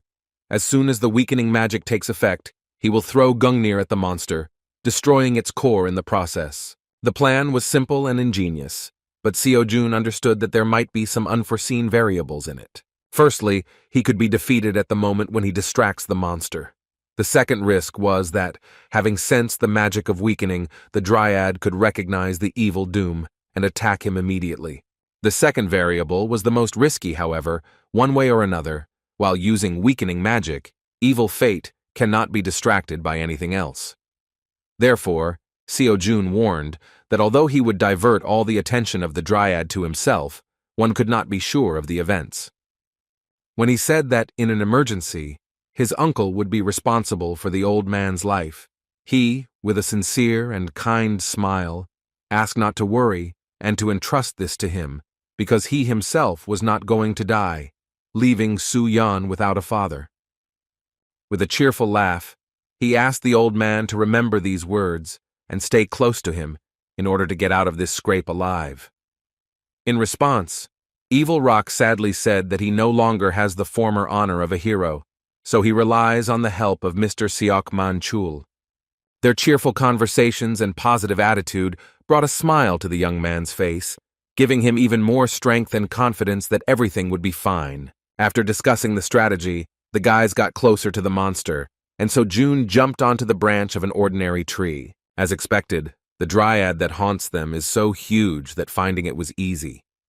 Against the background of the forest, it seemed like a huge mountain that reaches the sky. Addressing his uncle and the old man, so June asked them to stay in this place, because if they come too close, the monster might notice the magic of evil doom.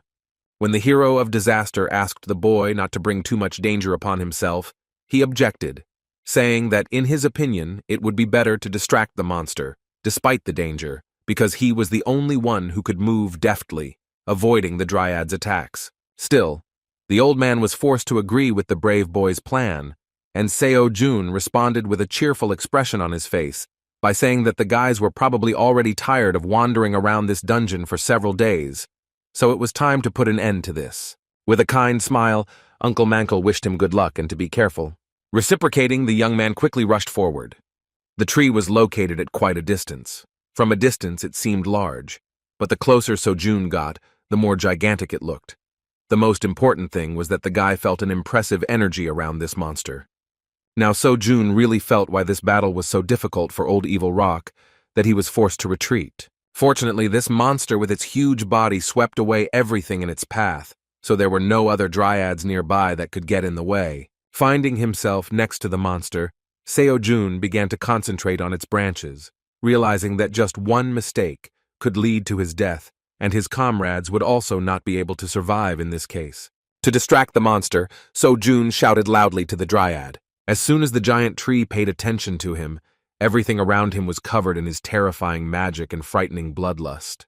The impact of this force was so powerful that it affected not only the young man's body and his flow of mana inside the body, but even his mental state. Sighing heavily, Seo-jun admitted that if he were a little weaker, he would go crazy when faced with such a monster.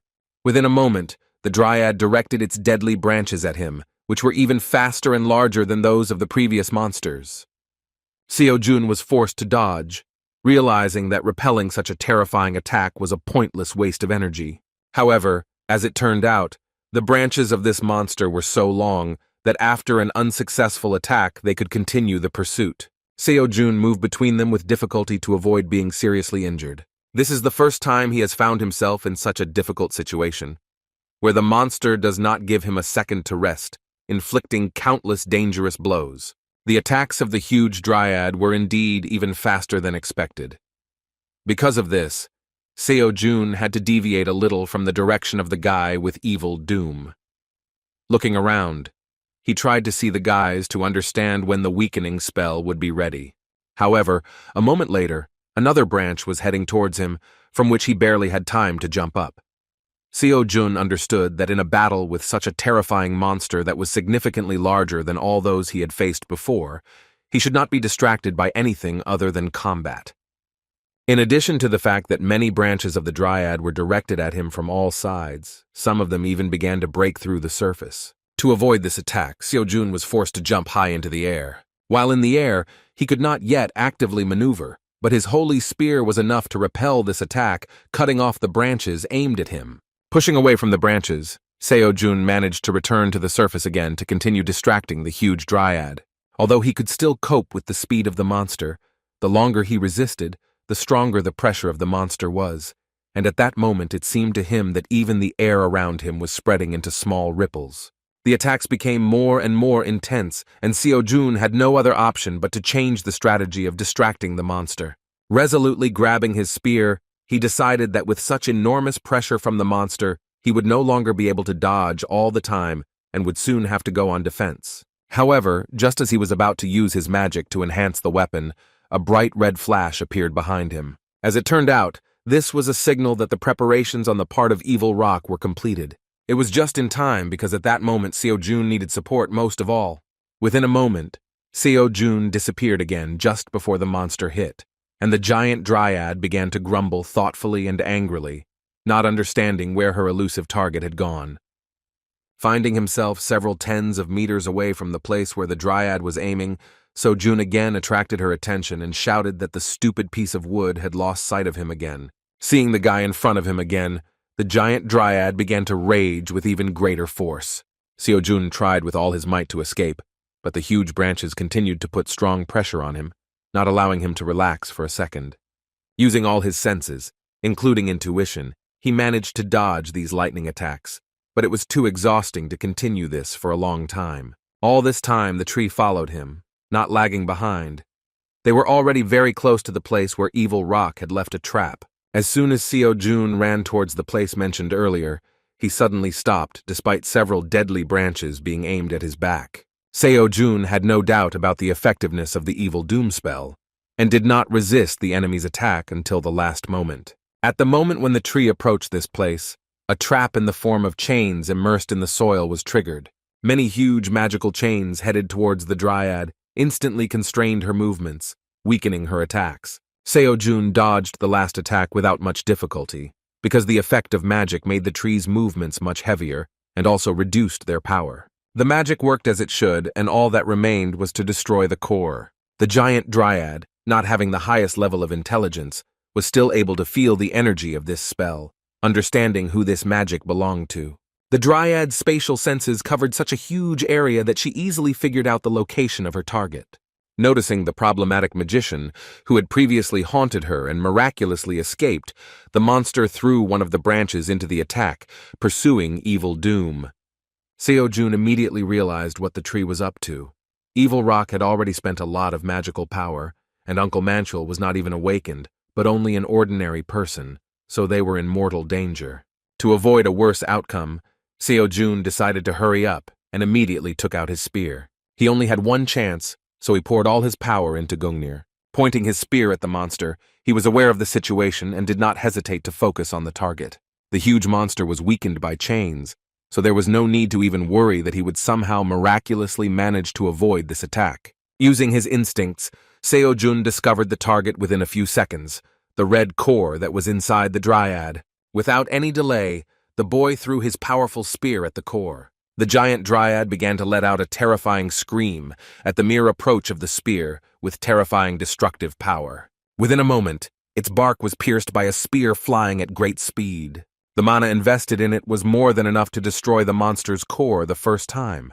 As soon as the core was destroyed, the dryad fell silent, and the light of her eyes went out in an instant. Leaving a huge hole in the giant monster, Seo-jun could barely stand on his feet. His reserves of magic were depleted, and he fell to the ground with a heavy sigh. Having put all his strength into Gungnir, he felt incredibly tired, and it seemed to him that the dizziness was so strong, as if the strength had left his body. Rising to his feet with a trembling body, he was glad that he managed to hit the first time, because in the state he found himself in, he could not even call the Gungnir back. Having dealt with the monster, Seo-jun ran towards his uncle and Evil Rock. The old man was fine, but for some reason his uncle was lying on the ground. As it turned out, he could no longer run further, because while escaping from the monster, his leg was wounded.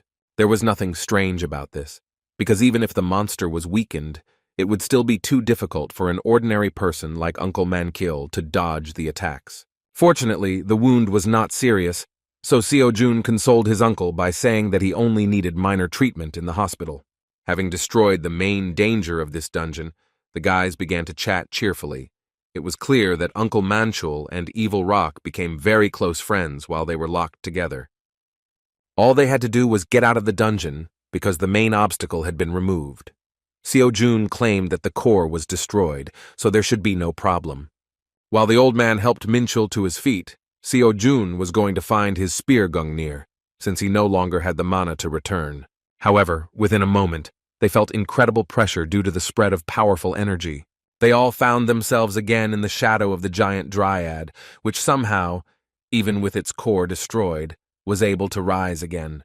Seo-jun couldn't believe that this was possible. The tree really hadn't moved before because Gungnir hit the target. After this moment, it was clear that the core had definitely collapsed, so the dryad had to die. As it turned out, this terrifying monster had 2 cores that were nearby, but one of them was able to survive. It was hard for even Evil Rock to believe in this. The pressure increased.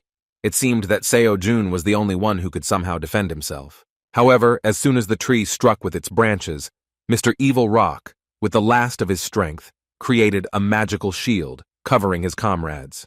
He was already at his limit and his body could not withstand the use of mana. Seo-jun understood that the old man had already spent too much mana and he would not be able to hold out for long. To defeat the giant dryad, it was necessary to destroy the remaining core. This situation was the unforeseen worst outcome of this plan. Moreover, the Gungnir, with which Seo-jun destroyed the first core, was too far away and could not be approached due to the constant attacks of the dryad. The monster's branches were intertwined everywhere, causing Seo-jun to panic as he couldn't even see his spear. There was even a possibility that the monster, sensing the danger of this weapon, was deliberately trying to hide Gungnir. The boy still had the holy spear, which was enough to destroy the core, but to do this, he needed to land a direct hit on the target. Approaching the old man, Seo-jun demonstrated that he was going to attack again, after which he asked if he could weaken the dryad. Holding back the incredible pressure from the monster, the old man replied that he would try, but in such an environment he could not promise anything. Realizing the complexity of the situation, Seo-jun went forward and said that he would try to distract the tree so that Evil Rock could carry out the preparations. Despite the concern of his comrades, the young candidate hunter said that they now did not have time to calculate all the steps. They could only do what was in their power. After these words, Seo-jun rushed forward beyond the magic shield, despite the requests of the old man and uncle to change strategy. It seemed that the tree's attacks had become even more active, but Seo-jun, using his intuition, avoided the branch in time and broke through. Avoiding the blows, Seo-jun realized that just one missed direct attack could send him to the next world. Despite such unimaginable power of the dryad, Evil Doom held back these attacks in such a terrible state and continues to do so even now, being at the limit. Resolutely filling the spear with mana, Seo-jun realized that he was the only one who could somehow influence the situation. Moving forward was not easy due to the dryad's more intertwined branches, so Seo-jun began to force his way through, slashing everything in his path. Old man Bad Rock could barely stand on his feet, his body trembling from the excessive use of magic. At one point, he noticed that the dryad had stopped her attacks in their direction and was completely distracted by the student. Seo-jun found himself at gunpoint from a dozen deadly branches that were rushing in his direction. At the last moment, he managed to jump up, avoiding a fatal blow. He could barely keep up with the monster's speed due to the fact that this battle was too long and intense. In order to pierce the core of the giant dryad with his spear, he needed to get right close, but he could not get closer because all the time the branches threw him back in order to avoid injury. This was very different from diverting the tree's attention. However, a moment later, a terrible thing happened. Seo-jun found that the branches had tightly grabbed his left leg. Seo-jun was immobilized and in danger from other branches that were rushing towards him. At the last moment, Evil Doom activated the magic of weakening the monster, causing the branches to stop a moment before delivering the fatal blow. After this, Seo-jun again managed to escape from the monster's branches and run forward, breaking through closer to the monster. The number of weakening chains was less than last time. Moreover, they were no longer as thick as before. As expected, reactivation when there is a lack of magical powers has limitations, so there was not much time. Having discovered the weak point of the tree where the last core was located, Seo-jun rushed forward with all his might. He was already within striking distance, but at the same moment the weakening magic was destroyed and the dryad was freed. The monster prevented the destruction of its second core and hit the attacker with branches. Seo-jun hit the surface with great force and was seriously injured. Now he couldn't even move, while the dryad became even more furious. Her terrifying pressure, which the guy could hardly cope with earlier, was now driving him crazy. Within a moment, the monster directed dozens of deadly branches at him. Seo-jun knew that he had made a big mistake when he thoughtlessly rushed forward without thinking through such risks. Now he found himself in a desperate situation where he needed to evade a deadly attack, but his body could not even move. At the moment when the blow was about to occur, Mr. Evil Doom suddenly appeared in front of him. One of the 5 heroes could hardly hold the branches of the dryad, he said in a weakened voice that Seo-jun must save himself. Evil Rock was truly delighted with the student's strength that he achieved such incredible power in his 20s. For the first time in decades, he was in awe of someone else's power.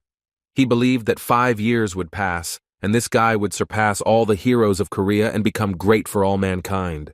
Now he was missing a lot, so Evil Rock considered it his duty to save him, even if in return he would have to give his own life. However, despite his requests, the young man refused help and salvation. Seo-jun began to rise to his feet again, despite the strong trembling throughout his body that hindered his movements. Mr. Evil Rock did not understand his intentions and nervously shouted that a mortal battle with such a dangerous monster was definitely not the time to show character. Looking at a guy with incredible talent leaning on a spear, the old man shouted that he should live because he has a great future, which will make this world safer. However, Seo-jun did not pay attention to his scream at all. Gritting his teeth, he responded by asking why Evil Rock didn't run away, leaving them behind at the moment when it was possible. The guy's words greatly touched the old man's soul, and he froze in place for a moment, continuing to resist the dryad's attacks. Seo-jun tried to return to the battle, saying that he would not let anyone sacrifice himself. However, no matter how he tried to go further, his body was too exhausted. He fell to the ground again, but continued to hold on to his spear so as not to lose consciousness. All this time he was losing valuable time because the old man had long been at his limit, and it was hard to say when his defenses would be destroyed.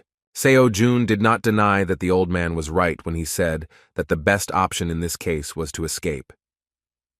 Evil Rock spoke about the most logical option, where he would cover his back while the talented student and Uncle Manchul found a way out of the dungeon. Entering into battle with a monster in such a state would be the worst decision. The answer was already in his pocket, but Seo-jun, not understanding the reason, did not want to run away from the battlefield. Hercules' lecture suddenly popped into his head. In his introductory lecture, the hero of Greek mythology emphasized the importance of muscular strength, but in fact, this was not the strength he wanted to teach his student. He wanted to tell about the fate of a hero, about a creature that is known thanks to the myths and legends that dominate this land. The lecture, as usual, began with the teacher's science narrative. Hercules insisted that strength is nothing more than physical strength, but his task as a lecturer is to teach a completely different concept. Seo-jun, listening to this, was breathing heavily and did not understand at all what was being said. The lecturer's information did not particularly interest him at that time because he believed that grueling daily tasks were all that Hercules could give him. At one point, the lecture stopped completely. Seo-jun suddenly looked at the screen, not understanding what was happening. As it turned out, Hercules was forced to take a short pause to talk about the fact that he had gone through the path of atonement for his sins. He admitted that he could not overcome the madness sent by Hera's curse, so he killed his beloved wife and children with his own hands. Consumed by guilt, Hercules began to think about the extreme outcome, but with the persuasion of his close friend Theseus, he set out on the path of 12 trials. We are talking about 12 impossible tests, which were considered the path of true suffering, because no one had previously been able to overcome even a few of them. However, feeling deeply guilty for his weakness, Hercules became the first who was able to demonstrate incredible perseverance. With each new accomplished feat, his glory grew more and more. Over time, people watching him perform crazy, impossible challenges began to make fun of him. They mocked him, saying that a killer of his wife and children could not be called a hero. Hercules did not deny that this was true, thinking that he had committed too great a sin to be called a hero. People criticized him and kept coming up with thousands of reasons why he couldn't become a hero, and yet he continued to move on, no matter what. He believed that if he continued to live for the sake of others, to sacrifice himself so much that he was considered a fool, then in the distant future, still sacrificing himself for the sake of others, he would be able to forgive his past self. So Hercules performed 12 labors and earned the title of a true hero, and then performed a miracle and saved the gods of Olympus during the Gigantomachy, nicknamed the decline of the gods and the end of Greco-Roman mythology. Hercules, who in a fit of madness because of Hera's curse killed his wife and sons, at the end of his path of repentance, became the most outstanding hero. After telling his story, he returned to the beginning and said that the power through which he achieved all this was repentance. He insisted that when a student says that he is going to do something or become someone, people will shake their heads and answer that it is impossible. People will come up with 100,000 reasons for failure, and Hercules heard this criticism many times while undergoing tests. However, having walked through this hell, he could talk about the power of repentance. He asked the students not to give up, saying that criticism was not important at all. After all, there will be thousands of reasons named by other people why you will not be able to become someone.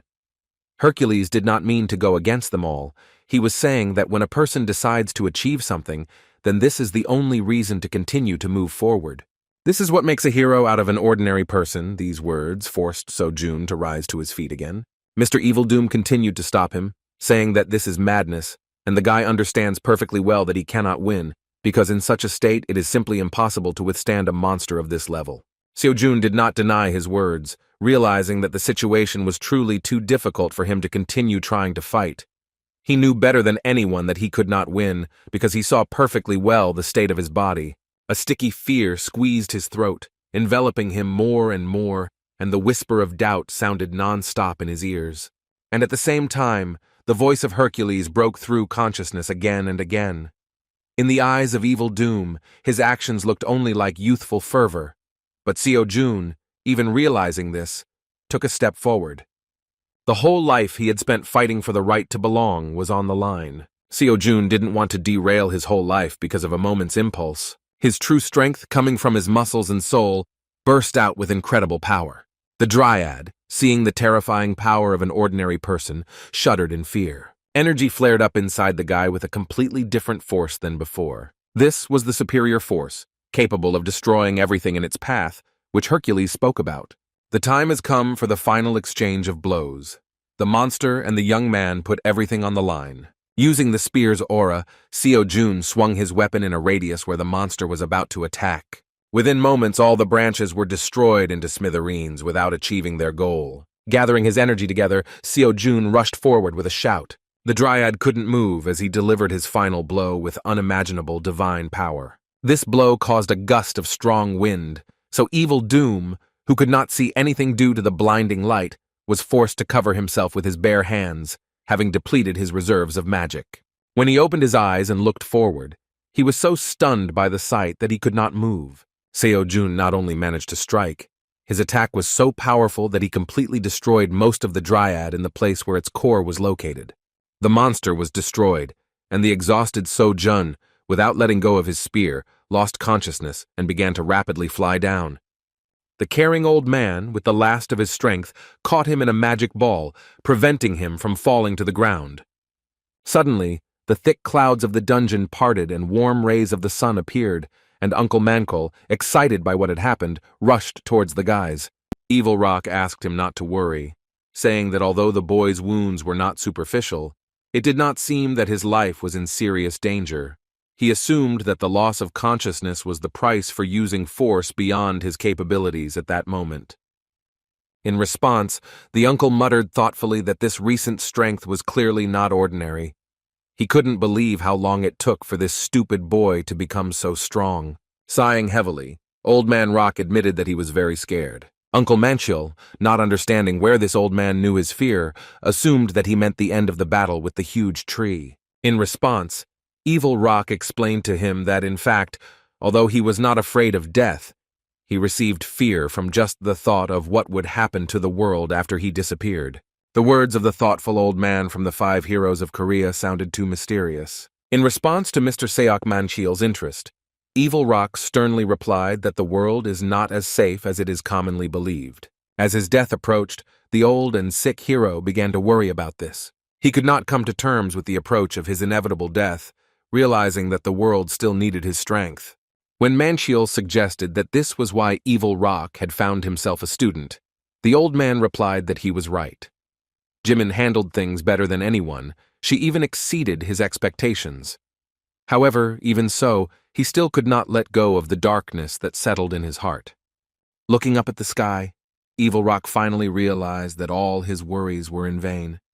Previously, he could not even imagine that all this time there was someone who, even without him, would continue the legacy of the heroes who so desperately sacrificed everything to save humanity. Seo Jun became a true hero for him, showing zeal even at a time when his defeat was obvious. In this young man who did not want to give up, Mr. Evil Rock saw a hero of a new generation to whom he could pass on his heavy burden. The radiance of the legacy of the 5 heroes instilled hope in the old man, and the realization that a lot of time had passed since the disaster, and all this time he had not noticed how a worthy replacement was growing up. They managed to get out of the dungeon without any problems, and Seo Jun woke up only after spending a day in the hospital. As soon as Evil Rock heard his heavy sigh, he immediately came closer to find out how their savior was feeling. Seeing the hospital, the young man realized that they had managed to get out of the dungeon, but he was still surprised why he ended up in the same room with the hero of the great disaster. As it turned out, Uncle Manhwa was also here. The guys were in good health and in a cheerful mood. Uncle Manhwa, with a kind smile, said that he had not suffered much, because even though the wound turned out to be deep, with proper treatment, there should not be any problems. Evil Rock had the same situation. Thanks to Seo Jun's emergency help, he will soon be back on his feet. Despite these words, Seo Jun could see that the disaster hero was far from in good shape. Although he indeed escaped dangerous injuries and the elixir helped him recover while in the dungeon, his age was taking its toll. Seo Jun stopped thinking about Evil Rock's poor health as soon as he learned that he had been out for half a day. First of all, he asked his uncle if he had contacted So-yeon, who was so worried about his disappearance. Although everything ended well, Uncle Manhwa felt awkward because he could not forgive himself for such recklessness towards his daughter's feelings. As it turned out, the uncle contacted not only So-yeon, but also the director of the Dream Academy, So-yoon. He did this at the request of his daughter because, as it turned out, Lady So-yoon was very worried when she was looking for him. Seo Jun could already imagine what she was thinking because he went to look for his missing uncle, and in the end disappeared with him, ceasing to communicate. Moreover, the sword of the Lord Holy Sword also disappeared with him. Having heard about the daughter of his new friend, Evil Rock asked to tell him more about it. Cheerful Manhwa revealed that he actually ended up in the bunk because he wanted to earn money in order to send So-yeon to the academy as a hunter. Of course, the hero of the great disaster did not forget that he must adequately reward his assistant. However, instead of money, he offered a more interesting deal. The guys were shocked when they learned that Evil Rock was offering to train So-yeon. Hearing this, they froze in place, because this proposal came from the greatest magician, one of the 5 heroes of the great disaster. Seok Manhwa was so confused that he thought that the old man was overcome by insanity, or that he had simply gone crazy. The dissatisfied Evil Rock replied that although his death was just around the corner, he had not yet fallen into dementia and was responsible for his words. It really was not easy to believe in the old man's words, and my uncle still couldn't understand why he made such a proposal, because earlier he had said that he still had a lot to do. Evil Rock admitted that it was so, but now he wondered whether there was a need for those things. After recent events, he realized that a new barrel would be best for the new wine. He had very little time left, and he even assumed that he would not be able to live until next year. He had nothing better to do, so he didn't mind spending the last year teaching his savior's daughter. With a cheerful laugh, Evil Rock said that he could not do anything if So-yeon refused to become a magician. Addressing Seo Jun, the old man mentioned that he is also his savior and he can take him as his student. Despite his generous offer, Seo Jun replied as usual that he could repay him not with lessons, but with money. The old man was not surprised by this next oddity, so he replied with a kind laugh that he was ready to pay for his life. He invited the young impudent man to name the amount himself. Seo Jun, taking advantage of the moment, was about to voice the daring amount of cash reward, but at the same moment he was stunned by a loud sound from one of the sides of their chamber. Uncle Manchel even got scared when he saw the door fly past him and a furious man burst into the room. Seo Jun felt the bloodlust of the holy sword and immediately understood what was happening. So Yoon tried her best to stop her grandfather, saying that there was a misunderstanding. However, the old man nervously replied that this time he could not simply turn a blind eye to the misdeeds of the madman from her academy. The furious Park Min-chul was going to punish the asshole for being so thoughtless about his strongest weapon, the Azure Dragon Sword. Even his beloved granddaughter, So Yun, could not stop the rampage of the Holy Sword. Only Evil Rock could remain calm, because he finally saw his old comrade from the time of the Great Disaster. Meanwhile, Seo Jun was brainstorming his escape options. He believed that escaping from the window was pointless, and only Gungnir's throw could save him. However, when, amid all this fuss, he saw the admiring look of Mr. Evil Doom, he realized that he was the one who could relax the situation and give him a chance to survive. Seeing his old comrade, Park Min-chul froze in place, because he could not understand how he ended up in the same room with an impudent young man from his granddaughter's academy. Evil Rock was glad to see him. He didn't even think that they would meet like this after so many years. Remembering the past, he said that it seemed to him as if the five of them were young just yesterday and spent days together. When asked how he lived all these years, the Sword Saint, sighing heavily, replied that as usual. After that, he asked how the greatest magician ended up in this place, and why his appearance was so deplorable. Continuing the conversation, Evil Rock talked about how he almost died. Old man Park Min-chul, who seemed to feel better than all the other heroes, despite his age, sighed heavily and said that judging by the empty chatter of the great magician, he was just being a fool. In response, Evil Rock once again said that he really almost died. He made a great tactical mistake when he mentioned that he only managed to survive thanks to the young man who managed to find out about his mission in the dungeon. As soon as the Sword Saint remembered that the asshole who caused him to lose his sword was here, he became angry again. Seo Jun, waving his hands in panic in front of him, tried to prevent the worst outcome, saying that he didn't do it on purpose, but that he really simply had no choice. In response, he shouted that he did not give the sword so that he would sell it. He even stated that he tolerated his antics all this time because of So Yun, but now he is convinced that he knows no boundaries at all. Trying to rectify the situation, Evil Rock asked if the old man could forgive the boy for his sake. A dissatisfied Park Min-chul tried to sneak away, saying that this problem did not concern his old friend.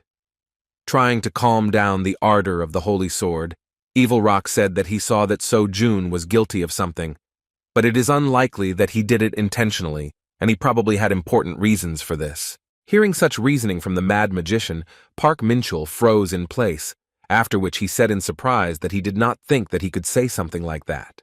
With the words that Seo Jun had crossed the line, Park Min-chul turned away and decided to have an educational moment. Seeing his mood, Evil Rock wanted to know what the young man was guilty of that brought one of the heroes of the Great Disaster to such a state. He was simply shocked when he learned that Seo Jun, who seemed like a good guy to him, turned out to be a brat for selling the Azure Dragon Sword belonging to Park Min-chul. A picture began to form in his head from the words of the two participants in the conflict, so he assumed that in this case, Park Min-chul bought him a weapon with the money received from the sale of the Azure Dragon Sword. When Seo Jun heard this, he shuddered, and the Sword Saint asked what it was about.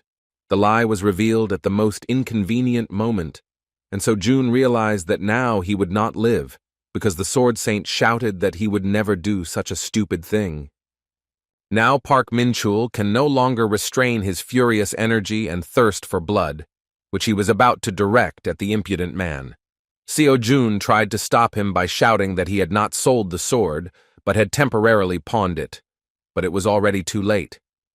The words that this agreement with the chairman no longer mattered.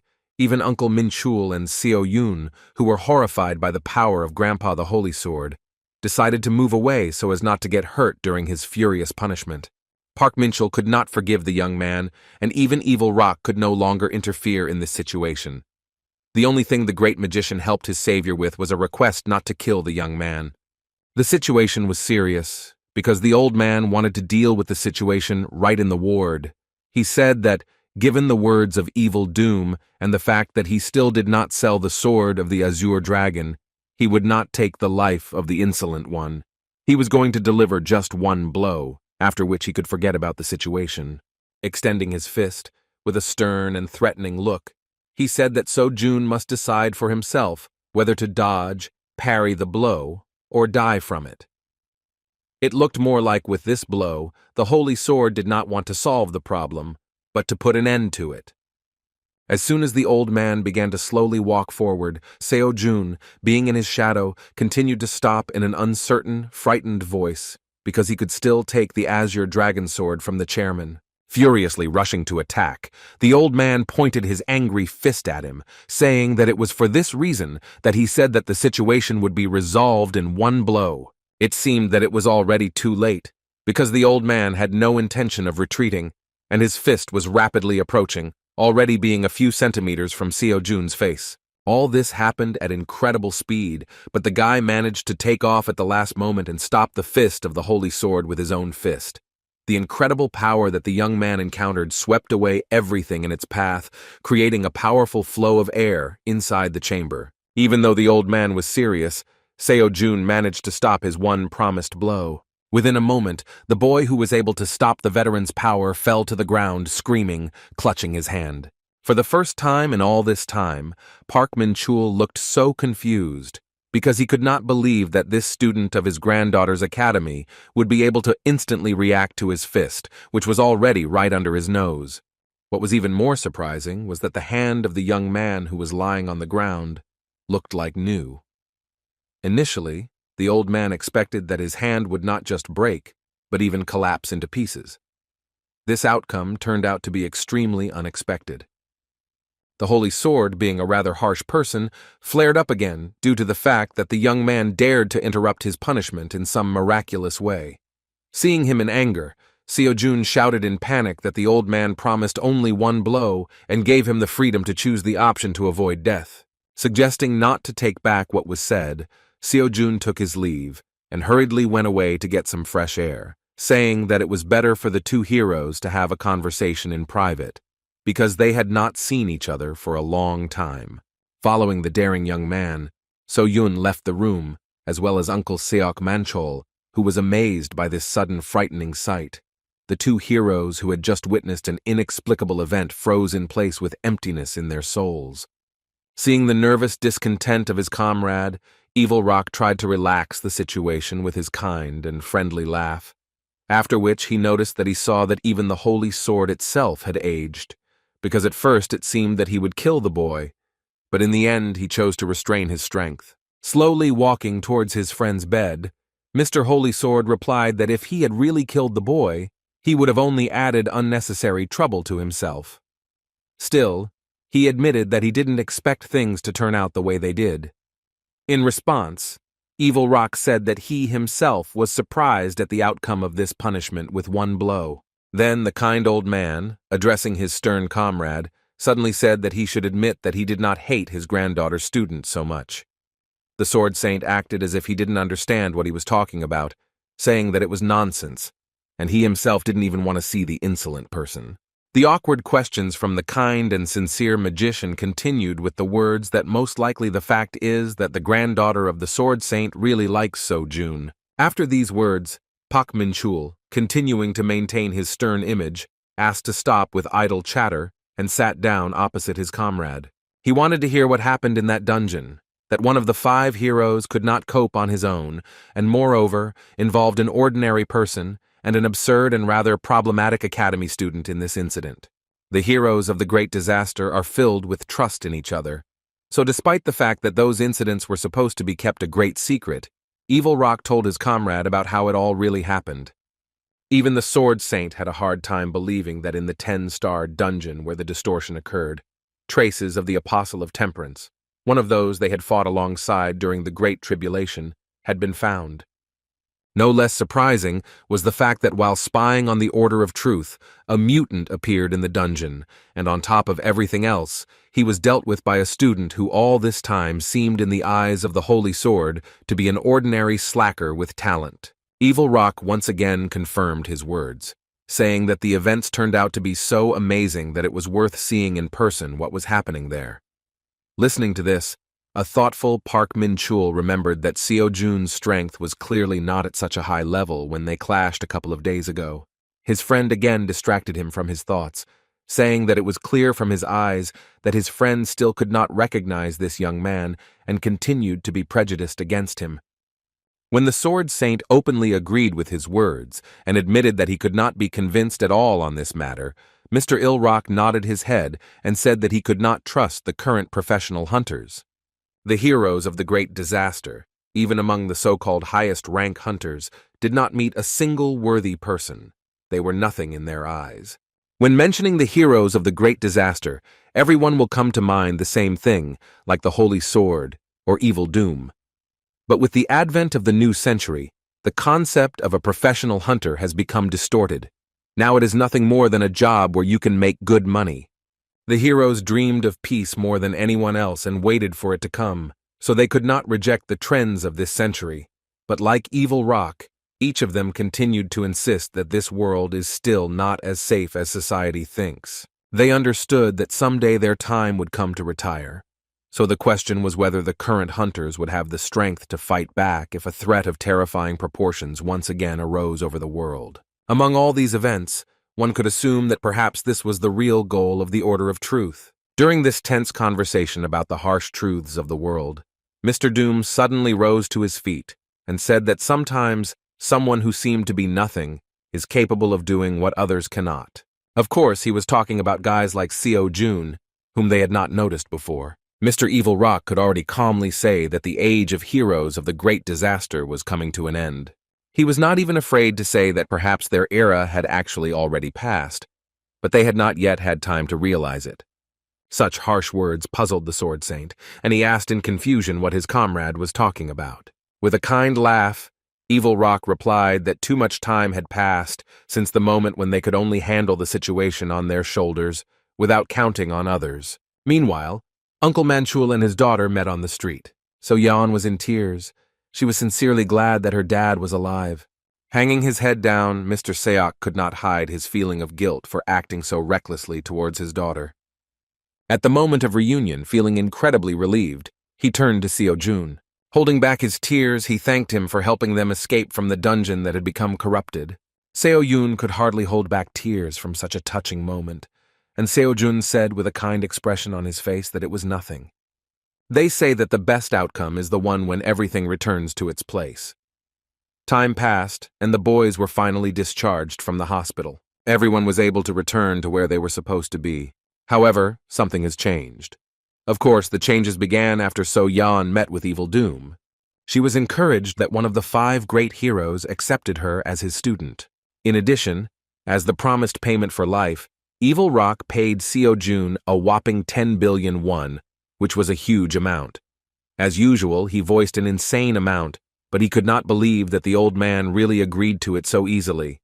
It was impossible to convince Evil Rock. With a kind smile, he agreed to such a payment for his life, saying that he should not be shy about spending this money, because he was going to invest it in the Society of Hunters anyway. Su Zhang instantly spent 500 million of this amount to return the sword. Although he did not plan it, what happened helped him obtain the incredible Gungnir spear and the huge sum of 9.5 billion won. On top of that, he was able to increase the progress of Hercules' course by as much as 47%, and it was probably thanks to this that he was able to withstand the blow of the Holy Sword. Returning to the academy, he greatly pleased his friend.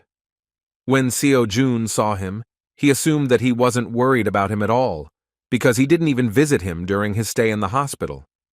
Continuing to train, Minchul replied that this was not true, because he was very worried, but his sister said that he was fine and should not be distracted from training. When So Yoon came to work, she was surprised that the whole team was back together. The boys made a full recovery and were able to continue working hard on their goals for the hunter exam. Li Mingchul immediately distracted her with a small request. He needed to get something in order for his study of dark spirit techniques to be more effective. While they rejoiced at reaching an agreement regarding the deal, Seo Jun continued diligently completing daily tasks, using kibesis as a weight. In the whirlpool of changes, only the Dream Academy remained unchanged, continuing to guard its place. Now this place felt like a second home to Seo Jun. During the next lecture, Hercules noted that he knew that someone was able to know the true meaning of divine power, although it was very difficult. Moreover, the lecturer caught Seo Jun off guard by saying that the amazing student was very embarrassed by the sudden increase in course progress. With a kind smile, he asked not to be surprised by this, saying that this course was actually dedicated to teaching students about divine power.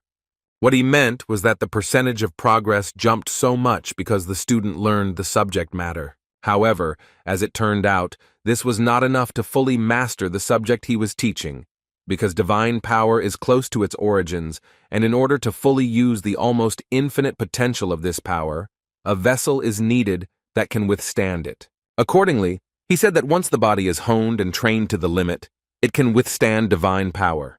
Showcasing his incredible physical fitness, Hercules said that this was the reason why he mentioned in the lecture the importance of muscles in order to create a vessel from the body for the use of divine power.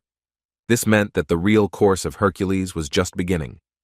To sum it up, Seo Jun could now use divine power, but his body was not strong enough to withstand its power.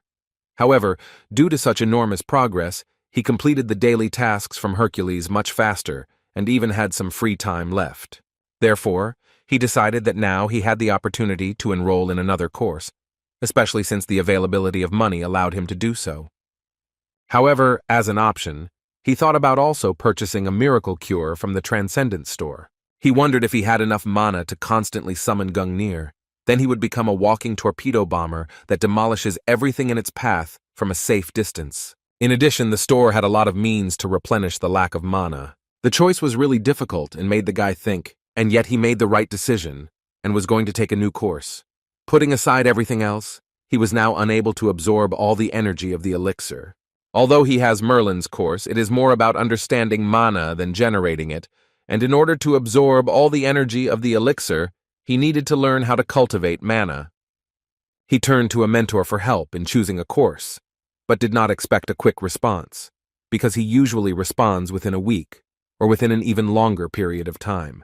To his surprise, the mentor responded literally instantly, mentioned a bunch of things, but did not explain what the difference is between stability and the effectiveness of using magic. After comparing prices for courses, Seo Jun turned to So Yoon out of old habit, putting her in a difficult situation. She was simply furious when she heard that he needed money again and again, asked to be informed about the upcoming competition.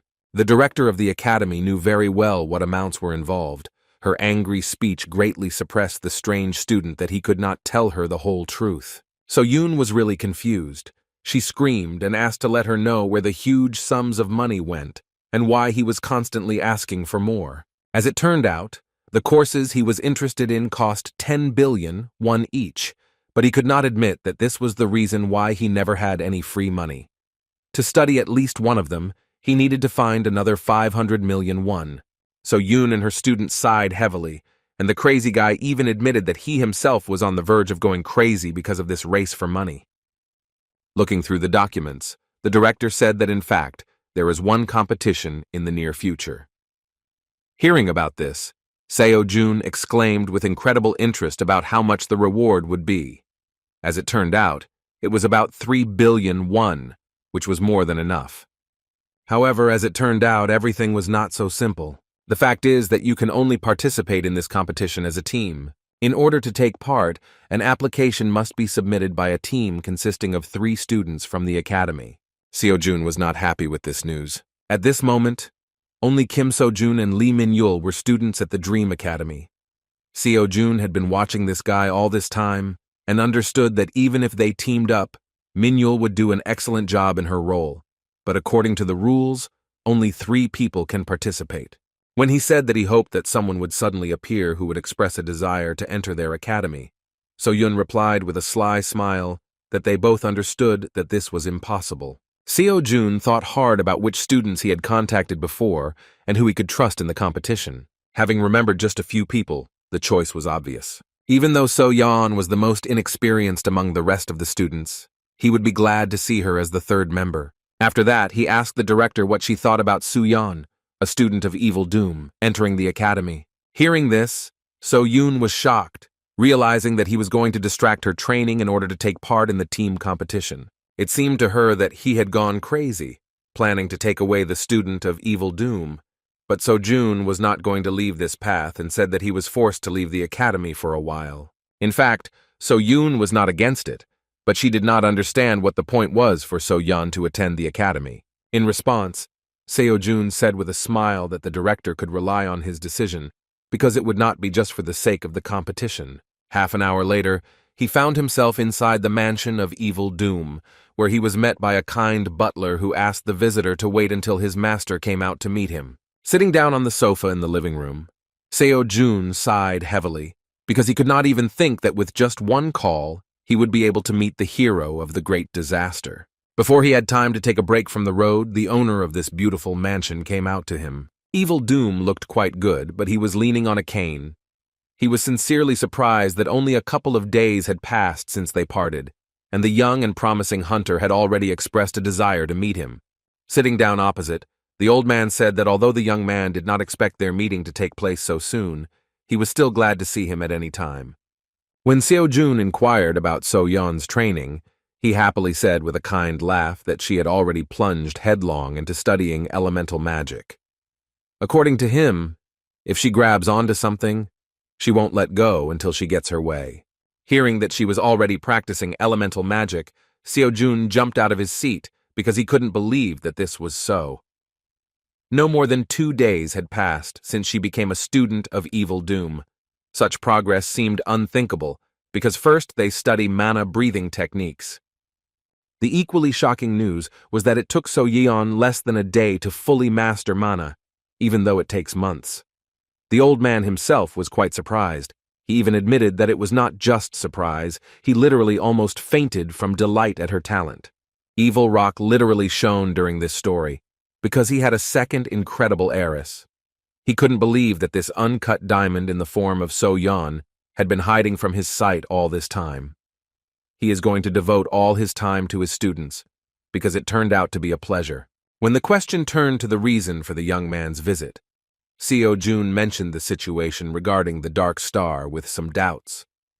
When the old man found out about the surveillance, he admitted with the same kind laugh that he did not know about it, and now understands that this is the reason why he could not tear himself away from the order. This was the first time he had heard that the Dark Star had his own student, and that he was actually studying at So Yoon Academy. In response, Seo Jun explained that Mr. Dark Star is wary of the surveillance of the Order of Truth, so he even avoids his own disciple. As it turned out, Seo Jun decided to approach this issue from afar, so he boiled down the proposal to the fact that the Order of Truth is also watching Evil Doom, which means that someday he will mark Soo Yeon as one of his targets. No less dangerous was the possibility that the Order of Truth would again target the old man, considering him still dangerous for their undertakings. Speaking of this, Seo Jun revealed the truth that if he, who the Order cannot see, is involved in training So Yeon, then it will not be so easy for the Order to reach the great magician's disciple.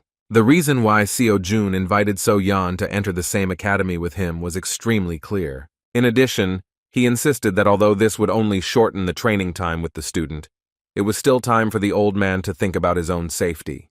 In fact, because Soo Yeon is Uncle Man Chol's daughter, Seo Jun considers her his younger sister, so he wanted to offer the disaster hero a similar format without competition. After thinking about the situation, the old man said that if Mr. Darkstar also acted in a similar way, then he was forced to consider the proposal, because he did not have much time left. The positive response gave hope that the old man agreed to the conditions. As it turned out, he really didn't mind. With confidence in the young talented student of the Dream Academy, he said that he should not keep the student, at least for her own sake. In addition, he believed that this had another advantage. After all, gaining experience in practice is also one of the most effective ways to train. So June ended up taking her to the academy that same day. Principal Seo-yeon and student Lee Min-yul happily greeted her near the entrance. Curious and overly friendly, Min-yul rushed forward, saying that he heard that she was a student of evil doom. After these words, he nearly revealed the truth about who his mentor was with a joyful tone. Fortunately, Seo-jun managed to shut his mouth in time. He scolded him, saying that he had previously warned him not to tell anyone about this. Despite his words, he himself introduced Lee Min-yul as a disciple of the Dark Star. Standing next to the excited So-yeon, Seo-jun reintroduced her as Evil Doom's student. Turning to Min-yul, he suddenly said that she was still a high school student, so he shouldn't try to get in her way. In response, the shy So-yeon shouted displeasedly that she was graduating from school very soon, and therefore it was time to stop calling her a child.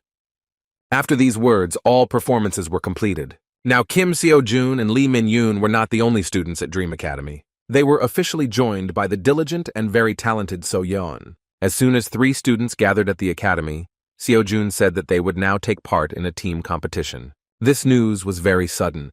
Min-yul was very happy to hear it and shouted that it would be fun, while So-yeon wasn't sure if she could handle it. Seo-jun assured that there was still time before the competition, so she shouldn't worry so much. To confirm his words, Lee Min-yul said with delight on his face that Seo-jun is simply incredible, so he can take on all the work and perhaps their efforts won't even be needed. The strongest student felt awkward because his comrade had voiced the unspoken truth. They were distracted from their conversations by So-yoon with a question about what the name of their team would be. The guys thought about what the name should be. They still barely knew each other, so nothing in common came to mind. Within a moment, all eyes turned to Seo-jun, and he, folding his hands in front of him, asked in confusion what they wanted from him. As it turned out, everyone decided from the very beginning that he would be their captain, so it was he who should choose the appropriate name for the team. So-yoon was of the same opinion because it was thanks to this student that they managed to assemble the minimum team to participate. A competition for original names began inside his head, although previously he had only thought about how to take part in the competition. He had no thoughts about the name of the team, but at this banal moment, he looked at the academy building. Everything was decided in seconds. Seo-jun suggested calling the team the Dream Team, and the guys, hearing this, lit up with happiness. Perhaps this name really has a meaning, but it will turn off enemies because of its boundless originality. Seo-yoon was very touched by this proposal and agreed to this name. Her student was not only able to develop his own talent to such an extent that he became recognizable among humanity's greatest heroes, but even helped develop her Dream Academy. The next day, hard training began for the upcoming competition. So-yoon couldn't say a word as the madness inside the building reached a whole other level. The Hunter Academy turned into a training hall turned upside down, where on one side the crazy Seo-jun sat and continued his supposed meditation. On the other side, Min-yul was flying, and So-yeon was fooling around. After some time, preparations were completed, and talk began of raid battles, competitions organized not by the government or association, but by a private organization. More precisely, they are carried out with the support of large guilds for a very simple reason. All in order to recruit talented students. Although there are professional hunters who are accustomed to acting alone, most hunters gather in guilds and operate in groups. Therefore, not only one's own abilities were assessed, but also the ability to work in a team. The hidden purpose of the competition was to calculate the hunter's potential. Naturally, the next step for the guild will be to lure an interesting student to their side in advance, while still studying. As a result of this, large guilds began to lobby the government and the association under the pretext of sponsorship. Different channels smelled the money and all sorts of organizations united, and these competitions were born. Only first and second class academies can participate. In other words, raid battle competitions are for the elite whose interest is focused on money. As soon as the participants began to appear in the competition building, those present began to whisper, seeing representatives of large hunter academies. The Gaon showed up first. They were extremely determined, because they sent Chong Xiu, Park Yoon-jung, and Do Min-jun. This top-class team consisted of 3 students who were among the top 5 strongest. Seeing these 3 inside, the crowd began to go crazy with the thought that Hunter Mill and Isle would surely send equally strong students. When talk turned to Hunter Mill, everyone hoped that they would be lucky enough to see Lee Hyun. who is considered the most talented in the history of professional hunters, in person. There are even rumors that she is a student of one of the 5 heroes. While the guys were discussing all sorts of ridiculous rumors about a really worthy student from the Hyun Academy, the gray horses from the Dream Team quietly entered the building. Looking around at the people who do not attach importance to them, Lee Min-yul asked why no one looks with surprise at their captain, who has also managed to acquire quite a bit of fame. In fact, Seo-jun was sincerely glad that he did not attract as much attention as his competitors. An hour later, it was time for the first round of raid battles. The task was to exterminate the 7-star monster Arachne, and the evaluation criterion was the speed of clearing the dungeon. The guys watching the success of the younger generation were, to put it mildly, not happy. Among them, Lee Do-hyun, a B-rank hunter from the Aries Guild, could not fully express his reaction. Young teams from far from the most famous academies left the competition one after another. Clutching his head, Lee Do-hyun wondered why so many teams failed in the very first round. His bald comrade suggested that this time the dungeon had a high difficulty, and this was probably due to Chung Jamin's recent research. As it turned out, the senior student of Evil Doom conducted research on mutations, discovering them in real dungeons, and then introduced them into artificial dungeons for training. This was the reason why the student teams failed one after another without even reaching the end. Seeing the students leaving the tournament, Lee Do-hyun was already anticipating his boss's fury, asking him to recruit more talented newcomers. He had no choice but to look at the teams that would last longer. Meanwhile, the first team to overcome the round appeared. Everyone was wondering who was the favorite of the tournament, Guyon, Huntermill, or Isle.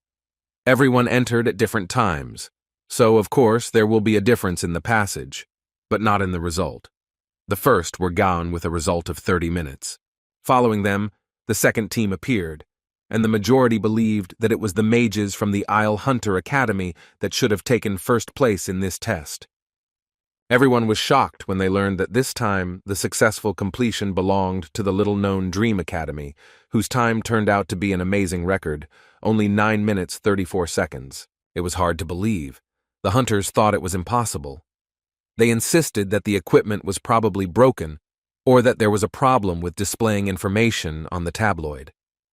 The representative of the competition reassured the guild representatives, saying that he would now clarify the information. A few minutes later, the man apologized, saying that there had indeed been a glitch in the counting. His words reassured the representatives of the guild, because they understood that it could not be that they not only completed the task faster for the Gaon, but even set an unimaginable record. However, within a moment, they were so stunned that they could not utter a word for another minute, and all because, due to a malfunction of the measuring device, the countdown was delayed by a full 30 seconds, which meant that the guys cleared the dungeon in 9 minutes. The confused guys could not believe these words and asked to check the information again, but representatives of the tournament organization were confident in the result and reported that they would soon adjust the time on the tabloid. Madmen from a little-known academy dealt with the 7-star monster with amazing speed. In fact, that spider monster from the dungeon was not as formidable as it seemed. Although it would be more accurate to say that he simply did not have a chance in a fair battle with Seo-jun. Having destroyed the boss of the dungeon, the captain of the Dream Team was a little confused, realizing that if the professor at the Academy of Transcendence named Arachne found out the name of this monster, she would be horrified.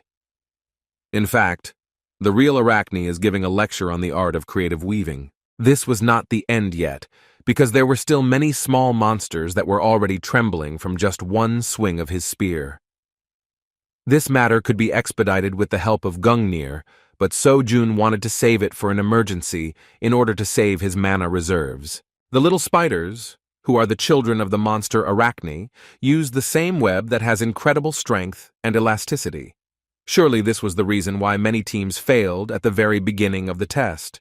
But this was not a problem for the Holy Spear, and with just one swing, Seo-jun was able to neutralize the threat. Having destroyed this spear of threads, he rushed forward and dealt with most of the monsters with his own hands, and after him the disciple of the Dark Star demonstrated his incredible speed. The guys did a huge part of the work, and watching this, Seo-jun felt real delight. Seo-jun and Manuel were incredible as they took down a lot of monsters without much effort. Watching them, So-yeon could not stand aside and decided to demonstrate the results of her hard training. Although she had only managed to learn a few attack spells so far, this was enough to help the guys. Concentrating on her magic, the student of evil doom created a magic circle under herself, after which she cast a spell and shadow bonds appeared from under the ground and followed the frightened monsters. Within a moment, the remnants of the monsters were captured and crushed, and Seo-jun and Lee Min-yul praised her for her incredible magical talents. Having completed this test, the guys returned to the waiting room, and along the way, Min-yul continued to pester the captain with compliments and questions about where he learned such fast and dexterous movements. Seo-jun was embarrassed and asked his friend to remain silent, but the sincere and friendly Min-yul continued his speech, saying that it was as if he was becoming a different person. Ignoring his words, the captain asked the disciple of the Dark Star where his entire arsenal had gone. He replied that he just threw it away because the teacher said that he doesn't like to use everything, because it's better to focus on what you have real talent for. That's how he left behind the double daggers, as well as the bow and arrows, to control the battle from a distance. With his fast movements, over time he can become an incomparably dangerous and stealthy assassin. Seo-jun was surprised, because this time he did not use his bow at all, although he kept it with him. As it turned out, he was protecting Soo-yeon from the very beginning, but with a bow, he would have had to keep his distance, and then he would have abandoned the rest of the team members one by one. Then the younger sister's uncertain voice interrupted their conversation. She felt uneasy because of the oppressive atmosphere inside the waiting room, with all the people staring in their direction. It is not strange that this was due to their stunning result. Once the members of the Dream Team took a closer look, those present recognized the winners of the Hunter Mill exam, Kim Seo-jun and Lee Manuel. Taking a few steps forward, Seo-jun locked eyes with representatives of the Gaon Academy. The captain of the Dream Team could not understand why they were staring at him so much. Within a moment, the guys, disappointed in their participation in the tournament, turned around and went to a more secluded place. Seo-jun remembered that the guy who harbored a deep grudge against him was Young-shu Woo, whom they had met before. Lee Min-yul was so delighted by the attention of the students around them that he happily said that people were finally starting to recognize them. Because of his tongue fluttering, the captain came into conflict with him, and So-yeon, seeing the students' reaction to this dispute, shyly said that she was ashamed of them. Their conversation was interrupted by students of Hunter Mill Academy. The captain of the elite of this educational institution literally beamed with self-confidence, because he believed that the liveliness of those present in the waiting room was connected with their amazing result. However, after a moment, these three realized that no one cared about their result or their appearance in general. After them, representatives of the Isle Academy entered the waiting room. The captain of Leon's team behaved more restrained because he already understood that they had all failed against the background of the Dream Team. During the second round, teams had to get a magic crystal from a dungeon in a limited time, and the evaluation criterion was the speed of completing the task. The Dream Team again took first place, finishing in 4 minutes, 23 seconds. In the third round, it was necessary to destroy the artificial monster Link Bell, and the evaluation criterion was again the time allotted for the raid.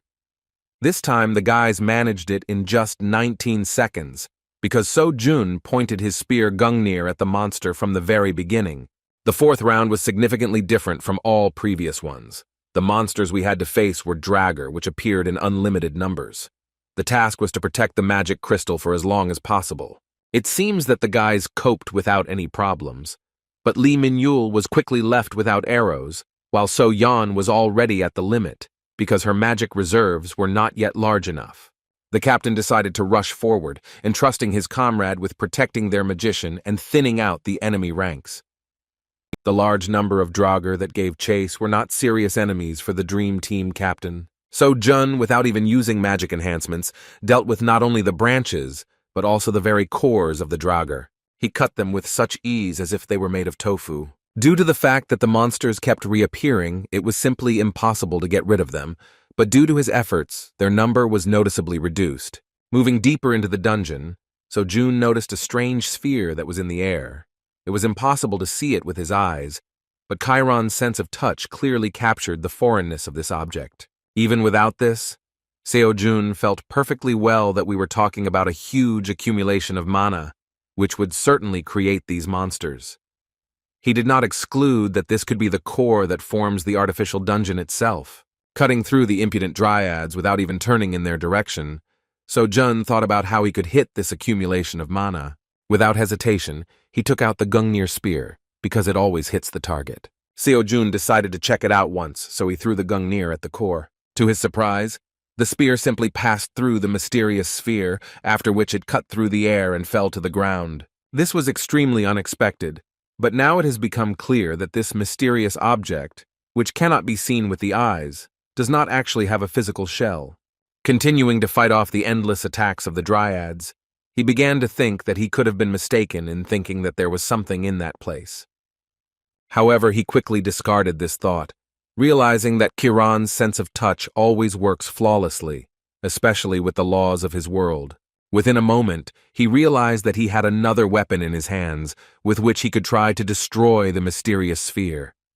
His holy spear, unlike Gungnir, still hid some effects, but it was clear that it had options that were in no way inferior to Gungnir. A crazy idea appeared in this guy's head. A few minutes later, he was right in front of the manosphere, ready to strike. There was no risk in this, so he could try his luck once without fear for his comrades or for the danger from the dryads. Meanwhile, the remaining strong teams continued to resist. Team Captain Leon had carefully worked out the team's chemistry, so they worked so smoothly that it was hard to believe that they weren't still hunters. They were already setting a historical record for this tournament, so they continued to hold on without feeling any particular problems. As a result, they managed to beat all other teams with a result of 45 minutes. While the emotionless captain strode confidently forward, his crew rejoiced at the success of their error-free work. Since Captain Shu was silent all this time, his comrades believed that this meant that he was satisfied with the results. The captain himself really believed that they had an excellent strategy in which they did not make a single mistake. They even held out twice as long as Huntermill and Isle, who had entered before them. They achieved the best result that they could achieve to the limit of their capabilities. As Team Jian entered the waiting room, their attention was caught by the strange behavior of Team Dream. As it turned out, Lee Min-yul had completely abandoned any thoughts of becoming team captain, and the confused So-yeon was constantly trying to find out what had happened. The guys from the competitive academy recalled that the Dream Team entered at the same time as them, but left earlier. Based on this assumption, they thought that this time victory was theirs. Captain Shu believed that his expectations were justified, and these incompetents were simply lucky. However, at the same moment, he was distracted by the shocked tone of his comrade's voice, who was surprised at what was happening on the tabloid. He assumed that there had been some mistake with the records. Looking at the tabloid, Shu was so shocked that his face was covered in cold sweat, and he was unable to utter a word. His feelings were shared by all the hunters present, who previously believed that the magical core in the dungeon could not be destroyed because it exists as matter without a physical body. The Dream Academy's result was higher than the rest, but the tabloid stated that their time could not be measured. Representatives of various guilds who came here to find future hunters for themselves were amazed at what had happened, because not even a month had passed since the end of the Huntermill training exam, and the students of the Dream Academy had progressed so much in such a short time.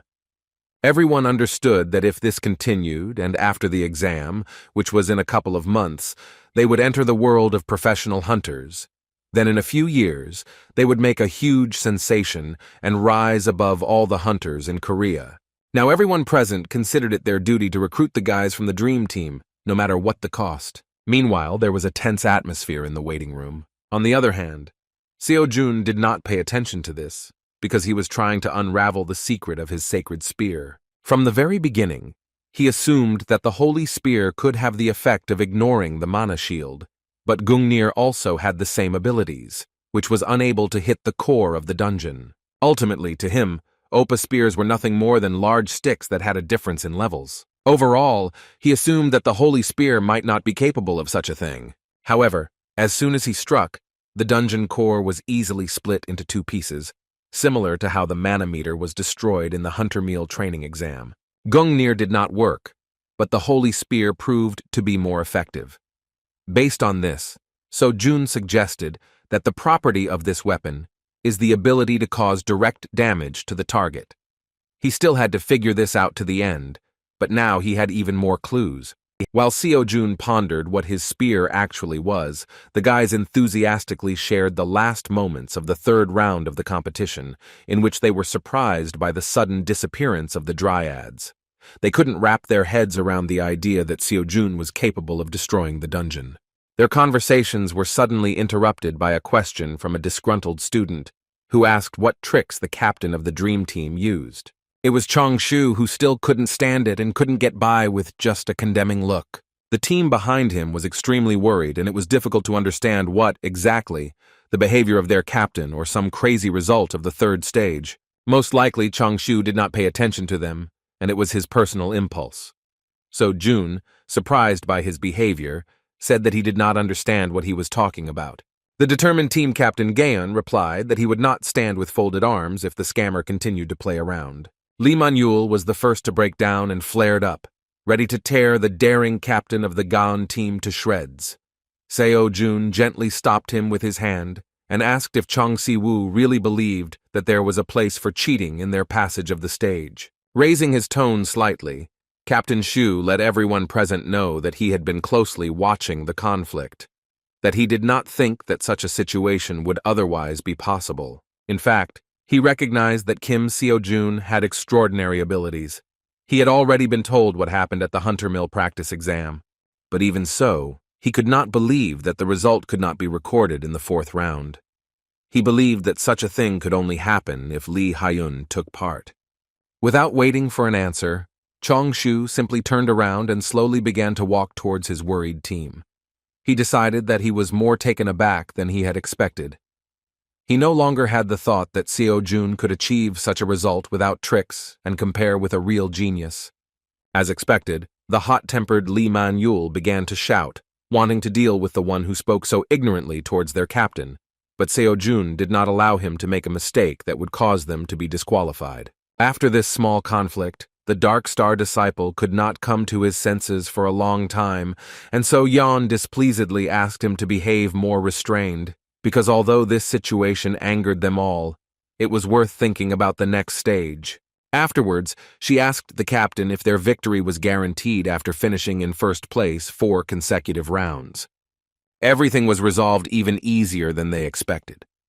The competition turned out to be quite easy, but there was no reason to be upset, because they took part in it only for the money.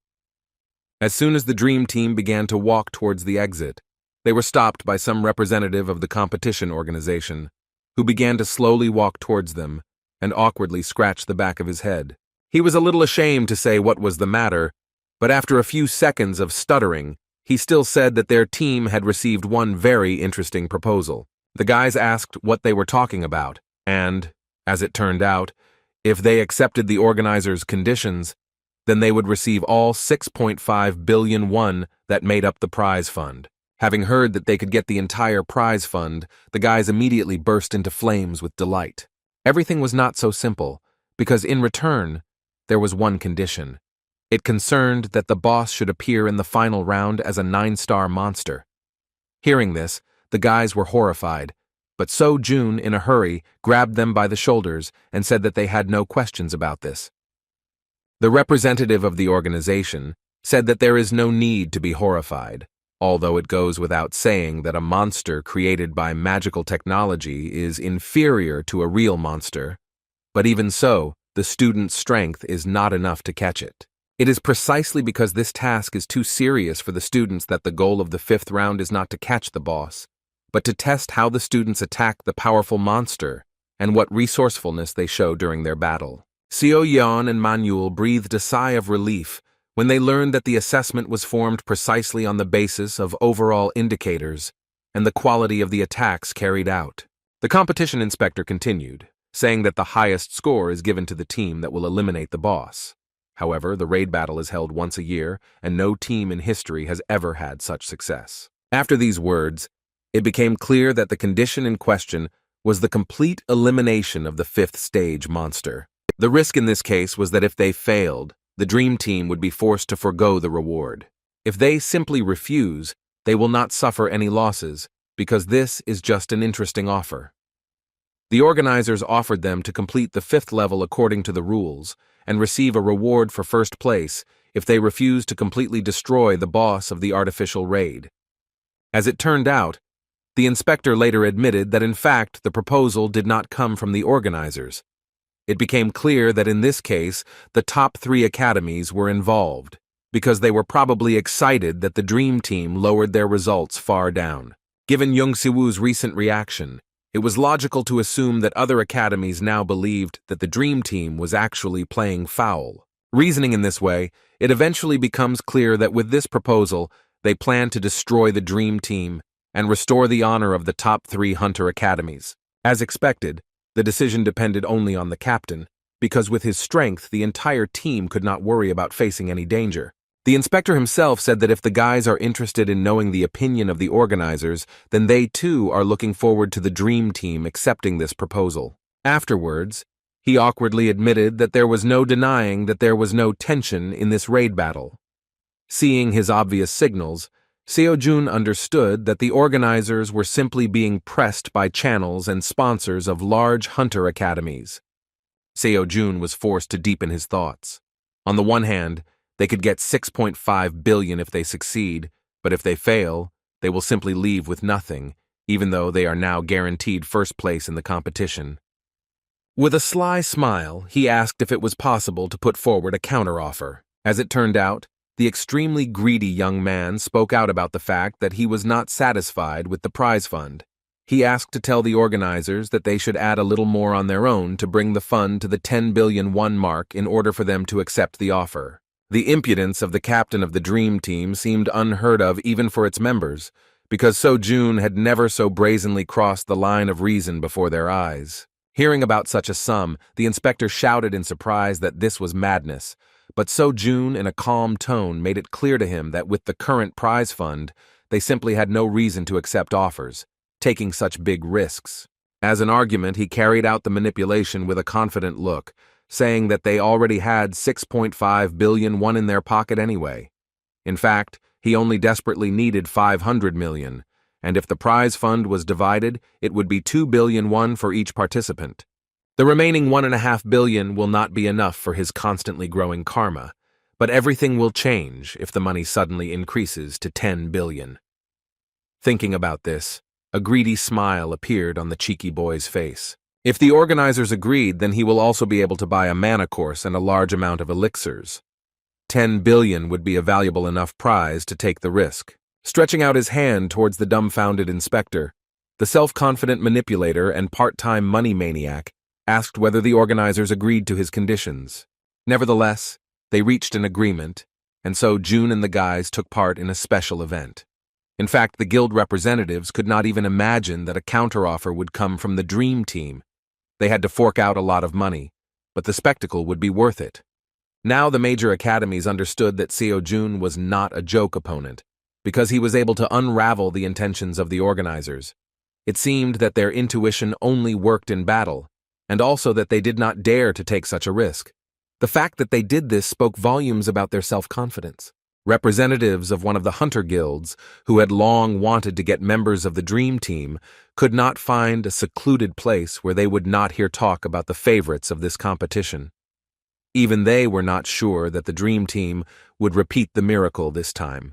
And yet Lee Do-yeon surprised his comrade with his words, because for the first time in his life he said that he did not see anything impossible in this. As it turned out, the fact is that this stage will introduce far from the most difficult monster.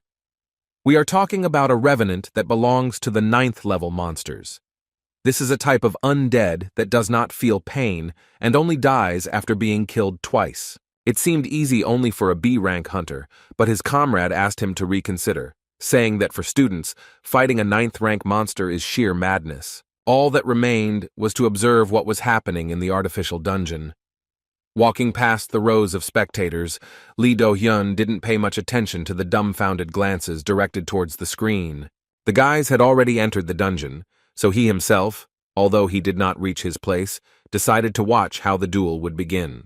The atmosphere inside did not foretell anything special. Lee Min-yul, following the captain, asked him an awkward question, suggesting that the money spirit had attached itself to him. So Yeon noticed that although her older brother was always eager for money, but not to the same extent as now.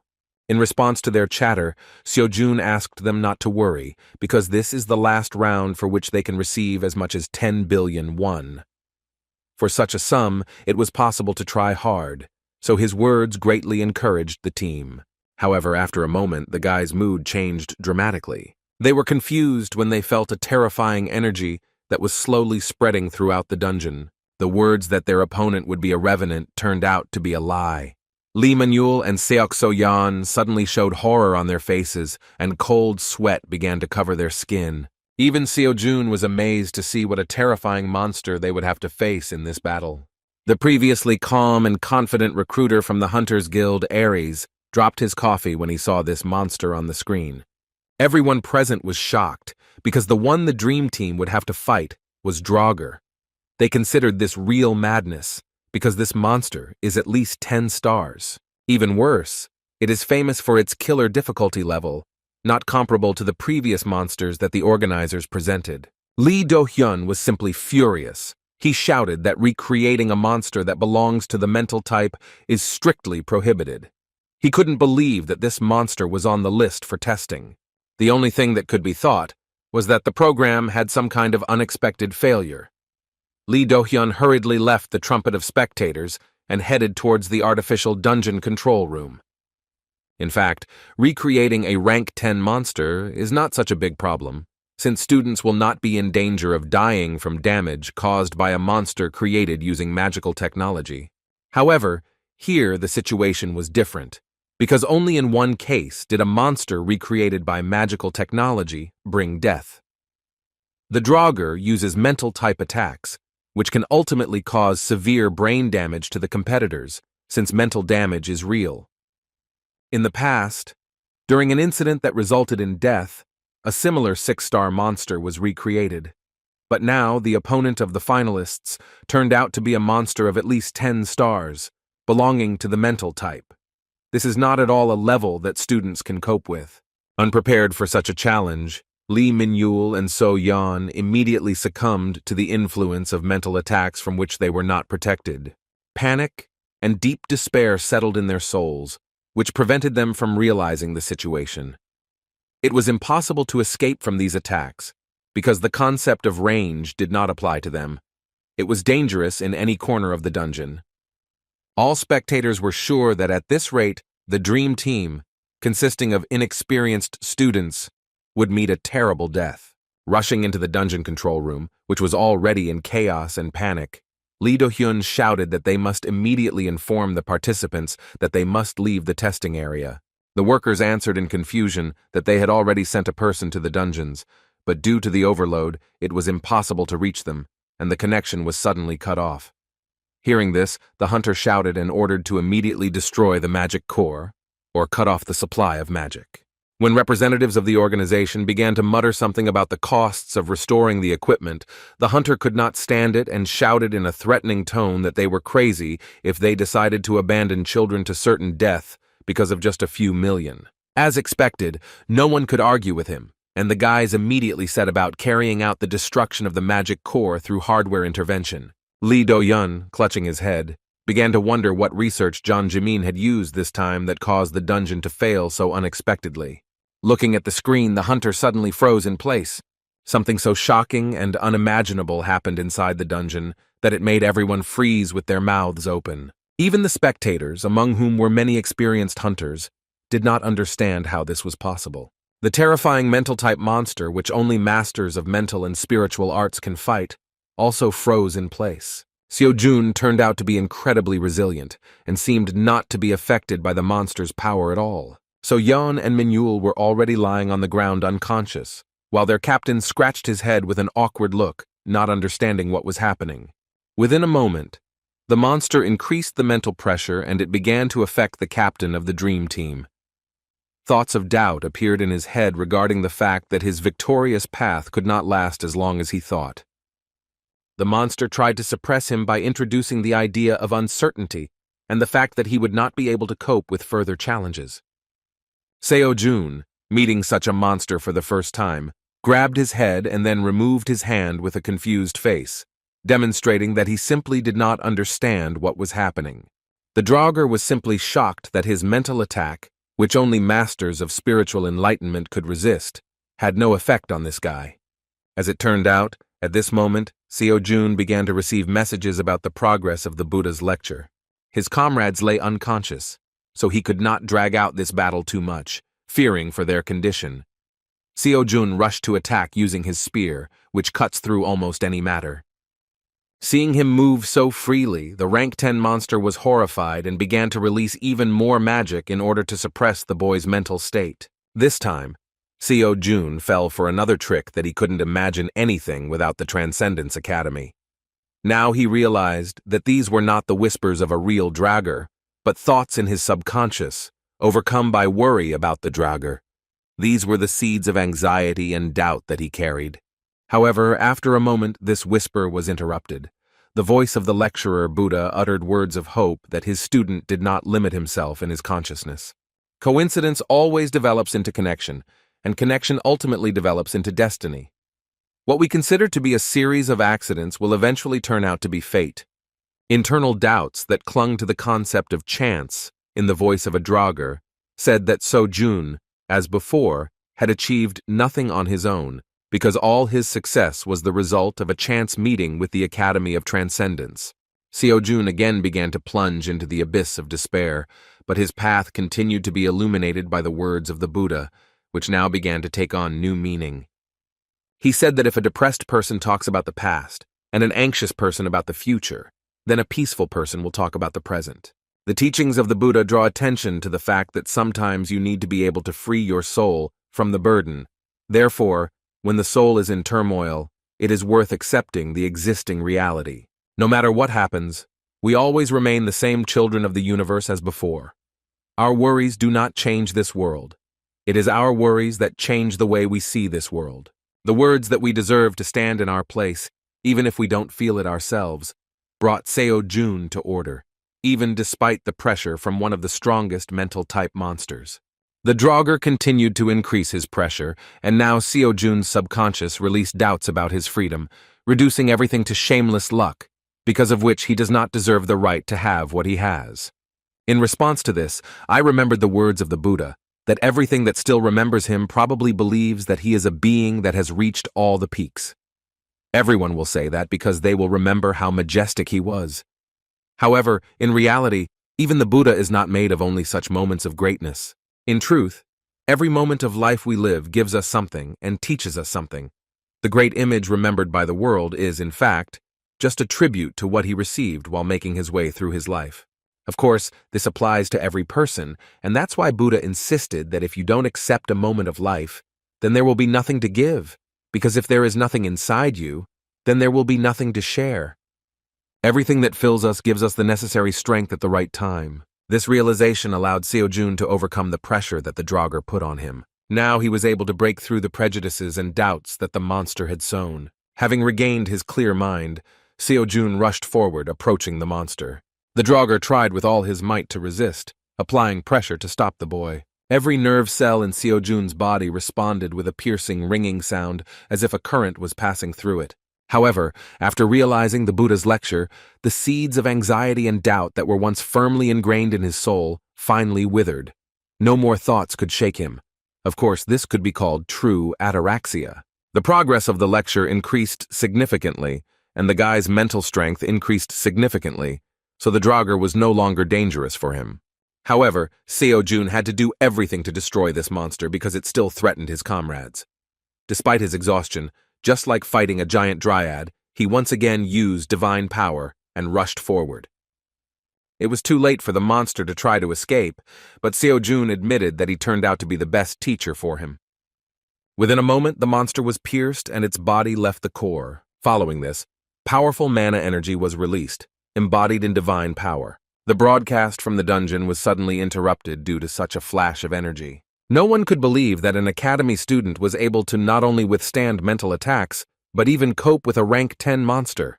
The Draugr is one of the most menacing creatures that can be found in the dungeon. To be honest, none of the recruiters present at this competition could cope with the mental attack of this monster. In addition, the Draugr is an incorporeal ghost, and physical attacks simply have no effect on it. That is why all 8 dungeons with Draugr that appeared in Korea in the past were only cleared by the Soul Star, one of the 5 heroes. The most amazing thing about this situation was that everyone present saw that Kim Seo-jun was able to deal with the monster with one blow. Sighing heavily, Lee Do-yeon began to laugh loudly, saying that their guild would not be able to get such an incredible hunter at their disposal. The waiting room for the participants was no less shocked than the rest. Most of those present did not know the real danger of the Draugr, but Chong Shu, who knew about the mental type of monsters, was extremely shocked by what happened. In addition, it is known that starting from rank 9 monsters, clearing becomes difficult not only for A rank, but even for S rank. Now the team captain began to doubt whether he should be compared to Lee Hyun.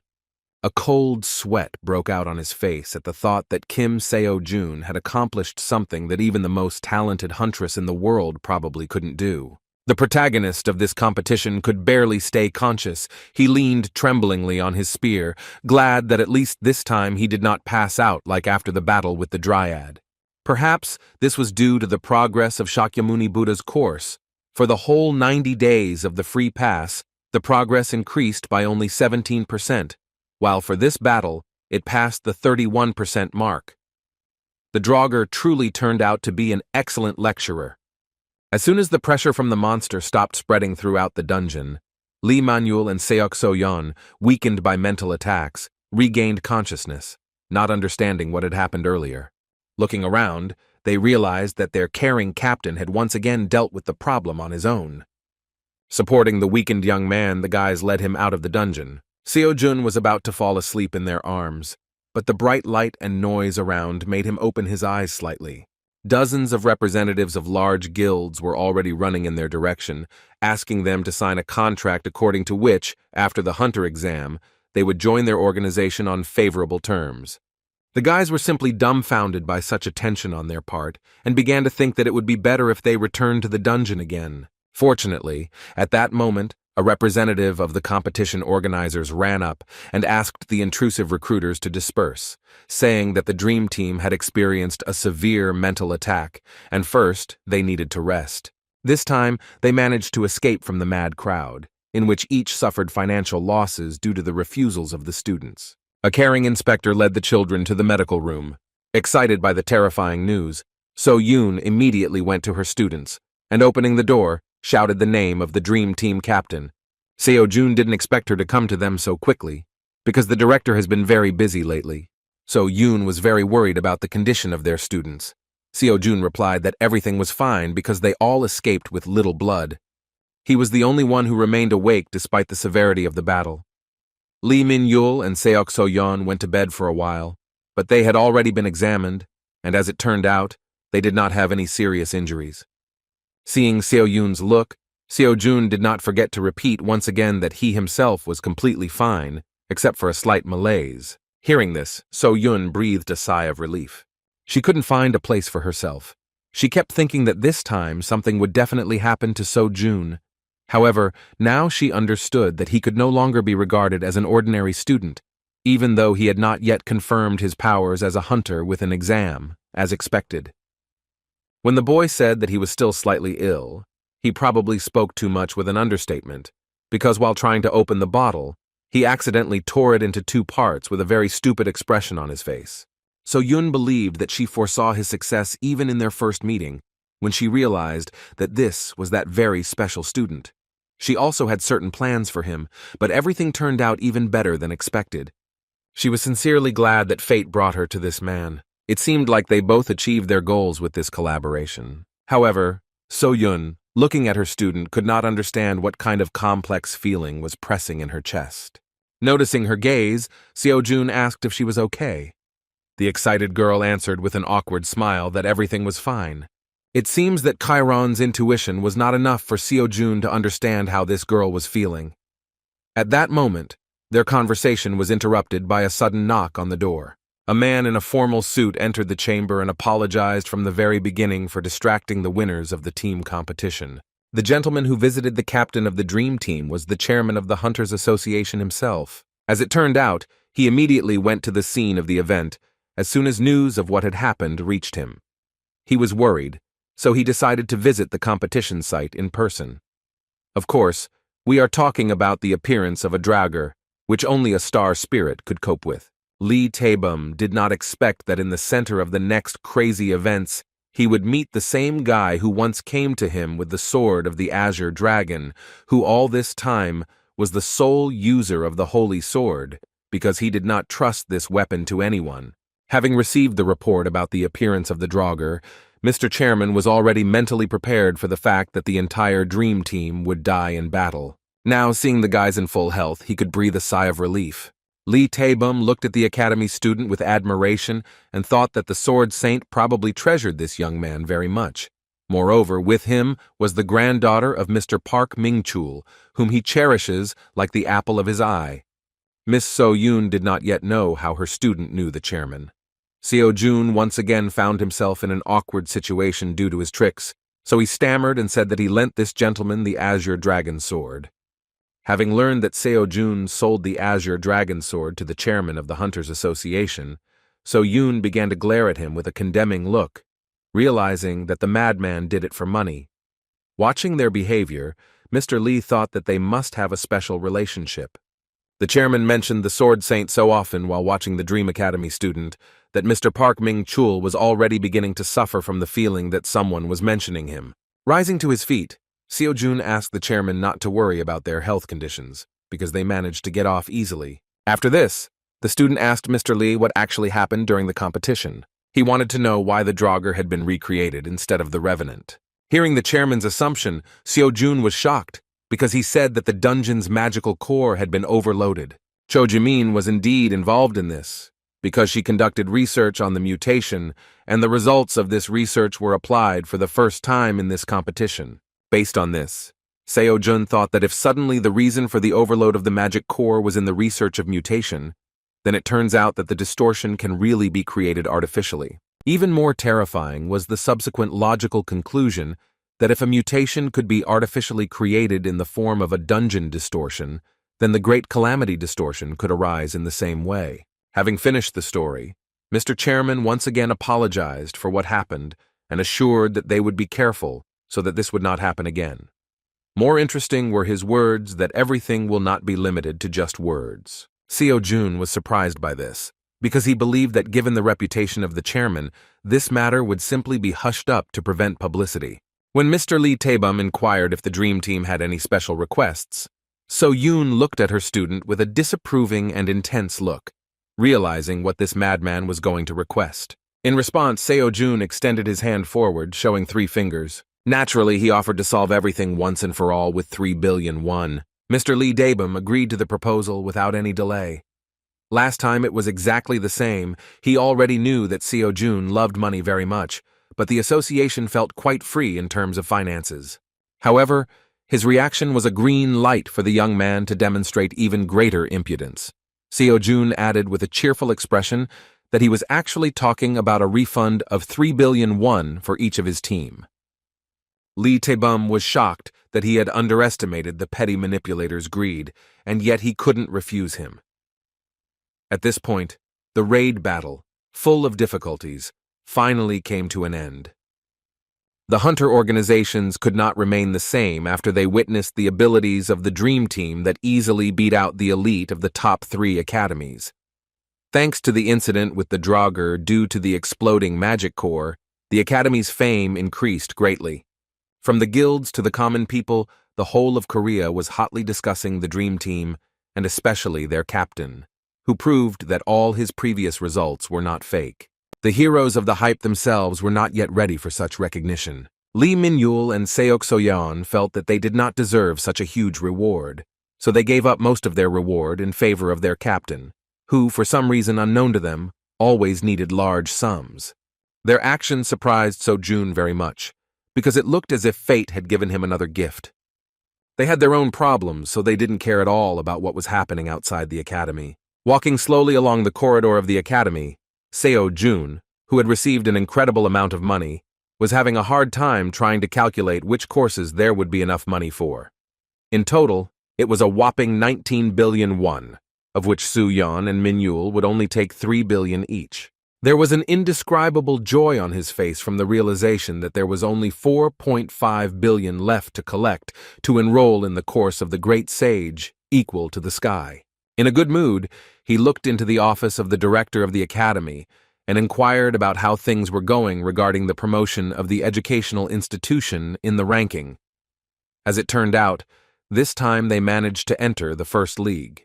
When Seo Jun said that the 6th rank dungeons were now available to them, So Yoon felt uneasy, knowing what he was talking about. She was forced to inform that in order to visit such a dungeon, a student must be accompanied by a hunter of at least a rank. Seo Yoon looked like she was very guilt-ridden since she was only a B-rank hunter, which meant they wouldn't be allowed to raid because of this.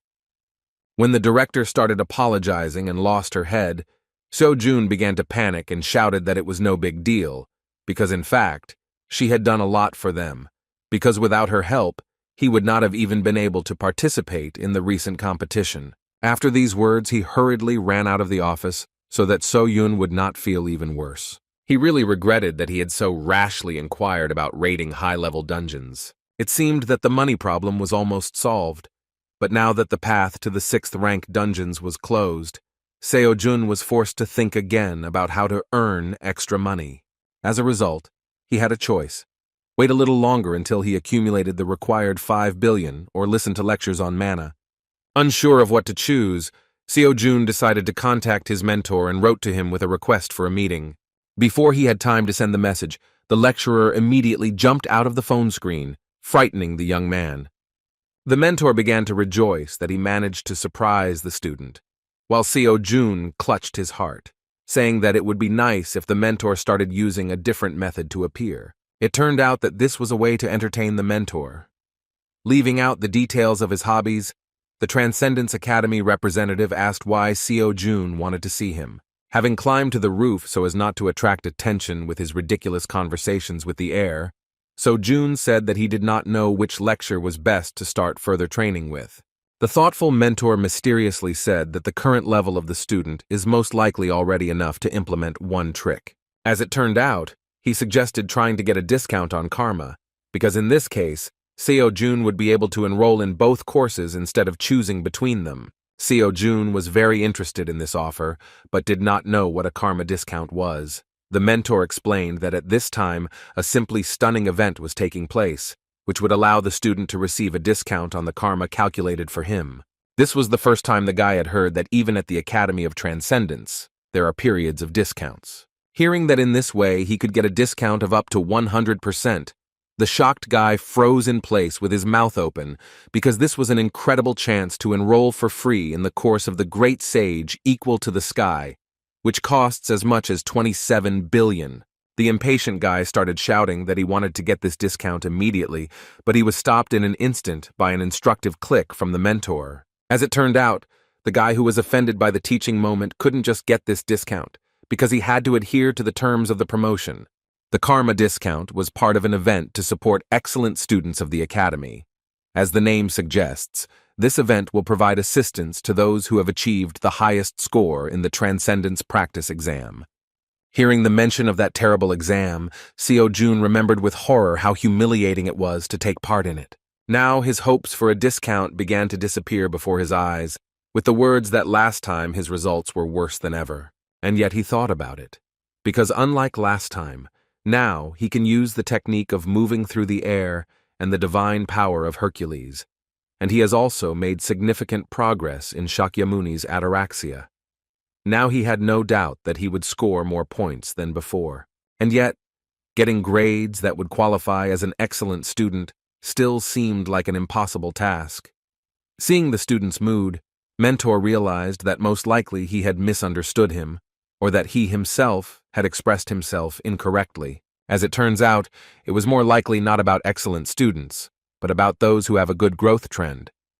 In simple terms, the main criterion was how much the scores had increased compared to the previous attempt, and the percentage of the discount would directly depend on the percentage of increase. In short, If a student's grades go up by 50% this time, then he can get a 50% discount. Be that as it may, the organizers will build on past scores, so it is not at all necessary to get the highest score. Seo-jun was amazed because this meant that he just had to do better than last time. With his insane progress in such a short period of time, it seemed like nothing. Flying up and blocking the sun, the mentor asked if the student would take the risk. He believed that with his current level this was quite possible, because a 50% discount would be provided if he scored 15 points more than last time. Seo-jun couldn't miss such a great chance, so he joyfully shouted that he agreed to take the risk. First of all, he prepared for the stage in which he had to fight the greedy dragon. To do this, he purchased several gold bars, as before, listening to the advice of lecturers. Taught by experience, he remembered how to properly fight Fafnir. Meanwhile, 1 billion won was debited from his account because he had to pay for the practice exam this time. Actually, the loss of this money was the only risk to which he was exposed by taking part in the test of karma. Within a moment, he began to brainstorm because he realized that if he could get a 100% discount, then he would have as much as 22 billion won left in his hands, which would allow him to additionally buy lectures on mana, as well as a sufficient amount of elixirs. For this plan to work ideally, he needed to get 21 points, that's 3 points from each of the 7 disciplines. After realizing these details, Seo-jun started forming practice exam questions based on last year's assignments. The first discipline was combat power. Seo-jun expected the dragon of destruction, so as soon as the monster appeared, he prepared to distract the dragon. From the very beginning, he began to move quickly to confuse the monster. As soon as the few seconds required for the monster to appear passed, Seo-jun, without raising his head, threw forward a gold bar that should attract Fafnir's attention. After that, he wasted no time, took out his spear and rushed to the attack. Sticking with the previous plan, he was going to take advantage of the moment, when the dragon was distracted by the gold, to climb onto its back and deliver a powerful blow using Hercules' divine power. However, after a moment he realized that the dragon had nothing to do with the fact that he threw the ingot in his direction. Moreover, the huge monster looked completely different from Fafnir because, in addition to a different color, it had many heads. Taking a closer look at this monster, Seo-jun realized that he had miscalculated. His face was covered with cold sweat because his plans did not include a battle with the Hydra. At this moment, it was easier to believe that it was Fafnir who had gained several tons of weight and grown extra heads. Looking at his phone, which was in the hands of his mentor, Seo-jun, not paying attention to the preparation of the monster's attack, only confirmed that his opponent was a Hydra. The joyful mentor, expecting a series of interesting defeats for the student, encouraged him with words of faith and wished not to give up. In response, Seo-jun shouted in panic that he was not warned that the tasks would change.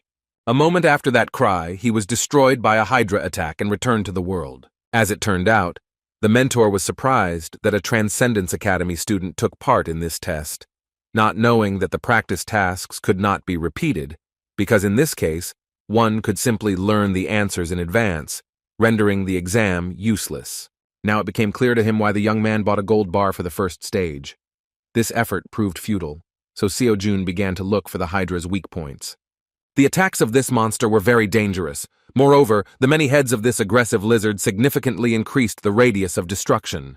Every time the Hydra used its breath, everything around it turned to dust. Seo-jun barely dodged the monster's first attack. Observing the terrifying, crushing power of the Hydra, he firmly decided that he would not get carried away and score exactly 3 points more so as not to go crazy. Airwalking, which he managed to learn during one of the lectures, turned out to be the most useful skill in this battle. Only with her help could he avoid the furious long-range attacks of the dragon's breath.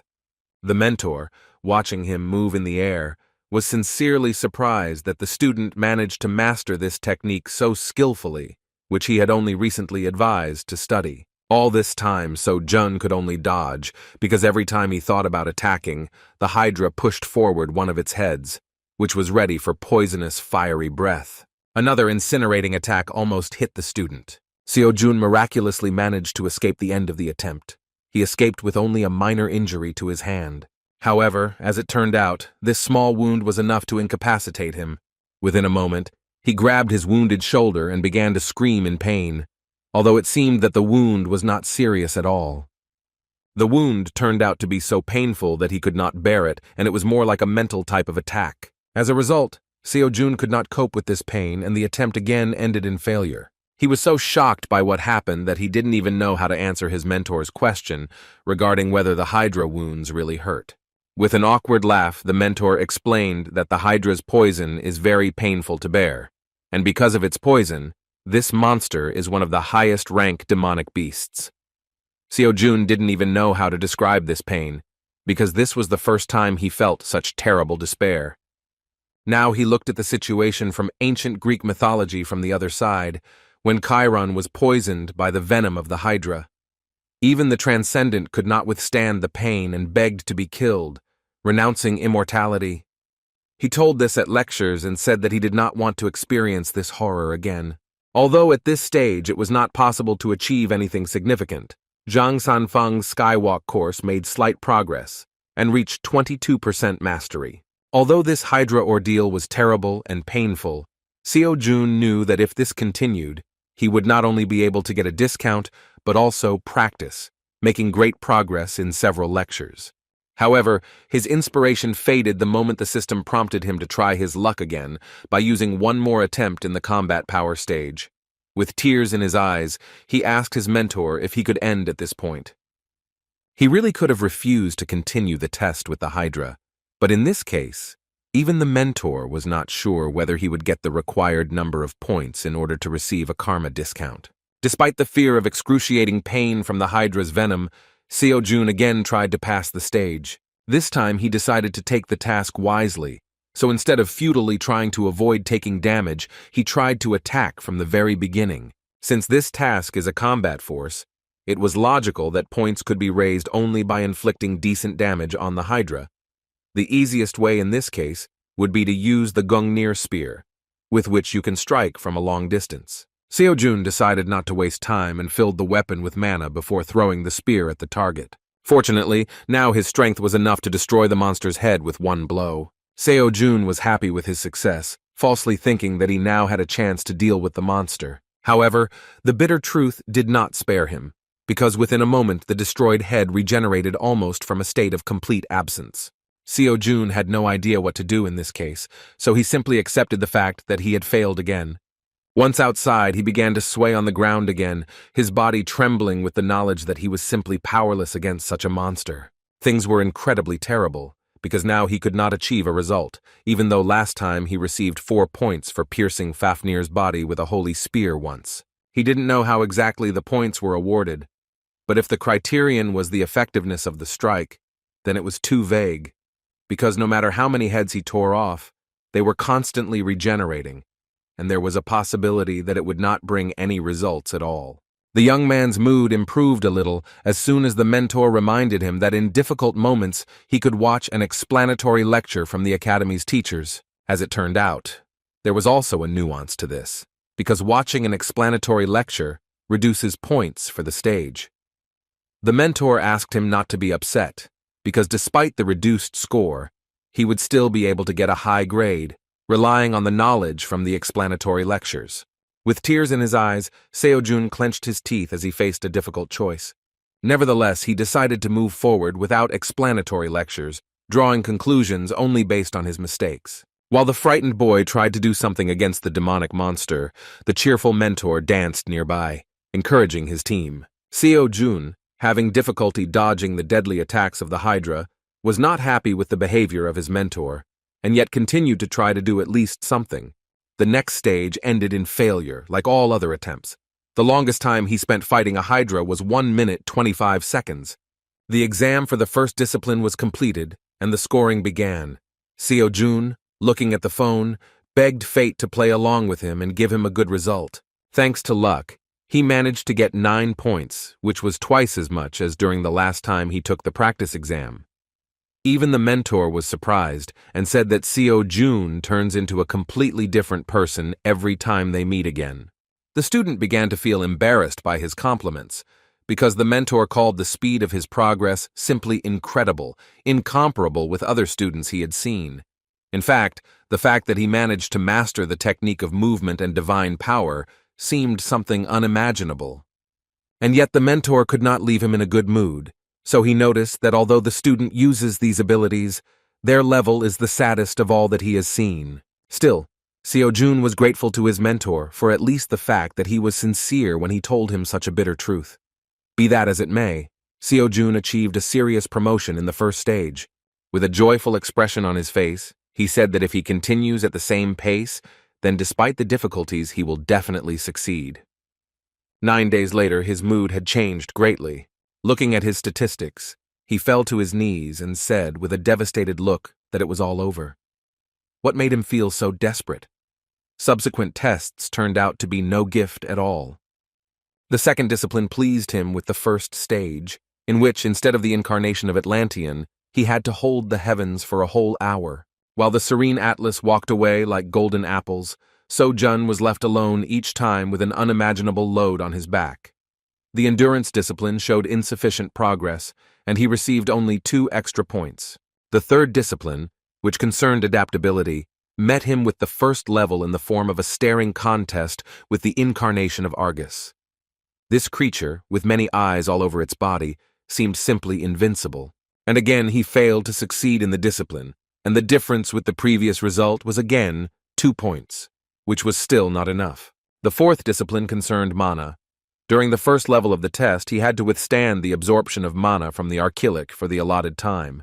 As expected at this stage, he literally lost all his mana reserves in an instant. Seeing the disappointment on the part of the undead, Seo-jun absurdly said that he still had not taken the mana course.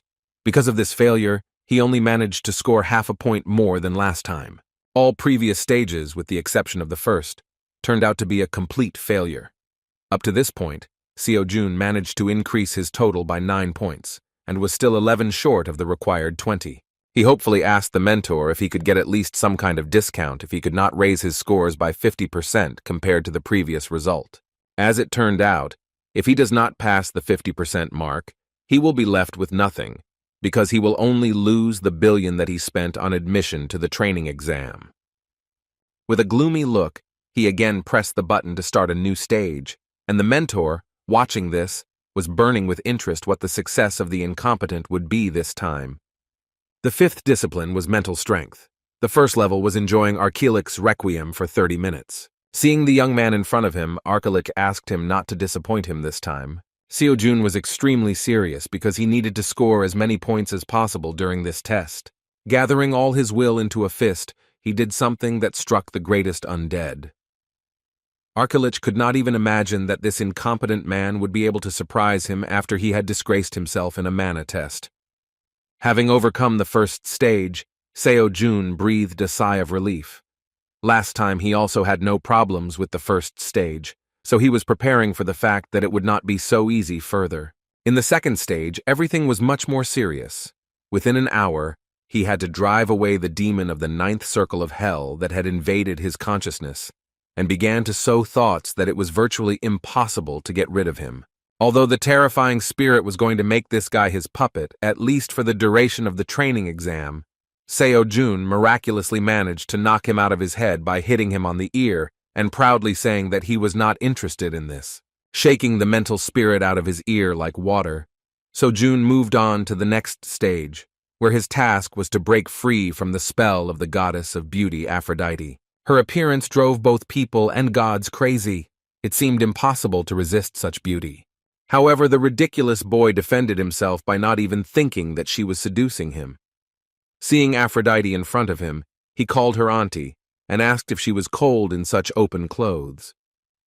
After these words, the third stage instantly ended, and Seo-jun faced the mentor, whose facial expression showed real shock from what he saw.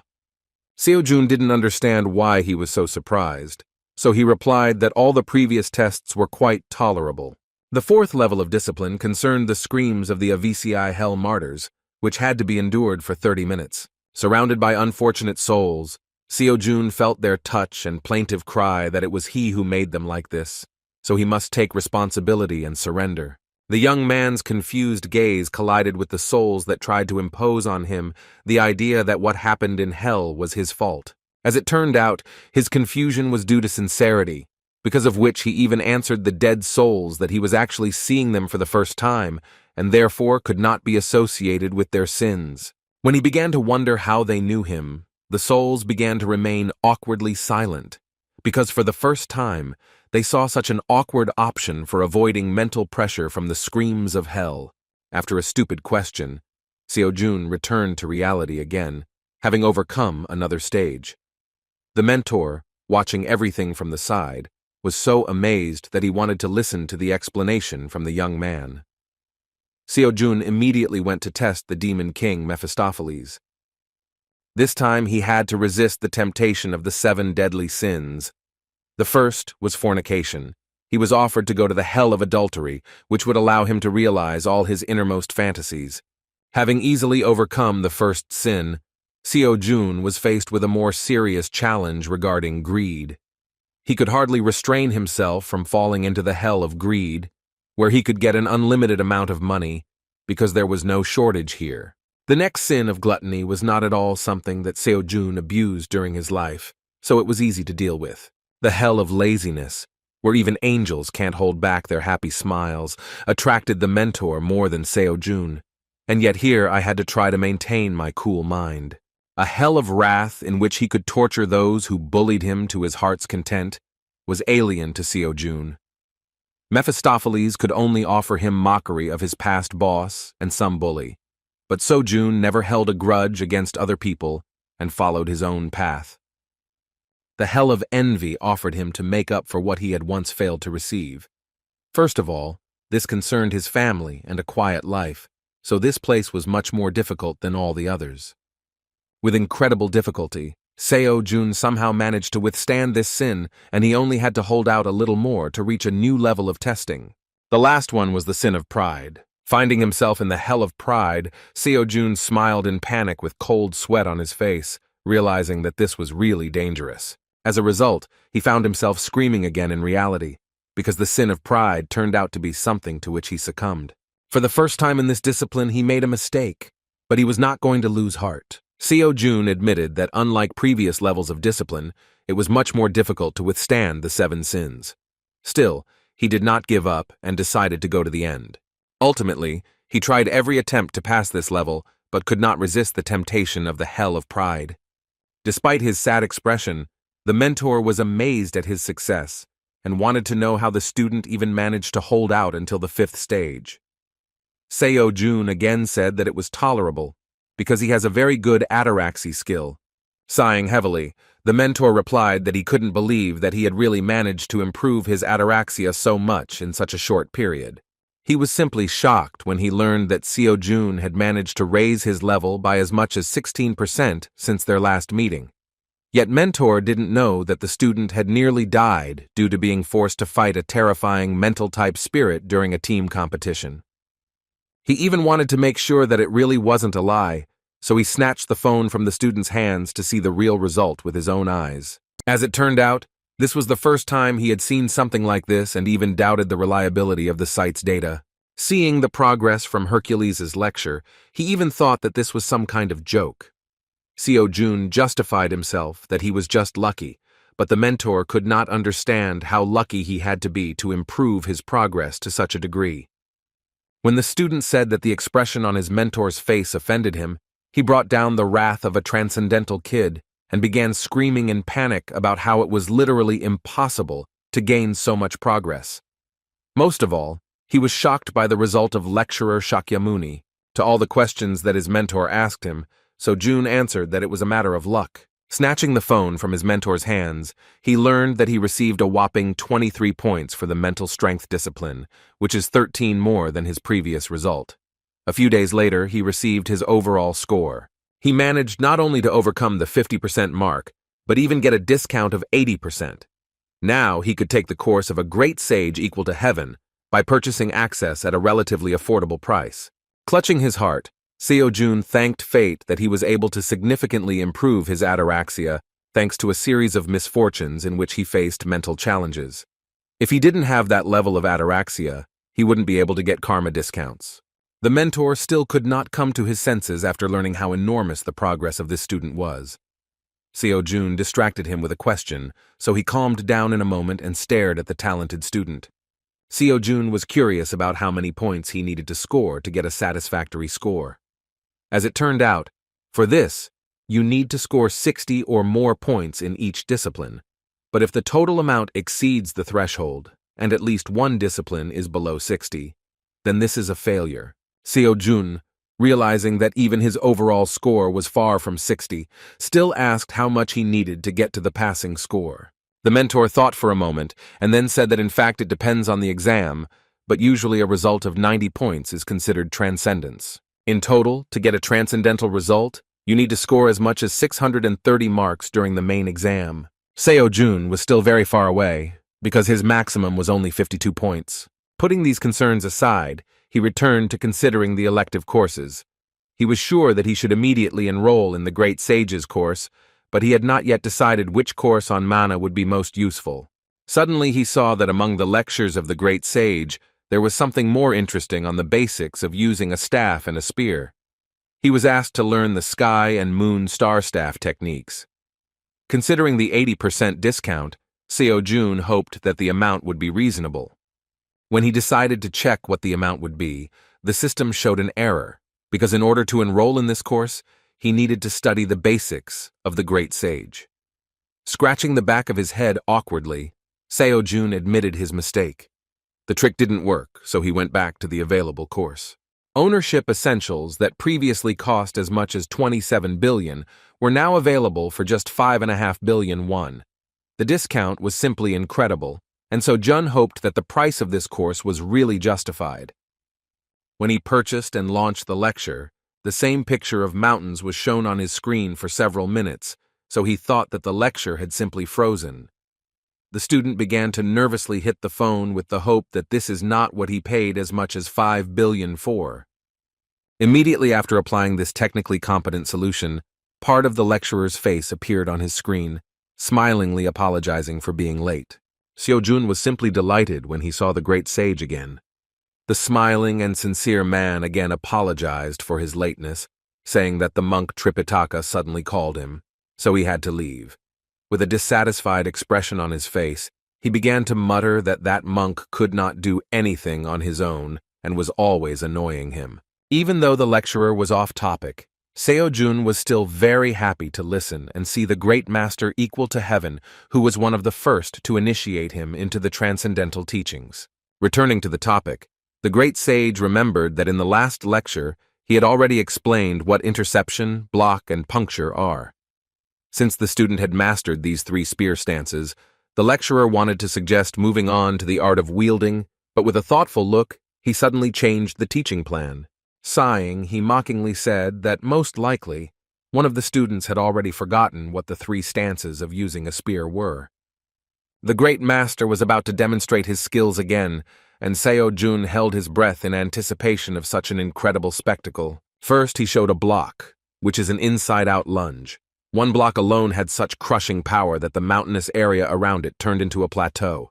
Seo-jun was crazy about the sage's power. The second was interception, which is the twisting of the spear inward after lunging forward. Once again, this movement was so powerful that it destroyed the top of the mountain that was in the path of the energy that the great sage emitted.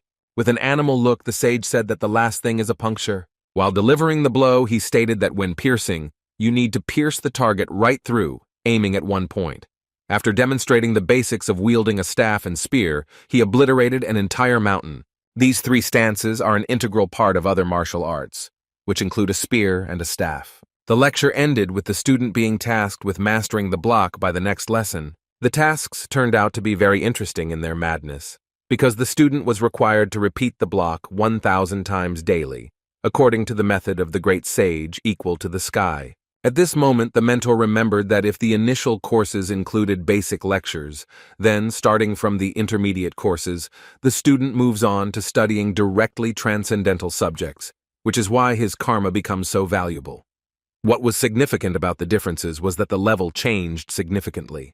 It would be easier to understand what we were talking about if we experienced it personally, so Seo-jun took out his spear and took a few steps to the middle of the site to repeat the exercise. The level of this technique has increased significantly, but the execution itself did not differ, so the movements turned out to be extremely smooth and clear. Without investing any mana, Seo-jun performed a block to see if it worked or not.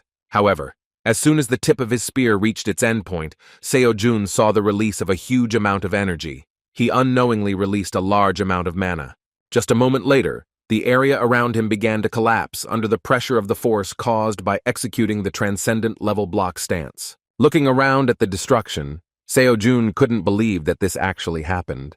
Having flown closer to him, the cheerful mentor repeated his words that the transcendental teachings are a completely different level compared to the introductory course. While Seo-jun was developing his skills, the whole world was buzzing about his incredible skills, which is why representatives of the 3 largest academies in Korea were forced to gather together.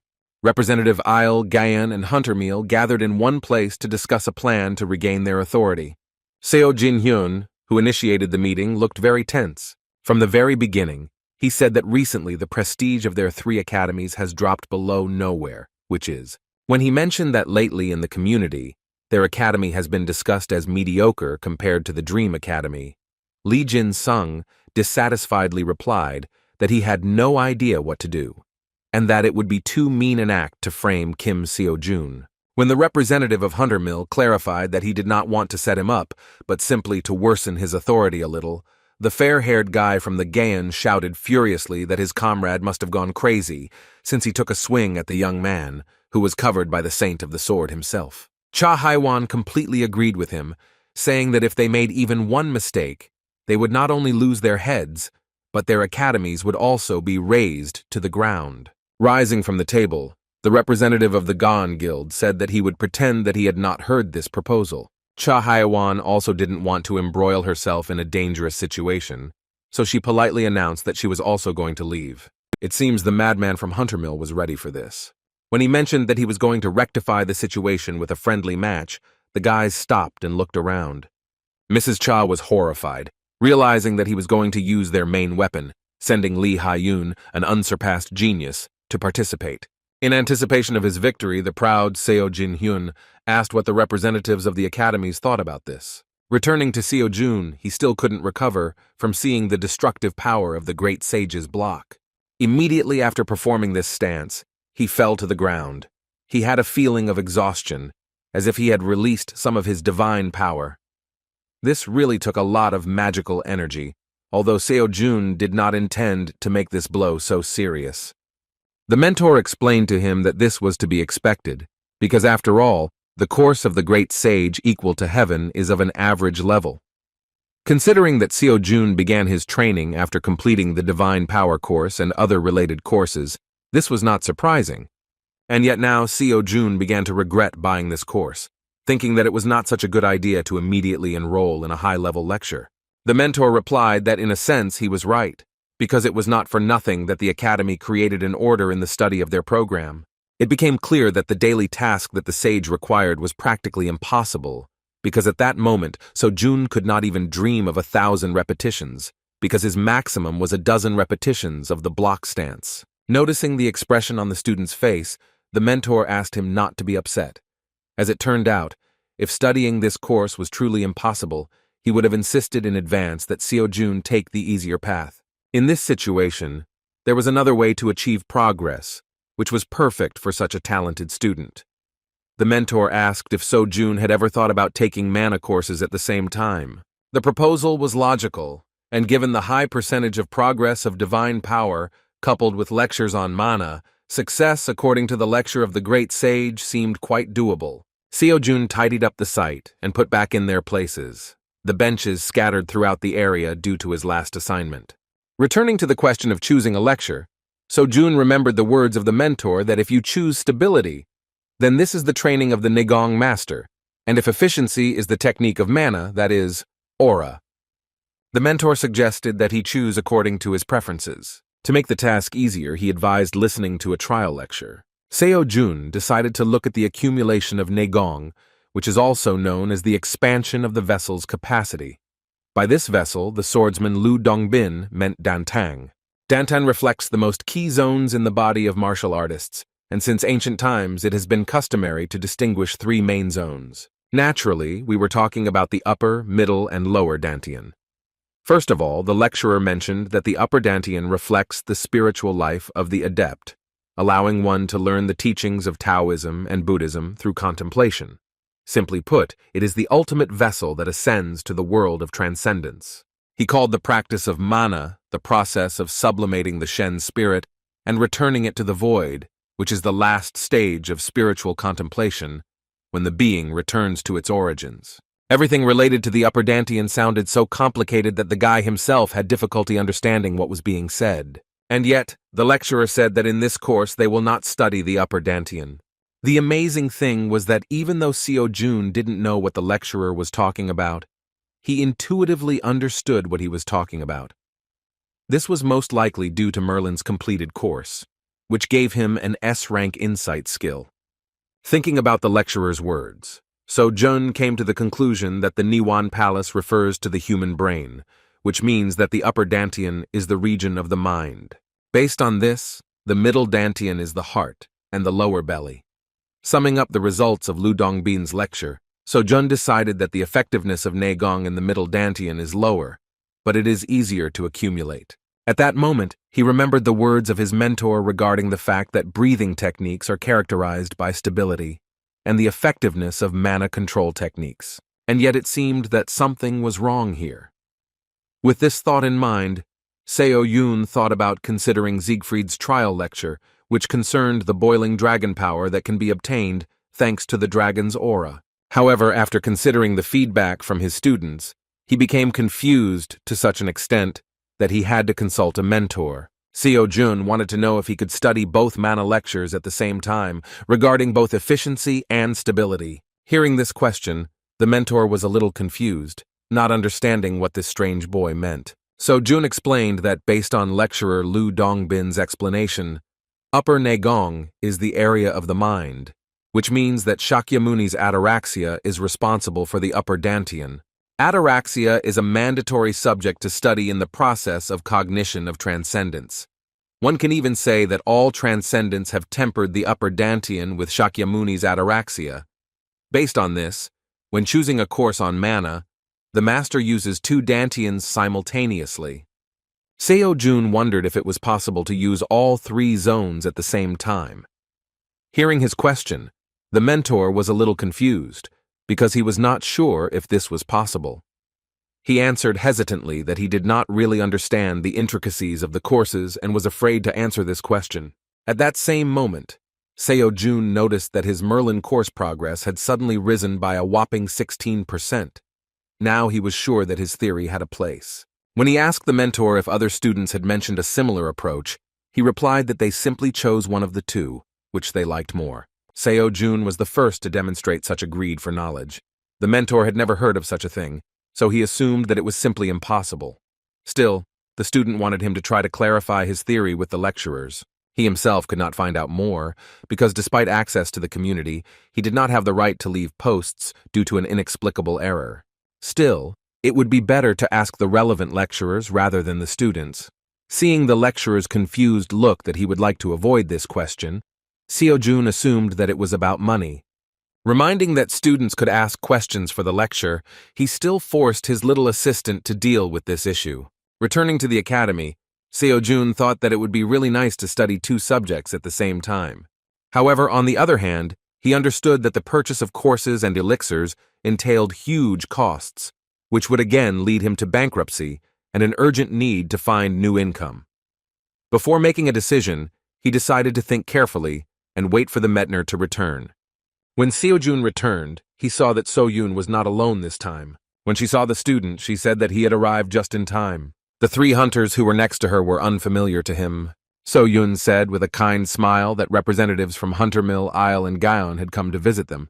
Seo Jin-hyun and Cha Hyen greeted the incredible student from the Dream Team with fake kind smiles. Lee Jin-sung, who had previously shown a less friendly expression, greeted separately from the others. Seo Jun didn't even know how to react to their appearance, so he first of all asked what brought representatives of the top 3 academies of Korea to their modest educational institution. That's how he found out about the friendly match. Seo Jin-hyun said that this is an unofficial competition in which the 3 strongest academies participate. He noted that under current circumstances, Dream Academy has the right to join them on equal terms. A representative from the Ile Academy expressed hope that the captain of the Dream Team would light up the friendly match with his presence. When he looked at So-yoon to ask her opinion, she said that she was not against a friendly meeting, but the decision would be up to her students. As expected, the only thing Seo-jun was interested in was the cash prize. Unfortunately, a representative from Hunter Mill Academy responded that there were no awards. Hearing this, Seo-jun became disillusioned with their suspicious event and feigned niceness. When the honorable guests saw his reaction, Lady Cha explained that this was just a friendly meeting, and her only purpose was to cultivate the desire for improvement through duels between geniuses.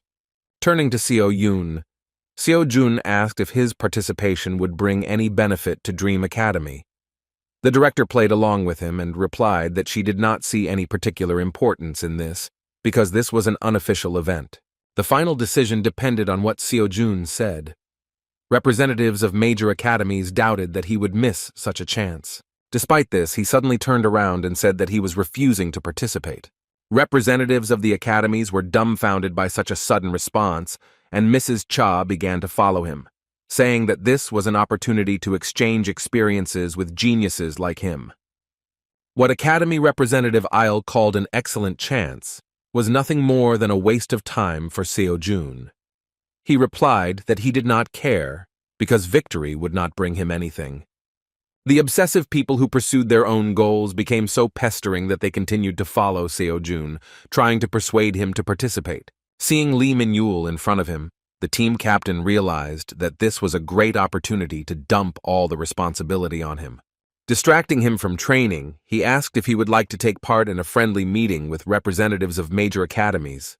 Lee Min-yul understood that Seo-jun was too busy to waste time on this, so he replied that he didn't mind. Seeing the disappointment in the eyes of the representatives of the academies, Min-yul also played along with the team captain, saying that he could agree because he just wanted to test the new technique, which was unlikely to work on Kim Seo-jun. Hearing this, Seo-jun said goodbye to the academies, saying that Min-yul will go in his place. The excited guys began to panic that they would miss their target, so they continued to run after him, begging him to wait. After a short conversation, they found out why Kim Seo-jun was taking part in the competition.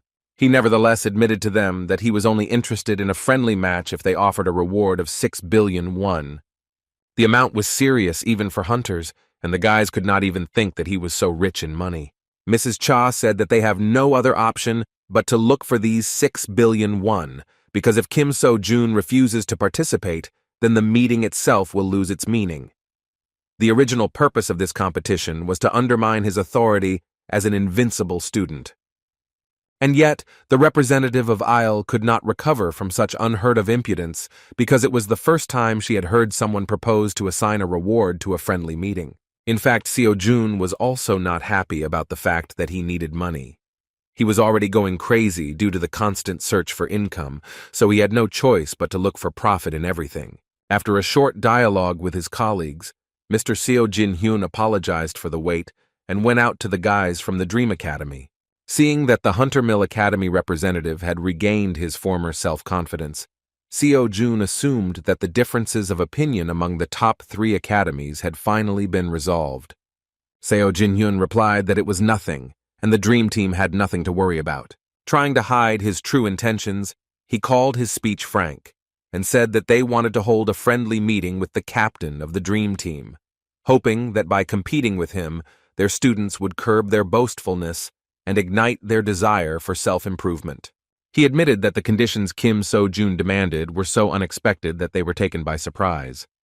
Still, they took the situation into account and appointed a reward for a friendly match. However, even so, they were not going to lose control of the situation. Seo Jin-hyun said that their academies will impose several conditions. The Dream Team, smelling the smell of money that so attracts their captain, agreed to take part in a friendly tournament, not suspecting what tricks their ill-wishers had prepared. All participants began to bother themselves with hard training in order to appear in the best shape at the tournament. So Yeon, who continued to hone her skills in basic magic, communicated with her mentor using a spatial spell. In turn, Min-yul, who could not contact the mentor, continued to hone his skills through hard work and studying the teacher's manuals. Seo-jun was happy to see how much his comrade's skills were improving. Concealing his presence, Min-yul easily destroyed more than a dozen targets without being noticed. The dedication of the guys was simply amazing, and so Jun understood that by taking them to his team, he was not mistaken. Everyone worked hard to perform at their best during the tournament. Still, Seo Jun did not forget that there were some risks. Of course, the monetary reward was decent because the organizers accepted the offer of 6 billion for first place. And in total, the prize fund amounted to as much as 12 billion. There was nothing special about funding the tournament, but it was worth noting that they had a few conditions in return.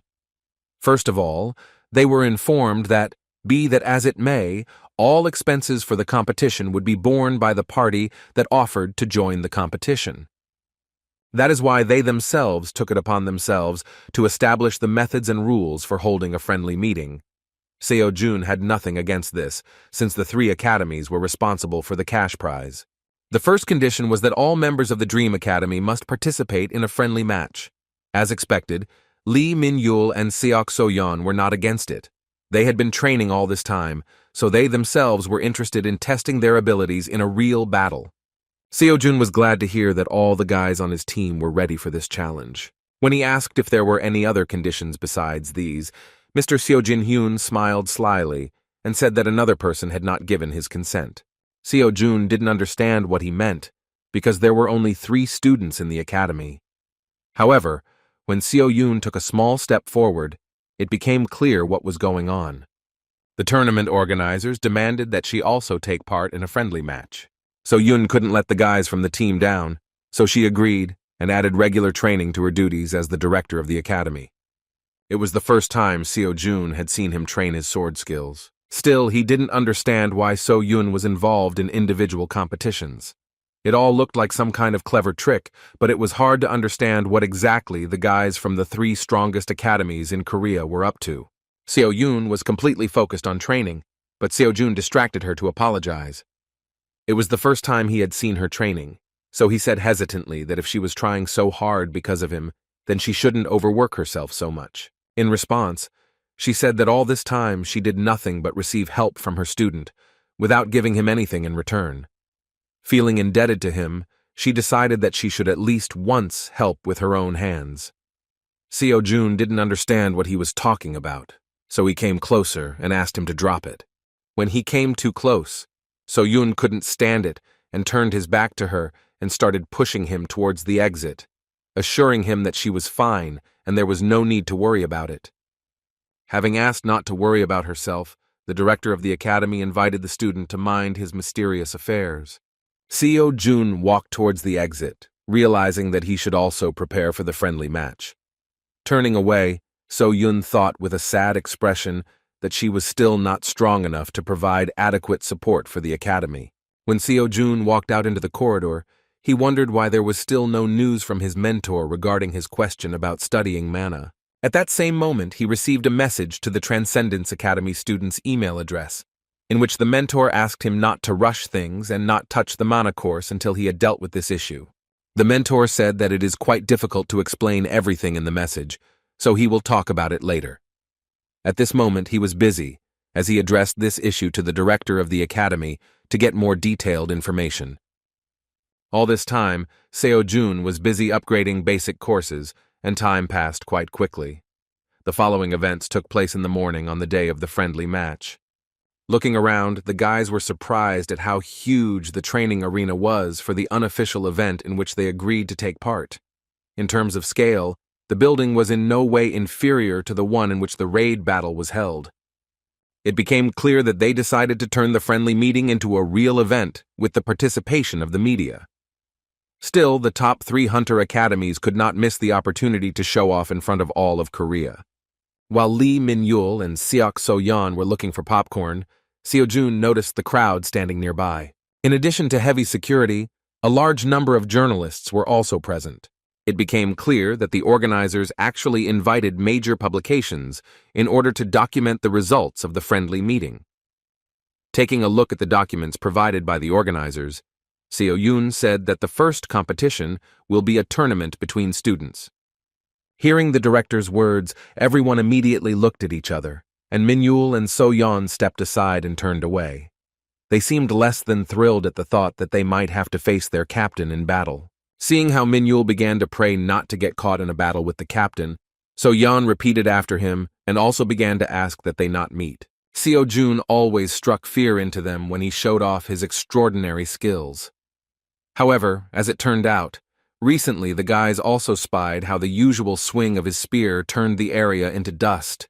They must have seen him practicing the block, grab, and sage spear. While the guys were panicking about what the first stage of the friendly would be like, the crowd suddenly stared at the executive car that arrived at the entrance to the arena. When Seo Jun heard the shout that Lee Ha-yoon had arrived for the friendly meeting, he looked towards the crowd with interest. Lee Ha-yoon, who is called the most brilliant person among hunters of all time, arrived at the arena. The girl with long dark hair and a purposeful, arrogant look looked disproportionately proud and arrogant. She was accompanied by serious security guards, and all the journalists were trying to get an exclusive shot. Despite her popularity, she fueled interest in her personality by being taciturn and rarely appearing in public. That is why every representative of major media tried not only to get a few words from her, but at least to catch her chilling gaze in the lens. Journalists tried to find out if she knew the reason why this friendly match was made public and whether she would participate in the competition or came to be present as a spectator. The greatest student of Hunter Mill Academy stopped only at the moment when one of the journalists dared to voice the rumor that she was not participating in other competitions because of Kim So-jun. When she stopped, everyone around fell silent, and that journalist apologized with a frightened voice, justifying that he did not mean it at all. Arrogantly throwing her hair back, the girl mockingly said that she had no idea who Kim So-jun was. Her answer shocked the journalists who arrived at the friendly meeting so much that the one who voiced the impudent question could not stand on his feet and fell on his butt in confusion. The guys from the Dream Team, with the exception of So-yoon, saw the same Lee Ha-yoon from Hunter Mill live for the first time. So Yan was the only one who treated her as a truly dangerous threat. However, the situation changed greatly when she heard Minyul say that this daring and arrogant girl looks like a real beauty. Hearing his words, she displeasedly asked what beauty had to do with it. Lee Minyul, still not attaching importance to his words, replied that he was simply stating a fact, because there is nothing wrong with calling a handsome person beautiful. After his words, So-yeon started a scandal, saying that they were clearly not in the right situation to say such things. Besides, she found it insulting that he never once called her beautiful. In response, the boar said that she was still a high school student. So Yan nervously said that it had nothing to do with beauty, and the disrespectful, cocky young man looked away and said that in fact it plays a big role. The student of Evil Rock couldn't stand it, and shouted across the entire platform that he was already tired of pissing her off. Her scream could not go unnoticed. At the same moment, many journalists paid attention to their modest company, because they had no idea that the Dream Academy was also participating in the friendly match. Now all the lenses were aimed at them, and it became clear to large media outlets why the organizers decided to make the friendly meeting open to the public. Lee Minyul continued to tease So-yeon, saying that it was her fault that now all the journalists began to pick on their captain. Representatives of various media began asking a lot of questions to Seo Jun, among which was the question of whether he was going to fight Lee Ha-yoon in a duel. Seeing so much attention was not very convenient for the captain of the Dream Team, so he invited his friends to leave all the quarrels behind and hurry to the waiting room for the meeting participants. When they arrived at their private waiting room, they were greeted by the friendly inspector and reiterated that the use of personal equipment was strictly prohibited in this competition. Instead of their own weapons, they were offered the one that was located in the arena. The inspector clarified that everyone needs equipment except So-yeon, who can use magic without additional weapons. As it turned out, the weapons they were given were of quite good quality, but the problem was that So-yoon and Lee Minyul had to get used to using the new equipment. Seeing how her friends hesitated, So-yeon boastfully said that a true master would not complain about the tools, because he primarily relies on his skills. Lee Minyul did not understand the joke and began to be insolent in her direction, saying that all this is dust in the eyes, because there is not a single master who speaks like that and uses all kinds of consumer goods in his arsenal. According to him, those who say this are actually using good tools that unlock their full potential. While the youth were trying to sort out their scandalous relationship, Seo-jun decided to inspect his spear.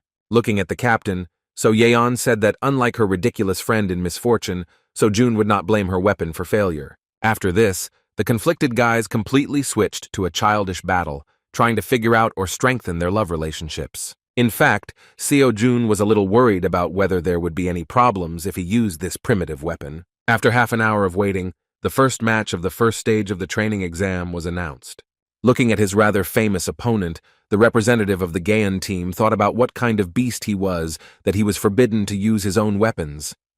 In addition, he was haunted by the fact that even the strongest of his comrades, during one of the friendly training matches, admitted that he was not going to participate in this friendly match.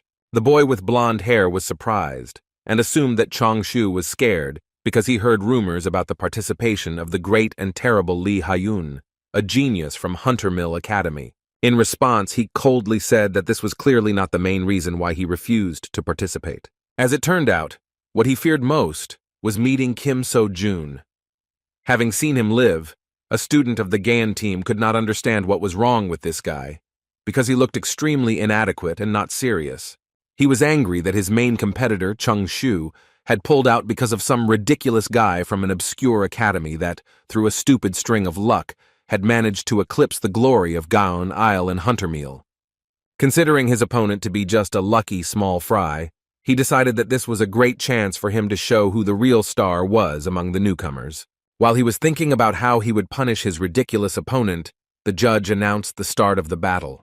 Within a moment of his words, Seo-jun disappeared from sight.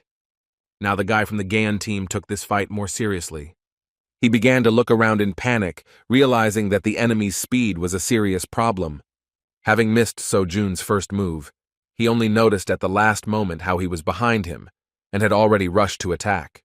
Seo-jun, checking his opponent, struck a regular blow without using magic or a spear stance. The Gaon boy began to tremble. He could barely withstand a normal spear blow from his opponent. He couldn't believe that such a frivolous young man could have such a terrifying amount of power. Moreover, each blow from Seo-jun carried such enormous weight that it seemed as if his opponent's body was about to be torn to pieces. Jumping back, the trembling young man tried to gather his thoughts so he could catch his breath and try to strike back.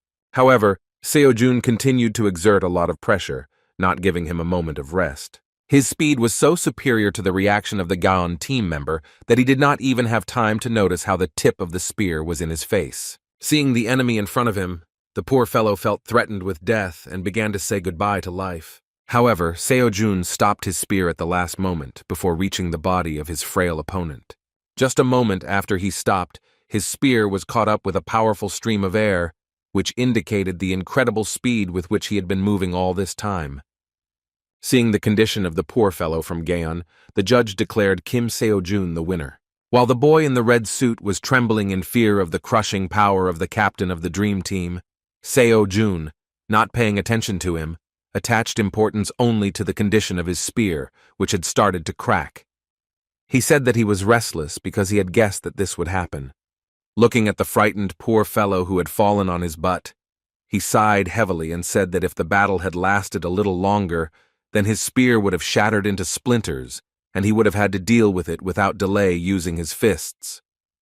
The inspectors immediately rushed towards the losing, shocked guy, while So-jun, not attaching importance to his victory, began to shout displeasedly to the organizers that he needed a more durable weapon, because of this spear he was holding back, fighting not at full strength. Returning to the Dream Team waiting room, Seo-jun received a new spear that looked stronger, but when he picked it up, he realized that it too would not withstand even a fraction of his true strength. In fact, he became anxious as soon as he received the equipment provided by the organizers of the competition, but he never thought that such a weapon would crack after 3 swings. Now he realized that he would most likely have to change his spear after each fight. While he was thinking about how to bankrupt the organizers of the friendly meeting, his friends slowly crawled up to him and aimed their gazes at him, filled with delight. Minhyul was the first to speak. He said that he didn't even think that during training the captain showed only a small part of what he is capable of.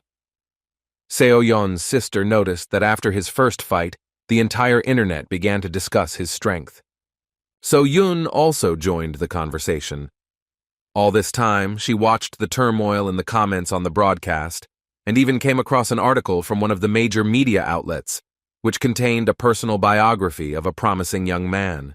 Picking up the phone number of the academy director, he was surprised that it had attracted so much attention in such a short period. Most likely the article was written by one of the journalists present at this tournament. The strong reaction was accompanied by the news that the major guilds had agreed to cover the costs of holding the friendly meeting, and the hunters were only required to attend.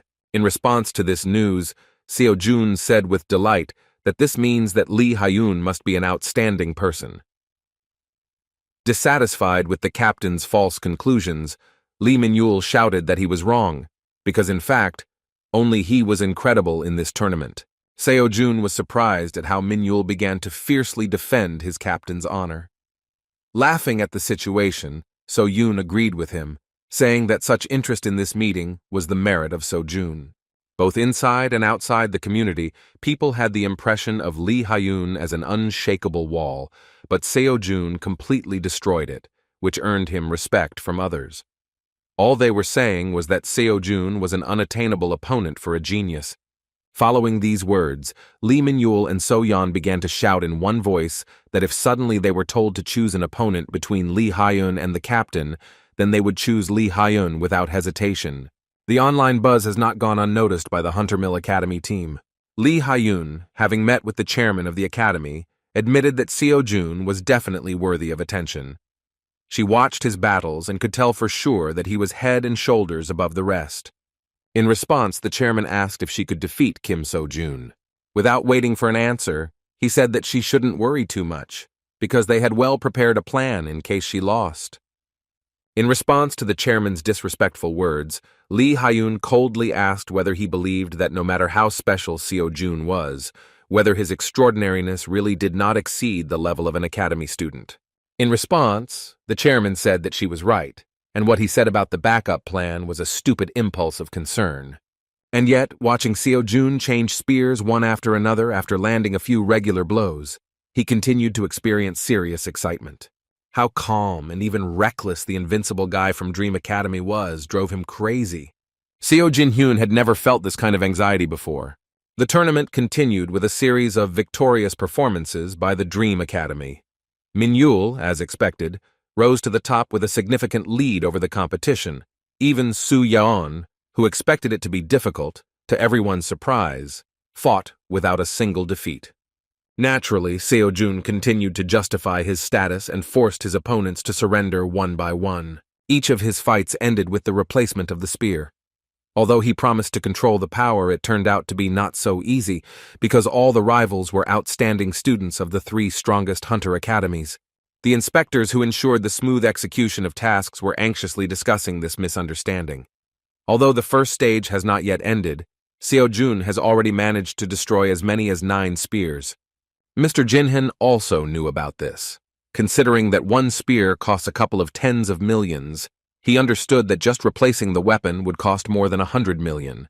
He feared that if the cost of weapons exceeded the reward, then the whole event would be unprofitable.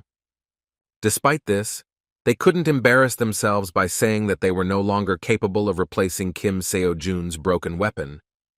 In fact, Seo Jun himself was already tired of changing spears, so he turned to the inspectors with a request to allow him to use his own weapons, which can cope with his strength without any problems. In response, representatives of the tournament hesitated, saying that given the current situation, this could be regarded not as a privilege, but as forced measures.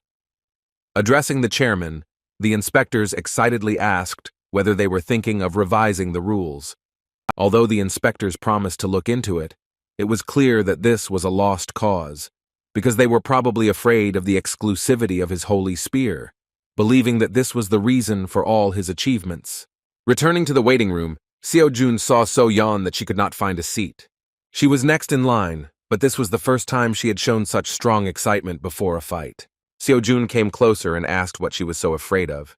It was noticeable how she trembled, and her face turned completely white. Looking down, with cold sweat on her face, she hesitantly said that her next opponent would be Lee Hyun. Hearing this, Seo Jun himself felt a chill run down his spine. Now he understood why she was in such a state.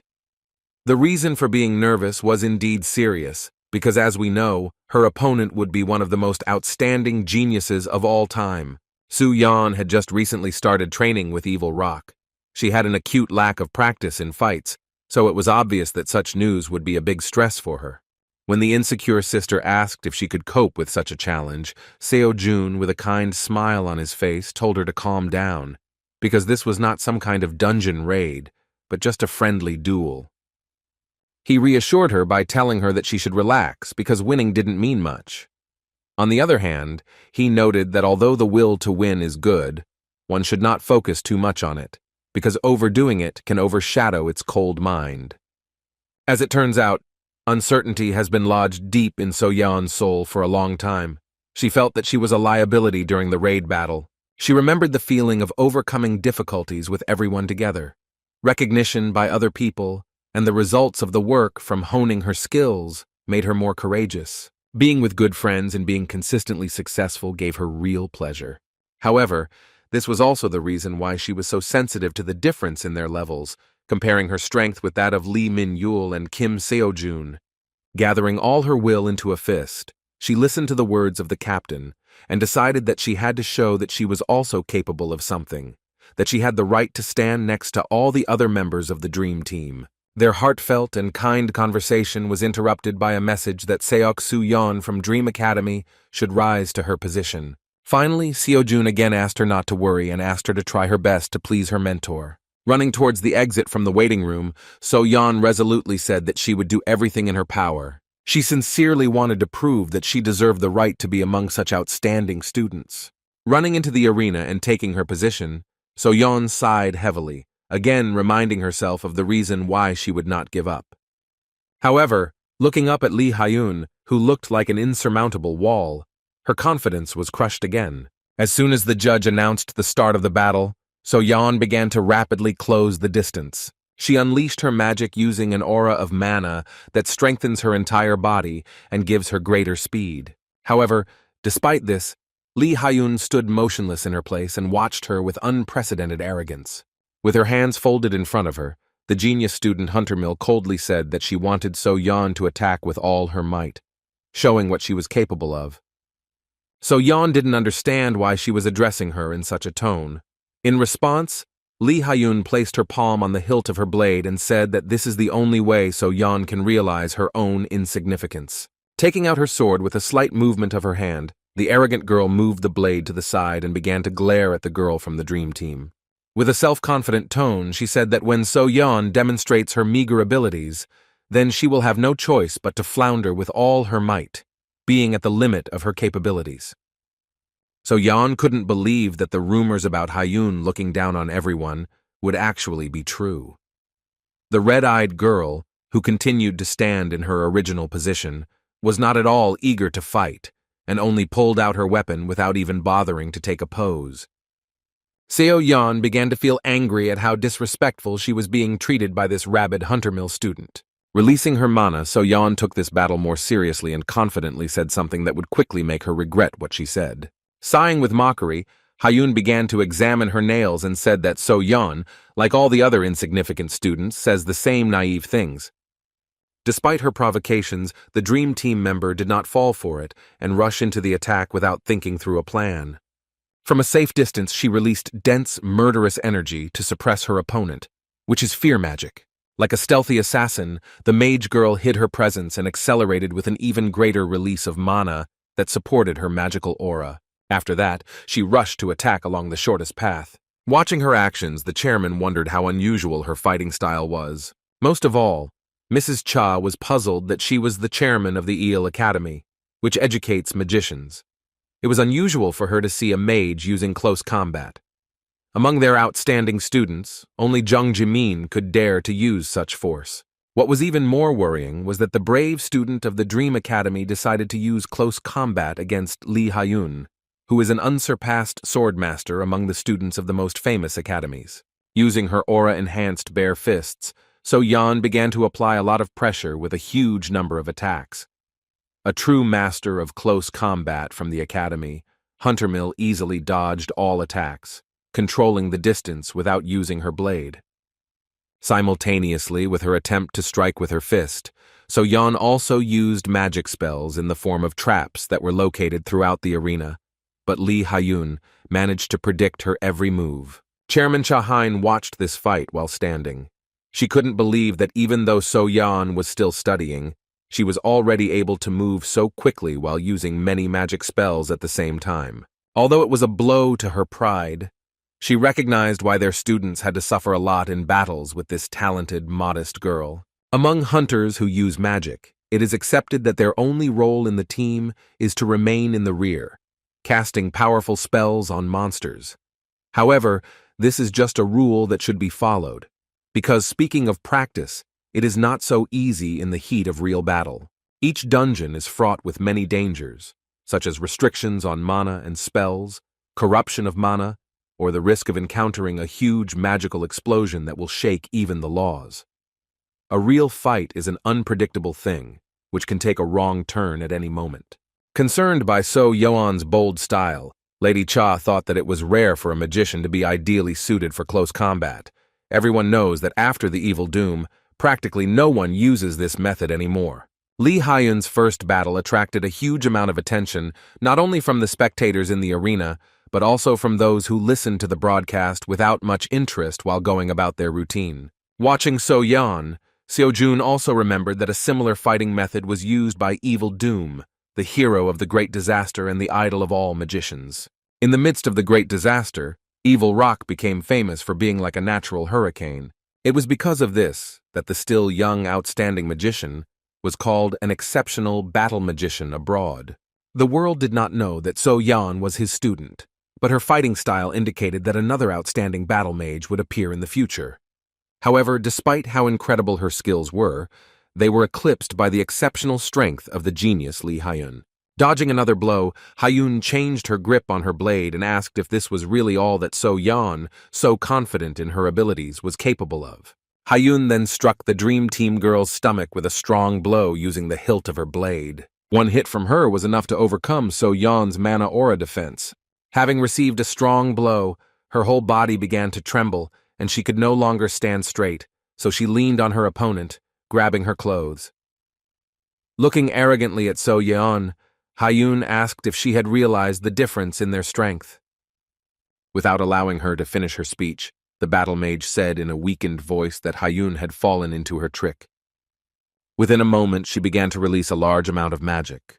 A powerful explosion began to spread from the epicenter to the edges of the arena, destroying the surface. However, even despite such efforts, she was unable to break through Ha-yoon's defense. Instead of the expected result, Lee Ha-yoon began to lose her composure, and anger appeared on her face. So-yeon couldn't believe that despite her point-blank attack, there wasn't a single scratch left on Ha-yoon. Only the clothes of the brilliant student Huntermill suffered minor damage. The difference in their strength was so huge that the arrogant Ha-yoon responded with a slap in the face with her bare hand, which sent the poor guy flying with lightning speed. So-yeon didn't even have time to notice how she was dealt a crushing blow. However, Ha-yoon's angry expression made her realize that she had lost her composure. All the spectators were shocked by what was happening. Their admiration for the battle mage's skills suddenly changed to sympathy due to the cruel Ha-yoon. Chairman Huntermill and Isle expected this, but Park So-yoon and Lee Min-yul were overcome with fear. Although the trembling So-yeon found herself on the ground, indicating that she could no longer continue the battle, Ha-yoon continued to walk threateningly towards her, sheathing her blade. Lifting the poor fellow's body, she raised her hand with hatred for another slap. Watching her student being beaten, So-yeon froze in place in a stupor, and Min-yul angrily ran towards the arena. Seo-jun could barely contain his anger as he gripped his spear tightly and began to walk towards his sister. However, seeing him walking towards her, So-yeon asked him to stop in a pitiful tone. After that, she said that everything was fine. In front of So-jun's eyes, the vile student, who was recognized by all of Korea as an incomparable genius, continued to beat the defenseless So-yeon. Seeing this, the inspectors ran into the arena shouting that student Lee Ha-yoon should immediately stop beating the losing contestant. After their intervention, Ha-yoon's rage subsided. She listened to the inspector's request, so she silently and disrespectfully threw So-yeon aside and began to slowly walk towards the exit. Immediately after this, Seo-jun ran out into the arena and rushed towards the beaten So-yeon lying on the floor. After the last throw, she lost consciousness. When Seo-jun began to try to revive her, the arrogant Hyun stopped and sighed heavily. She caused real anger in the captain of the dream team when she mockingly said that he cared about a pathetic girl. Seeing the hatred Seo-jun began to feel towards the reckless Hyun, So-yeon grabbed his hand with a trembling palm. With tears in her eyes, she asked him not to make a mistake and not try to sort things out with her outside of the fight. After these words, she began to say that all this happened only because of her own stupidity. When the match was officially over, the rest of the Dream Team members also ran into the arena. A team of doctors was assigned to Soo-yeon, but fortunately there were no serious injuries. For the use of disrespectful violence, which was more reminiscent of lynching, Lee Hyun got off with only one warning, which was expected to be seen at the tournament from Hunter Mill Academy. Lee Min-yul was simply furious and wanted to avenge Soo-yeon, but he also failed to cope with Hyun when it was his turn to fight. During the battle, he received injuries due to which he left the arena with the help of doctors. Turning to the captain, he asked him to be careful. It became clear why Hyun was nicknamed the best of the best. Seo-yoon couldn't stand how cruelly she treated the students at their academy. She could not find a place for herself and was about to go to the chairman to further promote the protest, but Seo-jun stopped her. So-yoon saw that it was also not easy for him, but she did not understand why he refused to achieve justice by protesting against the unsportsmanlike behavior of the Hunter Mill student. In response, Seo-jun asked to trust his method and not interfere in the tournament. After this, the tournament continued but was not at all etched in Seo-jun's memory. Filled with anger, he only remembered So-yoon's face, filled with emotions, as well as how he replaced a couple more copies after a series of crushing victories. As a result, it was his turn to fight with the genius among geniuses, Lee Hyun from Hunter Mill Academy. At this moment, the duel that everyone had been waiting for so long began. Seo-jun was interested in his opponent for the first time since his fight with Lee Min-yoon. So-yoon couldn't say exactly how this battle would go, but she could tell from the look in her student's eyes that this time he was taking the fight more seriously than ever. The chairman of the top 3 academies in Korea have been waiting for a long time for the moment when Lee Hyun and Kim So-jun will fight. The invincible student Hunter Mill was their trump card, which was to restore their glory to its rightful place. The inspectors were very uneasy, not knowing how the battle would go. They understood that they had no place in the arena next to such monsters, and that they were unlikely to be able to do anything if both participants lost their composure. Before the fight began, Seo-jun asked Hyun if there was a need to arrogantly beat the poor girl up, because she was just trying to fight to the best of her ability. He recognized that she had the strongest abilities in the history of professional hunters, which meant that she had never once felt the despair of reality, which forces her to mark time, no matter how hard she tries. She didn't know what it was like to bow her head. Saying that she does not understand the feelings of So-yeon, whom she brutally abused, he said that the despair of the girl from their team is the embodiment of her efforts. He said with dissatisfaction that Hyun dared to trample other people's efforts into the dirt. Trying to reach out to the cold and arrogant student Hunter Mill, he said that her worthless abilities did not give her the right to look down on others. In response, Lee Hyun did not show an iota of remorse for her low action and asked if Seo-jun had finished his moralizing. Her response made it clear that there was no point in any of this. Therefore, Seo-jun said that he really finished, because he realized that she was unlikely to understand what he was talking about in words alone. Throwing the spear over his shoulder, he invited Hyun, who was standing calmly with folded hands, to begin the battle. The surprised girl saw for the first time that someone so self-confidently tried to show arrogance towards her, saying that he wanted to see everything that she was capable of. At this moment, the sin of pride that Seo-jun could not overcome worked as it should. Lee Hyun began to lose her composure and began to be consumed by anger and the desire to trample his confidence into the dirt. At that moment, Seo-jun decided to repay her with the same attitude that Hyun insulted and humiliated So-yeon.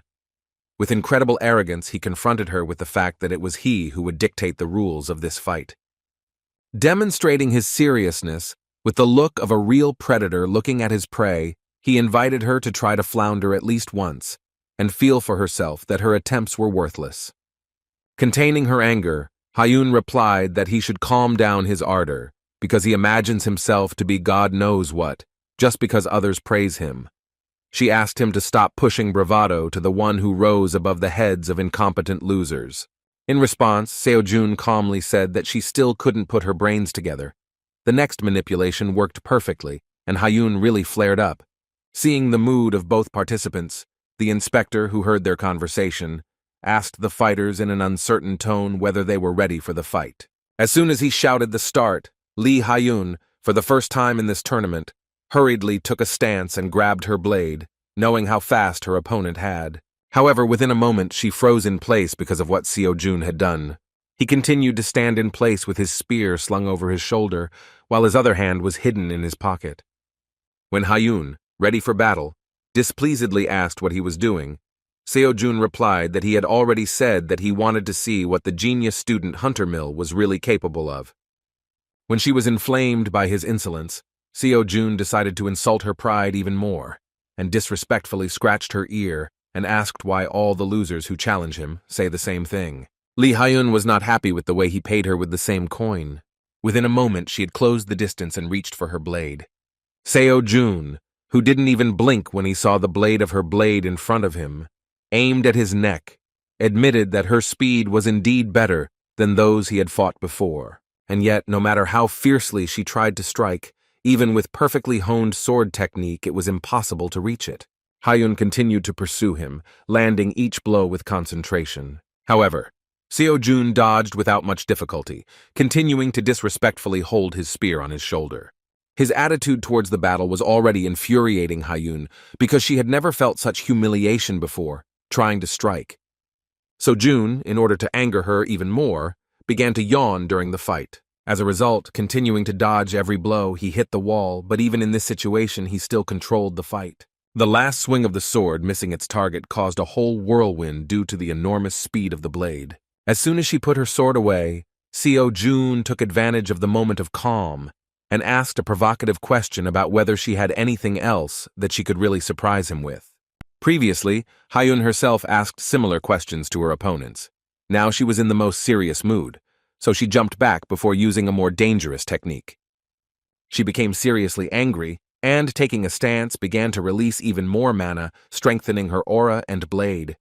Seeing the riot of her energy, Seo-jun realized that this time she would be much more dangerous, because even the aura blade technique was used. Seo-jun could no longer continue to stand with his hands down, because this would cause him to be seriously injured.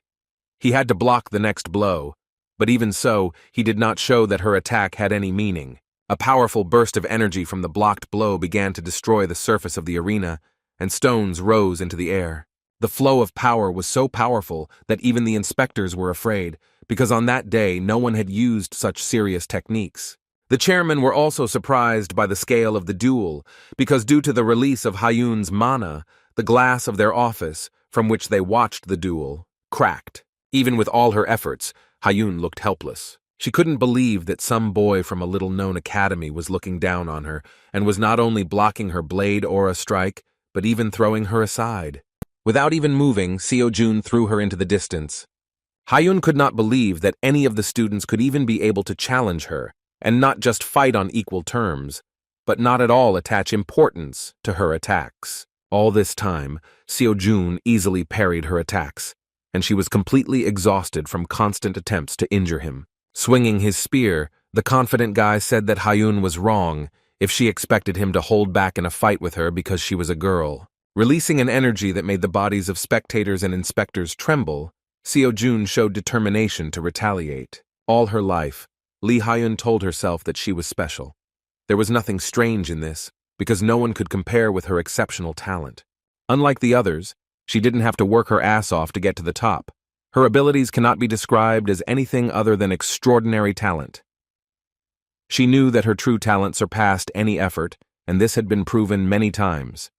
At some point, people around her began to insist that she had the most outstanding talent in the history of professional hunters. But this did not make her feel even a little proud or happy. This attitude towards her fame as the most brilliant student of her generation did not seem strange to her. She did not feel anything about the attention of others because she believed that they were saying obvious things. Her world turned upside down the moment she heard that she, the brilliant Lee Hyun, was being told that she should not expect any favors. She couldn't believe that Seo Jun wasn't fighting at full strength before that sentence. Within a moment he swung his mana-filled spear into a blocking stance. Everything around her began to collapse, and Hyun herself could barely stand on her feet. Although Seo Jun did not strike her directly, and was in fact at a long distance, the pressure was so enormous that Hyun's body began to feel enormous stress. She could not understand what had happened, because Seo Jun simply swung his spear, causing great destruction. When Seo Jun proceeded to the next stance and made a grab, Lee Hyun, who was trying to stay in place, could not stay on her feet and began to fly towards the enemy. Everything around him, including the stones from the destroyed surface, began to approach Seo Jun like a funnel. Within a moment, everything around literally lost its color, because at that moment Seo Jun performed the last stance, piercing with a spear. The unimaginable power of his spear was aimed at Lee Hyun, who could not even move due to the pull of the previous technique. Fortunately for her, the blow was not carried out, and she was only thrown back by a strong current of air after Seo Jun's spear was destroyed into small pieces. For the first time in her brilliant career, the brilliant Hyun found herself on the ground, losing her blade from her hands. She was shocked. Her body was still trembling, and thoughts continued to swirl in her head that all this could not happen, and that what had happened was not just absurd and anomalous, but completely unheard of and impossible. She couldn't accept the fact that he could be stronger. As she struggled to her feet, her mind couldn't accept the fact that there could actually be someone superior to her in this world. The owner of the most outstanding talent in the history of professional hunters did not believe what was happening. In response to her refusal to perceive reality, Seo Jun, left without a weapon, did not attach importance to the unsuccessful completion of the spear stances and simply threw aside the useless stick, saying that the fight was not over yet. Angrily clenching her teeth, Lee Hyun looked in his direction with hatred, thinking that she would never come to terms with such a reality. Grabbing her sword, she again rushed to the attack with a furious cry, swinging hard at the unarmed guy. However, within a moment, her beautiful face, which had not previously met a rough man's fist, missed an ordinary but quick blow. Filled with anger, Lee Hyun could not believe that he had once again surpassed her in terms of speed and technique. Calling him a damn bastard, she again rushed to attack, but another swing of the blade did not bring any results, because Seo Jun again easily dodged. Watching this, the inspectors were in a panic because they didn't even know how to separate these madmen. One of them said that if we consider the situation as a whole, then these are excellent circumstances for Hunter Meal, because Lee Hyun, with a weapon in his hands, has more advantages over the unarmed Seo Jun. The most important thing was that Lee Hyun had no intention of stopping yet, which meant that no one except the chairman had influence over her. However, all her furious attacks were even, and Seo Jun struck her over and over again with his bare fist on her beautiful face. Having flown to the side, she again began to breathe heavily and cough, but filled with anger, she once again rose to her feet, not wanting to come to terms with the bitter truth. When Seo Jun said that she might not know that there are people in the world whose lives are a continuous series of blows, Hyun nervously shouted that she was not going to listen to another nonsense from the mouth of an ignoramus. Ignoring her cries, he continued, saying that there are those for whom life is too difficult because, unlike her, they were not awarded outstanding talent.